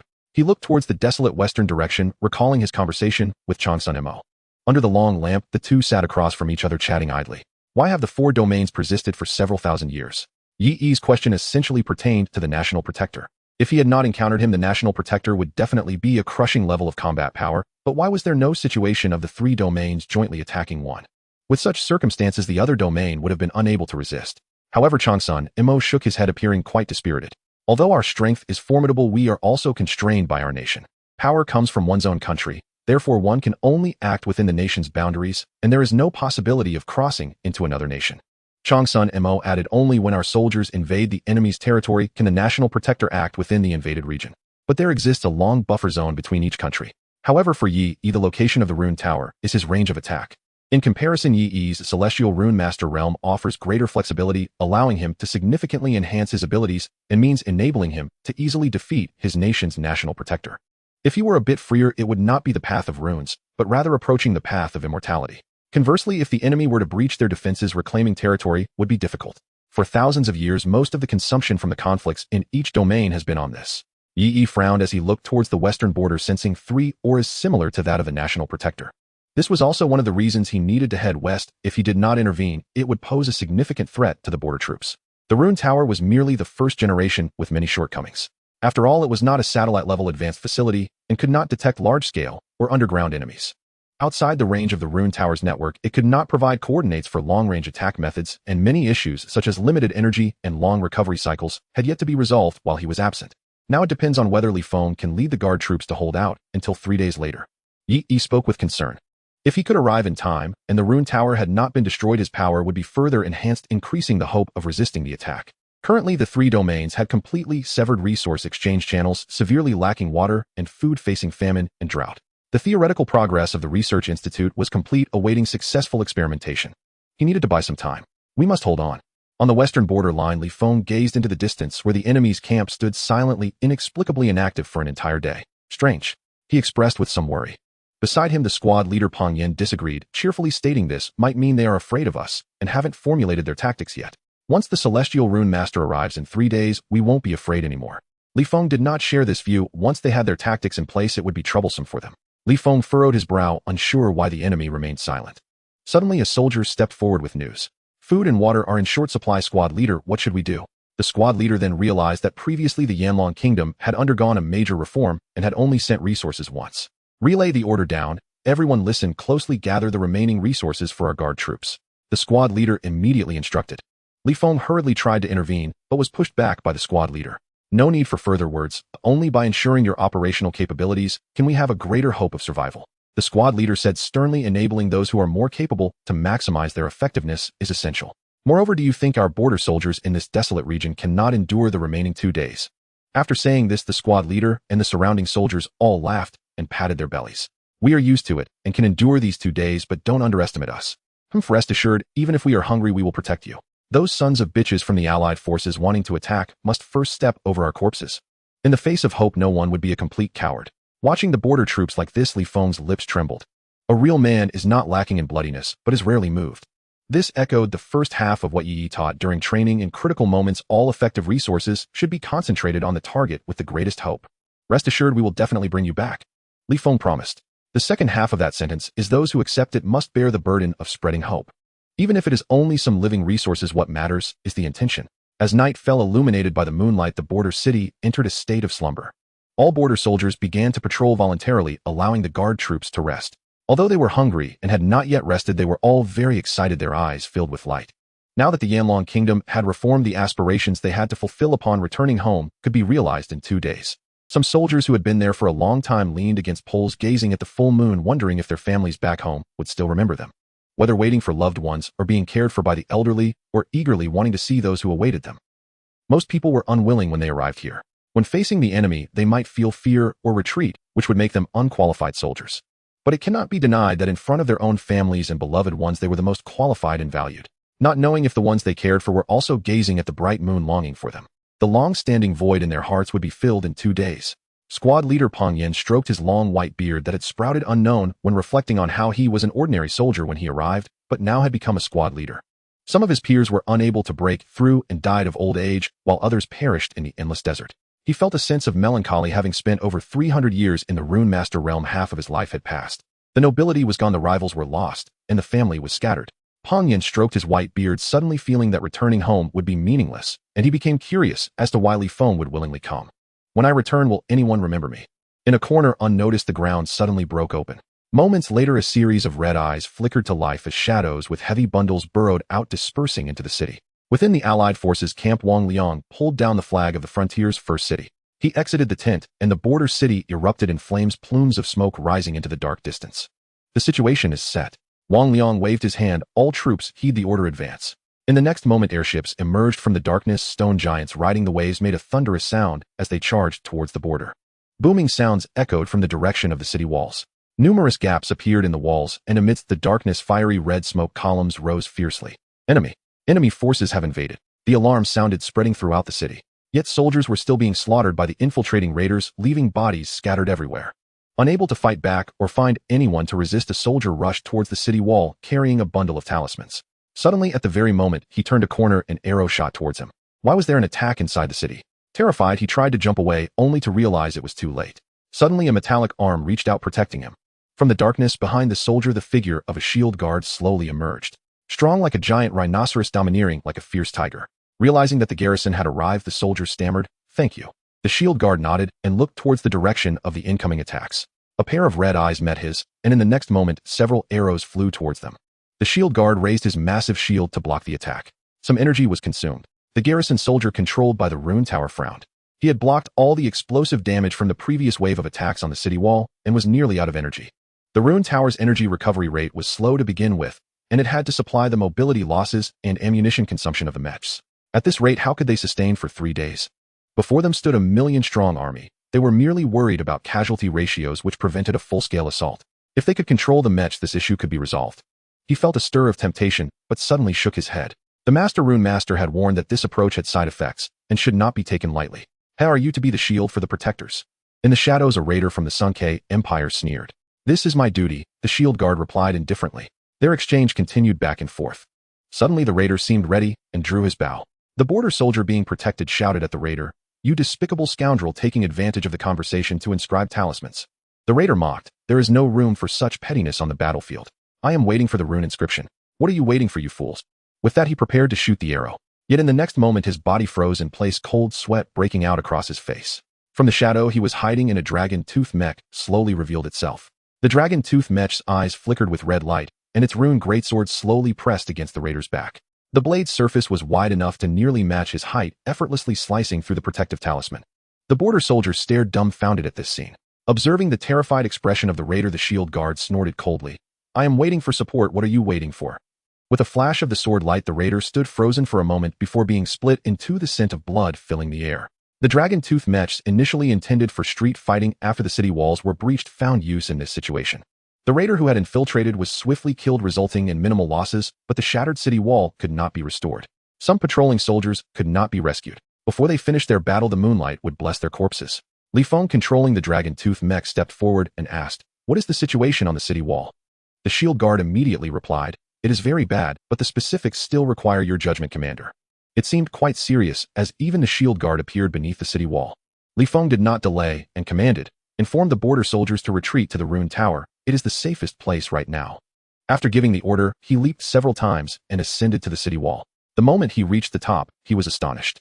Dense lines of gunfire erupted from the muzzle of the Chi Feng mech, penetrating the advancing enemy forces ahead, like raindrops falling into a deep river without a ripple. Is this the final strategy, disregarding casualty ratios, to press forward? Li Feng tightened his grip on the greatsword, puzzled by the sudden change in the enemy's battle strategy. Suddenly beneath the city wall more and more pits appeared with figures launching surprise attacks on the Qifeng mech. This continued preventing the Qifeng mech from concentrating its fire. Seeing the tactics of digging from below, Li Feng immediately recognized it as the method of the Thick Earth Empire. The techniques used by his own country's Earth Control sect were learned from them.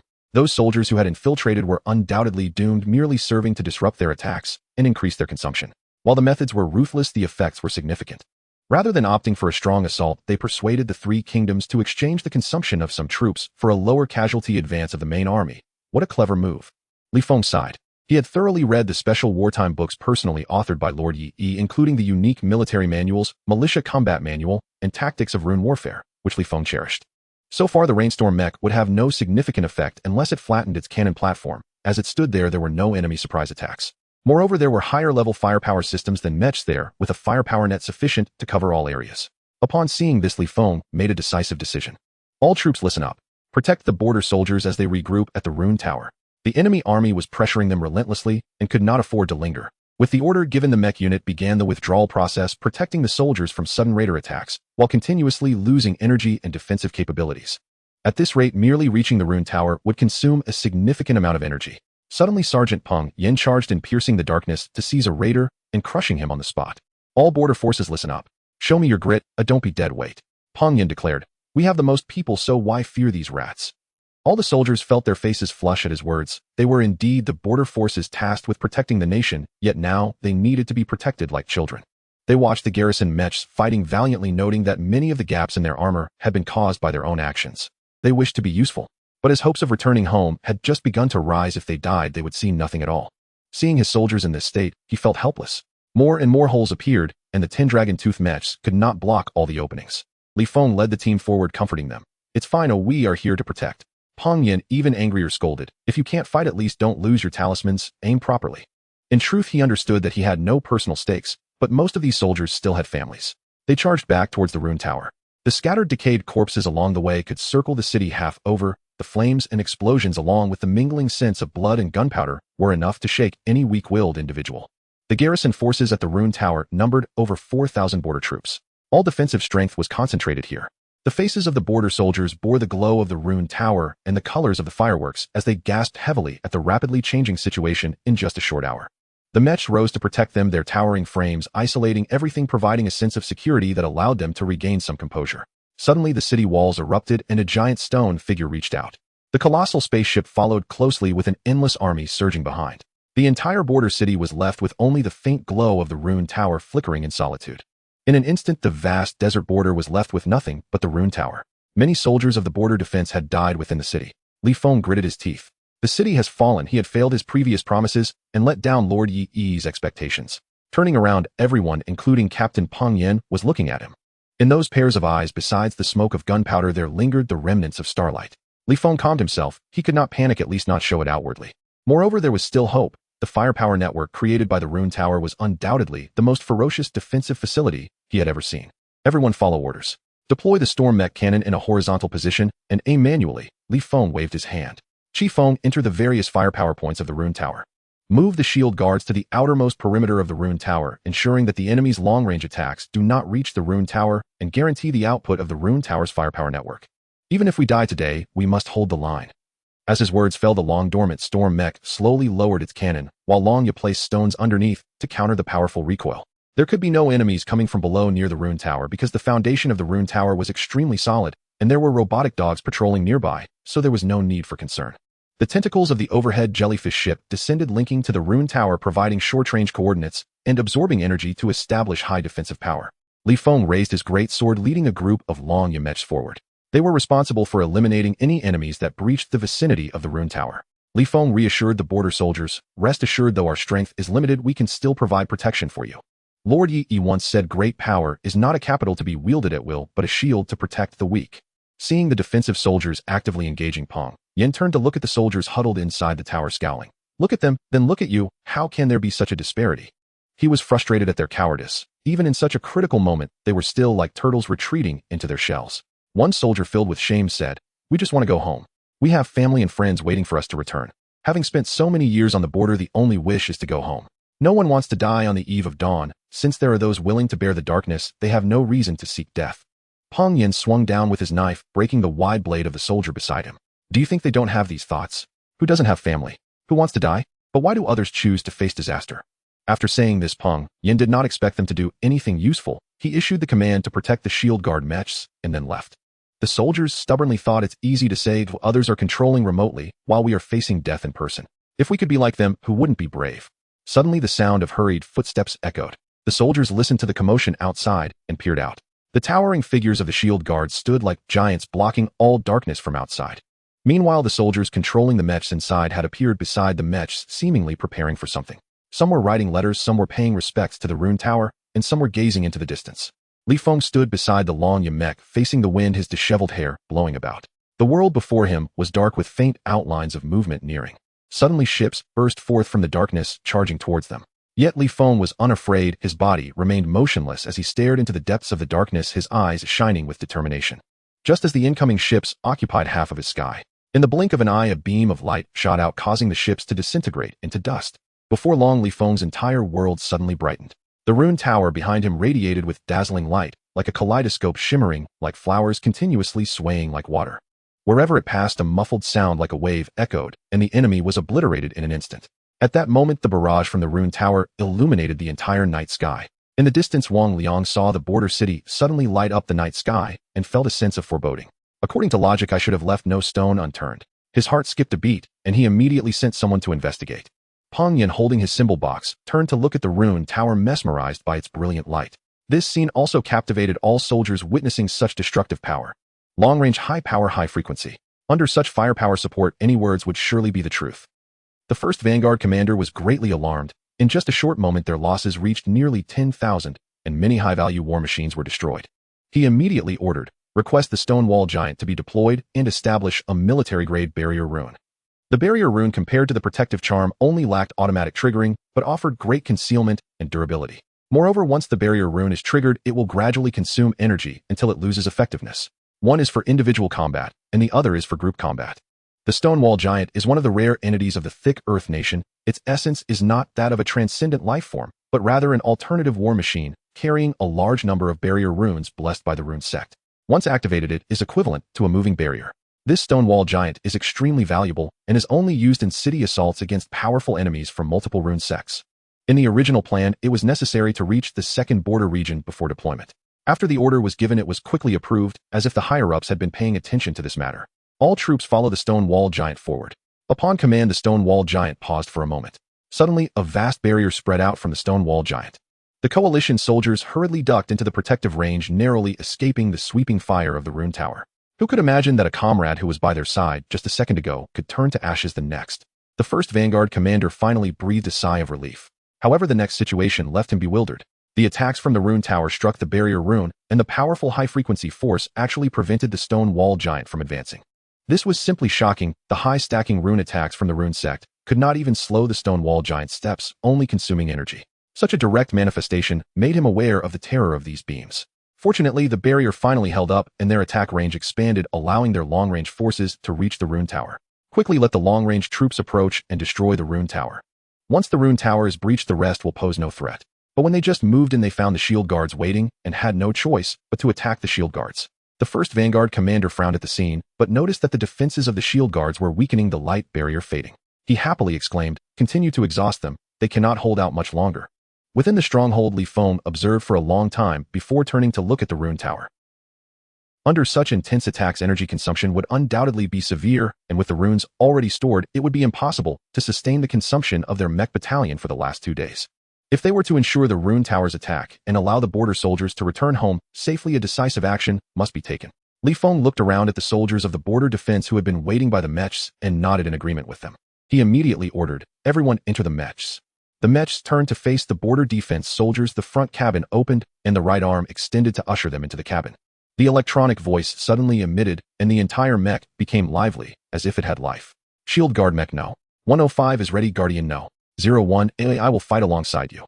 Each model of the mech has a corresponding production number, and every mech has a corresponding controller number.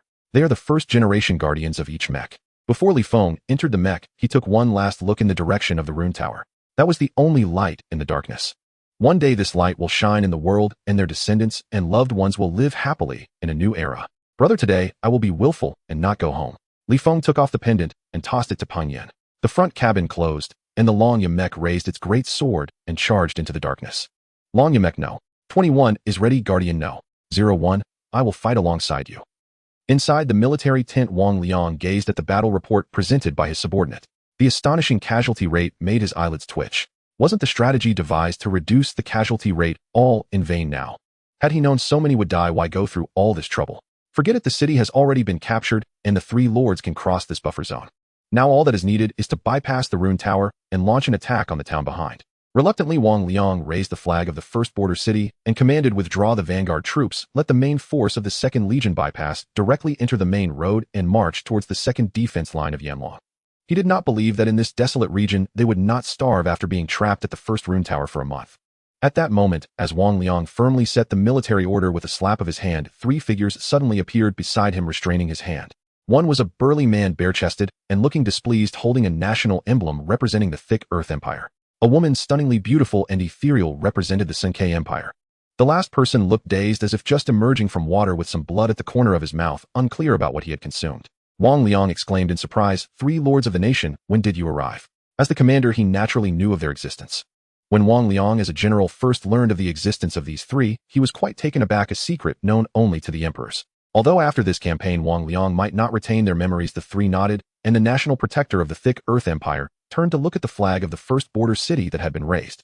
He reached out and pulled it down, saying, I know what you are thinking, but the Rune Tower must be breached no matter the cost. Wang Liang was taken aback. He was unaware of the secrets among the national protectors and could only say, but if this continues, our soldiers will surely suffer heavy casualties. The Rune Master of the Yanlong Kingdom is also on the way. It seems they intend to assist the first border city and the Rune Tower. The national protector of the Senkei Empire said nonchalantly. They had actively allowed Yi to discover them, so they were naturally very concerned about his movements. Wang Liang's pupils shrank. That presence was on the way. Before leading the troops, he had already listed that Rune Master as his #1 enemy. After all, this was the Rune realm, a mystery that had not been unraveled for thousands of years, and who would dare to overlook it? Even a mere motion of their fingers would attract close attention from the 3 realms. This situation had not been considered in the original plan. No need to worry too much, you only need to do as we instruct, it doesn't matter how many die. With us here, you need not worry about losing your position, the burly national protector said calmly. Their grand plan could not afford any mistakes. However, from the expressions of these 2 national protectors who constantly gazed in the direction of the Yanlong Kingdom, it was evident they were quite tense. What did they mean by it doesn't matter how many die? These are my warriors. That goes against the principles of a commander. Lowering the casualty rate and ensuring the survival rate of the soldiers along with the success rate of the war is his principle. But what the 3 national protectors said was not something he could defy. Wang Liang suppressed the discomfort in his heart and replied yes. The 3 nodded, gave another command, and their figures vanished. Make sure to take care of those civilians. As long as they don't die, they will be of great use to us. Wang Liang was taken aback. Civilians? Where did the coalition army get civilians? He walked out of the tent astonished to see hundreds of flying ships that had appeared out of nowhere. After inquiring, he learned that they were all bewildered civilians. There were nearly 100,000 of them coming from various empires. Moreover, more were being continuously brought in from behind. On the ships of the Kanglan Sea, he saw a Rune Master from the Kanglan Sea seize a civilian and enter the cabin. What is this? Preparing to do, Wang Liang murmured. At another part of the tent, Chiemo looked at these flying ships with reddened eyes, clenching her fists tightly. The research over these days had made him even more obsessed with the Republican system. He unconsciously stomped his foot, staring at the flying ships, muttering, damn it. Damn it. On the battlefield surrounding the Rune Tower in the city, lights swept through the sky, flames erupted, and the mixed stench of gunpowder and blood filled the air, sending shivers down his spine with each breath. The shield guard's flickering light was sometimes strong, sometimes weak, but barely held up. The Gatling gun of the Red Wind mech emitted white smoke. To reduce the energy consumption of the mech, they began supplying their own energy, filling the ammunition boxes with runes, causing the attack frequency to decrease.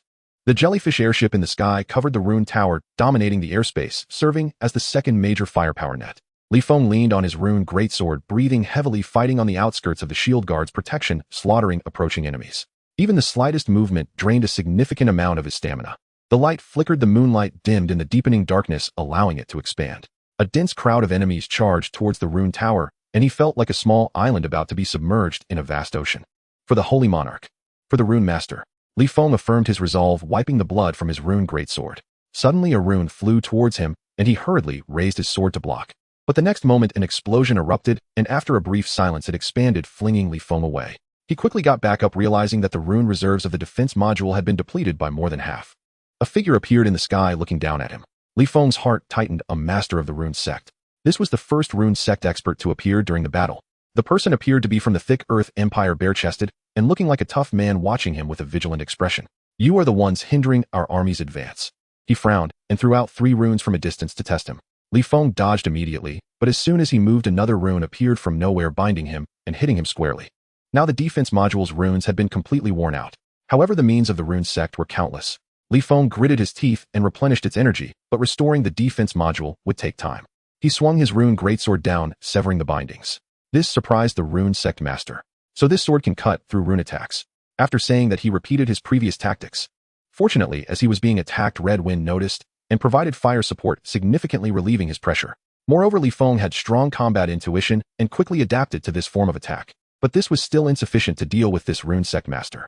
It seemed this master was still testing him, gathering information. Without Yi Yi's presence, the first-generation mechs were still quite powerless against the world's peak forces. With intelligence at hand, the Rune sect master was fearless. Suddenly, the dragon-tooth mech, engaged in battle in the distance, issued a warning, seemingly encountering a Rune sect master as well. There was a commotion from the city wall, and another giant stone wall came crashing in, leading a massive army towards the Rune Tower. The enemy began a fierce assault. The shield guard felt an overwhelming pressure. If they let the enemy pile up, they would have no way to defend. The energy reserves for replenishing the defense module were nearly depleted, and the mech began to slow down. Seeing that he could no longer resist, the Rune sect master seemed to be taking notes. Li Feng rose again. The mech had sustained damage with many dents and scratches. Under the moonlight, he saw his own shadow. Clearly, it resembled the mech, yet it reminded him of himself in the trial grounds from that year. Then he fought for survival. Now, however, he fought for the future. He subconsciously turned to look in the direction of home, finding nothing, then looked up at the full moon. After a moment, Li Feng lowered his head. I forgot they cannot see. The 4 realms divided the world. The Yanlong Empire experienced different climates from the east, west, south, and north. As a border area, the sunrise and sunset were even out of sync with the inland. He smiled, energy light gradually streaming from his eyes, spreading throughout his body like cracks. That's fine, at least they are still basking in the sunlight. Now I can say I have held the line. Suddenly, Li Feng decisively said, Dragon Tooth Mech, no. 21 with me as the energy core enters super frequency mode. The dim blue light in the eyes of the Dragon Tooth Mech instantly turned blood red, matching the color of the Rune Tower. Dragon Tooth Defender, no. 01, I will fight alongside you. The Rune sect master turned to look at the commotion, only to see a blood-red figure appear before him. The Rune greatsword came down, shining brightly in the darkness. A red line ignites at the end of the sky as dawn peeks out, and the sun in the east is about to rise. However, the battle intensifies with the ground being uprooted by 3 feet. There are shattered corpses of enemies and some petrified individuals, all heading towards the interior of the Yanlong Kingdom, towards the east. Clang, creak. A tall stooped shadow drags itself inside the Rune Tower, the long barrel trailing on the ground. The blazing fire outside shines in, bathing the cold shadow in warmth. The eyes of the Chi Feng mecha dim, yet seem to harbor some unyielding obsession. He stepped down from the gun platform and walked straight towards the interior of the Rune Tower. A series of prompts began to sound continuously since entering the superfrequency state. The electronic voice was distinctly melancholic. Guardian No. 01. Your consumption has reached the life red line. Please exit the superfrequency state as soon as possible. Guardian No. 01. You have. The border defense soldier inside noticed the arrival of the Chi Feng mecha and stepped forward in confusion. Suddenly, the Chi Feng mecha raised its hand towards the first soldier. Its massive size brought an unimaginable sense of oppression. This startled the border defense soldier Fu Zhe, causing his body to stiffen, thinking the Chi Feng mecha intended to kill him. The huge palm pressed down, and the searing metal heat rushed at him, but it caused no harm as expected. The Chi Feng mecha enclosed him with both hands, seemingly instinctively protecting Fu Zhe. He locked eyes with the Chi Feng, struggling to describe this feeling. So safe, a reliable sense of security. Guardian No. 01. Your consumption has reached the life red line. Please exit the superfrequency state as soon as possible. The surrounding border defense soldiers looked at this scene, uncertain of what had happened. It was clear that this Chi Feng mecha had fought to its limit. The surroundings were so quiet that one could hear a pin drop. Only the warning electronic voice grew louder. Guardian No. 01. Your consumption has reached the life red line. Suddenly the voice stopped. The electronic voice vanished, and the light in the eyes of the Chi Feng mecha dimmed to the extreme. The front compartment suddenly opened, and the Guardian fell out. Fu Zhe immediately reacted and caught him. That body felt weightless, as if it would turn to ashes at any moment. It was unimaginable what he had experienced. Fu Zhe and the border defense soldiers did not understand why he possessed such resilient spirit. As a Guardian army equipped with such powerful mechas, they could simply abandon them and wait until the arrival of the Celestial Rune Master 3 days later to return home. Did they not have family members waiting for them, or loved ones they missed? Shouldn't they cherish their lives for those people? When the sky falls, there will naturally be someone to hold it up. Fuzé looked at him with concern, trying to heal him with a recovery rune, but it was useless. The fire outside shone in, illuminating the Guardian's pale face, where the tears glistened like stars in the sky. Suddenly the Guardian grasped his arm, choked out, "Help me. Help me." Fuzé thought he was saying he did not want to die, and quickly asked those around him to hand over recovery runes. Even if they had no effect, they had to try. It was all they had the courage to do. But just as Fuzé pressed the recovery rune, he was stopped by the Guardian. He took out a letter he had already written, and looking at it, his complexion reddened slightly, his eyes filled with pleading. "Border Defense Brothers, help me take this back. I don't want them. Wait for me." Fuzé nodded repeatedly, hurriedly taking the letter. The Guardian watched as the letter was received by Fuzé, the corners of his tear-stained mouth slightly curling up, as if his wish had been fulfilled. Finally, he raised his hand, and the iron arm of the Chief Feng pressed against the Guardian's palm. He felt heavy-eyed, and said, "Chief Feng, no. 401 Guardian, no. 01, a requesting permission to exit." In the next moment, the engine sound of the Chief Feng mecha slowed, and the faint light in its eyes completely extinguished. "Chief Feng, no. 401 has received Guardian, no. 01, I will always remember you." When Fuzé looked down to check on the Guardian's condition again, he discovered that his eyes had long been tightly closed. He smiled, his hot tears still flowing, his soul forever blazing. All the border defense soldiers watching this scene felt as if a stone pressed upon their hearts. It was unimaginable that he possessed such a precious spirit.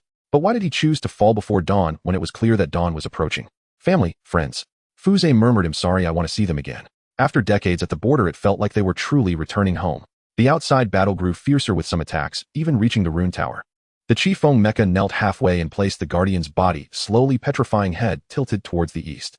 Fuzé turned around, and the border defense soldiers nestled inside the rune tower stared at him, or rather at the letter in his hand. The letter was opened, and in the light the words could be faintly seen. To prevent the letter from being lost or damaged due to accidents, Fuzé wanted to remember it. He also wanted to know why the Guardian wanted to send this letter back. Using the light, he spread the letter flat to look at it. Amidst the rumbling, his body gradually stiffened. Suddenly Fuzé stood up, walked to his friend's side, and handed him the letter. Then, facing the bright red light, he walked straight towards the Chief Feng mecha, unable to call out. The surrounding border soldiers became curious as to why Fuzé transformed like this after reading the Guardian's letter. They all gathered around to see what Fuzé had seen. "What do you think it says?" a somewhat young soldier asked with a smile. He didn't care as long as he would see his family afterwards. Oh, what did it matter if he barely survived?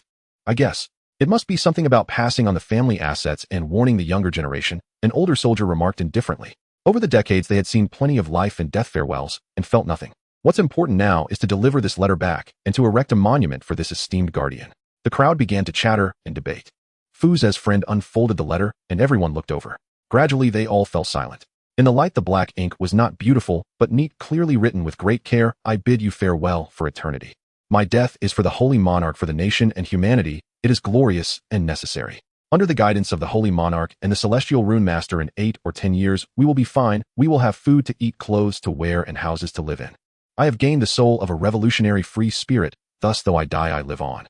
My indelible soul will always accompany you, protecting you and my living comrades. That rising red sun will surely illuminate the future of civilization. For this, I willingly fall before dawn for the nation, so that my beloved hometown will no longer suffer from war, for my siblings, so they need not tread the battlefield as I did.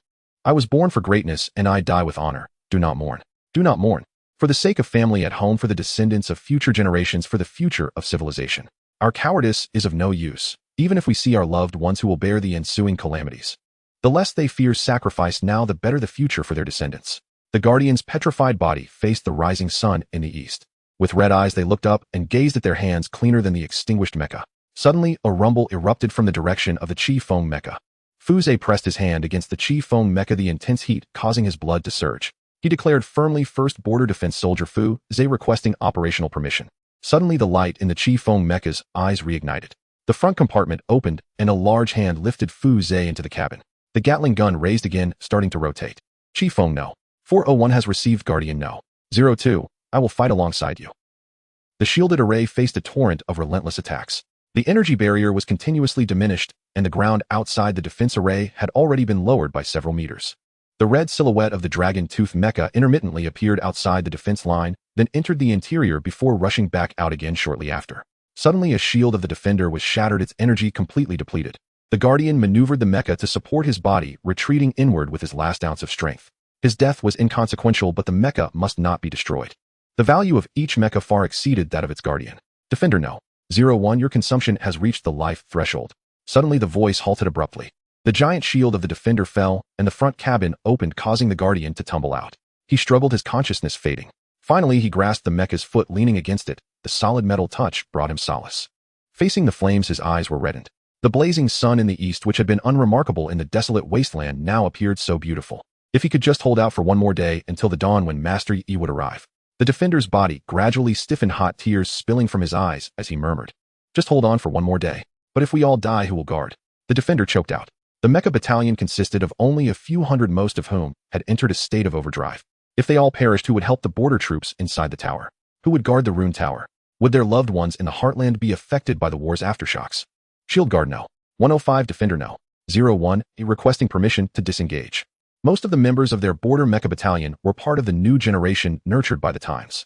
With hope in their eyes and blood surging within their chests, the elders at home often told them that if their generation fought hard, the future of their common folk would be secured. The defender's breathing slowed and the dazzling red sun became blurred. "I'm sorry I couldn't hold on longer," he expressed with regret. Suddenly, a figure slowly emerged before his eyes. Judging by its shape and attire, it seemed to be a soldier from the border troops. The hazy figure crouched down and tightly grasped his hand. "Defender no. 105 has been received. Defender no. 01, oh, I will forever remember you." More figures of the border soldiers appeared, rushing to various fronts.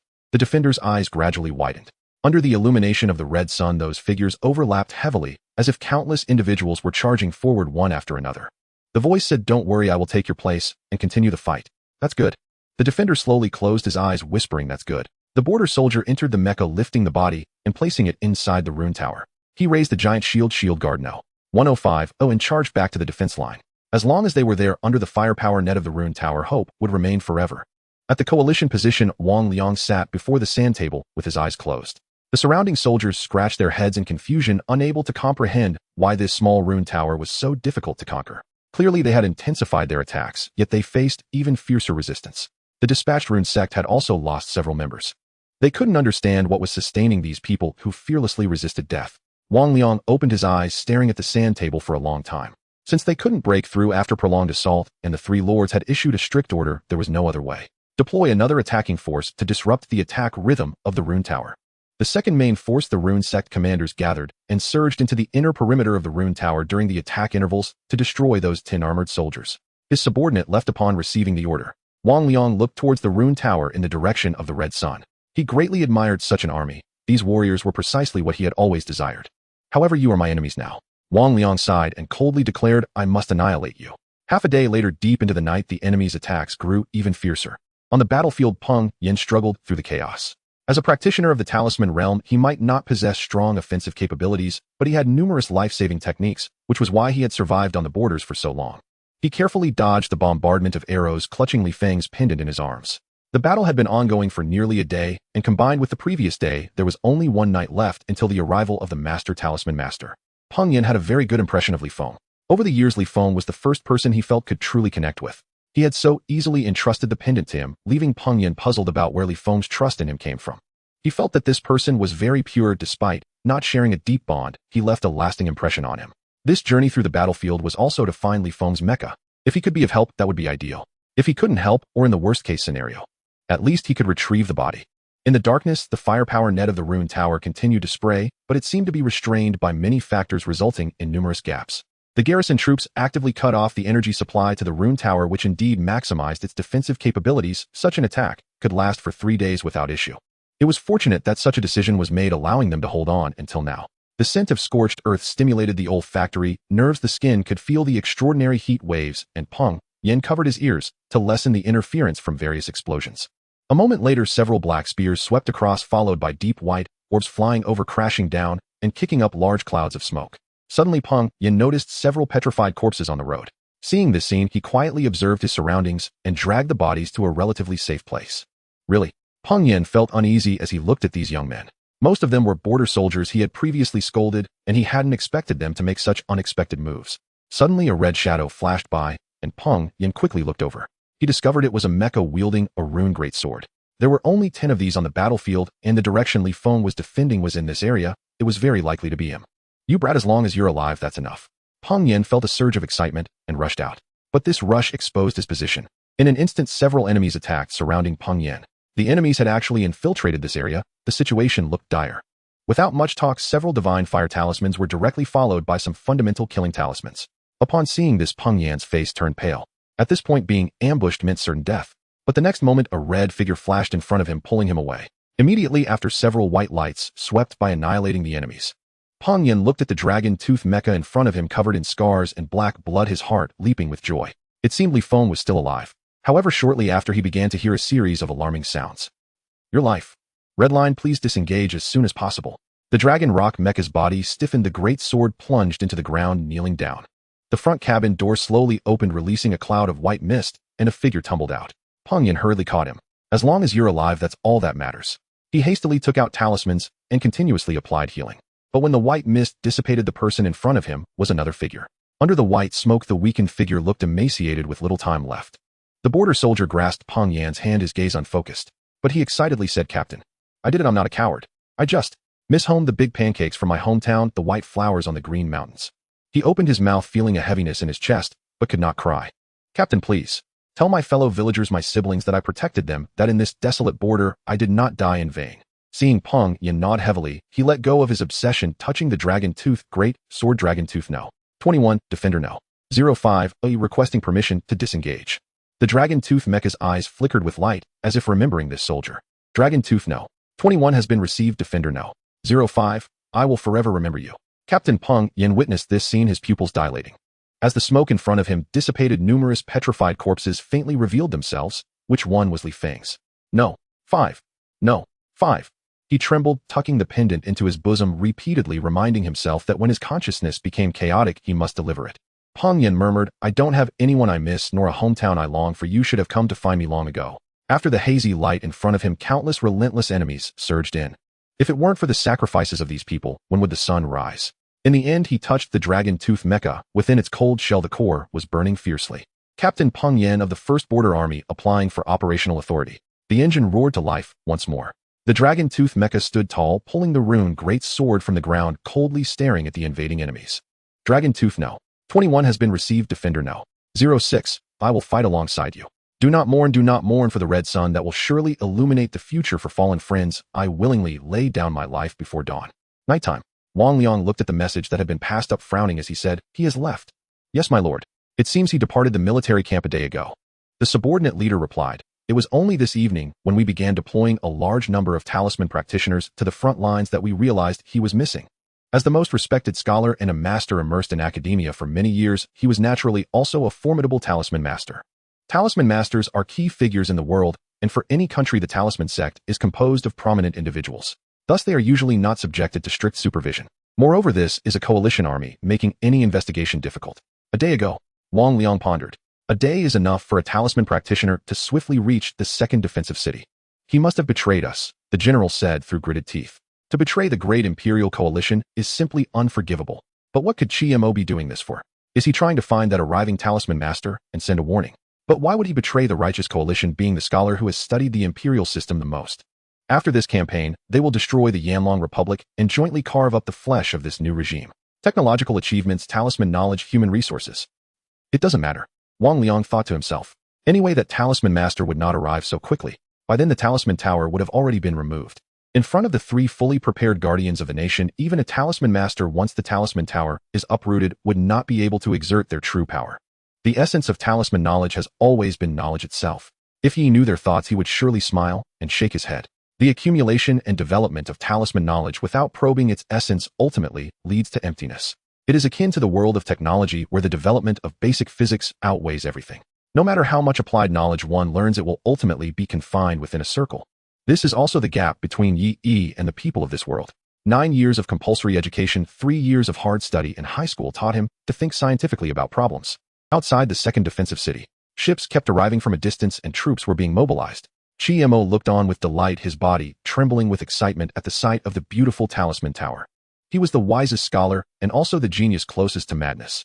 The glow of the talisman tower was the most gentle, captivating his eyes and supporting him as he flew towards it. Finally arrived in this nation. Chi Mo's tears flowed as he thought of the infinite future of the Republic, feeling a surge of long-silenced passion. The talisman tower. So beautiful, so beautiful. As Chi Mo thought of how such a splendid civilization could be destroyed by a group of savages, he felt an anger rise within him. I must do something. Chi Mo murmured, the state of the army's strategic intentions. No, I must also add myself, sacrificing my life. If those systems and policies are truly implemented, he must protect this country. In this cruel and bloody world, it is the only shining beacon of idealism. Suddenly his body froze mid-stride, his eyes filled with terror. His consciousness was clear, yet he couldn't move. Before him a figure looking travel-worn slowly walked out from the flying sand, scrutinizing him closely. Though there was no astonishing aura, he could easily control him. However, this fear lasted only a moment before Chi-Mo excitedly exclaimed, "Talisman Master of the Yanlong, Republic Master Yi." Who else could easily control him but the world's only Talisman Master? Yi was somewhat surprised, but also thought of his own uniqueness. "Why are you here?" Just arriving here, he saw this person rushing over as if mad. As the true border defense force, the Talisman Tower is equipped with eagle-eye mechs. He had nearly been shot dead moments ago. Chi-Mo gazed at Yi with fervor, making him feel somewhat uneasy, a chill creeping down his back. "Master, you must not go to the border." Chi-Mo thought of the serious matter. This master looking so travel-worn, along with the desperate appearance of the Talisman Tower's defenders, surely meant he was going to provide support. Chi-Mo urged, "With 1,000,000 troops, the Talisman sect forming a formation, and the combined tactics of 3 great empires, if you go forward to rescue, even if we protect the Talisman Tower, we cannot retreat and scathe." "Oi." Yi looked at him in surprise. "Enough." Yi interrupted. "They must quickly reach the first defensive city to minimize casualties. Limitless Slaughter Blue gain a 1-minute full state enhancement. For each enemy killed with a certain threat, the effect increases by 1 second. Attack consumption recovers with a limit enhancement, effect increases by 1%, maximum 50%. Cooldown time 72h. Currently, the only ones who could pose a threat to him are the top Talisman Masters and strong sect practitioners. But apart from the prison, he couldn't find so many people to kill. He immediately took control of the nation's Talisman Tower and wiped out those deserving condemnations in the prison. In an instant. Current enhancement effect 50, duration 807s. Unfortunately, most criminals had already been cleared in the major purge, otherwise he could have multiplied this several times. Yi had also been waiting for these extra days, hoping to have a few more of those offenders to extend the duration. "You stay here for now." Yi looked towards the position of the first defensive city, the 3 auras approaching, clearly inviting him to come forward. "Today let you pay the price." Before Chi-Mo could finish listening, he fainted, being thrown into the Talisman Tower. In the next moment, Yi's figure vanished, leaving behind a long trail like a missile flying towards the distance. On the battlefield, mech wreckage lay all around, and 3 colossal stone giants had already pushed close. Peng Yan activated the super-frequency state, every eye on the enemy. The coalition forces, seeing they had finally advanced here, felt their trembling hands ease somewhat. Do you know how they had made it through these past 3 days? A mere Talisman Tower under the protection of stone giants had actually suffered over 30,000 casualties. The bodies lay strewn across the perimeter of the Talisman Tower. The acrid scent of blood and the thick smell of gunpowder constantly challenged their nerve limits. "Great. We finally did it." A centurion's eyes were bloodshot with excitement. This scene was akin to all players on a server collectively attacking a boss. At this moment, they were finally about to reap the rewards. "Kill." The coalition's banner waved. Talisman light surged, countless attacks surged towards Peng Yan. "What a pity I couldn't kill a few more," he lamented. Then he used his last bit of strength to charge into the overwhelming attacks. Raising the broken Talisman greatsword, he charged towards the enemy. At the moment the light and shadows intertwined, the excited smiles of the enemies met with the desperate battle of the defenders. A beam of light suddenly appeared above the Talisman Tower. In the distant sky, 3 figures trembled, staring in shock at the Talisman Tower. Countless golden talismans condensed in the air, overwhelming the scene. A trace of coolness made Peng Yan's consciousness clear. All incoming attacks were blocked. He turned to look in the direction of the Talisman Tower. The fiery red light gradually transformed into a brilliant golden hue, conveying a sense of relaxation and warmth. "Master." Watching the figure slowly materialize, Peng Yan finally felt a sense of ease collapsing to the ground. The enemy soldiers gazed in horror at this scene, the golden talismans hovering around them, the pressure preventing them from daring to move. A Talisman Master-level powerhouse. Within the beam of light, Yi's figure flew out. Overlooking the approaching enemy, his silhouette backlit by light obscured his expression. Suddenly, he turned his hand downward. Die. That night, the night sky of the border town was no longer dark. Golden and crimson flames illuminated half of the heavens. Wang Liang glared furiously, reaching out to try to stop his soldiers from rushing in. In order to allow his subordinates to earn more military merit, this final charge consisted mostly of his elite troops. In an instant, a pillar of light shot into the sky, and moments later, a deafening roar erupted. The sound wave swept past Wang Liang, shattering the calm demeanor befitting a commander. No, he could endure an unfamiliar mode of warfare, but this was different. Encountering the absurd firepower of the Rune Tower was one thing, the army was substantial. But now, facing such an outrageous celestial rune master, he had no chance to retreat. Suddenly 3 figures appeared beside him. They patted Wang Liang on the shoulder, proudly declaring, "It's merely a small loss. Since he dares to come, he cannot return unscathed." This kind of attack was still within their limits. Suddenly, the 3 guardians of the nation turned their cold gazes toward the civilians being transported. Having spent so much land to nurture you, it's time for you to serve your purpose. Forcing the lives of these civilians was also within the authority of the Guardians. A power granted to them. Crack, crack. After a series of screams and the sound of bones breaking, the momentum of the three Guardians surged dramatically, faintly surpassing Yi. After the surge, Wang Liang frowned as he looked at the deceased civilians. What exactly were the Guardians suppressing? However, this meant the limitations on the Guardians had been lifted. The stench of blood filled the entire military camp, creating a sense of discomfort. From the gap in the military tent, the former Prince Changsun peeked out. He realized that the three Guardians were about to strike. This sacrificial method would temporarily elevate the Guardians' momentum to an extraordinary level. Under the army's assault, the foundational regional crossing could already be realized. They all must die. His face was filled with excitement, his eyes widened, hair disheveled, almost insane. Changsun Li and that celestial rune master's lackey both deserve to die. The throne is mine. In an instant, the figures of the three Guardians vanished. The rune tower. Yi waved several runes from the air. Those in a state of overdrive suddenly withdrew, accepting Yi's treatment. But those who had been petrified, their lives had already been exhausted, and there was no way to save them. He dragged his hands, reorganizing the bodies of the shattered defense and border troops. Finally, wrapped in a layer of red cloth, they were sent to the inner layer of the rune tower, awaiting transport. The compensation for the martyrs' preferential treatment for their descendants and the recording of their merits would all be personally supervised by Yi. Peng Yan exited the mech, gaining a bit of strength under a radiant healing light. He hurriedly turned back, only to find the once numerous army now empty and desolate. The three stone giants had been shattered in two from bottom to top. Smoke rose gently as dawn approached. The battle was over, and they had already won.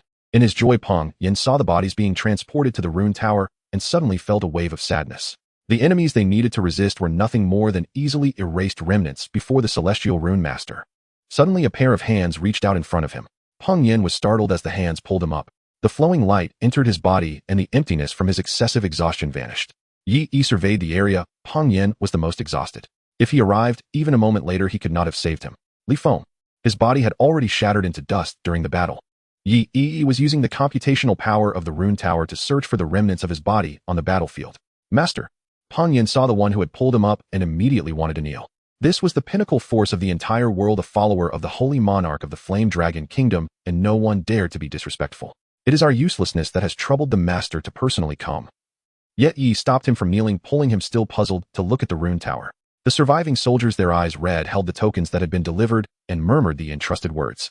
Yi expressed his gratitude. If it were not for your desperate defense of the rune tower, I would not have been able to effortlessly annihilate the invading enemies.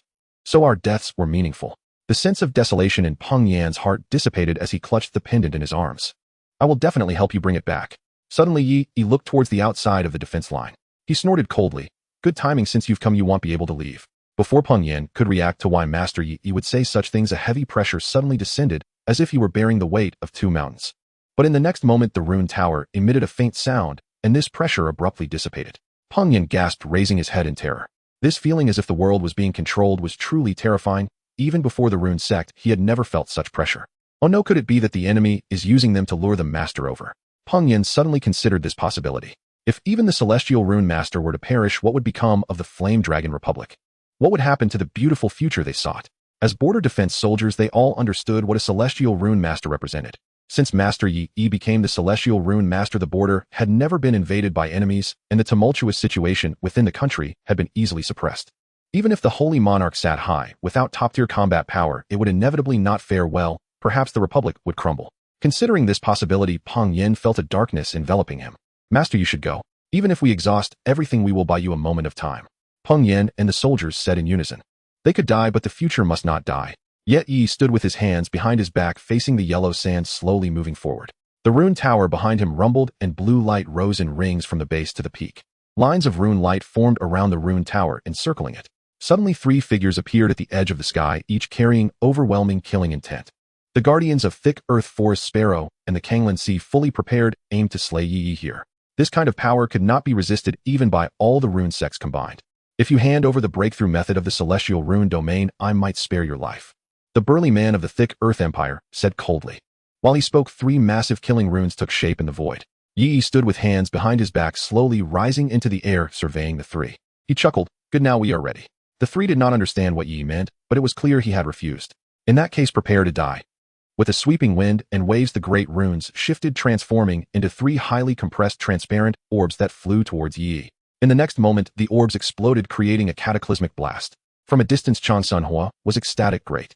They're dead, all dead, ha. Pang Yin thought he was going to die, but in the next moment a light curtain protected them within. Yi stood with his hands behind his back, calmly observing the three guardians. He beckoned with his finger, and the runes that had been prepared for so long ascended. How could this be? This was their strongest attack. In terms of offensive power, it could directly destroy an imperial capital. Seeing Yi easily block it, they felt dread and immediately turned to flee. Flee! Yi gestured, and those runes surged forward to intercept. His eyes were cold. The cost is yet to be paid. Is it too early to leave? Foolish anger. Suddenly the runes expanded, turning a deep crimson. The three guardians felt an icy threat, turning back to witness this horrifying scene. The rune attack dominated the entire world. How could anyone unleash such an assault? In the blink of an eye, the runes surrounded the three. After a brief moment of stillness, they exploded with a roar. Chang Sunhua watched this, seeing his joy suddenly vanishing. No. As the stars above the heavens flickered, everything fell into silence. It's over. Wang Liang's face turned pale as he collapsed to the ground.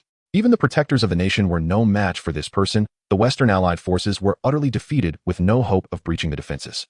They had calculated everything, but never anticipated that this Master Tianshu would be so powerful. Such an attack had never been seen in the world. Quick retreat, the entire army.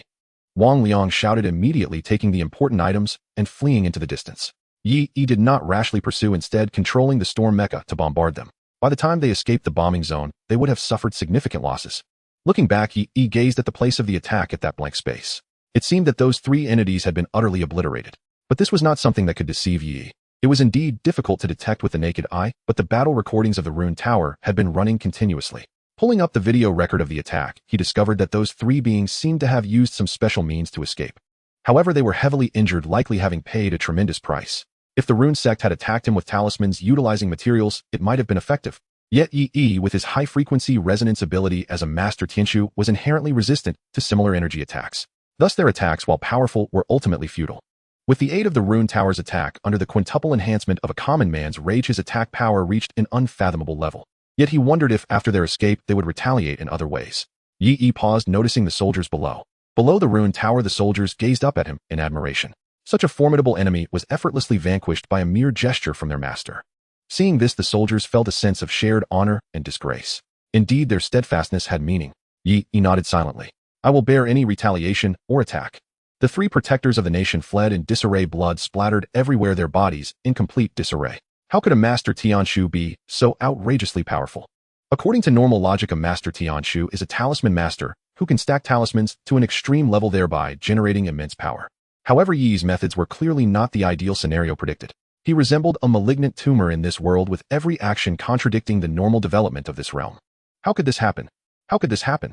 The protector of the Sunkei Empire had a crooked neck, revealing the black skin beneath. He murmured, suddenly tearing off his skin to reveal a male visage. The Sunkei Empire was known for its beautiful women, and due to its monopoly on the production of high-level talisman materials, had enjoyed a long period of peace. As a result, the entertainment culture flourished domestically, evolving into a perverse form, so much so that even the protectors favored a feminine appearance. Adorned with a beautiful facade, yet inside remained filthy. That attack had left him disoriented, his body trembling, likely his lifespan was severely shortened. The muscular form of the protector of the thick Earth Empire was gaunt, as if drained of much strength. Having lived for so long, they had all employed means to preserve their lives. Meanwhile, the protector of the Kangland Sea remained calm. He flew for a long time before plunging into a body of water, floating on the surface like a fish basking in the sun. In the same vein, he represented the spirit of the entire Kangland Sea. Yet this region, despite its weak fighting power, was the most stable. This was simply because they occupied over 60% of the world's ocean area and maintained control over it. The three realms feared this power, capable of bringing everything to silence, while the people of the Kangland Sea appeared somewhat dull-witted. Thus the three realms were terrified that any misstep might provoke an inexplicable catastrophe. Suddenly the protector of the Kangland Sea sprang up like a salted fish, staring towards the direction of the Yanlong Kingdom for a long while, before lying back down. As a protector, he still possessed some intellect. The three realms lacked water resources, politically resource-wise, and in terms of apocalyptic, means the Yanlong Kingdom could not affect them. Moreover, they had abundant marine resources and were not troubled by food or drink, along with ancestral national-level talismans. Thus they lived comfortably every day. As for the injuries caused by Yi earlier, he did not care. As long as the basic control of freshwater resources was not affected, he could easily replace him. With the control of the great talisman and mastery over freshwater resources, they could flip the table at any moment. As long as their foundation remained intact, the ocean need not worry. Yi placed everyone on board the speedboat, and a figure appeared in his hand. Zhang Sunhua, let go of me, let go of me. Zhang Sunhua screamed. I am the emperor of the Yanlong Empire. This is my national border. What right do you have to capture me? It seemed he could not withstand the blow and had completely lost his sanity. Who would have thought that decades ago he was still vigorous, competing alongside the current holy monarch Zhang Sunli? Now, however, he had lost his throne and was referred to as Sir. No, he should be called a madman. In truth, he could have followed the main army of the Allied forces, but for some reason, he chose to stay. He even ran towards them backward. Upon noticing this, Yi blocked the enemies who intended to kill Zhang Sun, who were taking this traitor with him towards the capital. At least he had promised Zhang Sun not to kill him, so he would leave the matter to the Zhang Sun family to handle. Regardless of the outcome, Yi was prepared to eliminate him. A traitor, no matter how powerful, must pay the price in blood. Just because he was a madman would not exempt him from calamity. This was Yi's current code of conduct. Once everything was settled, Yi reinforced the Rune Tower and set sail back to the capital. Along the way, nothing significant occurred. It was merely a journey. After all, the empire was vast. Without the presence of the Rune Tower, it would not have been possible to suppress the entire nation with high-end power. After letting everyone down, Yi waited for a while for them to settle their affairs. If there was any need, they could seek his assistance immediately, even though the entire nation was in a state of emergency, and Zhang Sun Li was eager to meet him. But this was the courtesy they deserved. Suddenly, a figure returned before Yi. Upon seeing it was Peng Yan. Master, I have completed my tasks. Oh, please send me back. Peng Yan said. Yi was taken aback. You want to return to the border? Now, with only one side alleviating the threat, who would know that the armies of the three realms were approaching? At such a time, there were still people wanting to return to the border. Peng Yan gazed longingly at the dramatically changed capital. In just a few decades, the Rune Tower had risen high and no filthy events had occurred, with everyone having the right to education. This represented an infinite future, and the brothers of the Rune Tower's guarding army were likely fighting for this future as well. He withdrew his gaze and gathered his comrades to pass on the wishes of their fallen companions. Master, I have no family or friends. The only thing I have waited for all these years is the border. He began to understand why Li Feng had made such a choice. He could not bear to see this infinitely beautiful new atmosphere shattered. The surviving soldiers, whether aged in their prime or physically impaired, stood firmly here, facing away from the capital of the Yanlong Republic. They smiled sincerely like the blossoms of April. Master, we willingly go to guard the border. Yi returned them to the border, merely placing them in the second border city. The Rune Tower here had been enhanced by Yi, and with 3 battalions stationed, the safety factor was significantly higher. As for the statistics of merits and contributions, Yi had already noted them down, waiting for everything to conclude. He could only do so because he was to meet the Lord at the Research Institute. Currently, the Yanlong Republic faced numerous crises from all sides. Food, water sources, and advanced talisman materials were heavily reliant on the other 3 domains. Now that food and water sources had been cut off, the common people were struggling to survive, and there were already instances of death due to insufficient supplies. It was as if they had returned to the time before Zhang Sun Li held power. Suddenly, the Rune Tower transmitted a message to him. Yi felt a surge of joy after reviewing it. The yield of the improved crops could now meet the nation's needs. The food issue has been resolved. We just await the planting of the 3rd-generation seeds. By then, the situation in the Yanlong Kingdom will ease, Yi said joyfully, knowing that no one would starve. The feeling of being constrained in some aspects was truly unpleasant. As for the water sources, in the missing piece, Yi said solemnly as he flew towards the Research Institute. Upon arrival, a slender figure in black appeared before him. Yi approached and knelt on one knee, right hand clasped over his chest. My lord, I have fulfilled my duty. The crisis in the West has been resolved. The surrounding researchers looked at the suddenly appearing Yi in astonishment. The external detection devices had completely failed to notice him, and it was only when Yi spoke that these elites realized there was someone present. An elder who had seen Yi before steadied the situation. Don't panic, this is Master Yi. Once the words were spoken, they calmed down and contemplated what Yi had said. They were all aware of the situation at the border, with a 1,000,000-strong army bearing down, countless powerful figures among them. It had barely been 6 days. How had he resolved it in such a short time? They gazed at Yi with admiration in their eyes. He was indeed the great talisman master, the most loyal follower of the chairman. Such a powerful talisman master willing to submit the chairman was truly remarkable. Zhang Sun Li turned around and walked toward Yi. Yi was already contemplating how to refuse the rewards, but suddenly a pair of delicate hands reached out. They caressed his face, abdomen, and back, causing Yi's cheeks to flush slightly. As long as you are fine. Confirming that Yi was truly unhurt, Zhang Sun Li felt relieved. Yi's departure had left her restless for days. Although she knew no one could threaten Yi, she couldn't help but feel worried. She glanced at the nearby researchers who were staring wide-eyed. In an instant, everyone turned away to converse, pretending not to see. Yi stood up, and after explaining the border situation and strategic arrangements to Zhang Sun Li, followed the researchers to the core area of the Research Institute. The Hongming Kaitian Pavilion was created by Yi himself, symbolizing innovation and creation, paving the way for all beings. The new type of crops for the Yanlong Kingdom were developed here, and this place was where Yi pioneered new technologies. The original Talisman Master's techniques were also experimented on here. Thus blue and golden streams of light flowed here, and runes swayed in the high air. In the center, a large tree covered in runes stood half-transparent, faintly revealing four spherical cores. Because of their interconnectedness, it formed a network allowing for a greater computational capacity than an ordinary rune tower. Yi named it the Forcible Level Rune Computer. At present, the entire research institute was struggling to tackle a daunting problem: how to generate usable water sources. In the face of the rune technology system, this was much easier than in the ordinary technological world, giving the impression that as long as the right formula was found, items could be generated. The premise was that it required Yi's capabilities. The Yanlong Kingdom lived up to its name with astonishing military prowess, but it was indeed lacking in water. Therefore, before the reforms, many people died every year due to this. After receiving the data, Yi felt a surge of joy. How is it? A sudden fragrance danced at Yi's nostrils. He turned to see Changsun Li right beside him. The researchers kept their distance, marveling at a pillar he used to transmit information. However, the most important matter right now was the question posed by Changsun Li. Yi replied seriously, "As for the generation of water, we have already grasped the basic principles." After all, he was a university student and naturally understood the molecular structure and valence of water. He had memorized the basic periodic table during high school. As long as he was given suitable conditions, the knowledge he spent a tenth of his life learning would be of great use. Moreover, it was unique and would change the world. Once the microscopic level was understood, how to generate water at the macroscopic level became clear. So our current dilemma is the computational capacity and how to gather water molecules in a certain area, even refining substances to convert them into water. Changsun Li leaned in a bit closer, frowning in deep thought. But won't that require talisman materials again? Energy is conserved, and the emergence of water must accompany the disappearance of another substance. Currently, advanced talisman materials were controlled by the Senkei Empire, so how could they obtain talisman materials when their throat was being choked? Yi shook his head. All we need to do is mobilize the water molecules. Ordinary talisman materials will suffice. Changsun Li's beautiful eyes narrowed. Since the talisman material issue was resolved, the computational capacity was simply a matter of time after Yi's return.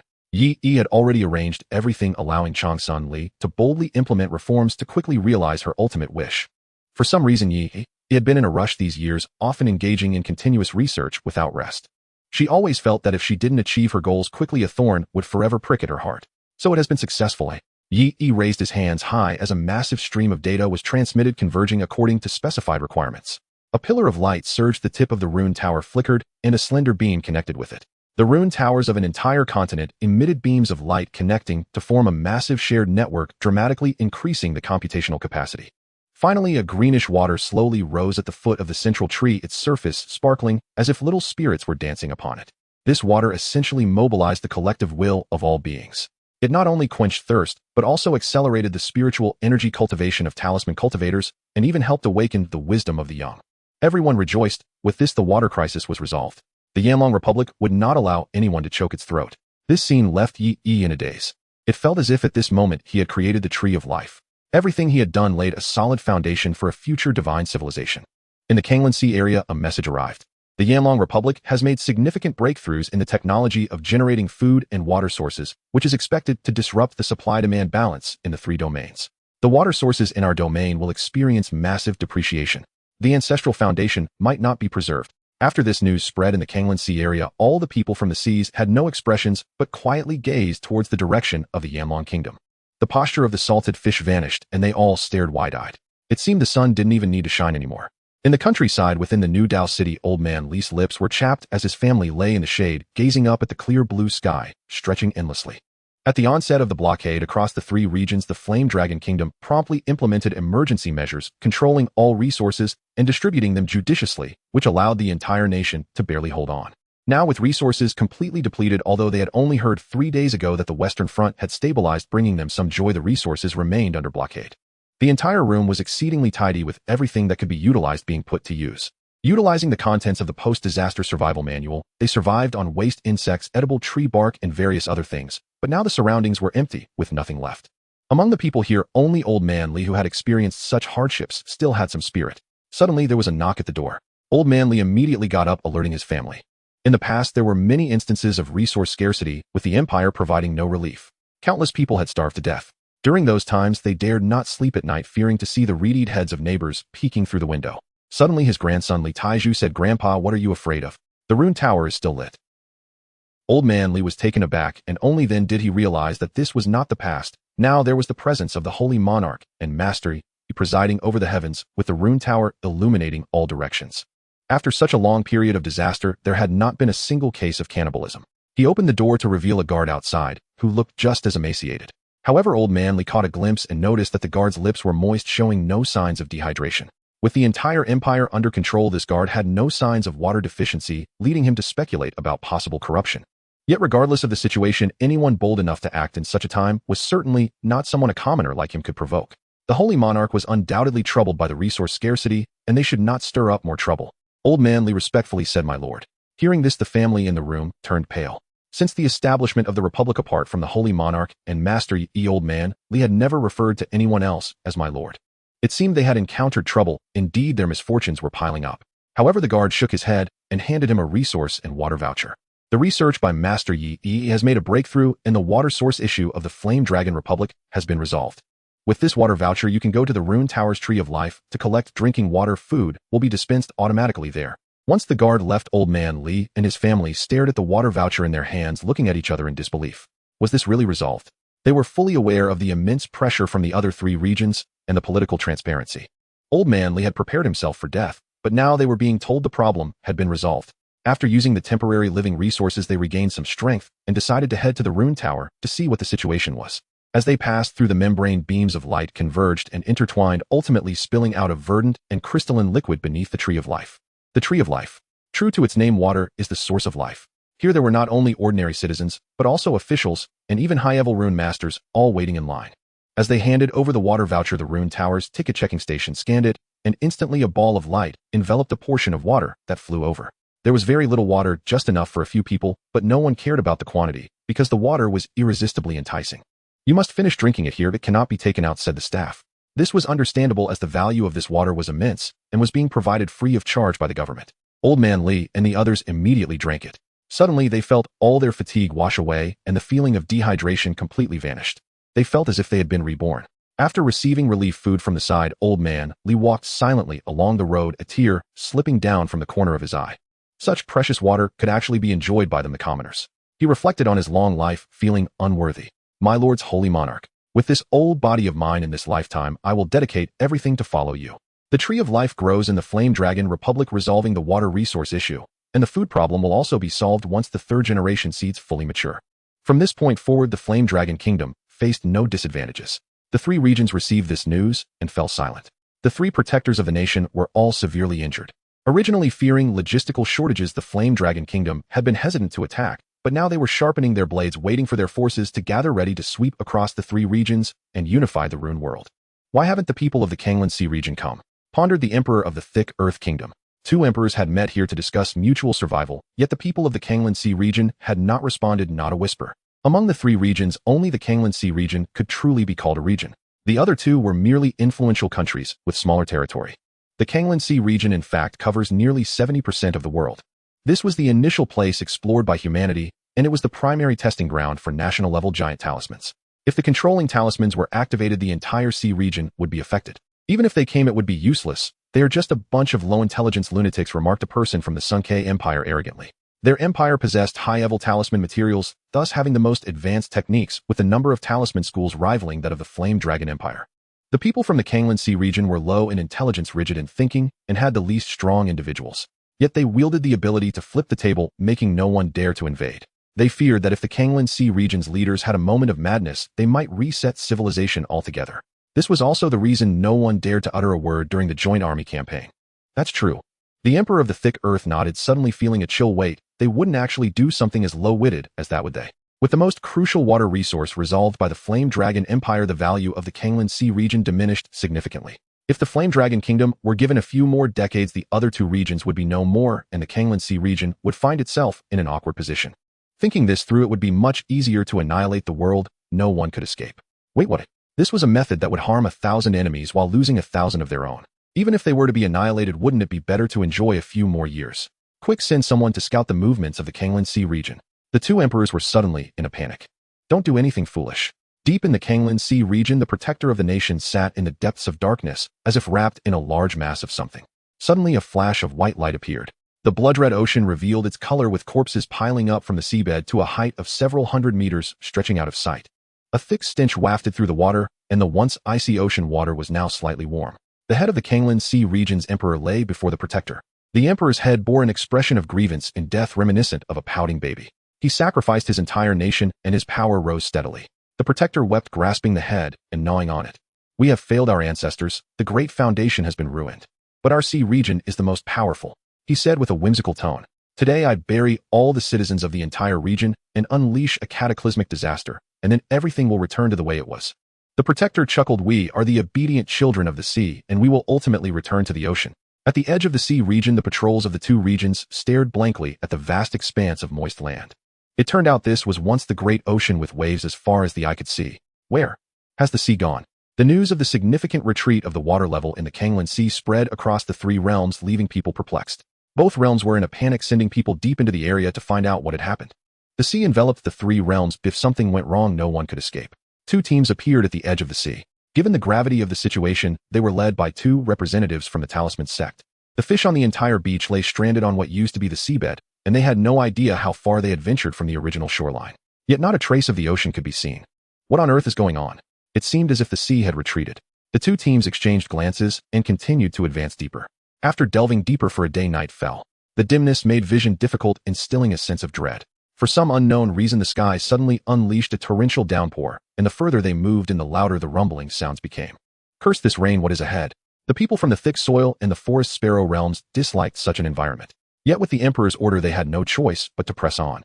Furrowing their brows, they continued forward, the sound growing increasingly louder. At this point, they raised a barrier talisman just in case. But it was too dark ahead, as if something was blocking their way. Thus the people from the Forest Sparrow Empire drew their longbows and shot their unique arrows. This allowed for a brief glimpse ahead. A ray of light cut through the skies, weaving through the rain. They watched the light glide, providing them with visibility, but suddenly that beam of light vanished, as if swallowed by something. A strange chill enveloped them, the icy raindrops shattering the defenses in their hearts. What is happening? The group retreated a step. How could the arrow seem as if it was suddenly devoured? No matter what, they would not advance any further. Let's go, we must leave now. Just as they were about to turn around, a flash of lightning illuminated the scene before them. They stood dazed, the thunder only echoing moments later. Where did the rain come from? In the darkness, a seemingly endless cascade of inky black water descended from the heavens, the rumbling sound merely the echo of its turbulent movement. Even if they retreated thousands or tens of thousands of meters, the curtain of water would still dominate their view. They felt like mayflies at the bottom of the sea, separated by an invisible barrier that could shatter at any moment. The traces of lightning spread across the sky, suddenly fading away, leaving only infinite darkness. Their faces felt alternately warm and cold, their mouths twitching slightly. Suddenly a head rolled down, coming to rest at their feet. The head of the Kanglan Sea's national protector rolled, wearing a gentle smile, its lips still moving. Return to the embrace of the sea. That invisible barrier finally shattered, rolling before the two reconnaissance teams in an instant. It's over. It's all over. Another clap of thunder echoed. A surveillance craft appeared high in the sky, silently recording everything. In the capital, Yi sat silently in the Rune Tower. This world was an extraordinary realm with an estimated average ocean depth of around 220 meters and an area of 28.6 million square kilometers, 7 times that of the original world. Now the inhabitants of the Kanglan Sea were behaving erratically, offering sacrifices of their entire population to forcibly activate a domain-level control talisman. Moreover, through meticulous calculations, they had concentrated it into one place, creating a world-ending tsunami. The person who originally created this national talisman was undoubtedly a madman. Before the forces of nature, no civilization, regardless of its advancement beyond planets, could withstand the blow. Now with the national protector sacrificing himself, no one could avert this disaster. In 7 days, the deluge would sweep into the three realms. If it fell, there would be no escape for anyone. In this situation, Yi contemplated two potential solutions. The first was to manufacture a large number of vessels, but with limited numbers, they could only shelter about 0.8 of the people of the Yanlong Kingdom, not accounting for food and other resource consumption. If they were to consider it, they would have to protect the elite class of humanity. It was undeniable that in terms of post-disaster rebuilding and survival capacity, their value was higher. However, if they took this route, the Yanlong Republic, painstakingly built by him and Changsun Lisin over decades, would be destroyed in an instant. The aftermath, with environmental collapse, chaotic weather, and the restoration of geological and ecological systems, would take thousands of years. By then, without enough population to gather collective while entering the holy path, would be impossible, and natural lifespan would be limited. After he and Changsun Li passed away, if the system had not been fully implemented and the foundations not completely laid, chaos would inevitably arise again. Would future ambitious individuals alter history books or other records? Without him in this extraordinary world, the possibility of knowledge being sealed off would be minimal. If it were to occur even once, with the power hierarchy having been raised by several levels, it would usher in an era of infinite darkness for the common people of this world. Yi birthed the celestial talismans to gain the power of discourse, to realize ideals, not to descend into deeper darkness. However, under his projections, it was likely to become a mythological era. Celestial talismans do not walk the holy path, but the divine path.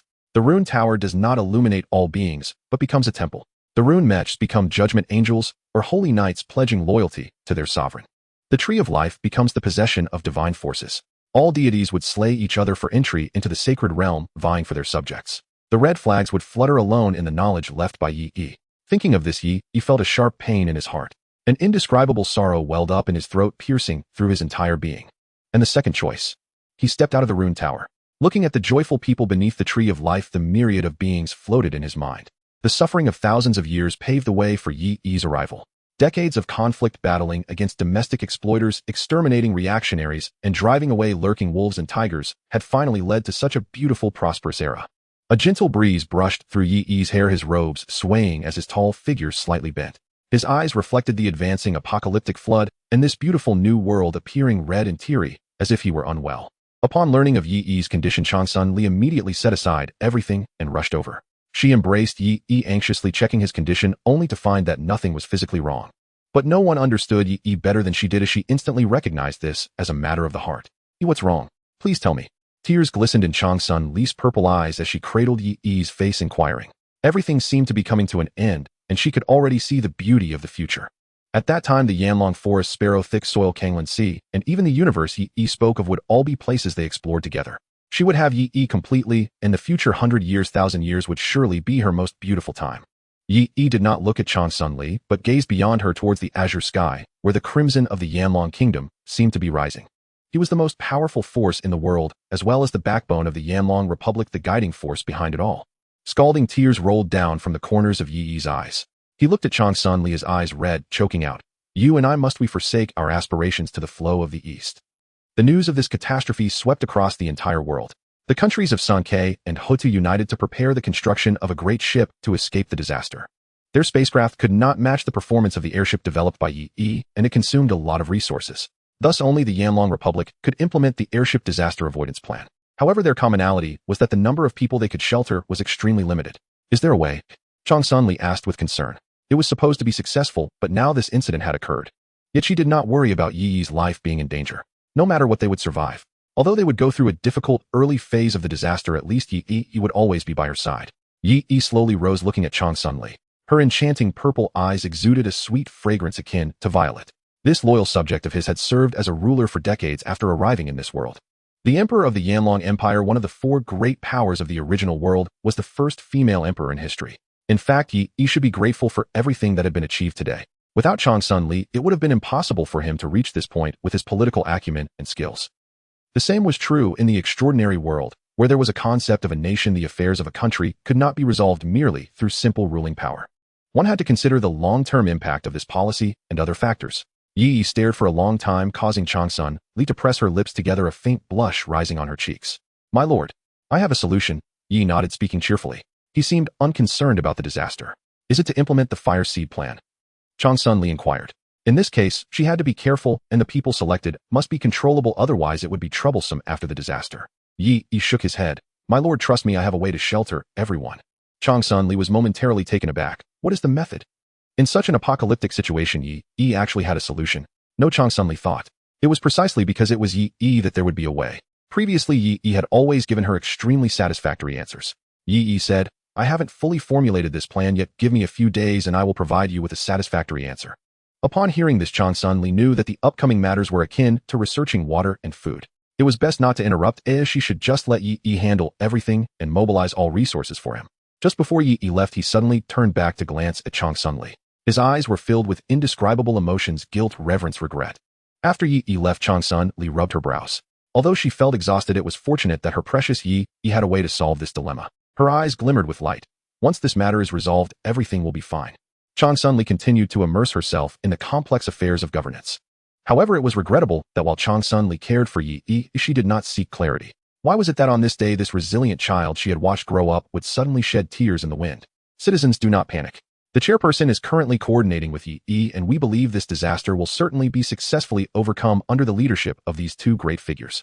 After thousands of years of blood and tears, we awaited the arrival of the Holy Monarch, awaited the brilliance of the Rune Tower. To be born in this splendid era, we have no regrets. Regardless of the decisions made by the Holy Monarch, we all understand. Please preserve the flame of civilization. Do not consider our lives. Only ask the Holy Monarch to ensure that hope and the future continue. Along the way, the streets were bustling with noise. Old Lee waved a large flag in the street, followed by a group of equally fearless people. It read, "We crave a prosperous age. Having enjoyed pleasures for decades, what is there to fear in death? As long as the Holy Monarch is at peace, even after 1,000 years, we can still look eastward and see the red sun shining." They were not ungrateful. When faced with disaster, they did not think of retreating. Since they were of no use, they would not trouble the Holy Monarch. Thus, when they saw someone causing trouble due to the possible implementation of the Fire Seed plan, they would go over and teach them a lesson. On the street, Old Lee's figure passed through. As the crowd surged, Yi's figure appeared here at some point. He walked down the street. Although disaster was imminent, there were still vendors selling pancakes. The aroma made Yi reminisce about his elementary school days in his past life, and he longed for that taste. A child hurried past, then ran back, drooling over the pancake. The pancake vendor smiled and handed him a pancake. "Here, eat it." The child took it without hesitation, but suddenly remembered what he had learned in school and pulled out all the money. He had to hand it over. Though it was not enough, the vendor did not mind, just smiled and continued making pancakes. The child asked, "Annie, why are you still selling pancakes?" Now people were anxious and had no mood for business, yet someone was still selling pancakes, which was truly strange. The vendor paused, placed the finished pancakes aside, and smiled gently. "I am making pancakes for the heroes waiting for their return." Heroes? They are the heroes who protect the homeland. He suddenly thought of something. Many of the soldiers from the Western Border Defense Army came from here. "Captain, I did it. I'm not a coward. I just miss home the pancakes from my hometown, the white flowers on the green hills." Suddenly the vendor trembled all over.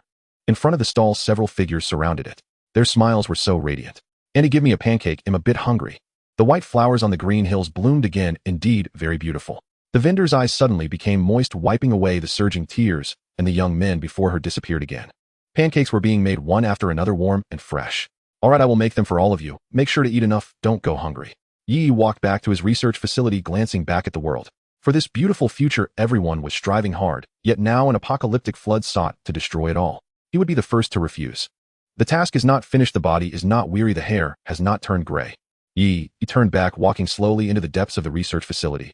"I still have strength, young ones. I will assist you one last time." Countless pieces of information surged in.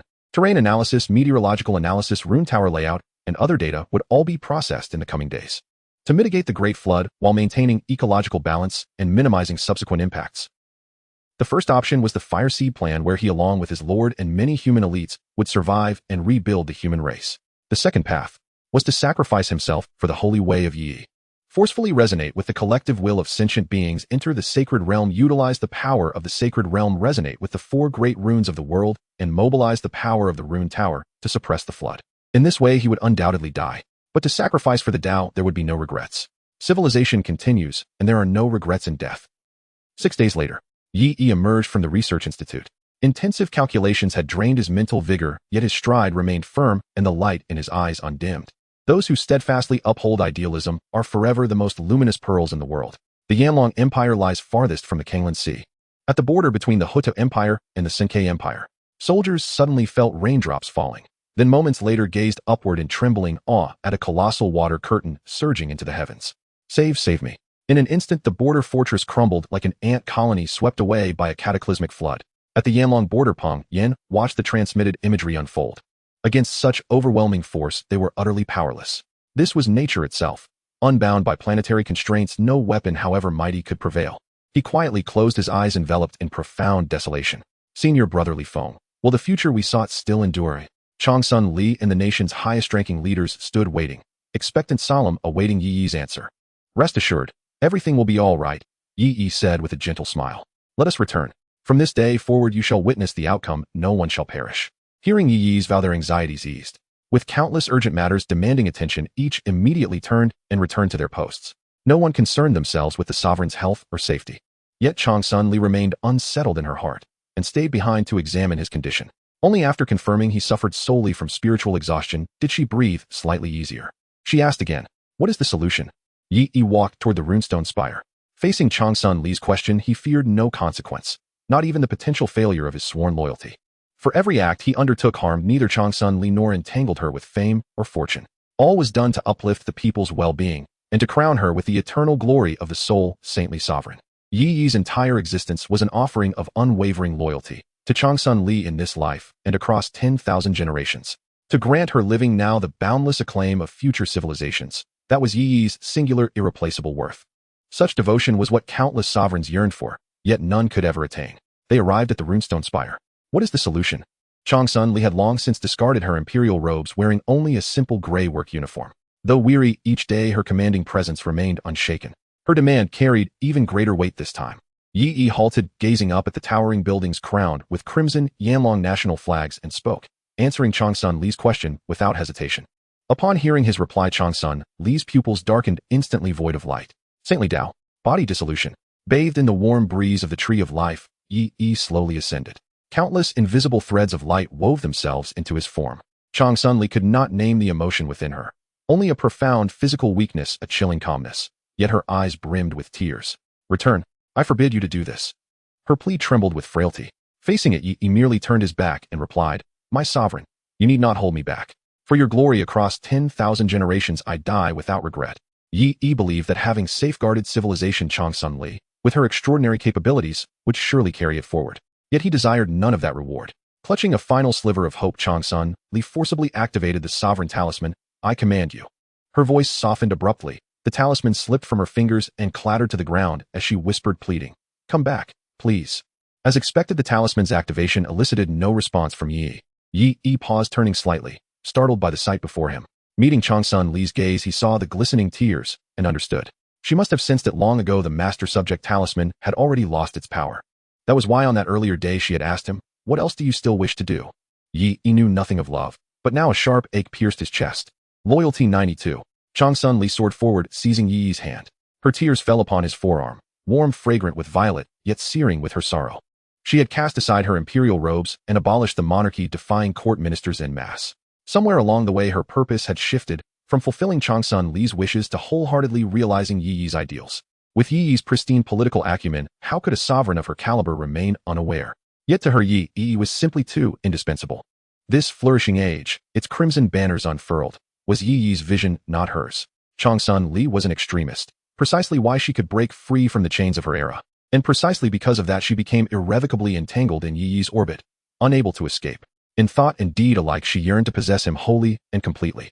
Suddenly a violent gale surged forth, snatching away Changsun Li's hairpin, sending her tears flying through the air, mingling with her flowing tresses. White blossoms from the green mountains swirled upward, then sank silently into still waters. Changsun Li had forged a republic, one Yi longed for, and wrapped it in a lie that Yi Yi's loyalty belonged solely to her. No one understands you better than I. Your lie is riddled with flaws. Changsun Li pleaded once more. Stay, please. Yet Yi Yi's features began to blur. With a single gesture he sent her back, leaving only an echo hollow and drifting suspended in the air. Saintly Tao? Body dissolution. In that instant, across the Yanlong Empire, every runestone spire blazed with radiant light, mobilizing the collective will of all beings. Whether despairing, resigned, or still clinging to regrets, their expressions froze into vacant stillness. Fragments of memory, specific vital, began to recede from their minds. As the spires ignited, this phenomenon spread steadily across 2 domains, reaching even hidden sovereigns and elite scholars who likewise stood motionless, entranced. The 4 great national sigils of the human saintly Tao slowly illuminated. Only the runestone Mecca remained unaffected, pulsing with runic luminescence. Though theoretically lifeless, each Mecca now knelt halfway toward Yi, right fists pressed solemnly over their chests. From the outset, Yi had embedded a contingency for all humanity. One activation method for these constructs was alignment with the collective will. A cold electronic voice resonated across the sudden silence, drifting endlessly through the vast expanse of heaven and earth. The great Pathfinder, the supreme creator, the guiding light of the Republic. Chi Feng, Longya, Baoyu, Dunwei, Ingyan Mecca, we bid you farewell. We shall uphold your sacred vision and defend your eternal glory. Yi Yi's soul seemed to dissolve all bonds, transforming into a spectral consciousness adrift within the shared awareness of the entire civilization. This sublime sensation gradually detached him from emotion, from all ties, until he became the people themselves. This was the price of forced ascension to the saintly Tao. Yet in this moment his power was unimaginable. Every talisman across the world answered to his command. With his fading consciousness he flicked his fingers. The runestone spires flared, barriers rose, national-level annihilation sigils activated, shearing the great flood into 4 precise channels, guiding them obediently into designated waterways. Yi carved and shaped, channel by channel, river by river, mountain by mountain. If celestial talisman masters were gods, then saintly talisman masters were creators of worlds. Talisman of treasured artifacts, barrier talisman, protection talisman, control talisman. Countless sigils rose into the sky, blazing brilliantly. Yi Yi's ethereal crimson form manifested high above the three domains, a divine manifestation cold and implacable as heaven's law, yet embracing all life. After eradicating the Empire's vermin, he cast one final glance toward the Yanlong realm, free of regret. A common man's wrath. In that instant, blinding radiance erupted across the runestone planet. Body dissolution. Under the guidance of Yi Yi, the threat of the flood has significantly diminished. In a few years, the adverse effects of this disaster will be greatly reduced. Conversely, the resources it brings will be a blessing. Suddenly, Yi Yi reappeared above the rune tower. He plummeted down, caught by the eagle-eye mecha. His body felt extremely ethereal, and his consciousness was gradually fading.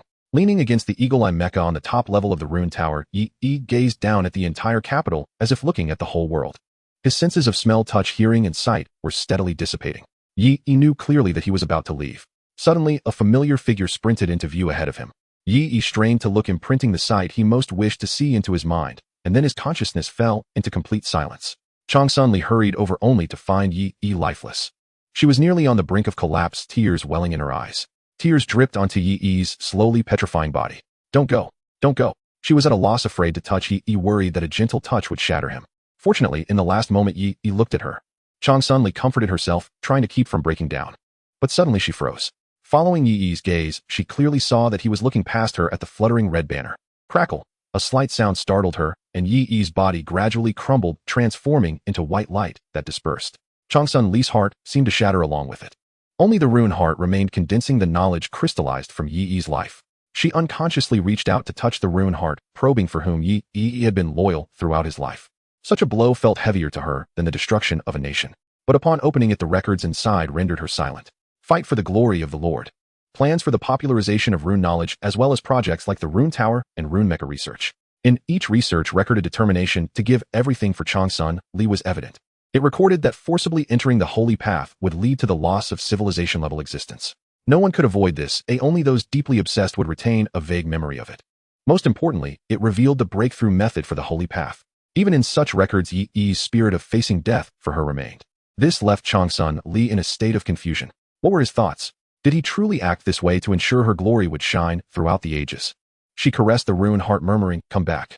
Can you give me an answer?" Suddenly Changsun Li shot her head up. Tears froze for a moment. What was his name? The tree of life swayed, the blue waves rippled. In a blink, several years had passed. On the street, a dirty beggar stumbled along with a cane, missing the joyful crowd around him. Changsun Hu's eyes were dim, as if he had lost his mind. Arriving in front of the imperial palace, he wanted to enter his former home, but was told he needed to buy a ticket. Considering his situation, he could get it at half price. Changsun Hu mumbled, "This is my realm, I am the eldest prince." But no one took him seriously. Someone attempted to take him to the Rune Tower for poverty assistance. Yet in the blink of an eye, Changsun Hu collapsed to the ground, as if finally losing all strength, staring at the imperial palace before him as he died. Above the capital, on the Green Mountains. On the large screen of the airship above, the news of the Yanlong Kingdom unifying the world was broadcasted, heralding a great liberation. The former protector of the nation, Changsun Mo, leaned against a tree, smiling. In his lifetime, he finally witnessed all of this. The Yanlong Empire unified the world, and the red banner waved across the globe. Taking a sip of wine, the breeze stirred. White flowers swayed at his feet, and his white beard danced as well. The obsession that had supported Changsun Mo for hundreds of years had finally been realized. He was not wrong, he chose the right person. Changsun Li was indeed a qualified ruler, but who else? A figure suddenly flashed in his mind, resembling the sun. Changsun Mo's eyelids, which had been slowly lowering, paused as if he was trying to remember, but the obsession had faded, none of it mattered anymore. His wine jug fell spilling out and dissipating into the earth. Good.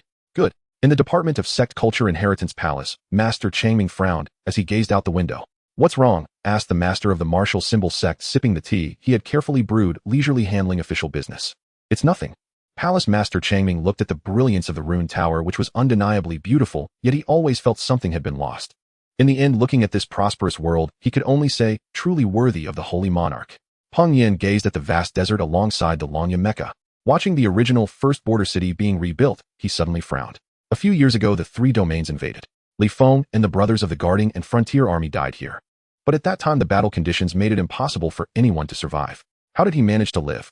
Peng Yin always felt he had forgotten something, but in the end, he could only sigh deeply, pouring out the wine in memory of his fallen friends. The Longya Mecca remained silent, its blue eye glimmering with an imperceptible fluctuation. The members of the squad who escaped the trial ground with foamed back, then had all started families, each bragging about how they had survived the chaotic times with their wisdom reaching the current prosperous era. But when the younger generation asked how they fought their way out of the trial ground, they could only hold their heads and think hard, unable to recall the details. In the end, they could only say the Holy Monarch is above. As time flows, Li Laohan's grandson has entered high school. He sits in the yard fanning himself with a bunch of elders watching the children play, unable to stop grinning. This is all thanks to the Holy Monarch and the Master. Li Laohan was taken aback as if a figure suddenly appeared in his mind. The Master? Who was that? It seemed like a youth, yet also like a giant in red. A sudden pain shot through his heart. But this vague memory did not last long. The giant quietly vanished as if he had never existed. In the distance, the light of the rune tower flickered, and the branches and leaves of the tree of life suddenly swayed, attracting the astonishment of those around. How strange, how strange. Having great ambitions as a youth, breaking through thousands of enemies in the trial ground, receiving the favor of the Empress. For decades, he sacrificed himself for the people's troubles, opening a new path, promoting education, wanting to confront the evil in a life-and-death struggle. The red sun finally shines high, the red banner flies today, the tree of life offers sweet water, and the rune tower's radiance continues to shine. But where did the person who created all of this go? The sound of hooves crushed, the sound of horns choked, the mountains are like seas, and the setting sun is as red as blood. Everyone's heart felt as if pierced by needles, occasionally shedding tears. They felt they had lost something, perhaps something very important, or perhaps something that had never existed. But with the world unified and rune technology developing at breakneck speed, everything seemed so beautiful. What could they lose? All records only documented the name of the great holy monarch, yet it left a sense of emptiness. As if without a certain person, everything appeared to be ungrounded. Yet adding that one person did not make much of a difference. After all, in just a few decades they had crossed several stages of civilization, which was already a miracle. Only the holy monarch Changsun Li repeatedly expressed that history indeed lacked a very important person, though she could not clarify who it was. Atop the capital's rune tower, the scent of violet ran like a lost girl, yet at this moment, she could no longer find that person to whom she could fully devote herself. A streak of red light drifted. Changsun Li, dressed in a long black and red robe, held the rune heart, silently gazing at the world. This rune heart told Changsun Li that someone had indeed devoted themselves wholeheartedly to her in the past. That person was pure and resolute, carving a small path into a broad avenue. Yet Changsun Li hazily sought an answer. Were you loyal to me? Or to this world? In the process of civilization's development, the Hongming Kaitian Pavilion gained a deeper understanding of the sentient will. It was confirmed that there was indeed a crucial person in the birth of the Yanlong Republic. Thus, the entire rune civilization had a phantom, yet necessary goal to achieve. To excavate history and find that vanished red giant, the crucial pathfinder. Along the long journey of civilization, the rune starship sailed into the starry sea. It was unclear how much time had passed. Those pale lavender eyes suddenly gazed at the entire universe like a sea of stars. In the midst of space, he returned. Upon reopening his eyes, a series of messages popped up before him.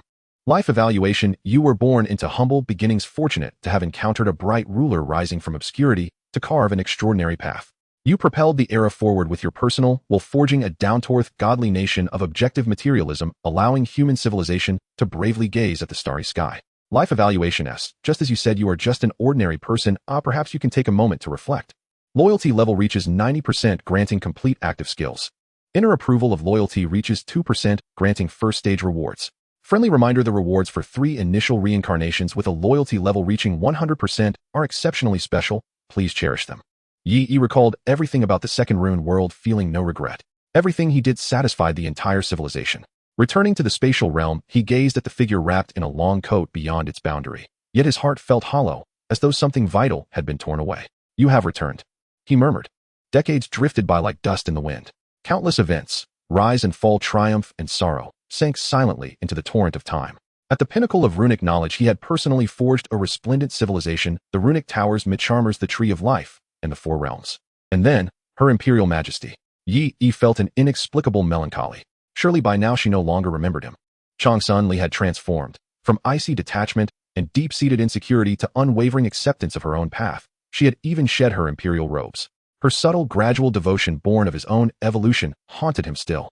Yi shook his head, banishing such thoughts. He turned his gaze to his interface and immediately reviewed the rewards from this cycle. Each type of loyalty, rooted in distinct bonds, yielded unique exclusive gains. 1. Faith-based loyalty enhancements to spiritual willpower and protective blessings across all domains. 2.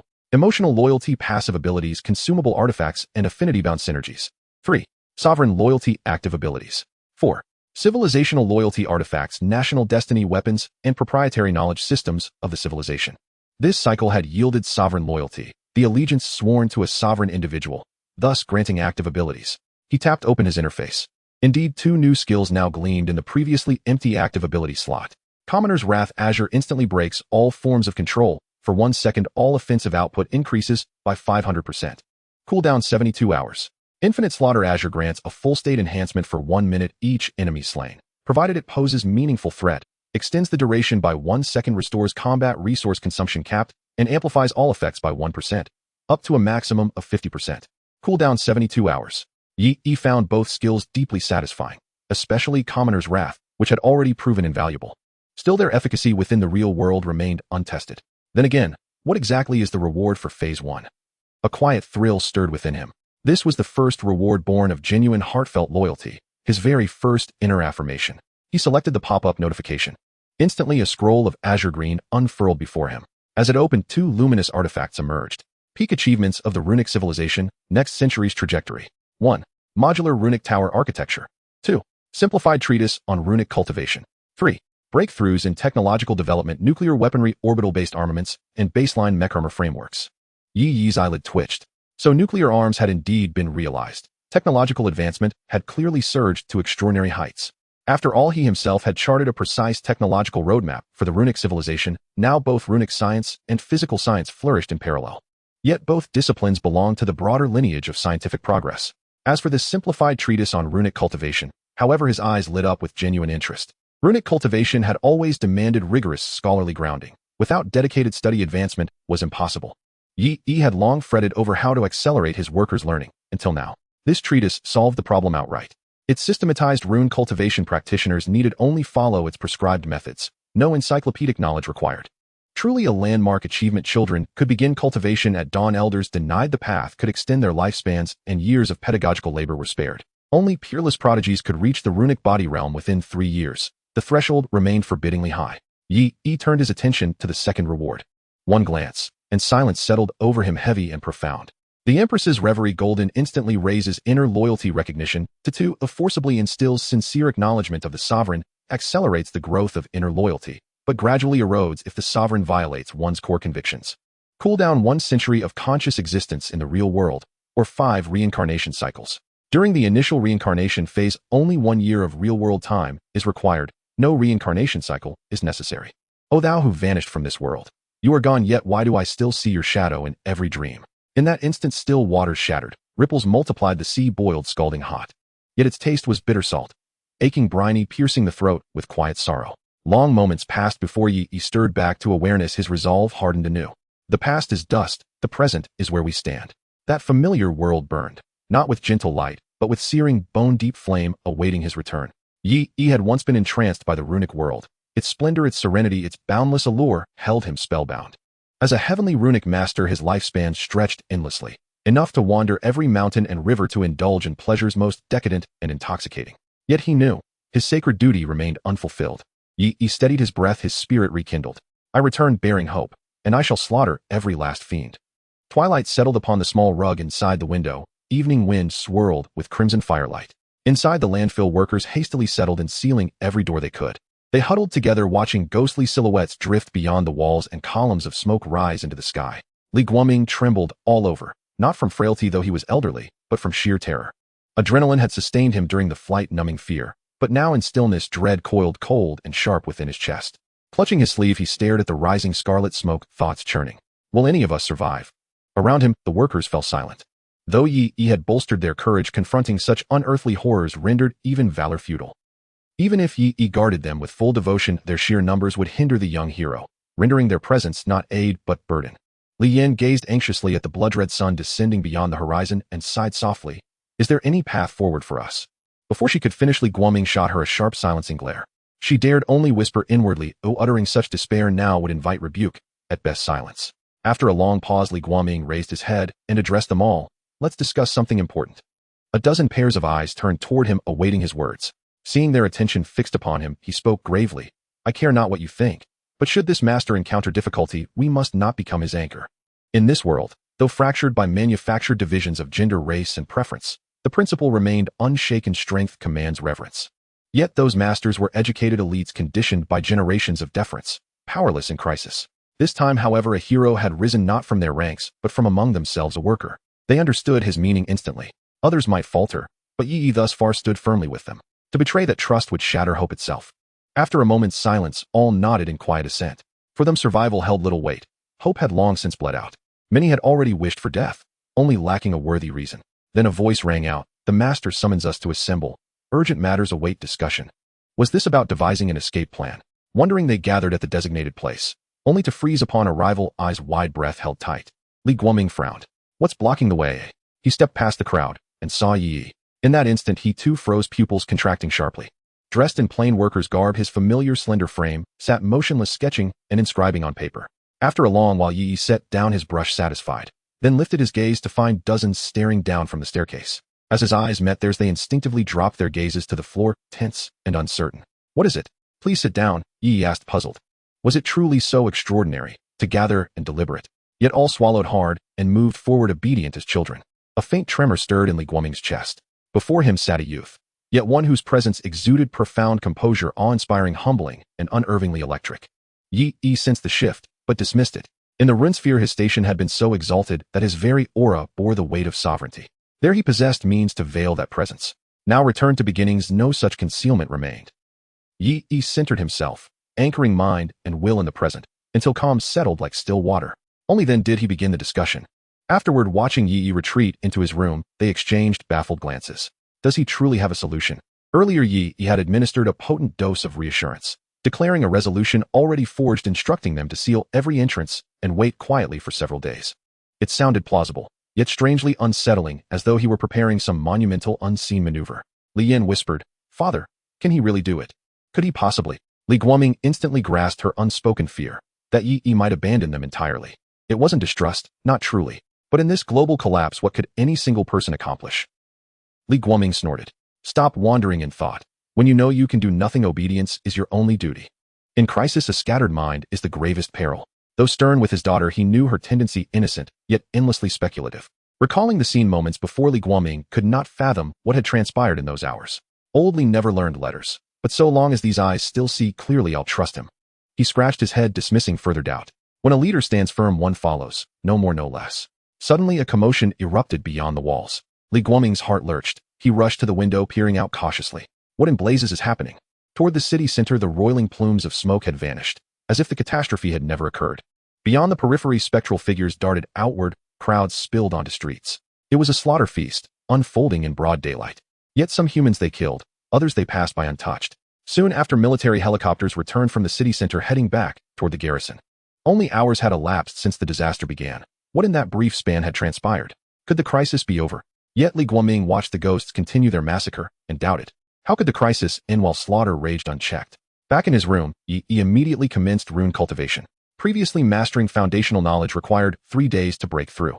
But with prior experience, he was confident he could achieve it in one. As familiar powers surged, a new clarity flooded his mind like dawn light breaking through storm clouds. The 4 realms of rune cultivation: body script realm, rune scribe realm, rune master realm, celestial rune realm. The body script realm separates mortals from the transcendent, granting formidable physical resilience. The rune scribe realm accelerates inscription speed and unlocks advanced methods for crafting runes beyond the 3 foundational talismans. The rune master realm enables deeper energy layering, mastery of height-tier talismans, construction of rune chains, and access to hyper-resonant states, enhancing both defense and destructive force. The celestial rune realm exists on a plane altogether beyond the others. And the final Saint Rune realm. Yi deemed it no longer mere rune cultivation, but the Tao of national destiny, a path requiring infrastructure, scale, and collective will, utterly inaccessible in this world. It demanded rune computers, vast networks of rune towers, and immense populations generating reverent willpower, an impossibility here in theory and practice. Still, perhaps the realms of rune cultivation could be streamlined given time, Yi mused. These realms had emerged from a distorted world, one obsessed with applied rune technology, where advancement was measured solely by rune energy, magnitude, inscription velocity, and layering depth. Now that framework felt obsolete. For Yi, the first 3 realms differed little beyond lifespan extension. Energy accumulation remained the sole, true bottleneck. Especially here, devoid of rune materials, he must rely on substitutes to sustain cultivation.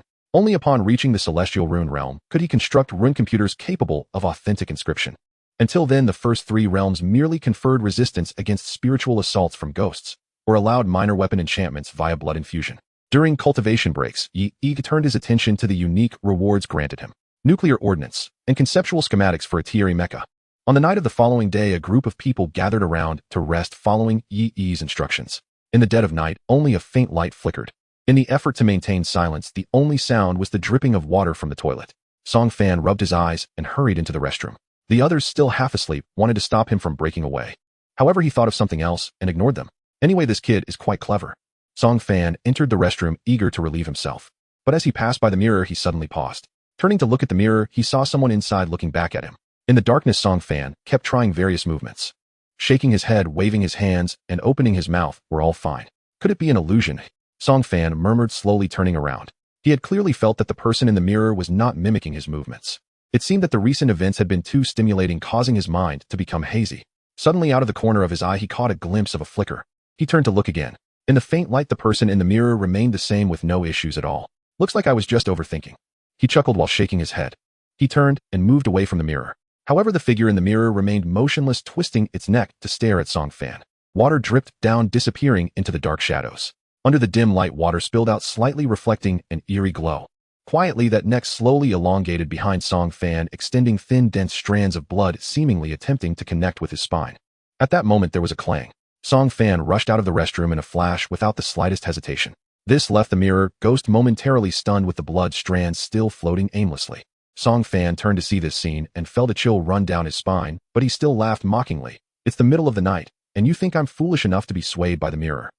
Huh. He adjusted his pants, suppressing his urge to urinate, while continuing to mock with a mischievous grin. Hearing the commotion, everyone woke up.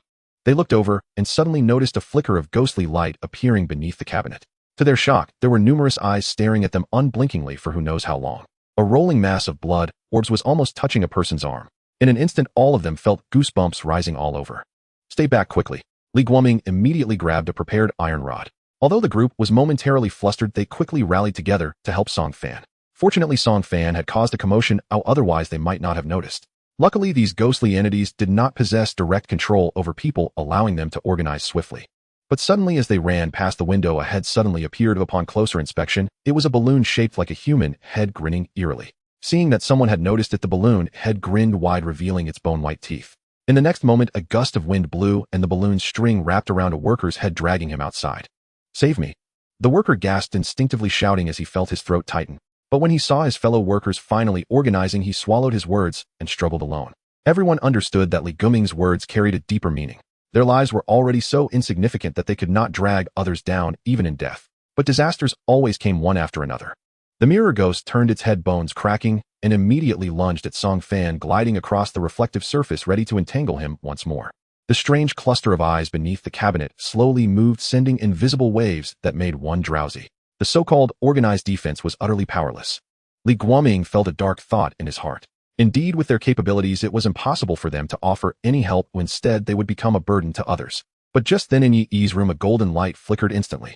Illusory martial arts. In the chaos, this voice was remarkably clear. The wall suddenly burst open. A long spear shot out like thunder, dragging a long iron chain, and directly impaled the balloon ghost, dragging the worker. A figure moved through the shadows, retracting the spear with a swift motion, transforming it into a short blade. Detected mental attack, drowsiness, moderate level, immunized. The cluster of eyes looked over only to find it had no effect. A cold glint descended, and the eye cluster became lifeless. Yi turned to face the mirror ghost, the short blade transforming back into a long spear, his gaze icy cold. The mirror ghost, which was about to wrap around Song Fan, suddenly halted. This left Yi a bit astonished. Did these ghostly beings possess awareness? The mirror ghost stared at Yi for a long time before retreating a few steps. In the next moment, it suddenly dashed back into the mirror. The faint light made Yi's figure seem mysterious and majestic. The worker, ensnared by the balloon ghost, repeatedly thanked Yi. He wanted to kneel down, but was supported by Yi and had to give up. Is it really that easy to be saved? Song Fan, still adjusting his pants, had not yet grasped the situation. He looked at Yi's figure, his eyes sparkling with admiration. This was simply too cool. He worked on the assembly line every day and had never seen such a formidable person. Everyone relaxed, collapsing onto the ground, grateful to be alive. Suddenly, Yi covered his mouth and began to cough violently. His body was already afflicted with a serious illness, and he had been controlling his movements before, so he hadn't felt much pressure. Now, however, having made so many movements in an instant was indeed a challenge for him. Even though he had successfully entered the first tier of Talisman Master, and his body had been strengthened, the source of his illness lay within his organs. It was akin to an increase in attack power, yet his endurance remained low. Looking at the bloodstains on his hands, he was not overly concerned. As long as he could hold on for a year, that would suffice. In this third rebirth, he had to ensure he could achieve a percentage of loyalty. Naturally, he would wait until the cooldown of Imperial Dream of the Empress was over. What this rebirth template would become next depended entirely on him. Whether he could survive remained to be seen. Seeing Yi Yi's condition brought a sense of frustration to their hearts. Although most of them were afflicted with ailments, Li Guoming and the workers were even more worried about Yi Yi's health. "My lord, we have burdened you again." Li Guoming offered him water, feeling guilty. Even the clever Song Fan felt uncomfortable now. Previously, they still had some value to be exploited, but now they had lost everything. Dignity and the meaning of existence had long been cast aside, and now they had lost any sense of their own value. Among this group of people, only Yi Yi still shone with light. Yet Yi Yi fumbled and handed over the painstakingly written material to them. He had previously feared that this cultivation method might not suit the bodies of the people in this world, so he practiced alone first. As the pioneer of the runic system, if any issues arose, he could correct them at the first opportunity. Now that the areas needing modification and fine-tuning were dealt with, it was only natural to pass it on. This was his driving force after years of arduous study in the runic world. "What is this?" Li Guoming exclaimed. "Didn't I say so?" Yi Yi wiped away the blood from the corner of his mouth, smiling brightly even in the darkness. "Don't be afraid, I have a way." After organizing the knowledge of runes, Yi Yi imparted the cultivation methods of the previous realm to the workers. The first reason was to quickly form an armed force. The second reason was that it takes ordinary people a considerable amount of time to cultivate the ways of runes. By the time Yi Yi became a celestial rune master, the workers might only have become rune masters.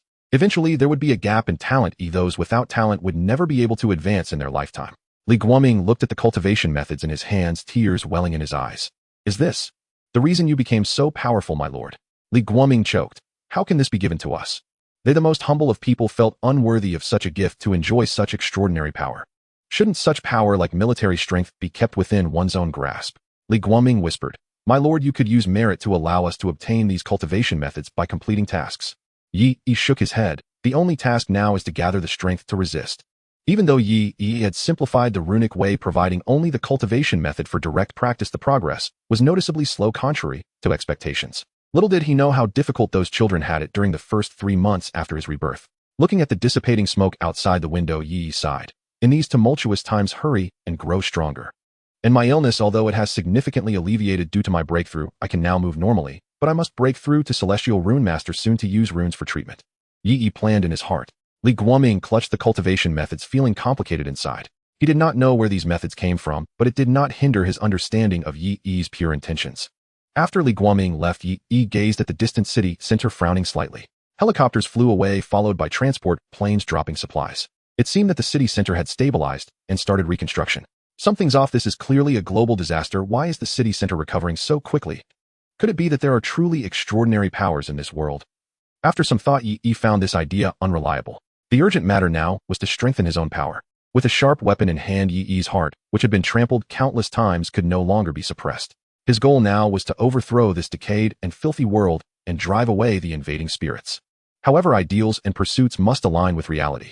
Yi Yi stated, "I must create a detailed plan and include sufficient safeguards." However, without detailed practical implementation, this was merely a correct platitude. He would keep the remaining cultivation methods as a precaution. He had considered the initial threats. After all, one must be wary of others, especially in such a volatile period. Yi Yi looked at the concept of common class mechas. Is this the success of Rune civilization research? Yi Yi exclaimed in wonder. Indeed, once a civilization's potential is unleashed, the energy that erupts is boundless. The so-called common class mechas are simple to manufacture with attack methods that do not belong to the rune system, thus they are mechas that have departed from the rune tower. These mechas have a limit. Compared to rune system mechas like the Eagle Eye mecha, they lack the extraordinary level granted by runes, hence they are referred to as common class mechas. Yi Yi pondered for a moment. It was currently impossible to manufacture rune mechas. Therefore, it would be good to first create some common class mechas as assistants. However, manufacturing mechas is certainly not that simple. Generally, precision equipment and high-strength materials are essential. But after a century of development, the rune civilization couldn't have developed in vain. Within this, there is one crucial item. Worker Bee Micro-Intelligent Engineering Unit, used for ultra-precision engineering manufacture and equipment maintenance. Requirements: a small amount of metal, a small amount of rune energy, and a large amount of rune engraving technology. Advantages: simple to produce, versatile, and high precision. Disadvantages: requires a high level of rune knowledge from the user and cannot be used for rune technology mecha manufacturing outside the rune tower.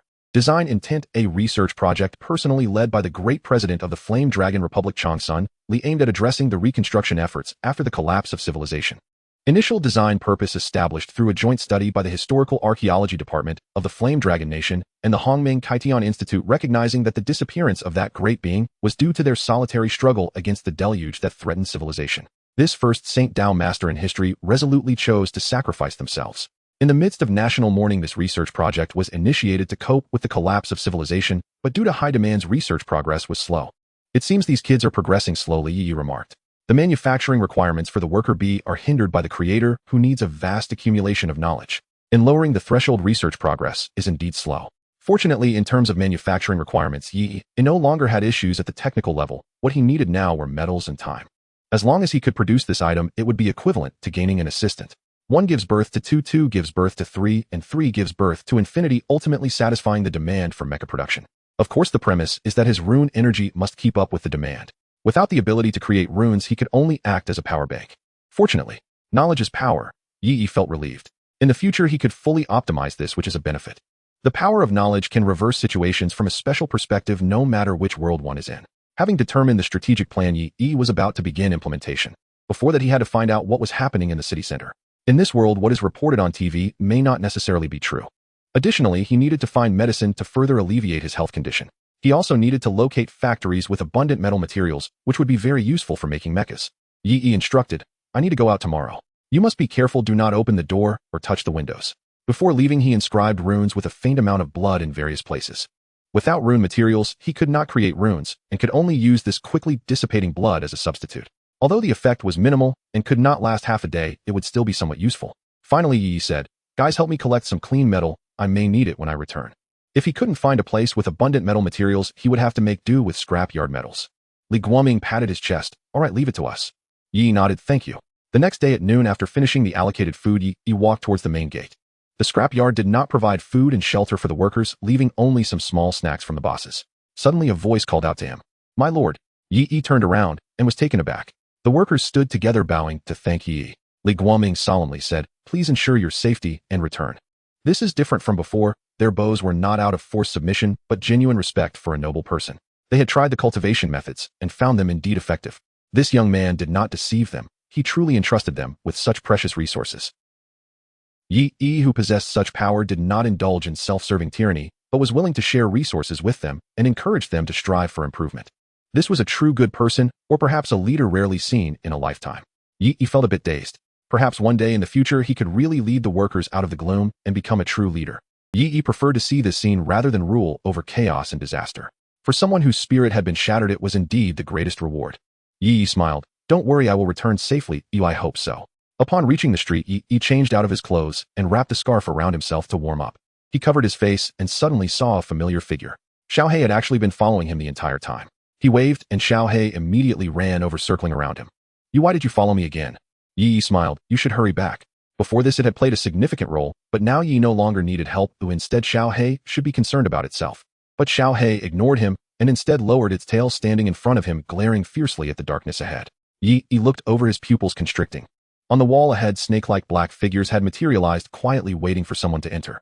It seemed rather useful. Yi felt a cold sweat. If he walked in, it would take considerable effort to escape.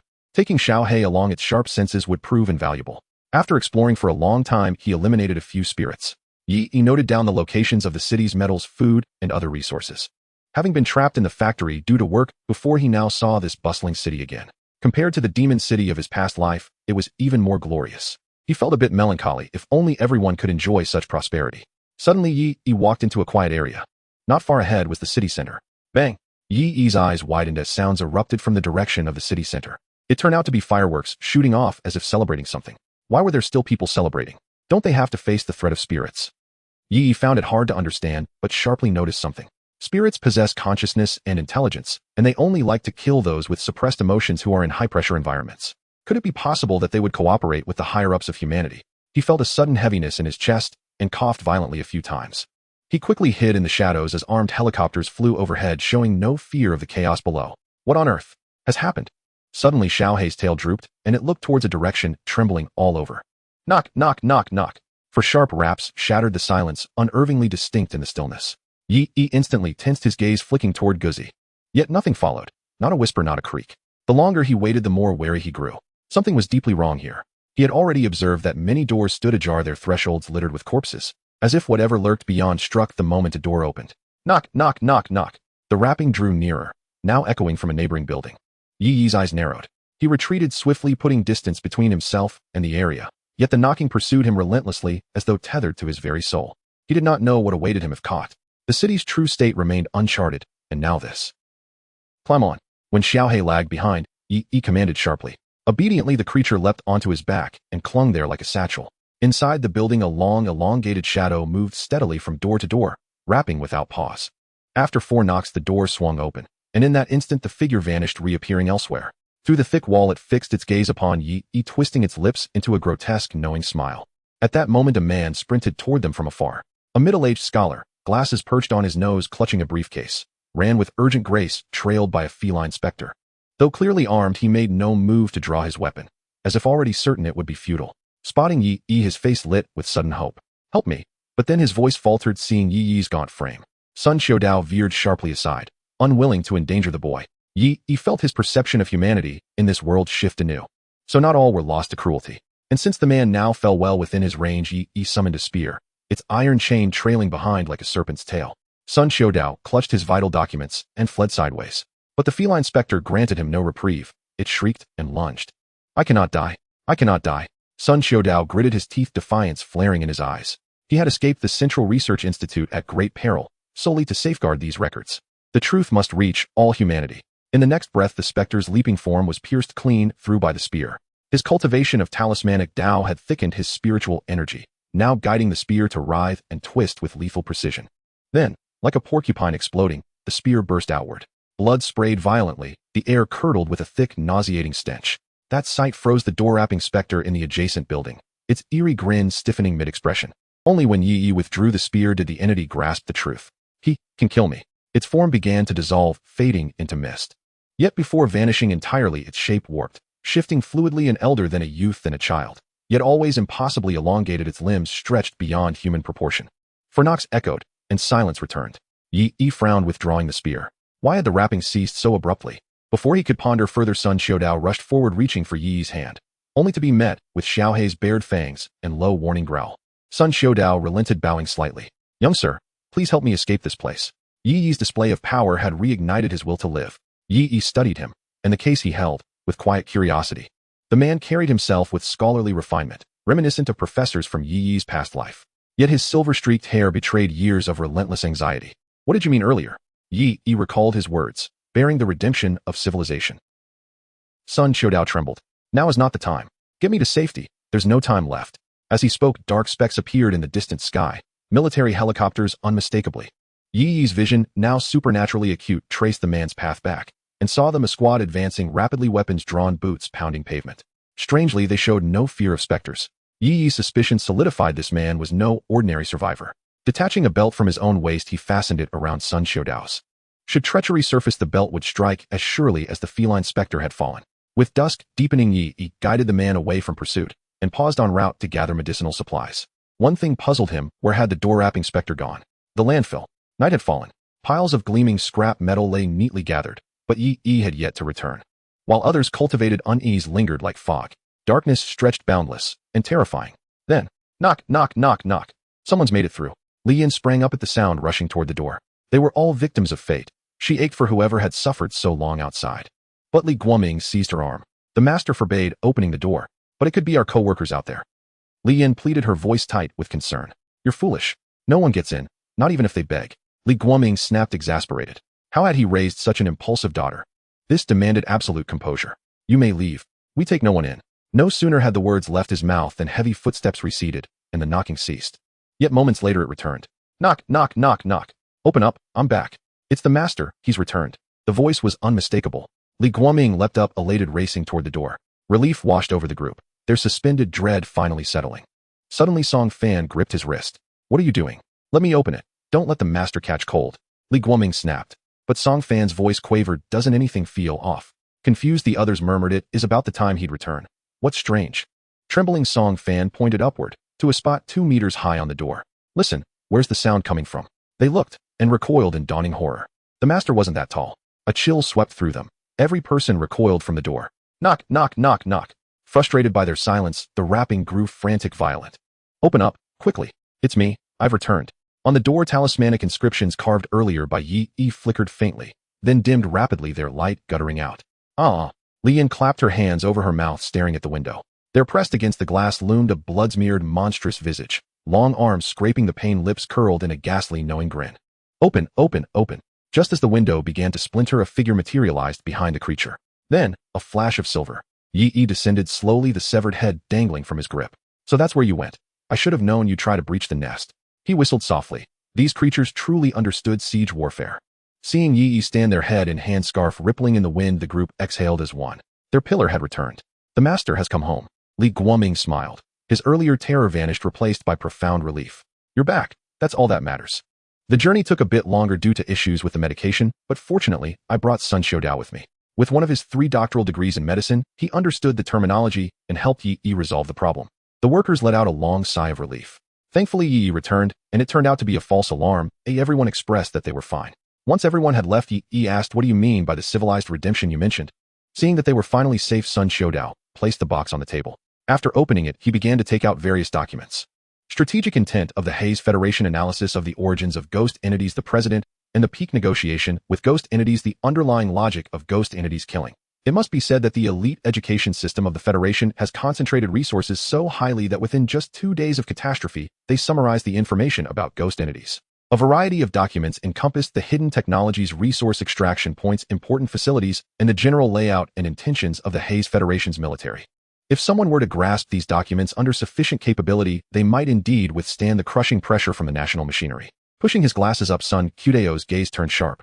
The previous awkward demeanor suddenly dissipated, resembling a true scholar bearing responsibilities. The night was heavy, the cold wind surged, and the air was filled with a faint smell of blood, occasionally accompanied by the sounds of ghost entities rampaging.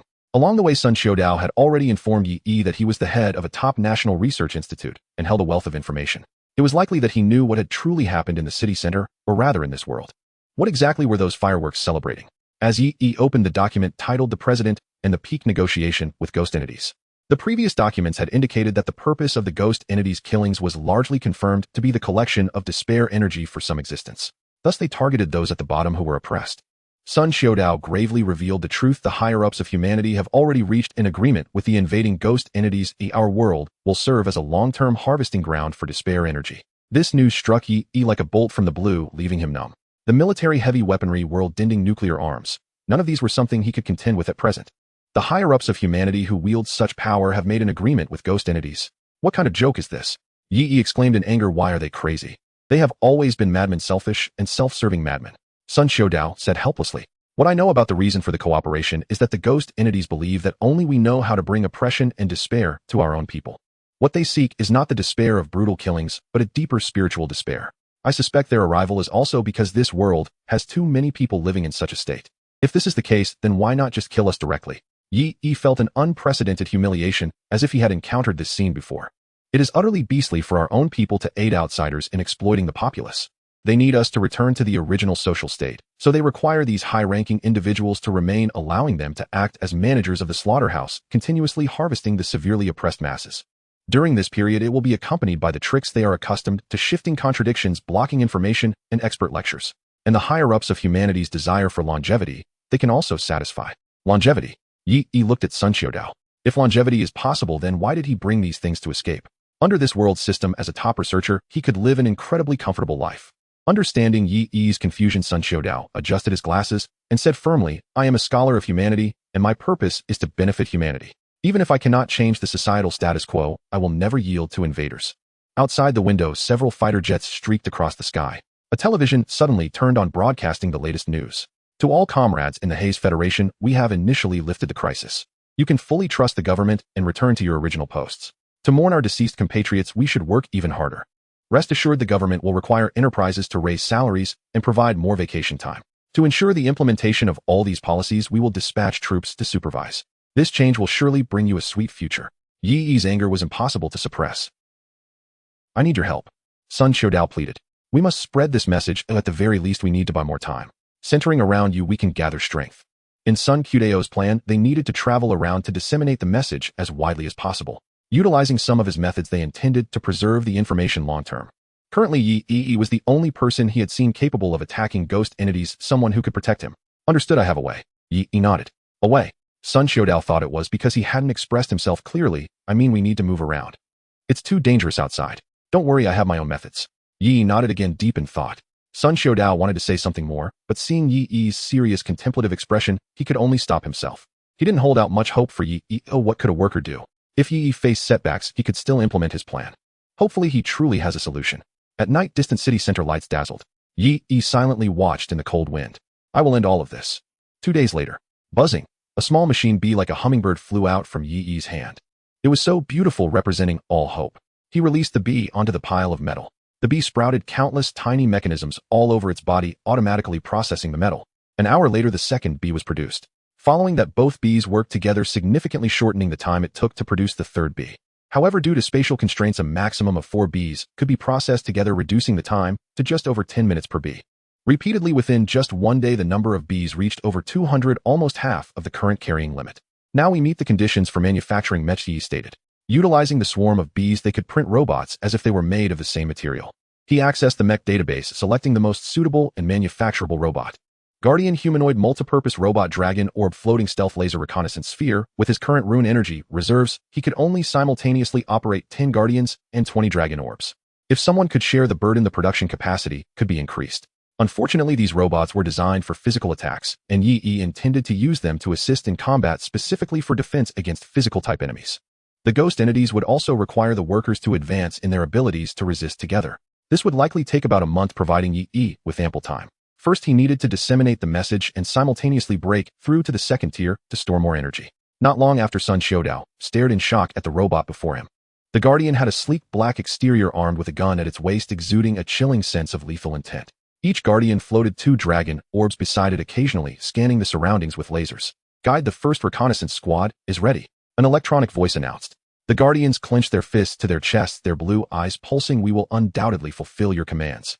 Is this your solution? Sun Xiaodao was dumbfounded. This obviously futuristic technology made him feel as though he had wasted years of learning. It seemed he had stayed too long in the laboratory. In this society, they called this labor. The world remained in chaos. Even though the city center had stabilized, the military and various agencies had not yet recovered from the attacks of the spirits. While Sun Xiaodao was still being pursued, Yi had already devised a way to create a disguise. Fortunately, Sun Xiaodao had adequately prepared for his escape, so there was no need for excessive worry.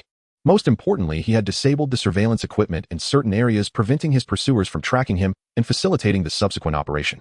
In the dark of night, figures darted into a tall building. This was one of the branches of a domestic IT industry giant. According to the Dragon Pearl's detection, the building was mostly empty, making it the most suitable target. The guards killed everyone inside, the power was restored, and the connection to the signal tower was re-established. The power center has been secured. Oh, we are beginning to implant the virus. The Dragon Pearl entered, extending its long tentacles into the computer. A vast amount of data infiltrated, and the unlocking program prepared by Sun Xiaodao took effect, granting him control. These data codes could infiltrate any device in the world except for those with high-level defenses. This was Sun Qiudao's main escort target, specifically taken from the Research Institute. Originally, these programs could not be used without special software and equipment to convert the language. However, the Dragon Pearl robots created by Yi proved to be extremely useful, capable of directly carrying the conversion, a type of black technology Sun Xiaodao had never seen. After successfully acquiring administrator privileges, the guards immediately entered a dark state of vigilance, protecting the Dragon Pearls as they transmitted information. In the junkyard, the 2 men observed the actions of the robot reconnaissance team. What information are you planning to transmit? Sun Xiaodao asked. This was crucial. Some things were better kept in their own hands. In the short time they had spent together, his anxious heart had relaxed considerably. As a high-caliber individual, he was consuming as much food as everyone else, yet he felt inexplicably comfortable. He practiced the techniques alongside the workers, discussing how to move forward together. This vaguely approached his ideal as a scholar: mutual respect and collective progress. Of course, the most important thing was that they now had a guide. Power, Yi said slowly. Power. Faced with the threat from human armies and spirits, it was only a matter of time before they encountered each other, and when that time came, they would likely be overwhelmed. Sun Xiaodao paused. Is it about cultivation methods? Yi's eyes sparkled with divine light as he nodded. I want all the oppressed people in the world to possess power, just as he had left a contingency in the second world. But what if those traitors learn it too? Sun Xiaodao asked, somewhat confused. Most importantly, shouldn't such extraordinary power be kept in their own hands? What of it? Yi snorted coldly. You underestimate the world's people. You underestimate the spirit of human resistance. He continued, what we need is to escape the slaughter of the spirits and strive for the liberation of all humanity. If the power of resistance spreads, then the countless oppressed workers will become our steadfast comrades. They were hiding here, but it was only a matter of time before they were discovered. The best way to resolve the current crisis was to empower everyone with the strength to resist. Sun Xiaodao was at a loss for words. In his eyes, he seemed to shine with brilliance reminiscent of the stories he had read in his youth. One day the radiance of idealists would illuminate the entire world. Leader. His blood surged within him and his dormant dreams resurfaced. The dragon pearls accepted commands and a torrent of data flowed in, spreading the message through the signal tower. In every corner of the world, workers and farmers were returning to their posts, obedient to the government's or the court's orders. After all, their lives were under control. But at that moment, all the large screens, radios, and electronic devices suddenly displayed a message. The blood-red text, or perhaps the heavy words, resonated high above the world. Attention, people of the world. The betrayal by the human government, the actions of the spirits, and the centuries of oppression had found an outlet through that set of cultivation methods. The power to topple the exploitative regime was handed to everyone. At that moment, a persistent red light shone in everyone's eyes. Attention, people of the world, attention to the countless workers and farmers. Do not return, do not return. Our leaders have betrayed us. They wish to join the spirits and treat us as pigs and slaves in the slaughterhouse. Our world has reached the most dangerous point. Our race is on the brink of extinction. Our fate is at a crossroads. Comrades, the time for resistance has come. Our light comes from the power in our hands. Comrades, the time for resistance has come. At this moment, our lives should be free, not enslaved. In the cold wind, pairs of cracked hands clenched tightly. Attention to my humble life. At this moment, I should be free, not a slave. After recording the cultivation methods, everyone instinctively retreated and hid. In such chaos, no one could stop them. In the hall, a group of elites danced in the ballroom, glasses clinking. They were all very young, and their excitement could not be concealed. They had obtained the promised longevity from the spirits. Although the price was that they sometimes became unstable, it was all worth it. It will be fine once those lazy peasants return. A portly man said with a smile, chatting with the similarly elite person across from him. In the next moment, someone bit his hand, tearing off a piece of flesh. The man frowned, pulling the flesh back to chew it. I told you, eat only those peasants. After saying this, the person climbed back, feeling wronged, leaping down from the third floor and disappearing into the shadows. Ha ha, indeed, we still have to see our own actions. The person across from him laughed. As long as they could trick everyone back, various methods like information blockades, speech bans, brainwashing, propaganda, and shifting blame could be employed again. The group of people here had formidable ancestors. Or rather, it was precisely because of their ancestors that society had become what it was. The original Federation had embraced the ideal of bringing freedom and liberation to all, sacrificing many to establish itself from the flames of war. However, later on, with the influence of some ulterior motives, they smeared history, denied the past, causing the nation to lose its soul. They altered textbooks, subtly influencing the next generation, so that the people completely forgot the foundation upon which the nation was built. They then used gender opposition or opposing interests to divert conflicts. In the end, they led the country step by step into the abyss, resulting in the current state of affairs. Outside, the smoke of war continued to rise while a group of elites laughed in happiness. They discussed dividing slaughter zones and talked about what measures to take to create more despair. Something big has happened. Suddenly, someone rushed in to deliver a message. What did you say? The elites exclaimed in anger. How dare those peasants? Who did this? How could the news of our collaboration with the spirits get out? Quickly stop the cleanup and immediately dispatch troops to capture them. Suddenly, the large screen at the ball flickered and blood-red characters slowly appeared. Attention, people of the world. A global manhunt is underway. Under the immense pressure of the military, whether they resist or simply survive, all are affected. Even those who have long lost hope bear the banner of saving the world, struggling to survive amidst the mudslide. A month later, a search team weaves through the buildings with malevolent spirits roaming about, seeking those who practice their skills in secret. Under the large-scale search, the results are minimal. Those who are captured either die with righteous indignation or refuse to comply, cursing at their captors. Moreover, many choose to drag others down with them. In just a month, the searchers have lost more than half of their personnel. These days have been the hardest for them, and their previous disdain for these workers has quietly vanished. The members of the search team watch in fear as a flesh-eating ghost devours nearby. A pile of heads murmurs in pain. This is a decision made by the higher-ups. Anyone who disobeys is thrown to this flesh-eating ghost. This creature can also find those who are hiding. Suddenly, the flesh-eating ghost looks in one direction. It is a filthy little den that indeed seems to harbor someone. The search team immediately understands and raises their guns, preparing to drag the person out. Upon entering, they indeed see a woman huddled in the center, looking at them in fear. They breathe a sigh of relief, exchanging glances. As long as it's a woman, there is usually little threat. Get out here. But the woman is extremely frightened and shrinks back further inside. They frown. Fool, can't you understand? After saying this, the group rushes in, intending to seize her. But suddenly, the flesh-eating ghost hovering nearby halts and gazes into the dark depths. What's wrong? Before they can think further, the woman suddenly stops running and stands up, glaring at them fiercely. Her gaze is as if she wants to kill, which irks the search personnel. Bitch, I told you to come here. As one person clicks their tongue, they aim their gun at the woman. But in the next moment, she disappears from sight. Hey, where did she go? The person who was about to fire suddenly feels the world around him blur, and his teammates look at him in terror. Moments later, a sharp pain strikes. He looks down at his abdomen where a hand has penetrated. Finally, a pair of eyes filled with rage confronts him. It is the woman. Fire quickly. Just as the captain is about to shout, shadows slowly emerge from the darkness. The cries of the specters gradually cease as they stand dumbfounded. Behind them, footsteps echo. Unbeknownst to them, hundreds of workers have surrounded them, some wielding shovels, others holding wrenches, quietly watching. Among them, a few robotic figures appear. They are at the forefront, restraining the crowd of specters. The captain stutters, quick. Run. Suddenly, a red flag is raised. This flag is so red as if stained with the blood of those who have died at the hands of the tyrants over the past month. For our fallen comrades, charge. Instantly, all the workers rush forward. The flesh-eating ghost lets out a scream pointing at them. But ultimately their control is limited. In the next moment, a wrench crashes down on the head of the flesh-eating ghost. Entering the talisman path, they can finally attach spiritual power runes to attack the spirits. The flesh-eating ghost attempts to regain control, but under the relentless barrage of attacks it cannot withstand, and its body becomes increasingly intangible. As it looks at the specters, it realizes that the specters it painstakingly cultivated for so long have all been killed. In no time, this search team has been annihilated. A month has passed, and a large number of people worldwide have entered the talisman path. The long-accumulated emotions have finally erupted, hinting at the possibility of forming a front. What do we do? What do we do? In the Platinum Tower of the Haitian Federation, the president and several leaders pace anxiously. The entire nation is in chaos, with spirits, the military, and the people killing each other. The economy is collapsing rapidly, facilities are paralyzed, and major cities have descended into chaos. Suddenly, a dark figure appears. It has a human form, but no expression. Upon seeing this, being the president and all senior officials immediately kneel. Great Dark Domain, Master Supreme Shadow Sovereign. The cooperation between spirits and humans back then was initiated by this presence. Though they do not know its rank, the fact that all spirits cease their actions after the agreement speaks volumes of its significance. Even the name was something they learned from the incoherent murmurs of some spirits upon seeing it. The shadow being said nothing, merely pointing at them. The president suddenly has some thoughts racing through his mind. They excitedly exclaim, "Thank you, great." The shadow interrupts them, disappearing directly. However, they still do not stop. Only after they finish do they dare to rise. They exchange glances and suddenly burst into hearty laughter. The being just now informed them that they need not worry, this disaster will be quelled directly. The price, however, is that they must increase the amount of offerings to the spirits. This is a test of their capabilities. Now they should consider how to create even deeper despair among the common people. Ha ha ha. The shadows of the group intertwine like demons from the abyss.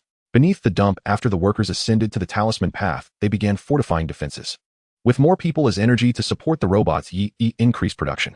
Each person now has a guard and a Dragon Ball, and soon they excavated a base under the original tunnels. With the processing of the work bees, it became airtight, completely isolating any breath, ensuring that the spirits could not find them. Yi successfully ascended to the third level of the talisman path, gaining more energy. Now he can support the operation of thousands of robots. Before him, the Rune-Tech computer begins to construct. Once completed, and after 2 years of energy reserves reach the requirements, he can advance to become a celestial talisman master. At that time it will be when Yi truly begins to shine in this world. How is the global situation? Yi inquired. Sun Shodao, holding a tablet, replied cheerfully, "It's excellent. The military is overwhelmed, and the spirits cannot withstand the tide of resistance. Indeed, when humanity possesses the power to resist, the potential for an explosive response is boundless. What was once an extremely despairing situation has been turned around forcefully. If this continues, civilization's self-rescue is hopeful." The large screen before them projects the perspective of the Dragon Balls. The Dragon Balls carry work bees, transporting them to various places around the globe. Upon reaching their destinations, they will seek out a qualified leader who has practiced the talisman path to initiate the robot production line. Yi aims to establish a resistance army. The first batch of work bees has already arrived at certain locations. The color of the flag is blood red. The purpose of the resistance army is to liberate humanity. That's good. Yi nodded, speaking with a hint of fatigue. To seize this great opportunity, he had been tirelessly orchestrating everything day and night. Strategic planning, personnel allocation, resource point occupation, and so on. He led the global human resistance from this small garbage dump. Yi would fulfill his promise. I hope. It will come, and the future will too. Suddenly the large screen before him dimmed. Yi and Sun Shodao looked over in astonishment. Through the imagery transmitted by the Dragon Ball, he saw the entire sky darken. A solar eclipse. Yi shook his head immediately. No, it was impossible, because the entire world had plunged into darkness. Suddenly a face appeared in the pitch-black sky. The face was vast and cold, evoking a chilling fear within him. For the first time, Yi felt true terror. This kind of fear was something even he, as a celestial symbol master in the second world, could not withstand. The moment it appeared, the ghostly beings all fell silent. What on earth happened? He suddenly felt a sharp pain in his heart. Clearly the situation had improved greatly, yet this development caused his heart to tighten. Suddenly the mouth of that face opened and began to move, emitting waves of murmurs. Upon hearing these murmurs, people stood frozen in place. This phenomenon occurred all around the globe. Seeing this, he felt a sense of foreboding. The waves transmitted into the underground base, and the runes on the walls flickered for a moment before collapsing. The workers' eyes glazed over, their minds slowly being sealed off. In the end, the two exchanged a glance and saw regret in each other's eyes.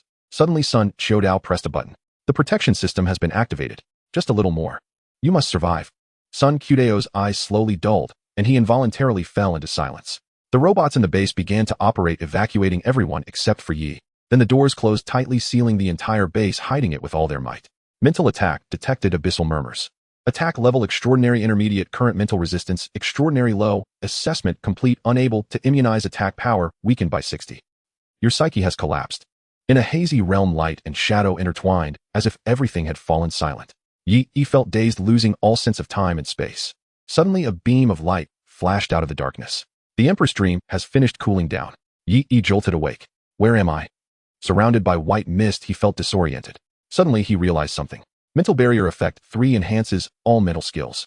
After a mental collapse, a fictitious world would be constructed to protect the brain. The fictitious world would reboot every year. Current status, starting up. Here was his fictitious world designed to protect him from ongoing mental disintegration. My mind has collapsed. Yi held his head and stood up. If it weren't for the skill being ready, he might have remained in slumber for a long time. But why did his mind collapse? What had that strange entity done? Reviewing the records of the attack, Yi discovered that this mental assault was forced and purposeful.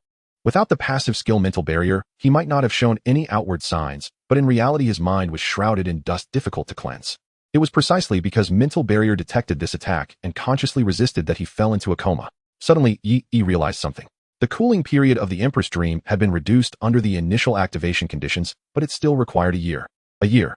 Yi felt a pang in his heart, an endless sorrow surging within. A year's time. What could remain of their efforts? I must get out. I must get out. Humanity's resistance still needs me. With a strong will, Yi's brain jolted. Suddenly, he plunged into darkness. In the next moment, Yi opened his eyes. Everything before him felt familiar. But the base, which was usually bright, was now dim, with only strands of blue light flowing through the circuitry. Dust was thick everywhere, and the sentinels holding their weapons knelt down as if in a dormant state. He floated in a nutrient solution with the Dragon Ball hovering outside. Upon seeing him awaken, the Dragon Ball spun around, seemingly quite pleased. As Yi issued commands, he finally returned to the ground amidst the sound of splashing water. The polluted air rushed into Yi's nostrils, yet surprisingly he did not cough. After a long period of rest, his ailments had improved significantly. He was completely naked, his feet covered in dust which stuck to him. Opening the operation log, Yi fell silent. It's really been a year. Finally, Sun Qiudao activated the base's emergency protection system. He issued commands to evacuate everyone, likely understanding that trouble was imminent, wanting to let Yi enter a dormant state before falling into that condition. To do this, he played executioner, sending everyone, including himself, out to reduce consumption. Yi felt complex emotions. If it weren't for Sun Qiudao's decisiveness, he might have encountered trouble. Sun Qiudao was a clever scholar. He did not seek to explore Yi's advanced technology. The reason being, through his interactions with Yi, he understood better than anyone that Yi was the root of all these changes. Even if they were wiped out, Yi could not die. Yi remained silent as he walked towards the monitoring station, the runes flickering as he entered the base. With the sound of footsteps, the entire base gradually awakened and lit up. The eyes of the sentry robots glowed blue, once more rising to salute Yi. Sentry No. 56 activated. Great Guide, please give your orders. Yi, wrapped in a blanket, waved his hand. The sentry robots immediately resumed their duties. Some began patrolling, while others started moving materials. Arriving at the monitoring station, Yi closed his eyes, trying to connect with the Dragon Balls and worker bees scattered around the world. But after nearly a year, the energy was almost depleted. Sitting cross-legged at the monitoring station, Yi remained silent, continually trying to contact his former comrades, but none responded. Could it be that the outside world had been destroyed? This was the worst-case scenario, one he did not wish to see, despite being in slumber due to active resistance against the attack. But for those who did not resist, it would not bode well for them either. Suddenly, he furrowed his brow. A Dragon Ball had actually been activated. Yi immediately acted, transmitting the scene of the Dragon Ball's location onto the large screen. In the next moment, his pupils constricted as he stared blankly at the scene on the screen. How could this be? On the screen, skyscrapers shimmered with enchanting brilliance, resembling the magical city from his past life. Light rain fell, and pedestrians hurried along the street. Occasionally, a sports car zipped by, splashing a cool curtain of water. Workers at the end of their shifts returned to their rented apartments in the rain, carrying the extreme fatigue of the day. Everything felt so ordinary and mundane, as if nothing had happened. As if he had returned to the past. Suddenly Yi saw a familiar figure, the one who had activated the Dragon Ball. Li Guming's face appeared on the large screen, looking so haggard. "What is this thing?" he muttered. Looking at the exquisite object that emitted light, he dared not hold it in his hands, and quickly set it down and ran away. At that moment Yi understood what kind of attack it was targeting. Memory. The most important memory of a person had been sealed by that entity. He weakly knelt on the ground. Yi understood that this world had indeed become the long-term harvesting ground for the ghostly beings, just as the intelligence reported. If even memories could be manipulated, what could he use to resist such an existence? Just because he had advanced to a celestial symbol master did not mean he could withstand such attacks. If even his greatest trump card against ghostly beings' mental barrier could not defend, what could he do? But suddenly he recalled Sun Qudeo's selfless sacrifice and the trust of Li Guaming and others. The red flag was still waiting for his return, waiting for the day it could be raised high once more. No. Yi instantly rallied himself. Even in despair, he would fight to the death. Moreover, he still had one chance to turn things around. Yi looked at the already cooled Empress dream and the remaining chance for initial rebirth. "I will definitely turn everything around," Yi declared firmly. Rebirth. In this world of despair, darkness enveloped Yi like a tidal wave. Coldness was the norm here. Yi was just an ordinary college student living a life devoid of combat and bloodshed. In May, the fragrance of books lingered on campus, and he often played video games all night with his roommates. Yi possessed no extraordinary talents, nor did he have a remarkable appearance. Overall, he was an inconspicuous ordinary person among the masses, an average student. This was supposed to be an immense blessing. But suddenly Yi found himself transported to this oppressive world. Years of toil and abuse had trampled both his soul and physical dignity. In truth, the only thing sustaining him now was that indomitable faith. If one were to delve deep into his soul, Yi's heart had already perished. Only his Tao heart remained alive. Now Yi lived for others. "Oh, my homeland, can you shelter me once more?" The betrayal of humanity's elite was still not conquerable, and that terrifying presence had also begun to emerge. It was deserving of the name Abyss. In an instant, all efforts were rendered futile, which was utterly despairing. No one relished the taste of despair. Instead, the scent of the gardenias on campus lingered in his memory. Yi suddenly opened his eyes. "I will find a way." In the coming world, he must achieve 100% loyalty, which might distort his will. But for the sake of the world's people, it was worth it. Suddenly, a bright white light flashed. Reincarnation World Chronicle of Time Special Class Reincarnation Identity Spirit of the Chronicle of Time Reincarnation Restrictions. This world is special, restricting mental barriers and bonds. Faith protection acquired in this world. Indomitable will. Indomitable will green in my heart. Faith endures. Effect 1. The more steadfast the believer is, the greater the resilience of the will. Effect 2. When the will is worn to the brink of collapse, the stronger the belief, the less likely it is to be extinguished, but it will not recover either. Yi's eyes dimmed. Such a skill might help him resist that terrifying presence for a while. But at the brink of mental collapse, he would be powerless. Moving slightly, he realized he was now a sphere of light, with a book radiating golden light beside him, suspended in the air, surrounded by colorful glimmers. Yi browsed through the information regarding his current identity. Have I really become a book? To be precise, he was the spirit of the Chronicle of Time. Beside him was a book that carried history. Since the establishment of the human dynasty, it had existed silently, recording humanity's development. Under normal circumstances, the history it recorded could never be altered. However, it would only appear during dynastic changes or ideological shifts. When that time came, the history of the previous dynasty would be projected to the whole world, and no one could stop it. Thus, historians of each dynasty would rely on the contents of the Chronicle of Time to study and record history. Any accounts differing from those in the Chronicle would inevitably be dismissed. From the establishment of feudal dynasties to their collapse, and from the birth of the first constitutional monarchy to world wars, oppressors slaughtered the globe. All history was recorded by it. Beyond that, Yi could see no further. It seemed something was obstructing him. Yet this all gave Yi a strong sense of familiarity. However, upon seeing the latest recorded date in the Chronicle, he felt a chill. Year 2939. It appeared this was merely a simple world with a slow historical progression. Given the existence of the Chronicle, it was clear this could not be his original world. At best, it was similar. But what use is it for me to be the spirit of the Chronicle of Time? Yi pondered. He discovered he seemed to possess two abilities. 1. To traverse into the history recorded in the Chronicle. However, history was already established, so this was merely a recording. 2. To become a figure within history, experiencing their life or witnessing the life journeys of others. Nonetheless, neither of these abilities could alter the history that had already been written. This gave Yi a new understanding of this book. It had no power to change the past, merely existing like a recording device. You could pause it, speed it up, but you could not change it. Yi exclaimed, "What a vast world filled with wonders." Suddenly, a faint sound emerged. Numerous black lines appeared around him, drifting towards the Chronicle of Time. Just before touching the book, a stroke of ink fell. Those black lines were instantly repelled, yet they continued to swirl around the chronicle searching for an opportunity. In that moment, Yi vaguely saw a phantom appear before him.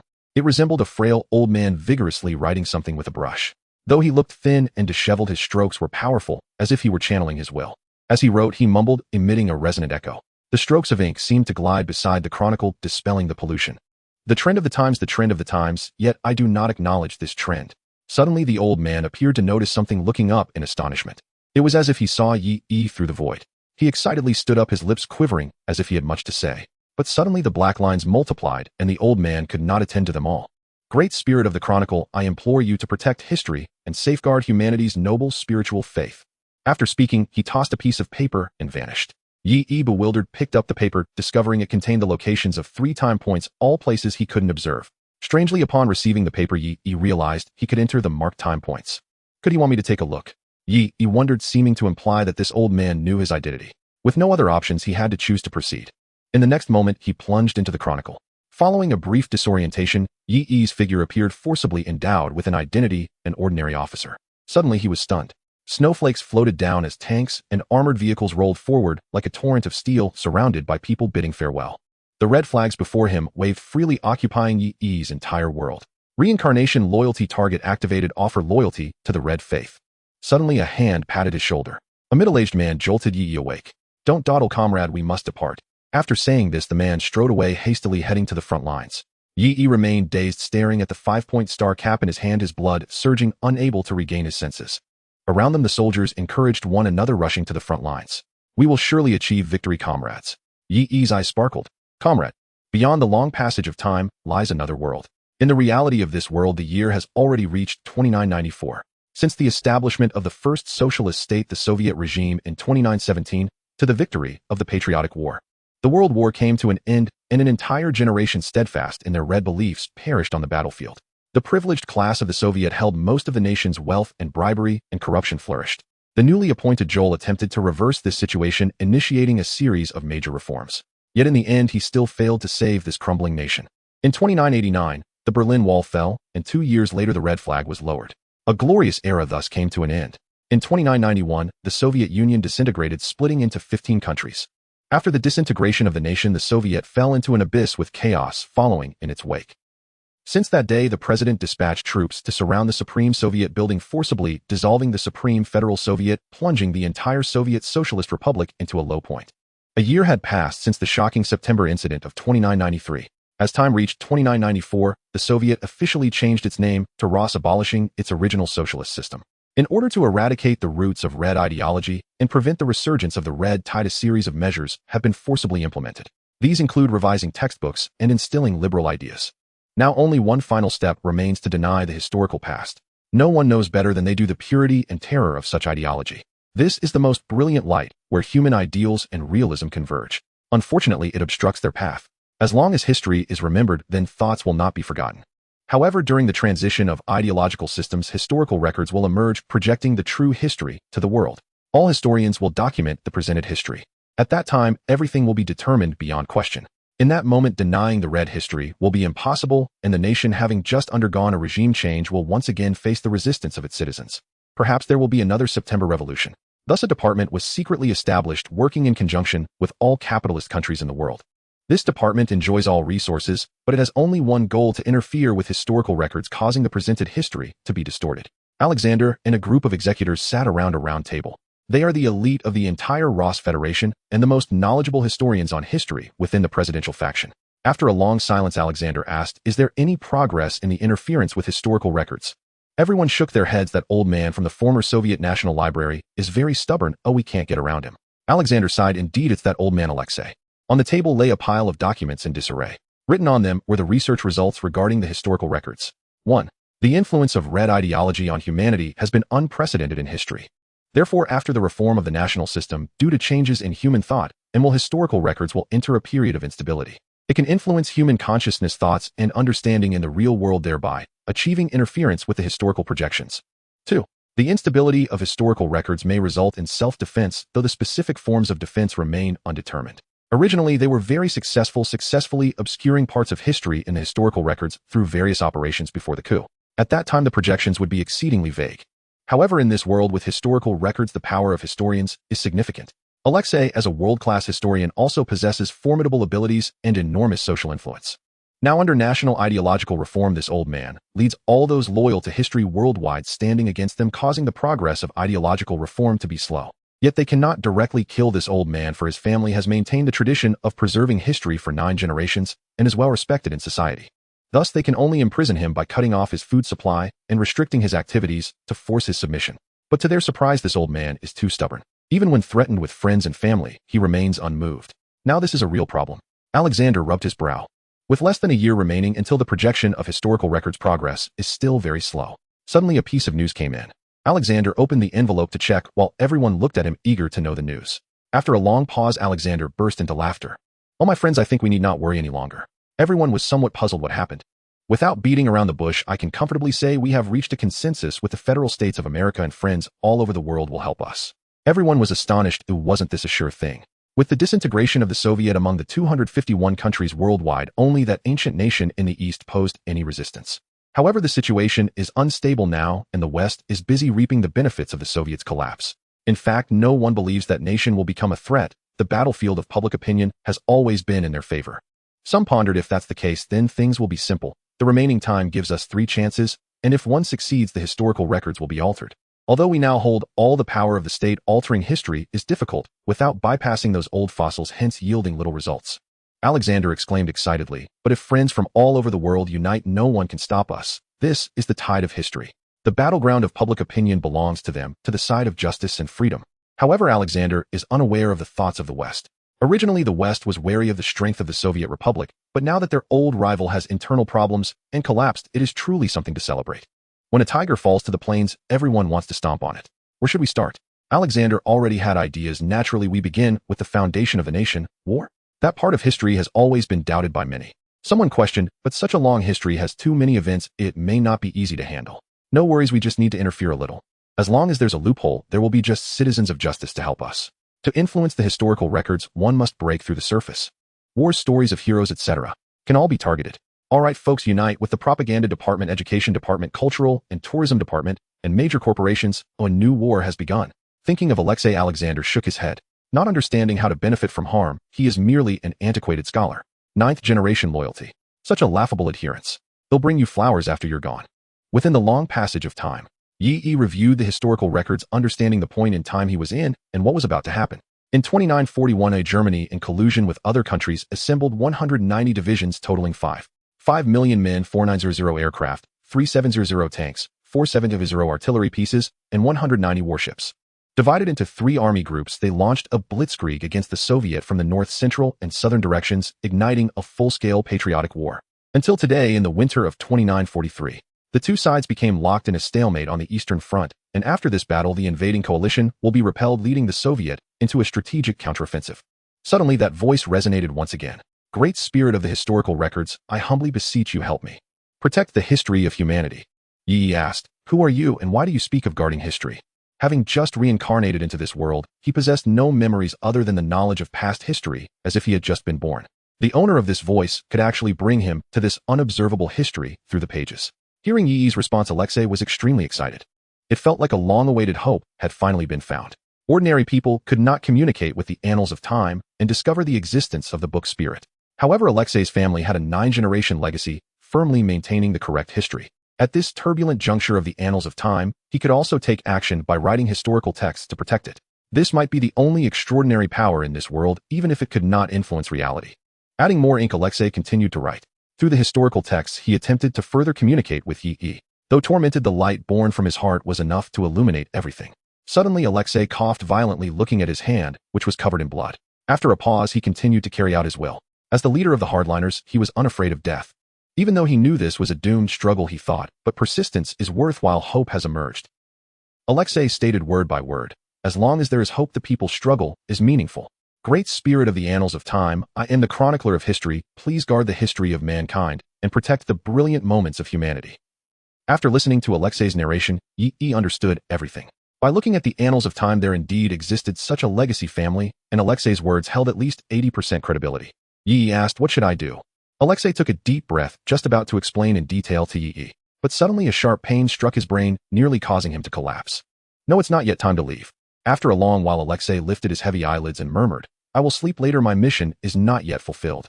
After relaying the known information, Alexei finally laid down his pen and fainted on the cold floor. In the distance, the monitoring personnel reported back, he fainted again. On the long path through time, Yi suddenly received no response and couldn't help but ask again. After a moment, Alexei's reply came, but it sounded somewhat weak. Having received an answer, Yi sensed that something was wrong with the other party. He asked with concern but received no response, so he did not pursue it further. What mattered most now was how to guard history.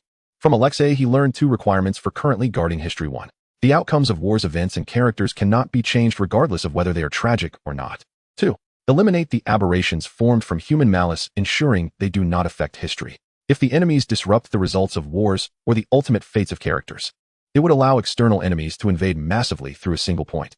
Yi concluded, I only need to resist 3 times at most, and the annals of time will emerge no longer requiring my protection. By the way, who have I become now? Yi began to observe himself. A blue cap, blue pants with a small red star atop his head. Yi understood his identity, a political officer. A political officer who had experienced many brutal battles and lost all his comrades. Always at the forefront, he was forced by superiors to be demoted to a small team, becoming a member of a guerrilla unit far from the main battlefield. Now he had to go to the recruitment camp to meet his comrades. This was an act of great kindness and vision, because Yi was still very young and a political officer with loyal beliefs. If the loyal young generation to the Red Faith were to die on the battlefield, what would remain of the vast Sioux? At this moment, Yi also learned his name. He had a pair of iron-like black eyes. Paul. Sioux had reached its final moment. Batch after batch of soldiers were sent to the battlefield, the red blood staining every inch of the country's land. The sole goal of the entire nation was to defend the country. Behind the iron torrent stood flesh and blood soldiers, behind the soldiers the unarmed people, behind the people the motherland that nurtured them, having nowhere to retreat. Arriving at the barracks. It was noisy here, but no one felt annoyed. Why didn't you tell me? A woman cried, holding her husband in military uniform. You have a military exemption certificate. The motherland needs me. With a snap, his photo heading to the battlefield was captured. One copy was handed to his family, and another was filed with the soldier's records. Whether he would retrieve it himself, or it would remain sealed away. Mom, I'm heading to the front lines, I won't bring shame to you. The small-framed Pavel bade farewell to his mother. His voice sounded weak, making him seem rather cowardly. Child, I don't want you to become a hero. Pavel's mother stroked his face, wanting to remember every part of him. I just want you to come back. Andrei embraced his wife and said goodbye to his 2 children. Everything was very calm. He was gentle and could always handle relationships between people, so even when his family was sad, there was a subconscious calmness. I may not come back, but by that time you must live well, he said softly. Yi observed silently. The timid Pavel and the gentle and caring Andrei were 2 of his 3 teammates. There was still one more. Yi turned to look. A lone figure walked in with no one to send him off or encourage him. Yet even so, his eyes were bright and resolute. Oleg, whose entire family had perished on the battlefield. He was a solitary believer, the last generation of warriors inheriting the will of his departed kin. All 3 teammates had gathered, but Yi fell silent. He could see the fates of everyone among the 3 before him. Only Pavel survived. Everyone in the entire military tent, including himself, died on the battlefield. Suddenly Yi understood the meaning of Alexei's words. Do not be soft-hearted, everything is already a predetermined fact that cannot be changed. What we must do is simply maintain history. Comrade Political Commissar Private Oleg from the 3rd Battalion of the Marine Brigade reports to you. Oleg was in high spirits, his eyes burning with a flame of desire for revenge for his family. The other 2 also echoed his words. Seeing that Yi had encountered his team, the squad leader Vladimir came over and patted him on the shoulder. He said with a hint of admiration, Paul, this time you can't go to the battlefield. The higher-ups have ordered each company to form a guerrilla unit for sweeping operations and reconnaissance on the enemy in small battlefields. Fortunately, your team has been selected. Yi understood that these guerrilla units were essentially meant to provide combat experience to the new recruits. They would only go to the battlefield when the situation became dire. These small teams would prioritize places for those who still have parents at home and are the only child, or for those who have lost relatives in battle. Before the final outcome arrives, at least they should leave behind a spark. It is an honor, Comrade Vladimir. Yi nodded seriously and said, if there is a need, please let us come. We are also soldiers of our motherland. Vladimir laughed and said, when that day arrives, please come on your own. Oh, by then I will have already died on the battlefield. He laughed with great ease, showing no fear of death. Get ready, or we should set off. After Vladimir left, the military vehicle arrived at the barracks, and they too were ready to hit the road. No, Comrade Political Commissar, why can't I go to the battlefield? Oleg was somewhat angry, thinking Yi had bribed the higher-ups. You are betraying the faith. At that moment, Andrei walked over and gently comforted him. Calm down, my friend. Take another look. In fact, every company has teams like ours, don't they? Oleg looked around and calmed down, apologizing to Yi. His earlier words had been more insulting to a political commissar than death itself. Yi did not take it to heart. A soldier of faith heading towards death would naturally despise the protective behavior of the higher-ups. It's all right, Oleg. Yi, who appreciated his character, said, if one day we truly encounter something similar, please fight alongside me until death. Oleg's eyes lit up. Rest assured, comrade political commissar, that will certainly be my destined fate. The four became acquainted with each other and boarded the military vehicle heading towards the battlefield amidst the billowing gray ash. Grandma, what's wrong, dear? Outside the military tent, a confused child held his grandmother's hand, looking incomprehensibly at the soldiers heading to the front line. Hearing his grandmother say that most of these people never returned after they left, he looked up at her and asked, why do mom and dad have to go? Grandma squatted down, gently stroking his soft face, and said, so that we can live, dear. On the front line. The sky was clear, yet the lights sank silently to the ground. Suddenly, several aircraft screamed past, scouting this land. Thick smoke billowed into the sky as tanks rumbled over corpses driving into the defensive position. Under the powerful fire suppression, a localized battle had already ended. The invaders entered the defensive position, and the fallen soldiers of the Soviet lay on the ground. Their unclosed eyes reflected the bayonets that had pierced them. With a hissing sound, dark red blood flowed out, staining the enemy's combat boots. Captured soldiers were being escorted to the front lines prisoner of war camp. Inside, there were ordinary civilians who hadn't managed to evacuate regular soldiers and militias. They were all dirty and disheveled with blood stains and dust, lined up and supervised as they walked forward. Political commissars, political workers, officers. Step forward. An invading officer repeated monotonously. This was merely a routine statement intended to exert psychological pressure on the captured soldiers. He believed no one would dare to step forward, risking inevitable death. After all, it was better to be a coward than to die, wasn't it?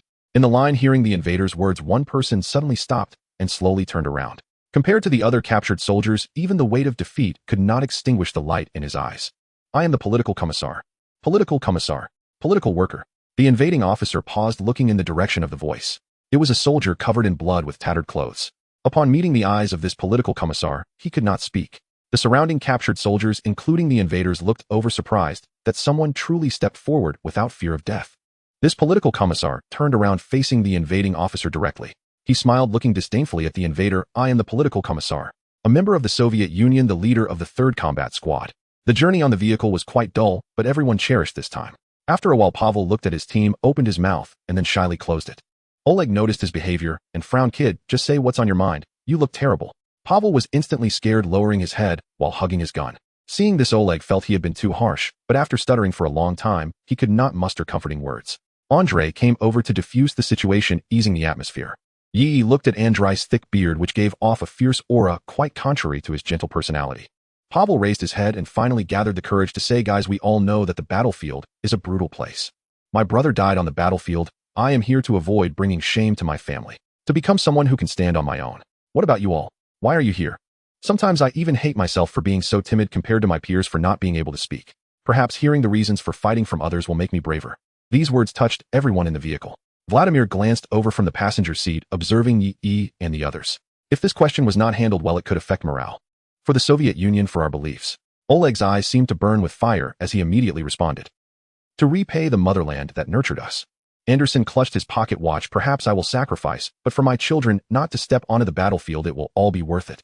Then the three looked at Yi, that is Paul. Comrade political commissar, what are you here for? As a political commissar, what would his answer be? Yi adjusted his military cap and gently wiped the red star on it. For Yi, this was an easy question to answer. As a political commissar, now is the time to play his role. For our beliefs. Yi declared powerfully, I am loyal to our faith. Comrades, war is not terrifying. Behind us is the Soviet Union, and the enemy's shells are landing on our homeland. Therefore, regardless of the reasons we carry into battle, whether brave or cowardly, we will all head to the front lines together to defend our country, our families, and uphold our beliefs. Thus we fight for justice, and our motherland is watching us. We shall ultimately achieve victory. In Pavel's eyes, Yi seemed to shine under the blazing sun. Vladimir smiled faintly at the corner of his mouth, turning his gaze back to the long road ahead. Paul, you truly are a political commissar with steadfast faith. In the outside world, a storm of public opinion is unfolding.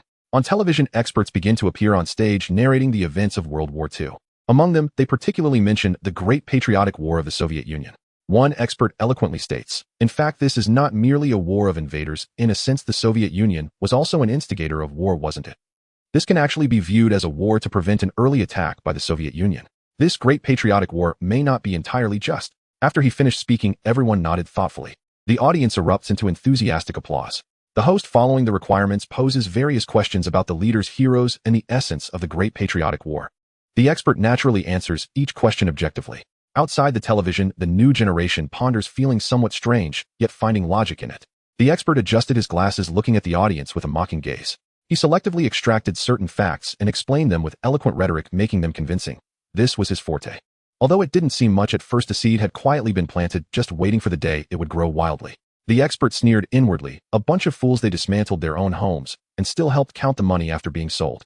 He was a historian from the West, and these fools dared to believe him. Numerous magazines were printed and distributed at sales points around the world.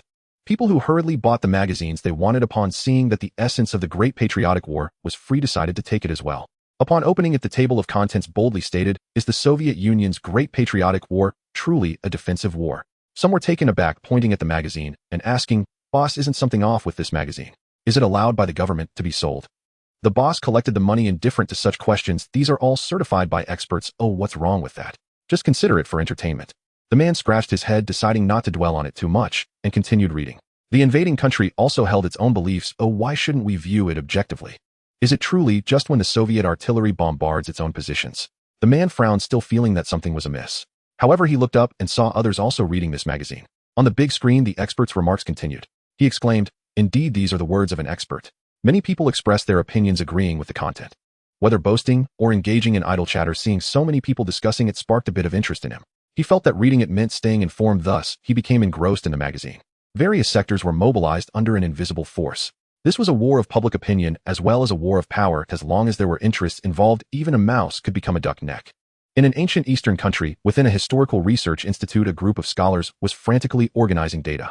An elder asked, "Have we figured out the methods of those Western fellows?"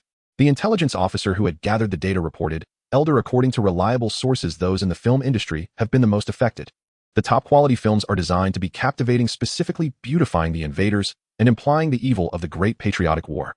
Additionally, they weaken the collectivism of Soviet beliefs while strengthening individual heroism." The elder frowned and asked, "What else?" This was the trouble of the fallen elder brother. For now, it had yet to affect them. The intelligence officer flipped to the next page and continued, "Our domestic film industry is thriving, but under Western influence, the threshold for protagonists is rising, becoming increasingly disconnected from ordinary people. Moreover, our anti-Japanese war dramas lean towards entertainment, impacting many young people, especially the trashy divine dramas. While they are amusing and enjoyable, they also blur the historical narrative, creating subconscious doubts. In this way, they are perfectly swept into the torrent of public opinion." The elder pondered, feeling something was off. These methods were not lethal enough. "Pay attention to our textbooks. We must not let toxic materials flow in." Yes. Under the unknown guidance, a widespread discussion on the righteousness of the Great Patriotic War unfolded across the world. "Hey buddy, do you think there's a possibility that if the Great Patriotic War had failed and the Soviet nation had fallen, the invaders would have allowed their people to live better lives after losing the threat? Ha ha ha, who knows? Their thoughts might have already become as free as ours." The invisible smoke of gunpowder began to rise. In the field of dry historical materials and other academic circles, they wrote those heroes promoted by the Soviet Union always accomplished feats with their own will. However, in my view, this is not scientific. Next, I will analyze the rationality of these so-called hero stories from a scientific perspective.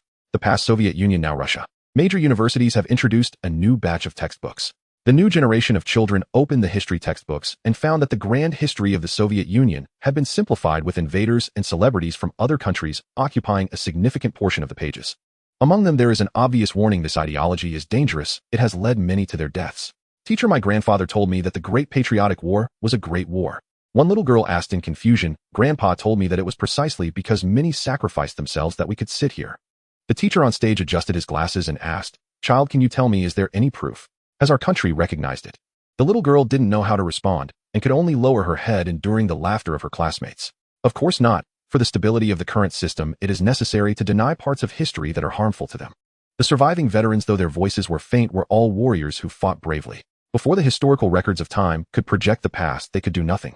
In the little girl's home, an old man sits silently in a wheelchair. The television broadcasts the analyses and remarks of experts, subtly conveying to the world that the Great Patriotic War was a mistake. Everything about them is denied. The old man holds an old accordion, gazing at a group photo on the wall. As he stares, he seems to return to the war-torn years, tears suddenly streaming from his dim eyes. "Political commissar, we clearly won the war, but why did we still fail?" Alexander looked at the report that was handed to him. The situation was looking good. Amid the storm of public opinion, a massive wave of skepticism was raised. Only that one country in the East could barely withstand external pressure. However, unlike those countries, only a few highly educated intellectuals were resisting. That country was its people standing against it. But for the entire human collective, such resistance was insignificant. Public opinion still affected the historical records of time, and they succeeded. The entire department rejoiced. Once they accomplished this task, they would receive considerable rewards and higher status. Alexander also let out a sigh of relief. Guys, we've succeeded. I think we should open the champagne ahead of schedule. Ha ha ha. The crowd laughed, already convinced that they would certainly succeed, for this was fundamentally a contest of resources. The Guardians and Disruptors had identified the three most vulnerable historical nodes. In the face of their national power, this victory was also an outcome that Alexei's faction could not change. It seems you are quite confident. A voice came from outside. Alexander knew who it was, and replied calmly. Of course, now, we just wait for the results. Black lines swirl outside the historical records of time, and the ink marks waving at the periphery seem quite powerless. Suddenly, the black lines lunged forward, connecting with the historical records. The historical records trembled, and on one of the pages black stains gradually appeared. Accompanied by the deepening of the black stains, small black figures with only mouths began to crawl out. They murmured words like awakening, ridiculous, and in my opinion. Gradually, the number of these small figures reached an astonishing level. Suddenly, they vanished into the pages, heading toward their predetermined positions. Before the battle, morale was boosted, loyalty increased by 20. The worker bees were ready. The sun sank into the valley, and the birds fled from the distant place they were about to reach. The convoy took a temporary rest. Yi carefully crafted, finally completing his first worker bee. Even though this was an illusory projection world, it still obeyed the laws of physics. Watching the barely visible worker bee ascend to the steel, Yi breathed a sigh of relief. In this world, he was not constrained by the limits of realms. For he was the spirit of the Book of Time, and within a projection world of historical journeys. Although he could not wield the powers gained from the Path of Runes, he was free from the mental energy constraints of controlling robotic legions. This was the fundamental limitation of rune energy. Yi believed in his combat abilities, relying on limitless slaughter and the divine vision of the Book of Time. On the battlefield, he was an invincible war god. But for safety's sake, he prepared to create another robotic legion. Soviet forces were developing heavy industry, and many abandoned places due to the war had abundant metals, so he did not have to worry about supply issues. With no limitations on mental strength, he no longer intended to rely on a resource-conserving garrison as his primary fighting force, but instead sought to unleash firepower.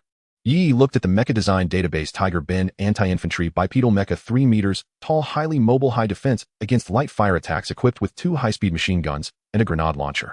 Wolf Spider quadrupedal main battle mecha, 5 meters tall, low mobility, immune to light fire attacks, equipped with 4 high-speed machine guns, fire rain missiles, and a switchable crushing mode to obliterate all targets in its path. With these, Yi could add another layer of safety. However, before that, he had to do one thing. Empress Dream inner recognition of loyalty immediately increases to 2. It forces oneself to develop inner recognition of loyalty, accelerating the improvement of inner recognized loyalty. But when the loyalty target goes against one's own beliefs, the skill effect will gradually diminish. He had not used it before because he was still in the observation phase. He felt that this faith did not contradict his beliefs. He feared that the upper echelons would exploit this faith to implant mental traps. Yi was afraid that after using the skill, he would fall into a mental trap and truly become distorted in his spiritual thinking, a distortion that was hard to detect. Thus, he needed to observe from an objective perspective what this true red faith was really like. However, he could already basically confirm it. In fact, Yi had no choice. Even if it did not align with his own beliefs, he had to use this skill. Skill activated. Detection shows that you already possess inner recognition. Loyalty increased from the original 2 to 3. Once the loyalty behavior reaches full value, the first stage reward will be unlocked. At this moment, Yi felt an indescribable sensation. The worker bee absorbed the pile of metal and led its newly created companion to another place. With all preparations complete, looking at the joyous comrades, Yi silently vowed, "Even if I cannot change your fate, I will not allow anyone to trample upon your honor." He exhaled deeply and stepped out from the corner. Vladimir was just looking for Yi and happened to see him approaching. At the moment he saw him, Vladimir paused for a moment. In that instant, it was as if he saw the sun. Casting aside this absurd thought, Vladimir said, "Where have you been, comrade political officer? We've been waiting for you." "Waiting for me?" Yi was puzzled. Wasn't it agreed that they would rest for a night? Had something happened that required immediate departure? Vladimir pulled Yi as they walked towards the rising bonfire. Upon arrival, Yi discovered the Soviet soldiers were gathered together, eagerly anticipating the upcoming bonfire party. They were only one day away from the battlefield's edge. Tonight was the last chance to relax. Vladimir said, "We are about to part ways and head to our respective battlefields. Before that, we can't skip the tradition. Hey, comrade political officer, we've been waiting for you for a long time." The soldiers said cheerfully, "Go on." Vladimir patted Yi on the back and moved forward, saying, "Hurry up, comrades. We need some atmosphere. Who knows how to play music?" Pavel timidly lifted his head, but upon seeing so many people, he lowered it again. He could play the accordioner. In fact, he had brought it along as the squad did not prohibit it. Andrei was a very attentive bearded man. Noticing Pavel's situation, he smiled and said, If someone can perform music under the gaze of so many, then he must be very brave. He continued addressing Pavel. Moreover, this is the last chance before heading to the battlefield. Everyone will be very happy, right? Andrei's words were like a gentle stream flowing into Pavel's heart. Grateful, he looked at Andrei and then stepped out with his accordion. Pavel adjusted the tune and it sounded very pleasant. Oleg was the first to applaud, encouraging his teammate. Well done, Pavel, just like that. Instantly, all the warriors cheered, driving away the evening gloom. This also ignited his confidence, and gradually Pavel became more natural. The flowing music blended the resilience of the Soviet spirit with the affection of youth. The piece he played was a widely circulated tune from his hometown Katyusha. The red flag stood beside the bonfire, fluttering in the warm evening breeze.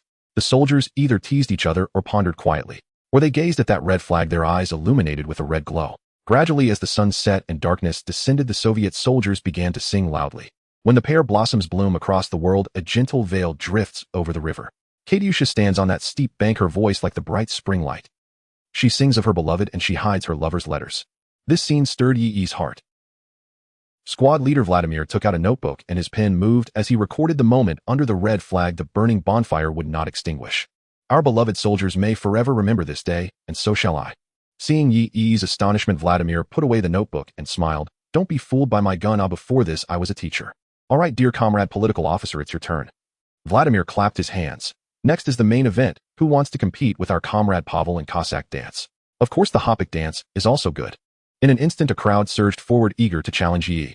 His three teammates cheered him on, and Oleg shouted, "Don't dream, comrades. Trust me, you can't beat him." Vladimir laughed, arms crossed, and asked, "So are you brave enough to take on the challenge?" Cracking his knuckles, Yi smiled. "Of course, come and give it a try, comrades." After saying this, Yi charged into the crowd. The bonfire burned brightly, and the flowing music from the accordion lingered in the sky. Under the dark sky, fiery little dots danced, symbolizing the light of the world. After the party, Yi sat alone in the darkness. Alexei's words resonated in his heart. Do not be soft-hearted. Everything is already a predetermined fact that cannot be changed. What we have given our all to do is merely to maintain history. In the outside world, Alexander's entire department diligently studied as the crystal before them pulsed with energy. Unlike the historians with steadfast minds who could sense the annals of time, their approach was distinct. This was the only method for Alexander and his team to probe into the annals of time. Naturally, direct observation of the annals was impossible. It functioned as a relentless recorder existing beyond this dimension. It did not grant this world extraordinary power, it merely recorded history. From primitive society to feudal dynasties and into modern times spanning millennia. As a highly accomplished historian, Alexander understood better than anyone. Everything they did could not alter the history recorded in the annals of time. They could only obscure the projections presented by the annals after their emergence. They aimed to make certain crucial segments disappear or render the images more indistinct. In this way, with the advantage of powerful public opinion, they could stabilize the situation. Moreover, had it not been for a significant institutional change at the national level that caused fluctuations in the annals, they wouldn't even have been able to interfere. "So, Minister, how is the interference progressing?" asked the person standing beside him. He was sent by one of the superpowers from the West. With golden hair, although he did not overtly display it, his demeanor revealed an air of arrogance. This arrogance stemmed from the nation behind him. After the dissolution of the Soviet Union, his nation emerged as a superpower among many. Haha, if you don't meet the requirements, you might find yourselves in a difficult position. Having received so much support and still failing might lead to being labeled as useless. The golden-haired man chuckled. "Oh, don't look at me. I didn't say that. I was just speculating." Noticing the change in the expressions of those around him, he continued to smile, completely unfazed that he was in another's country. The crowd felt a rush of heat to their faces, experiencing profound humiliation. To alleviate the tension, Alexander could only awkwardly smile along. There was no denying that the massive public opinion stirring globally was entirely due to the powerful country behind this man. If they were not seeking an opportunity to observe the annals of time, they likely would not have assisted Alexander and the others at all. After all, no matter how one looked at it, it was their domestic affair. Alexander paused for a moment. Our domestic affair. He vaguely remembered that before the dissolution of their country, no one dared to meddle in their domestic issues. Even in cooperation, the other party was cautious. After a brief spell of anxiety and frustration, Alexander pushed these thoughts aside. According to feedback from the fluctuations, our pollution has already infiltrated the annals of time. I believe we will soon see the effects. The timeline of history within the annals did not synchronize with reality, and they could only wait patiently. After all, there was nearly a year left. Failure is impossible, you know this. There are 3 time nodes, and we only need to successfully disrupt one. Alexander said earnestly. Moreover, under this wave of offensive, it is simply impossible to have anything that can stop it. Indeed. The man nodded affirmatively. With his nation's intervention, success was assured. Alexander let out a sigh of relief. He had many ways to deal with his own people, but handling outsiders was another matter entirely. For example, Alexei, a historian with significant influence, was now suppressed to this extent. What if he succeeds? Alexander felt a sudden unease. He took several deep breaths, but still couldn't quell the inexplicable anxiety.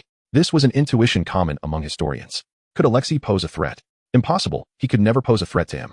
As it currently stood, Alexei was already at a dead end. Bring me my champagne, let's celebrate first. We've worked hard these days. Once this matter is over, we can all get a good night's sleep. Alexander patted his face and returned to the studio, saying, hopefully the joy of victory will ease my mind. National Library. Alexei slowly opened his eyes, instinctively clutching the historical book in his arms. Only after confirming it was not taken did he begin to observe his surroundings. As long as I can hold on, that's fine, he remarked, taking bites of the meager food that had been brought to him. To prevent him from dying too quickly, the Russians had also put in considerable effort. Suddenly his expression changed. Alexei sensed that the annals of time had suffered immeasurable contamination. What exactly had happened? He anxiously looked around, making his way to the center where a computer was located. Although the power was cut off, fortunately this was the National Library, which had a backup power supply. However, the number of times it could be used was extremely limited. Once opened, a web page immediately popped up. Seeing this, Alexei fell silent for a moment. He understood that someone wanted him to see this. Normally, he relied on a key given by an old friend to access it. As he browsed the content of the web page, Alexei's eyes gradually reddened, and a glistening tear spilled from the corner of his eye. We indeed need to think, but not in the way others want us to. Alexei trembled as he said, how foolish children. He felt an overwhelming sense of despair. In the face of absolute public opinion, real history was increasingly doubted, becoming falsely represented. Such a degree of public opinion was something they couldn't resist before the emergence of the annals of time. They could only allow these influences to erode the annals. Great spirit of the annals of time. Alexei suddenly choked. In such a situation, even the spirit of the annals could do nothing. No, even when facing a battle that is bound to be lost, one must strive with all their might. Alexei murmured. However, he was uncertain how the spirit of the annals would respond. Originally, he had only spoken out to request assistance upon witnessing the birth of the spirit of the annals. It was only natural for the spirit tasked with guarding history to agree to such a request. But in reality, the history of the annals would not change at all. In his deductions, the spirit of the annals merely guarded history, not the history that was meant to be presented. Everything that happened within it must not alter the outcomes of significant wars or the fates of recorded individuals. The final projection would be a clear and accurate history. If it were interfered with, the final projection would appear blurred or incomplete. This would be an extremely grave calamity for historical record. It was bound to lose and would trouble that entity, risking failure with a high probability. In such a case, would the spirit of the annals still assist him? No, even so, we should persist until the end, shouldn't we? Alexei affirmed. Great spirit of the annals of time. The prayer, fueled by conviction, pierced through space and resonated into the vast expanse of time. On the brink of war within an abandoned factory, swarms of tiny bees buzzed and swept through various areas. Suddenly, at the edge of the world, a black, filthy entity with only a mouth emerged. It gazed around and shouted, "Reflect, awaken." Immediately, more filthy entities surged in from the edge of the world, rushing toward the battlefield. As long as they overturned this war, slaughtered everyone, and thoroughly disrupted history, they could then enter other recorded historical nodes, deepening the contamination. This would render the portrayal presented by the annals of time utterly indistinct. From the darkness of the abandoned factory, a dragon-eye detection orb emerged. It looked left and right before flying off to one side. Behind it, a red scanning beam shot forth in an instant. The swarm buzzed and surged out. Moments later, beams of azure light flickered. Command received detected. Eliminate. The polluted bodies rushed like ferocious dogs charging towards the battlefield. If not stopped, they would reach the edge of the battlefield in 3 days. Awaken, awaken, they murmured, leaving behind a trail of distorted ground barely recognizable. High above, fighter jets glided by. The pilot inside sensed something was amiss and glanced out. Yet in the next moment, he felt a daze wash over him, forgetting everything as he continued towards the battlefield. He observed silently like a deity. Sitting in the vehicle, he sensed the commotion and immediately redirected his gaze. Witnessing this scene, Yi understood it was a correction of the historical timeline. As long as he didn't overstep, the characters in the historical fragments would follow their predetermined fates, avoiding chaotic projections. In truth, only he, as the spirit of the Chronicle of Time, could directly enter this realm. To interfere from the outside would come at an immense cost. Staring at these monsters, Yi recognized them as the polluted bodies eroding the Chronicle of Time. Their essence was negation and destruction.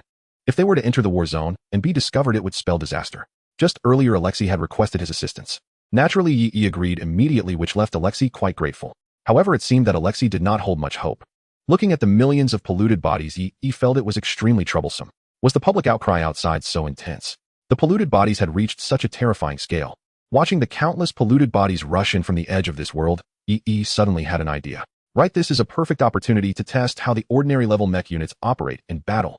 under the condition that he wouldn't affect the events and fates of those in the historical timeline. Even if he detonated an atomic bomb here, it would have no impact.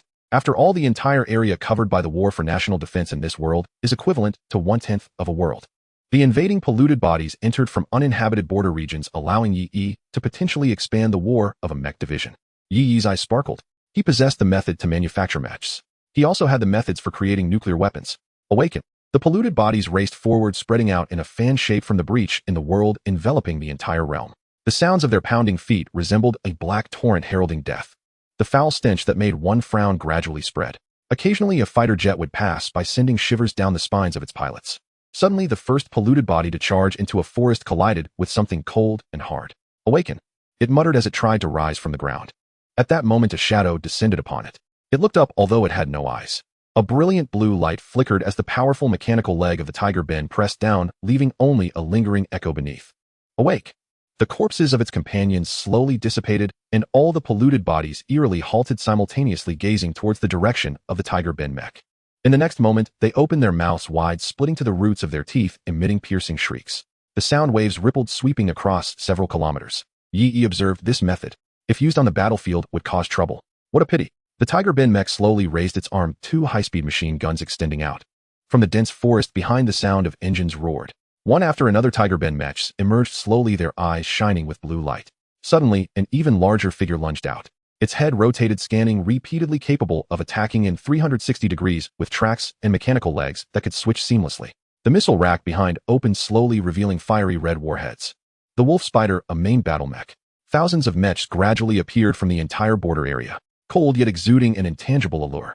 In the next moment, a barrage of fire rain missiles shot into the sky. In an instant, stars fell like rain.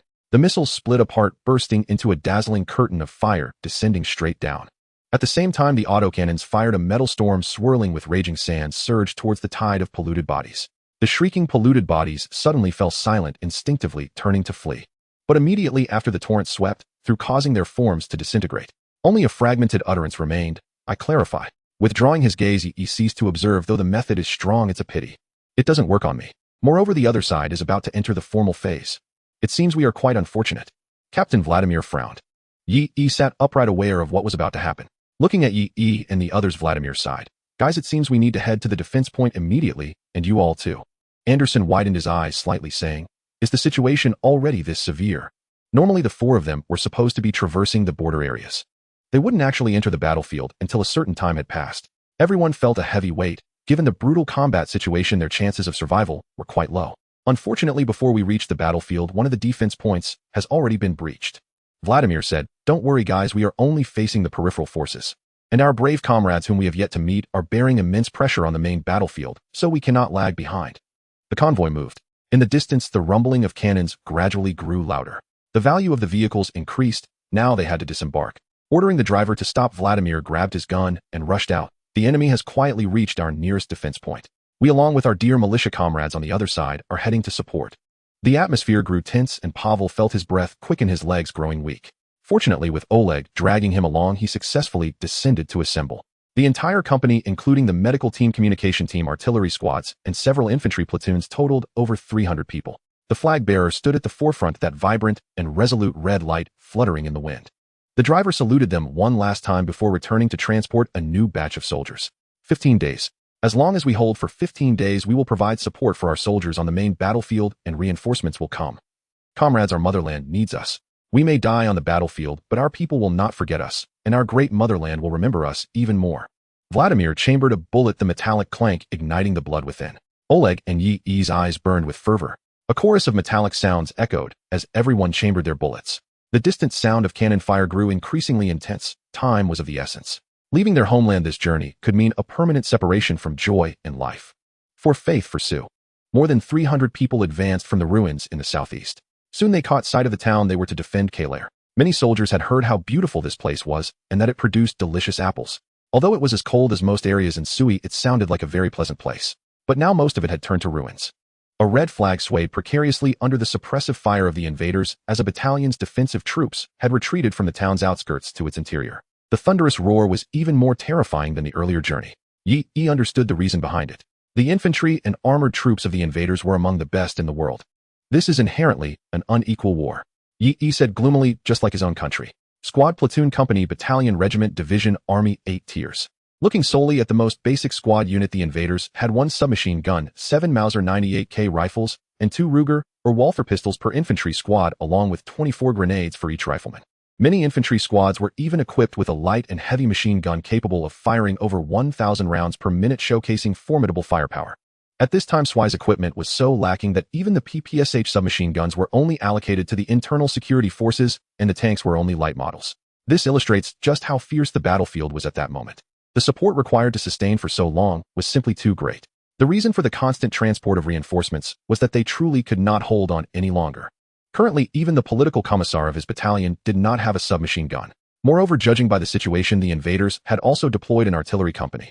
Flames were burning, and every second someone was dying. "Hurry, we need to move faster," the company commander Vladimir urged urgently. But the soldiers were merely new recruits unaccustomed to such scenes. Aside from Oleg, who had long accepted death, they all instinctively felt fear. Pavel tightly held his SVT-40 rifle, staring at the distant flames of war. He breathed heavily, unable to suppress his fear. He had clearly resolved to be brave, yet why did he still feel so timid? Seeing the urgent expression on company commander Vladimir's face, Pavel had never hated his own cowardice more. "Calm down, Pavel." Anderson quickly recovered and comforted him. "Everyone needs a process. You are already moving forward." Pavel nodded, feeling a bit better. Yet many still remained in a state of fear. Going to battle like this would only bring them closer to death. With this, the purpose of their support would lose its meaning.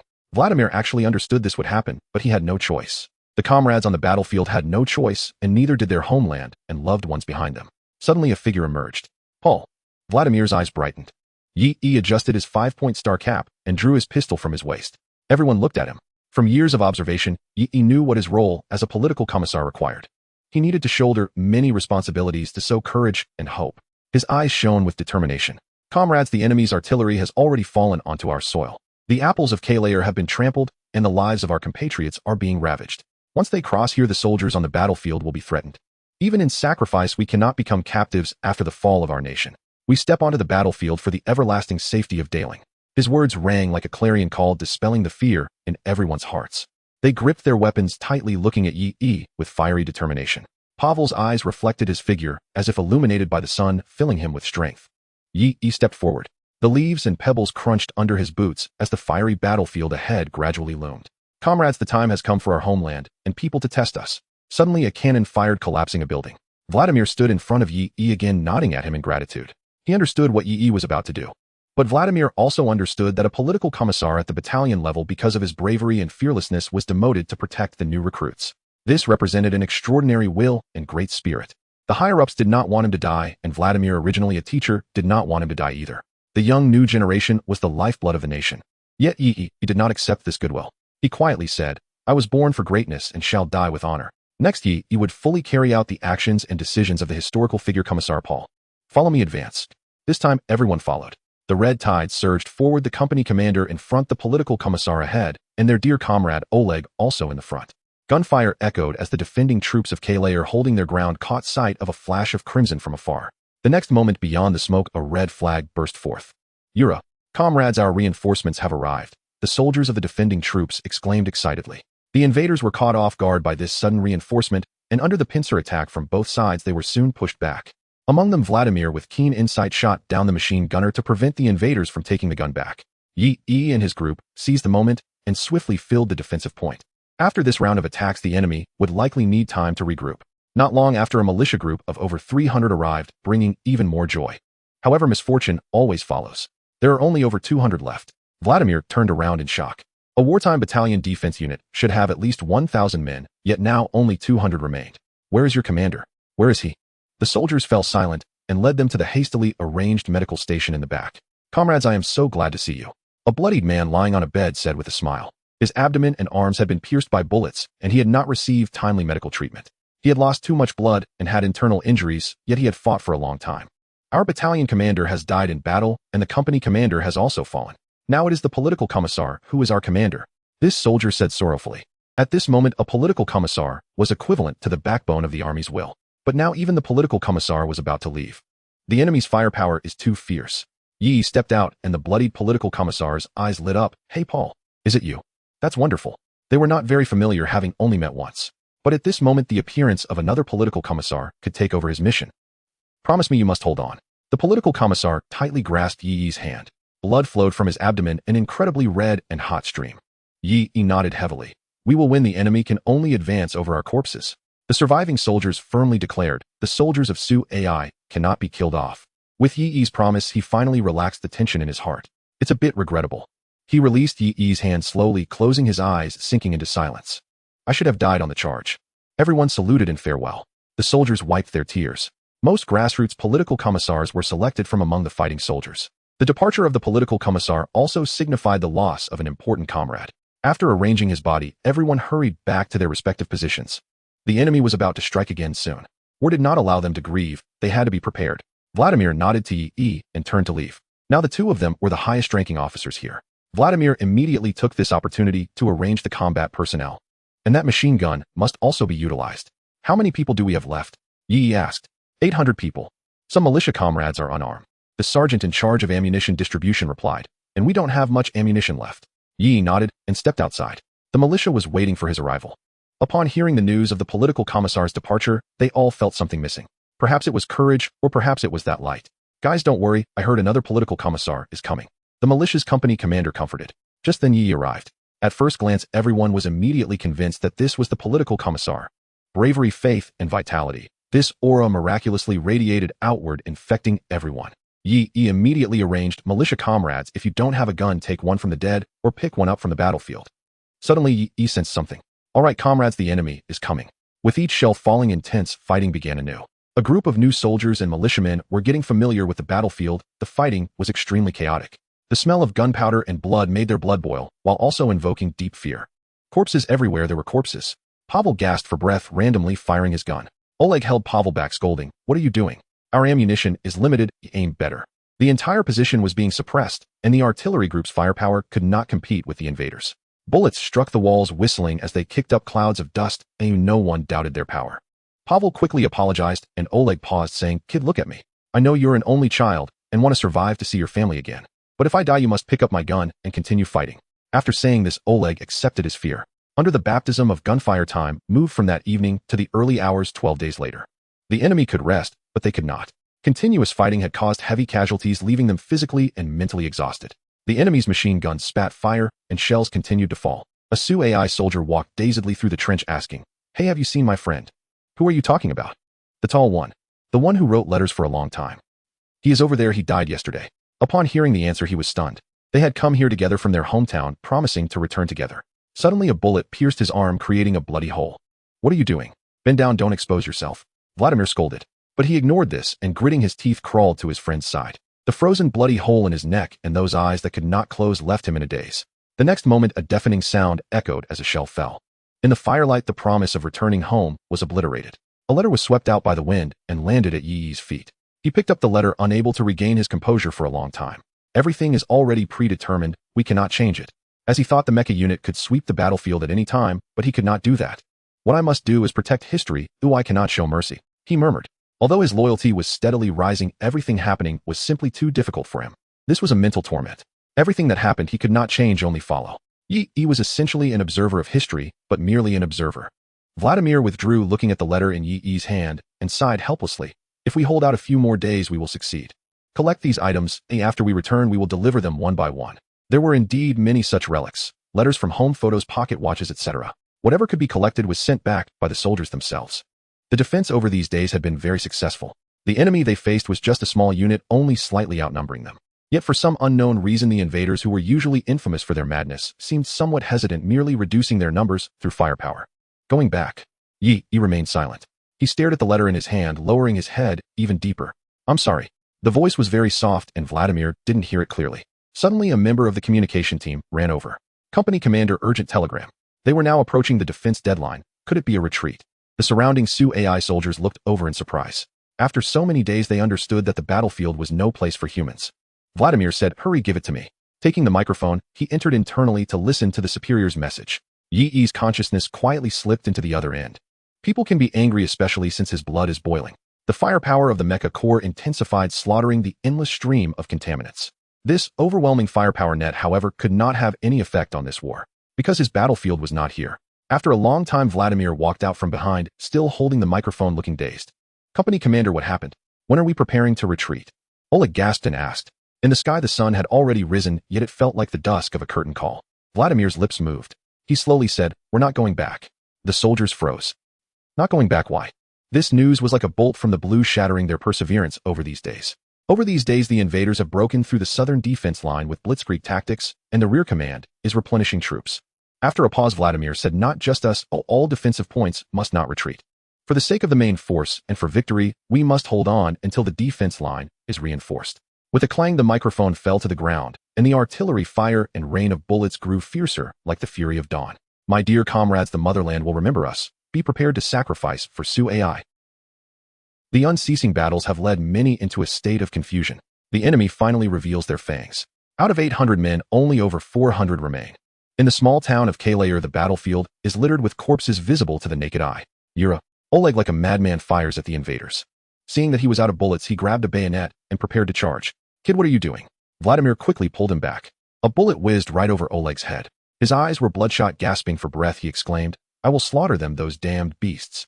"Listen, child, even in death we must die with greater meaning," Vladimir said, pressing down on Oleg's shoulder. "For the comrades on other fronts we must hold on longer. When the time comes for us to offer our lives, I will be the first to step forward. Then you can follow." Oleg gradually calmed down, holding his head and saying, "Sorry, Commander." Whether day or night, bullets incessantly rained down like a ceaseless flow. The flames of war continued to blaze as Pavel cautiously fired his gun at the enemy. At other defensive positions, comrades were hit by bullets. Some died, while others were sent to the medical team at the rear. Ivan beside Pavel looked at his comrade's cowardly demeanor, his already suppressed emotions flaring up with anger. "Damn coward, you are of no use at all." "Sorry." Pavel trembled as he replied, "I just don't excel in battle. If a soldier doesn't fight, then what use are you?" Ivan scolded without mercy. The comrades around them felt the same. Some of their friends fought heroically only to meet their demise. But now they discovered that a coward was still alive. Suddenly the squad leader Vladimir received another message. He became excited. "Comrades, our artillery unit from the Don River has arrived. Everyone prepare, we need to retreat a bit more." Upon hearing this news, everyone became excited. If they could seize the opportunity to pull back the line, they could establish a more complete position. "Quick, report the coordinates, we are retreating immediately." Anderson ran over. There were few who could report coordinates, and he was the closest one. "Don River, Don River, Don River." The rustling sounds echoed, and from that side, a rumbling noise arose, seemingly supporting other areas. "This is the Don River, please proceed." Anderson stood up, wedging the walkie-talkie between his head and neck, peering through a gap to look outside. They originally had the coordinates for Kalair, but now they needed to refine the coordinates themselves. Anderson intertwined his fingers, using the sun to compare with the mountains, the horizon, and various locations. Using a specialized measuring device, he roughly estimated the coordinates. "I am at Kalair, please fire quickly. The coordinates are square 25, longitude 18, latitude 16. Did you understand? Please respond quickly." The other side rustled. Amidst everyone's tense waiting, they finally received an answer. "Understood, Kalair, we will commence shelling in 3 minutes. Comrades, for Sue, good luck to you." Upon receiving the reply, everyone immediately prepared. Ammunition, essential firearms, and many injured. The waiting time felt the longest. Amidst the hail of bullets, blood splattered, and some died just moments before evacuation. Suddenly a series of howls erupted. As everyone looked up, the invading forces ahead were struck by artillery fire. In an instant, the previously fierce invaders were suppressed. Corpses flew or were directly smashed, a sight that was quite satisfying. But everyone knew that such shelling was fleeting. "Quick, follow me." The entire position surged as they ran towards the rear. But as they left the defensive line, the density of bullets increased. The invaders' artillery unit quickly responded, adjusting their aim to bombard the direction they were retreating. Once most had entered the new position, Vladimir turned back and saw that 8 people had been hit, lying on the evacuation route. The artillery barrage was about to end, and it was impossible to have them crawl back. In this chaotic rain of shells, they needed to take advantage of this time to reorganize the battlefield and set up defenses. No one dared to go and rescue anyone. Ivan dragged his leg, injured by a shell blast with half a hand blown off. Shrapnel had embedded itself in his flesh, and now the bandages were running low. Returning would result in a significant loss of combat capability. "For Sue, Commander, don't mind us." Suddenly a figure dashed out, running into the hail of bullets. "Coward, what are you doing? Get back!" Ivan exclaimed in surprise, waving his hand for Pavel to hurry back. He never expected this timid person in battle would dare to run through the gunfire. But Pavel ignored everything, panting heavily, bent over as he ran to his side. He grabbed Ivan and another comrade, and Pavel began to run back. This scene shocked everyone to the core. Perhaps he truly is just not skilled in combat, but he is a qualified soldier, isn't he? Yi observed the situation and said, "Quick, give our brave warriors some fire support." After saying that, he charged out as well. Oleg followed, Yi out, witnessing Pavel's remarkable transformation. He ran while saying, Look, this is our comrade. He is a qualified soldier. The three set out together, braving the flames of war to drag back 6 injured comrades. But there were still 2 soldiers outside. Pavel's mind was still set on rushing out to save them. But a figure dashed out before him. You did well enough, kiddo. Leave the rest to me. Yi ran out, dragging the 2 soldiers back. Thank you, comrade political officer. The 2 soldiers expressed their gratitude. But just then the artillery fire suddenly ceased, and the invaders attacked again. Fortunately, during this time the defense line had been reorganized, halting the invaders' advance. Seeing this, Yi hurried his pace and reached the defensive point. Suddenly, a shell landed beside him.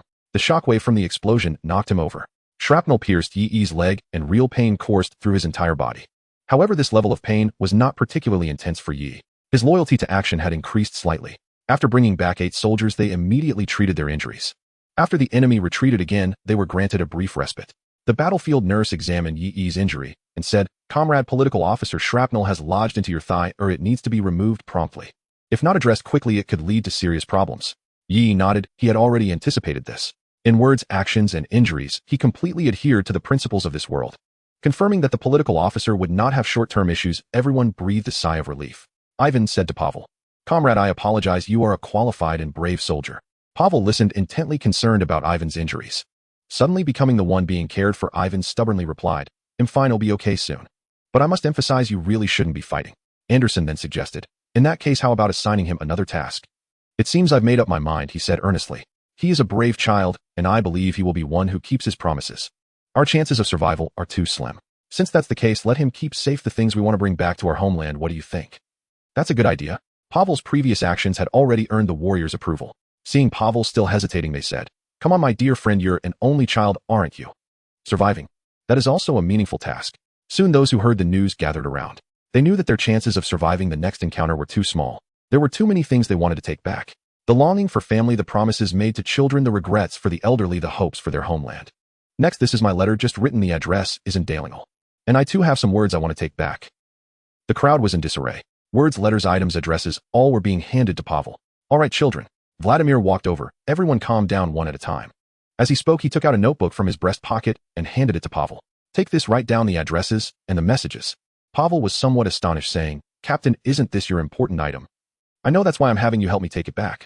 The address is written on the first page. Vladimir said seriously, this is an important task, so don't get it wrong. Of course I trust you. Pavel nervously took it and nodded vigorously. He asked, Captain, what do you want to bring back? Vladimir paused for a moment. Help me write a message, not too much nor too little, but write it out to give to my students. Pavel nodded as Vladimir recited while he took notes. The content was very simple. It could be summarized into a message: for our great victory, for peace, I sacrificed alongside my comrades on the battlefield. Children, I do not require you to go to battle, but please remember to uphold our faith and pass on our great will. When he finished writing, Vladimir silently left. Pavel began to record for the warriors. One by one items were packed, letters were carefully tucked away, messages were diligently noted. After all these held the fervent hearts of his comrades.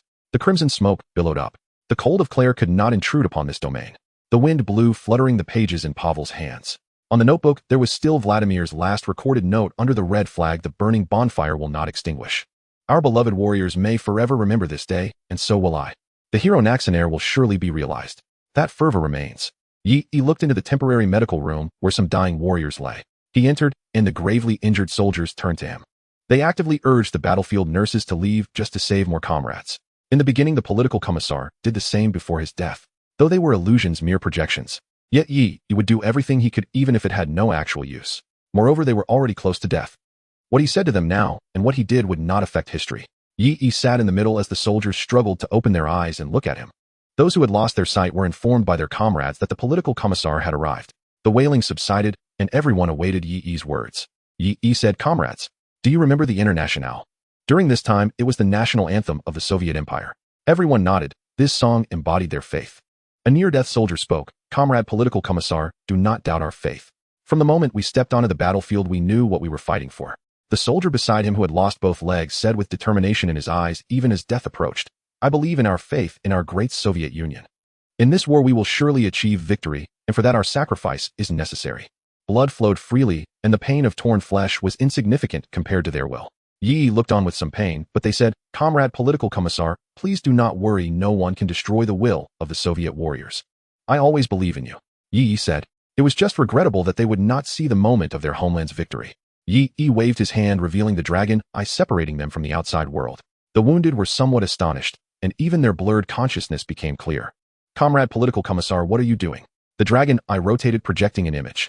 Yi, cloaked in red light, said, do not panic, I am from the future, and also a comrade you have never met. They seemed to be on the brink of death, yet their receptiveness was high. Perhaps they were eagerly waiting for an answer. So, did we win? We won. They believed without a doubt, and smiled joyfully. Then in the future our country must be prosperous, and the people we protect will surely carry on our faith. Yi fell silent. It was as if they were rejuvenated, tightly gripping their 5-point star hats, their eyes filled with eagerness. Yi avoided these questions and let the dragon eye display scenes from the coming years. The images captivated them. Let me sing the Internationale for you. Without hesitation, Yi began to sing. The soldiers watched the scenes of victory and joined in the song.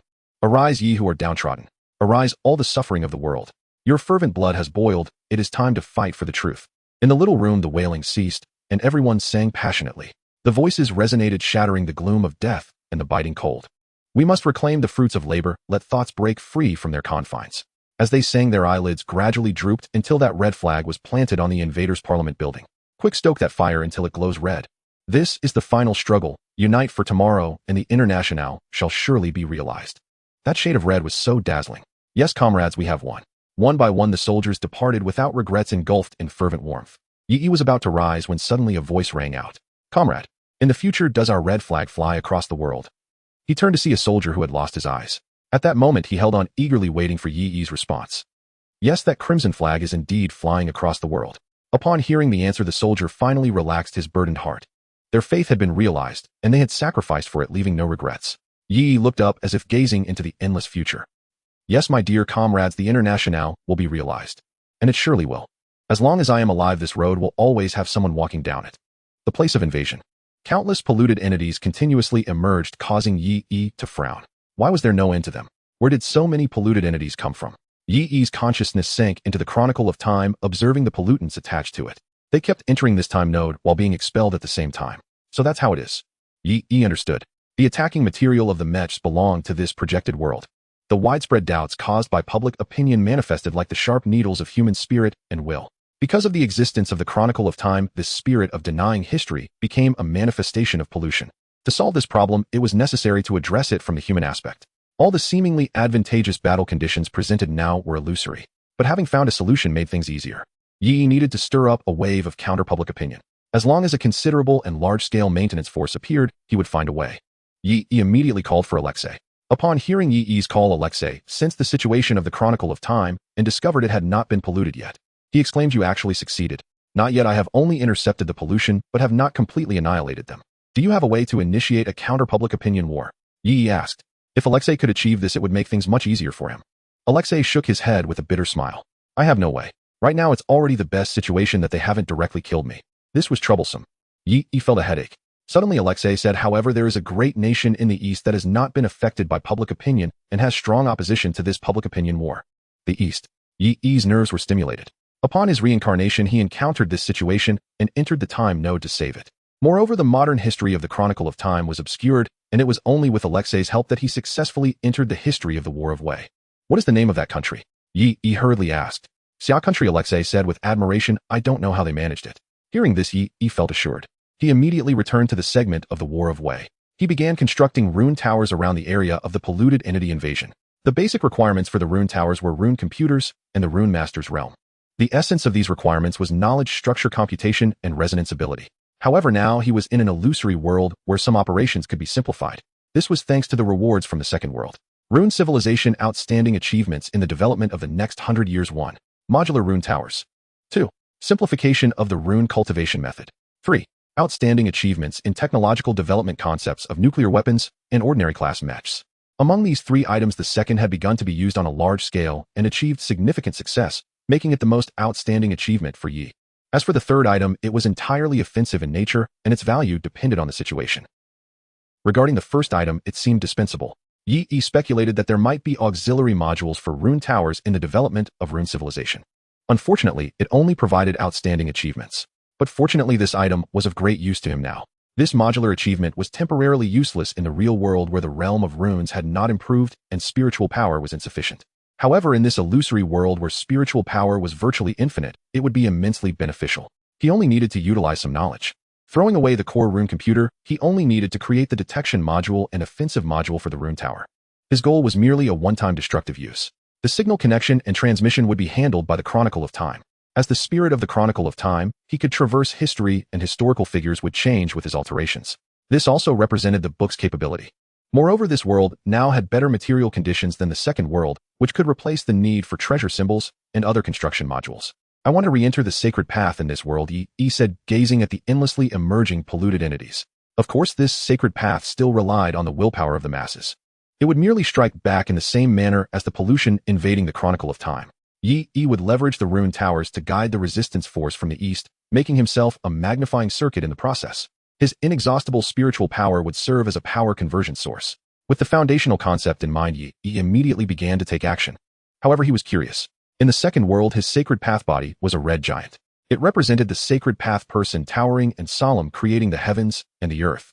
This time, what form would the willpower of the masses transform his sacred path phantom into? Next, Yi immediately controlled a swarm of worker bees for large-scale construction. The battle continued for several days. 800 people had dwindled to just over 200. Food, ammunition, and water were all in severe shortage. Even for the Su AI warriors, they could endure more pressure, but it was still wearing down their will. Shouting the flames and the rain of bullets doubled their torment in this cold winter. As dusk fell over the battlefield, the intensity of the fight gradually waned. A soldier swallowed hard.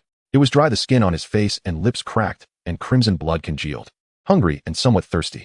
Suddenly, he saw something in the ruins. An apple. Yes, Claire produced apples, which was wonderful. He picked it up, ready to shove it into his mouth as he desperately needed that apple. But suddenly, he forcibly restrained his desire. His bright eyes looked at the apple in his hand, then at his comrades. He groped his way to Yi. Without hesitation, he handed it over, smiling, while blood flowed from the cracks in his lips. "Commissar, you eat it." Yi trembled as he took it, looking at the bright red apple and the soldier's frozen red face. He took a bite of the skin and said, "I'll eat it, you pass it down so others can have a bit too." The soldier nodded as he took the apple and passed it down. Soon the apple returned. He also took a bite of the skin, saying, "Commissar, we all ate it, you should eat the rest quickly. Next we need you to lead us in battle." The soldiers all looked at him, revealing satisfied smiles after eating the apple. The Xia Kingdom. The Historical Research Institute. A group of renowned historians from around the world are gathered around a crystal observing it. As a nation that places great importance on history, it should be regarded as a civilization. The Xia Kingdom has many research achievements regarding the annals of time. However, it is regrettable that some historical families were exterminated in a certain dynasty. Otherwise, with their loyalty and passion for history, they would have discovered the existence of the spirit of the annals of time. At the very moment the public opinion war began, they launched their research. They quickly identified 3 fragile historical time nodes. The first was the War of the Wei Kingdom, a large-scale war that swept through many countries, claiming countless lives. This led many to criticize it in the name of justice. Some even claimed that the Sui forced soldiers to die, threatening them with their families. The second and third were events that occurred within their own country. In recent years, various pro-Western intellectuals have run rampant, loudly proclaiming forgiveness for the invaders, claiming that the air abroad is sweet and the genes of foreigners are superior. They deny the fighting spirit of the Xia people from all angles, ignoring the hardships that the Xia people endured for their great liberation. Their bizarre theories emerge endlessly, yet they fail to acknowledge the tremendous efforts and miraculous changes made by the Xia Kingdom over the past century. They are completely unaware that the reason for the united effort across the nation is to enable the people's backs to stand tall. After observing the annals of time, everyone came to their own conclusions. An elderly man in Tang attire with deep-set eyes said, "Seriously, the situation is dire. We must take countermeasures swiftly." But it is already too late. Once the annals of time are obscured, the projections will also become indistinct. Another historian sighed. Currently under such an onslaught, it is nearly impossible to ensure that history remains clear. Hence, this viewpoint has garnered the support of the majority. Our country has only recently been established. The power of public opinion cannot compete with those superpowers. Even if we take measures, what can we do? Invest more resources into construction, devote more effort to the people. That is what truly needs to be done. Many of these individuals have come through the years of war, their hearts filled with sincerity. Every word and action stemmed from the heart. Yet the elderly man in Tang attire turned and said, "If we can't win, do we just not fight?" No, what we mean is that would be too wasteful. The Ministry of Culture and Tourism and the Ministry of Propaganda don't have enough resources. Opposing the entire world is too difficult. I see you have been too comfortable for too long. The elderly man in Tang attire said angrily, "Look at Russia now. The big brother left a few years ago. Can't you see anything? In 2991, the Sui disintegrated. Only a few years have passed. How could we forget so quickly?" The crowd felt a sense of dread. The invasion of ideology is indeed terrifying, but we truly do not have that many resources. Someone retorted, "If we invest these resources into construction and the country develops and gains strength, what is there to fear?" In today's international society, the fist is the truth. Seeing that the crowd was still not convinced, the elderly man in tang attire angrily said, "A bunch of wooden fish. The building is up, but the foundation is soft. Tell me, what have you built?" He had no intention of guiding them any longer and directly asked, "I ask you, what is our country's greatest strength?" The people. If you have some understanding, the country's resources are always limited. But the power of the people is boundless and immeasurable. The elderly man in tang attire slammed his hand down, filled with spirit. Report to the central government. Let the whole nation mobilize. Let those damned foreign devils witness the power of our people. In the long journey of time, Yi completed the simplified rune tower. Although it was a bit crude, it was functional and wouldn't last long. Yi's primary task is to prevent the filth from eroding the historical projections. However, the scene of activating mechs during World War II, while absurd, won't cause issues as long as he doesn't interfere with the historical trajectory. Since the weak point of history lies in that small town currently embroiled in battle, Yi's disturbance at this boundary does not affect the projection. With a significant presence of technological elements, the rune tower exudes a cyberpunk-like vibe. Once completed, Yi immediately activated the detection module. Silvery rays connected each rune tower, forming a semicircle to seal the gap. Blue light spread out, drifting into the endless depths. He hoped that the will of the East would come forth. Even if just a little, it would allow him to eradicate this filth. But after waiting for a long time, Yi found no signs. As expected, no country can withstand the modern war of public opinion. Yi felt dejected. It seems that from here on out he could only rely on himself. He closed his eyes, preparing to return. But in an instant, a magnificent voice resonated. Yi turned and looked into the deep void. A red light approached from afar, exuding a heavy sense of oppression that weighed down on his heart. Within this red light, it seemed there were many figures. Suddenly, Yi seemed to see students swearing an oath. On the stage, the principal delivered a passionate speech. "Do not forget, the peace we enjoy today is the result of countless sacrifices. Let us remember the martyrs, commemorate history, and I hope you all do not forget national humiliation, but strive to rejuvenate China." In the courtyard, an elderly man struck his granddaughter, who was being disrespectful to the martyrs for chasing after celebrities, with a bamboo strip. "Grandpa Jianhua, please forgive me. I haven't done anything wrong. I just want to look at the issue more objectively." With a loud crack, the elderly man struck again. "I told you to be objective. Don't you realize you are not being objective? All these years you've said you've awakened. Now tell me, what on earth have you awakened to?" The granddaughter pleaded for mercy. She couldn't understand why her grandfather, who usually treated her with such affection, would suddenly be so stern.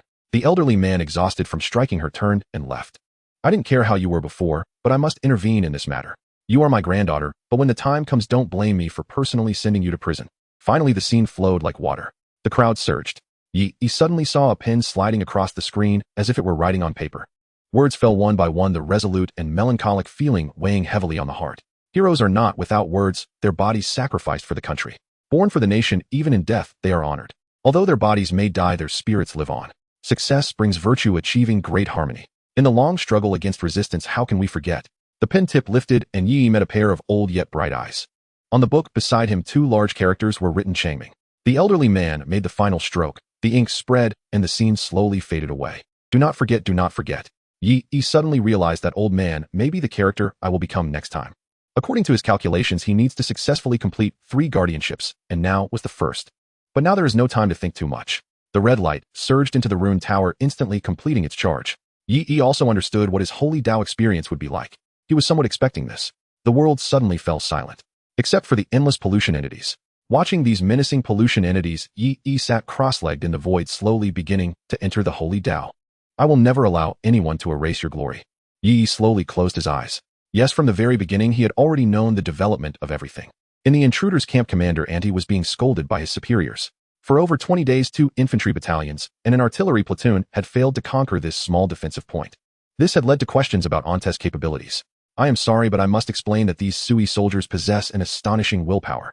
Anti explained, "I intended to cut off their resources to diminish their combat effectiveness and reduce our casualties, but what perplexes me is that this method proved ineffective.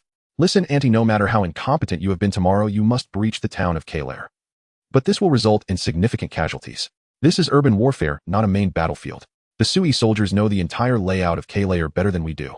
I understand. Tomorrow I will provide you with some assistance." "All right, that's it. I hope you won't let me down." With that, the connection was abruptly severed. Anti rubbed his temples. Now his promotion was in jeopardy. Moreover, he didn't know how many Sui soldiers would be captured, which would complicate matters. Suddenly, he recalled a previously conquered defensive point. The gaze of that political commissar was unforgettable. Anti slapped his head in frustration. Damn it. Fortunately, with that powerful support, breaching Kalair was now inevitable. He opened his eyes. The holy path was about to be completed, and here the end was also approaching. The position was very quiet, and everyone cherished the moment. The enemy had retreated, granting them a brief respite. The sky was heavily overcast with only a bright moon remaining. The cold wind was no longer important. How to resist tomorrow's attack was what truly mattered. The soldiers held their rifles, gazing at the moon deep in their thoughts. Yi took off his star cap. The red star shone brightly in the moonlight. Pavel, Yi called out. Hearing the call, Pavel came over and asked Yi what he needed. Previously, Yi had not sought Pavel, as the notebook still bore no mark of his handwriting. I have a phrase to take back. Pavel nodded and opened the notebook with his cracked hands where a name had already been written. Paul. Yi smiled upon seeing this. Pavel's attentiveness was always evident in subtle ways. Commissar, what do you want to take back? A phrase. Pavel picked up his pen, ready to write it down. But Yi shook his head. No, Pavel, this phrase is meant for you. Pavel was stunned. Yi caressed the red star and slowly said, please remember, my dear comrade Pavel, you must return alive. At the moment the red flag rises, call my name again, our names. His voice was faint but deeply rooted in Pavel's heart. At that moment Yi put on his hat and stood up. Yes, everything was about to reach its conclusion. Vladimir emerged from the moonlight looking quite composed this time. He tried his best to tidy up his dirty clothes, seemingly preparing to say something important. The soldiers gathered spontaneously, standing in formation. Under the moonlight their figures appeared particularly sturdy. Vladimir's expression was solemn as he said, the Sui soldiers, just now I received bad news. The invaders' tanks have breached the broken line, and some light tanks are advancing towards our defensive point set to arrive tomorrow. Save the remaining bombs, they will be of great use tomorrow. Don't worry, comrades, the brothers from the Don River artillery position will assist us. This was indeed very bad news. It meant that tomorrow, even if they fought with all their might, as nearly 200 men, they would be unable to withstand the enemy's onslaught. However, they had not received orders from their superiors to retreat. This meant that other defensive points were also facing the same situation, and even if they retreated, no one would come to support them. In this icy wilderness with insufficient food, they could freeze to death out in the wild. Yet the soldiers were unafraid. Even with blood covering their bodies, a fierce fire still burned in their eyes. Vladimir nodded at Paul. Paul, that was Yi dragging his leg. He refused assistance walking up the slope, so everyone could see him. At this moment Yi had to fulfill the duties of a political commissar. However, looking at the resolute faces of the soldiers, perhaps he need not encourage them. For the new recruits, war is the fastest way to grow, and this transformation is also brutal. In the snowy field, all the soldiers' gazes were fixed on Yi. It was very quiet, just waiting for Yi, the capable and honorable political commissar, to speak. Sui soldiers, the enemy is advancing towards us, heading for Moscow. In the distance, the enemy's tanks were also driving towards them, their long barrels heralding tomorrow's destruction. Across the vast battlefield, countless warriors, the Sui soldiers, were shedding their blood. His voice seemed to resonate throughout the land. Tomorrow the entire world will abandon us. But our motherland will not, for here we will stand firm and defend. We are ready to sacrifice for our country. Tomorrow we cannot retreat, nor will we necessarily die. This is our destiny. Behind us is Moscow, our motherland. Oleg became the new standard-bearer, his eyes bloodshot as he raised the red flag high, letting it flutter in the cold wind. Our motherland will not forget. The sacrifices we make will bring peace to future generations. Our beliefs will continue to be passed down. On our own land, we cannot be afraid, for there is nowhere left to retreat. Comrades, history will write down a glorious page of our bravery. The dawn is approaching, and the final victory will come. Yi saluted, saying, for the heart of the motherland, for Moscow, Yura. The soldiers clenched their rifles, blood-colored tears streaming down their faces, bringing cleanliness to their dust-covered cheeks. For the heart of the motherland, Yura. Yura. Yura. The roar shattered the coldness. Yet the wind and snow howled, burying Kalayer's rosy apples. A flash of fire streaked across the sky, cutting through the darkness and daylight. Gun barrels emerged from the smoke. Fire. Sparse bullets flew out, utterly dwarfed by the enemy's dense firepower. Fortunately, Anderson reported the coordinates, and artillery swept down, temporarily halting the enemy's advance. Kara. Yi's pistol went off. Other soldiers also slowly lowered their weapons. There were no more bullets. Let's fight them. Yi tossed aside his empty gun and, seizing the moment the enemy had not yet recovered from the bombardment, charged out with a bench. In that instant of charging out, he looked back.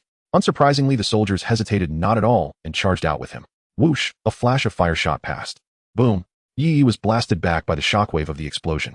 The sound of tracks crushing the ground echoed, and the tank's barrel emerged from the smoke. At the moment before he fell unconscious, he saw Vladimir and many soldiers whose names he couldn't remember standing in front of him. Yura.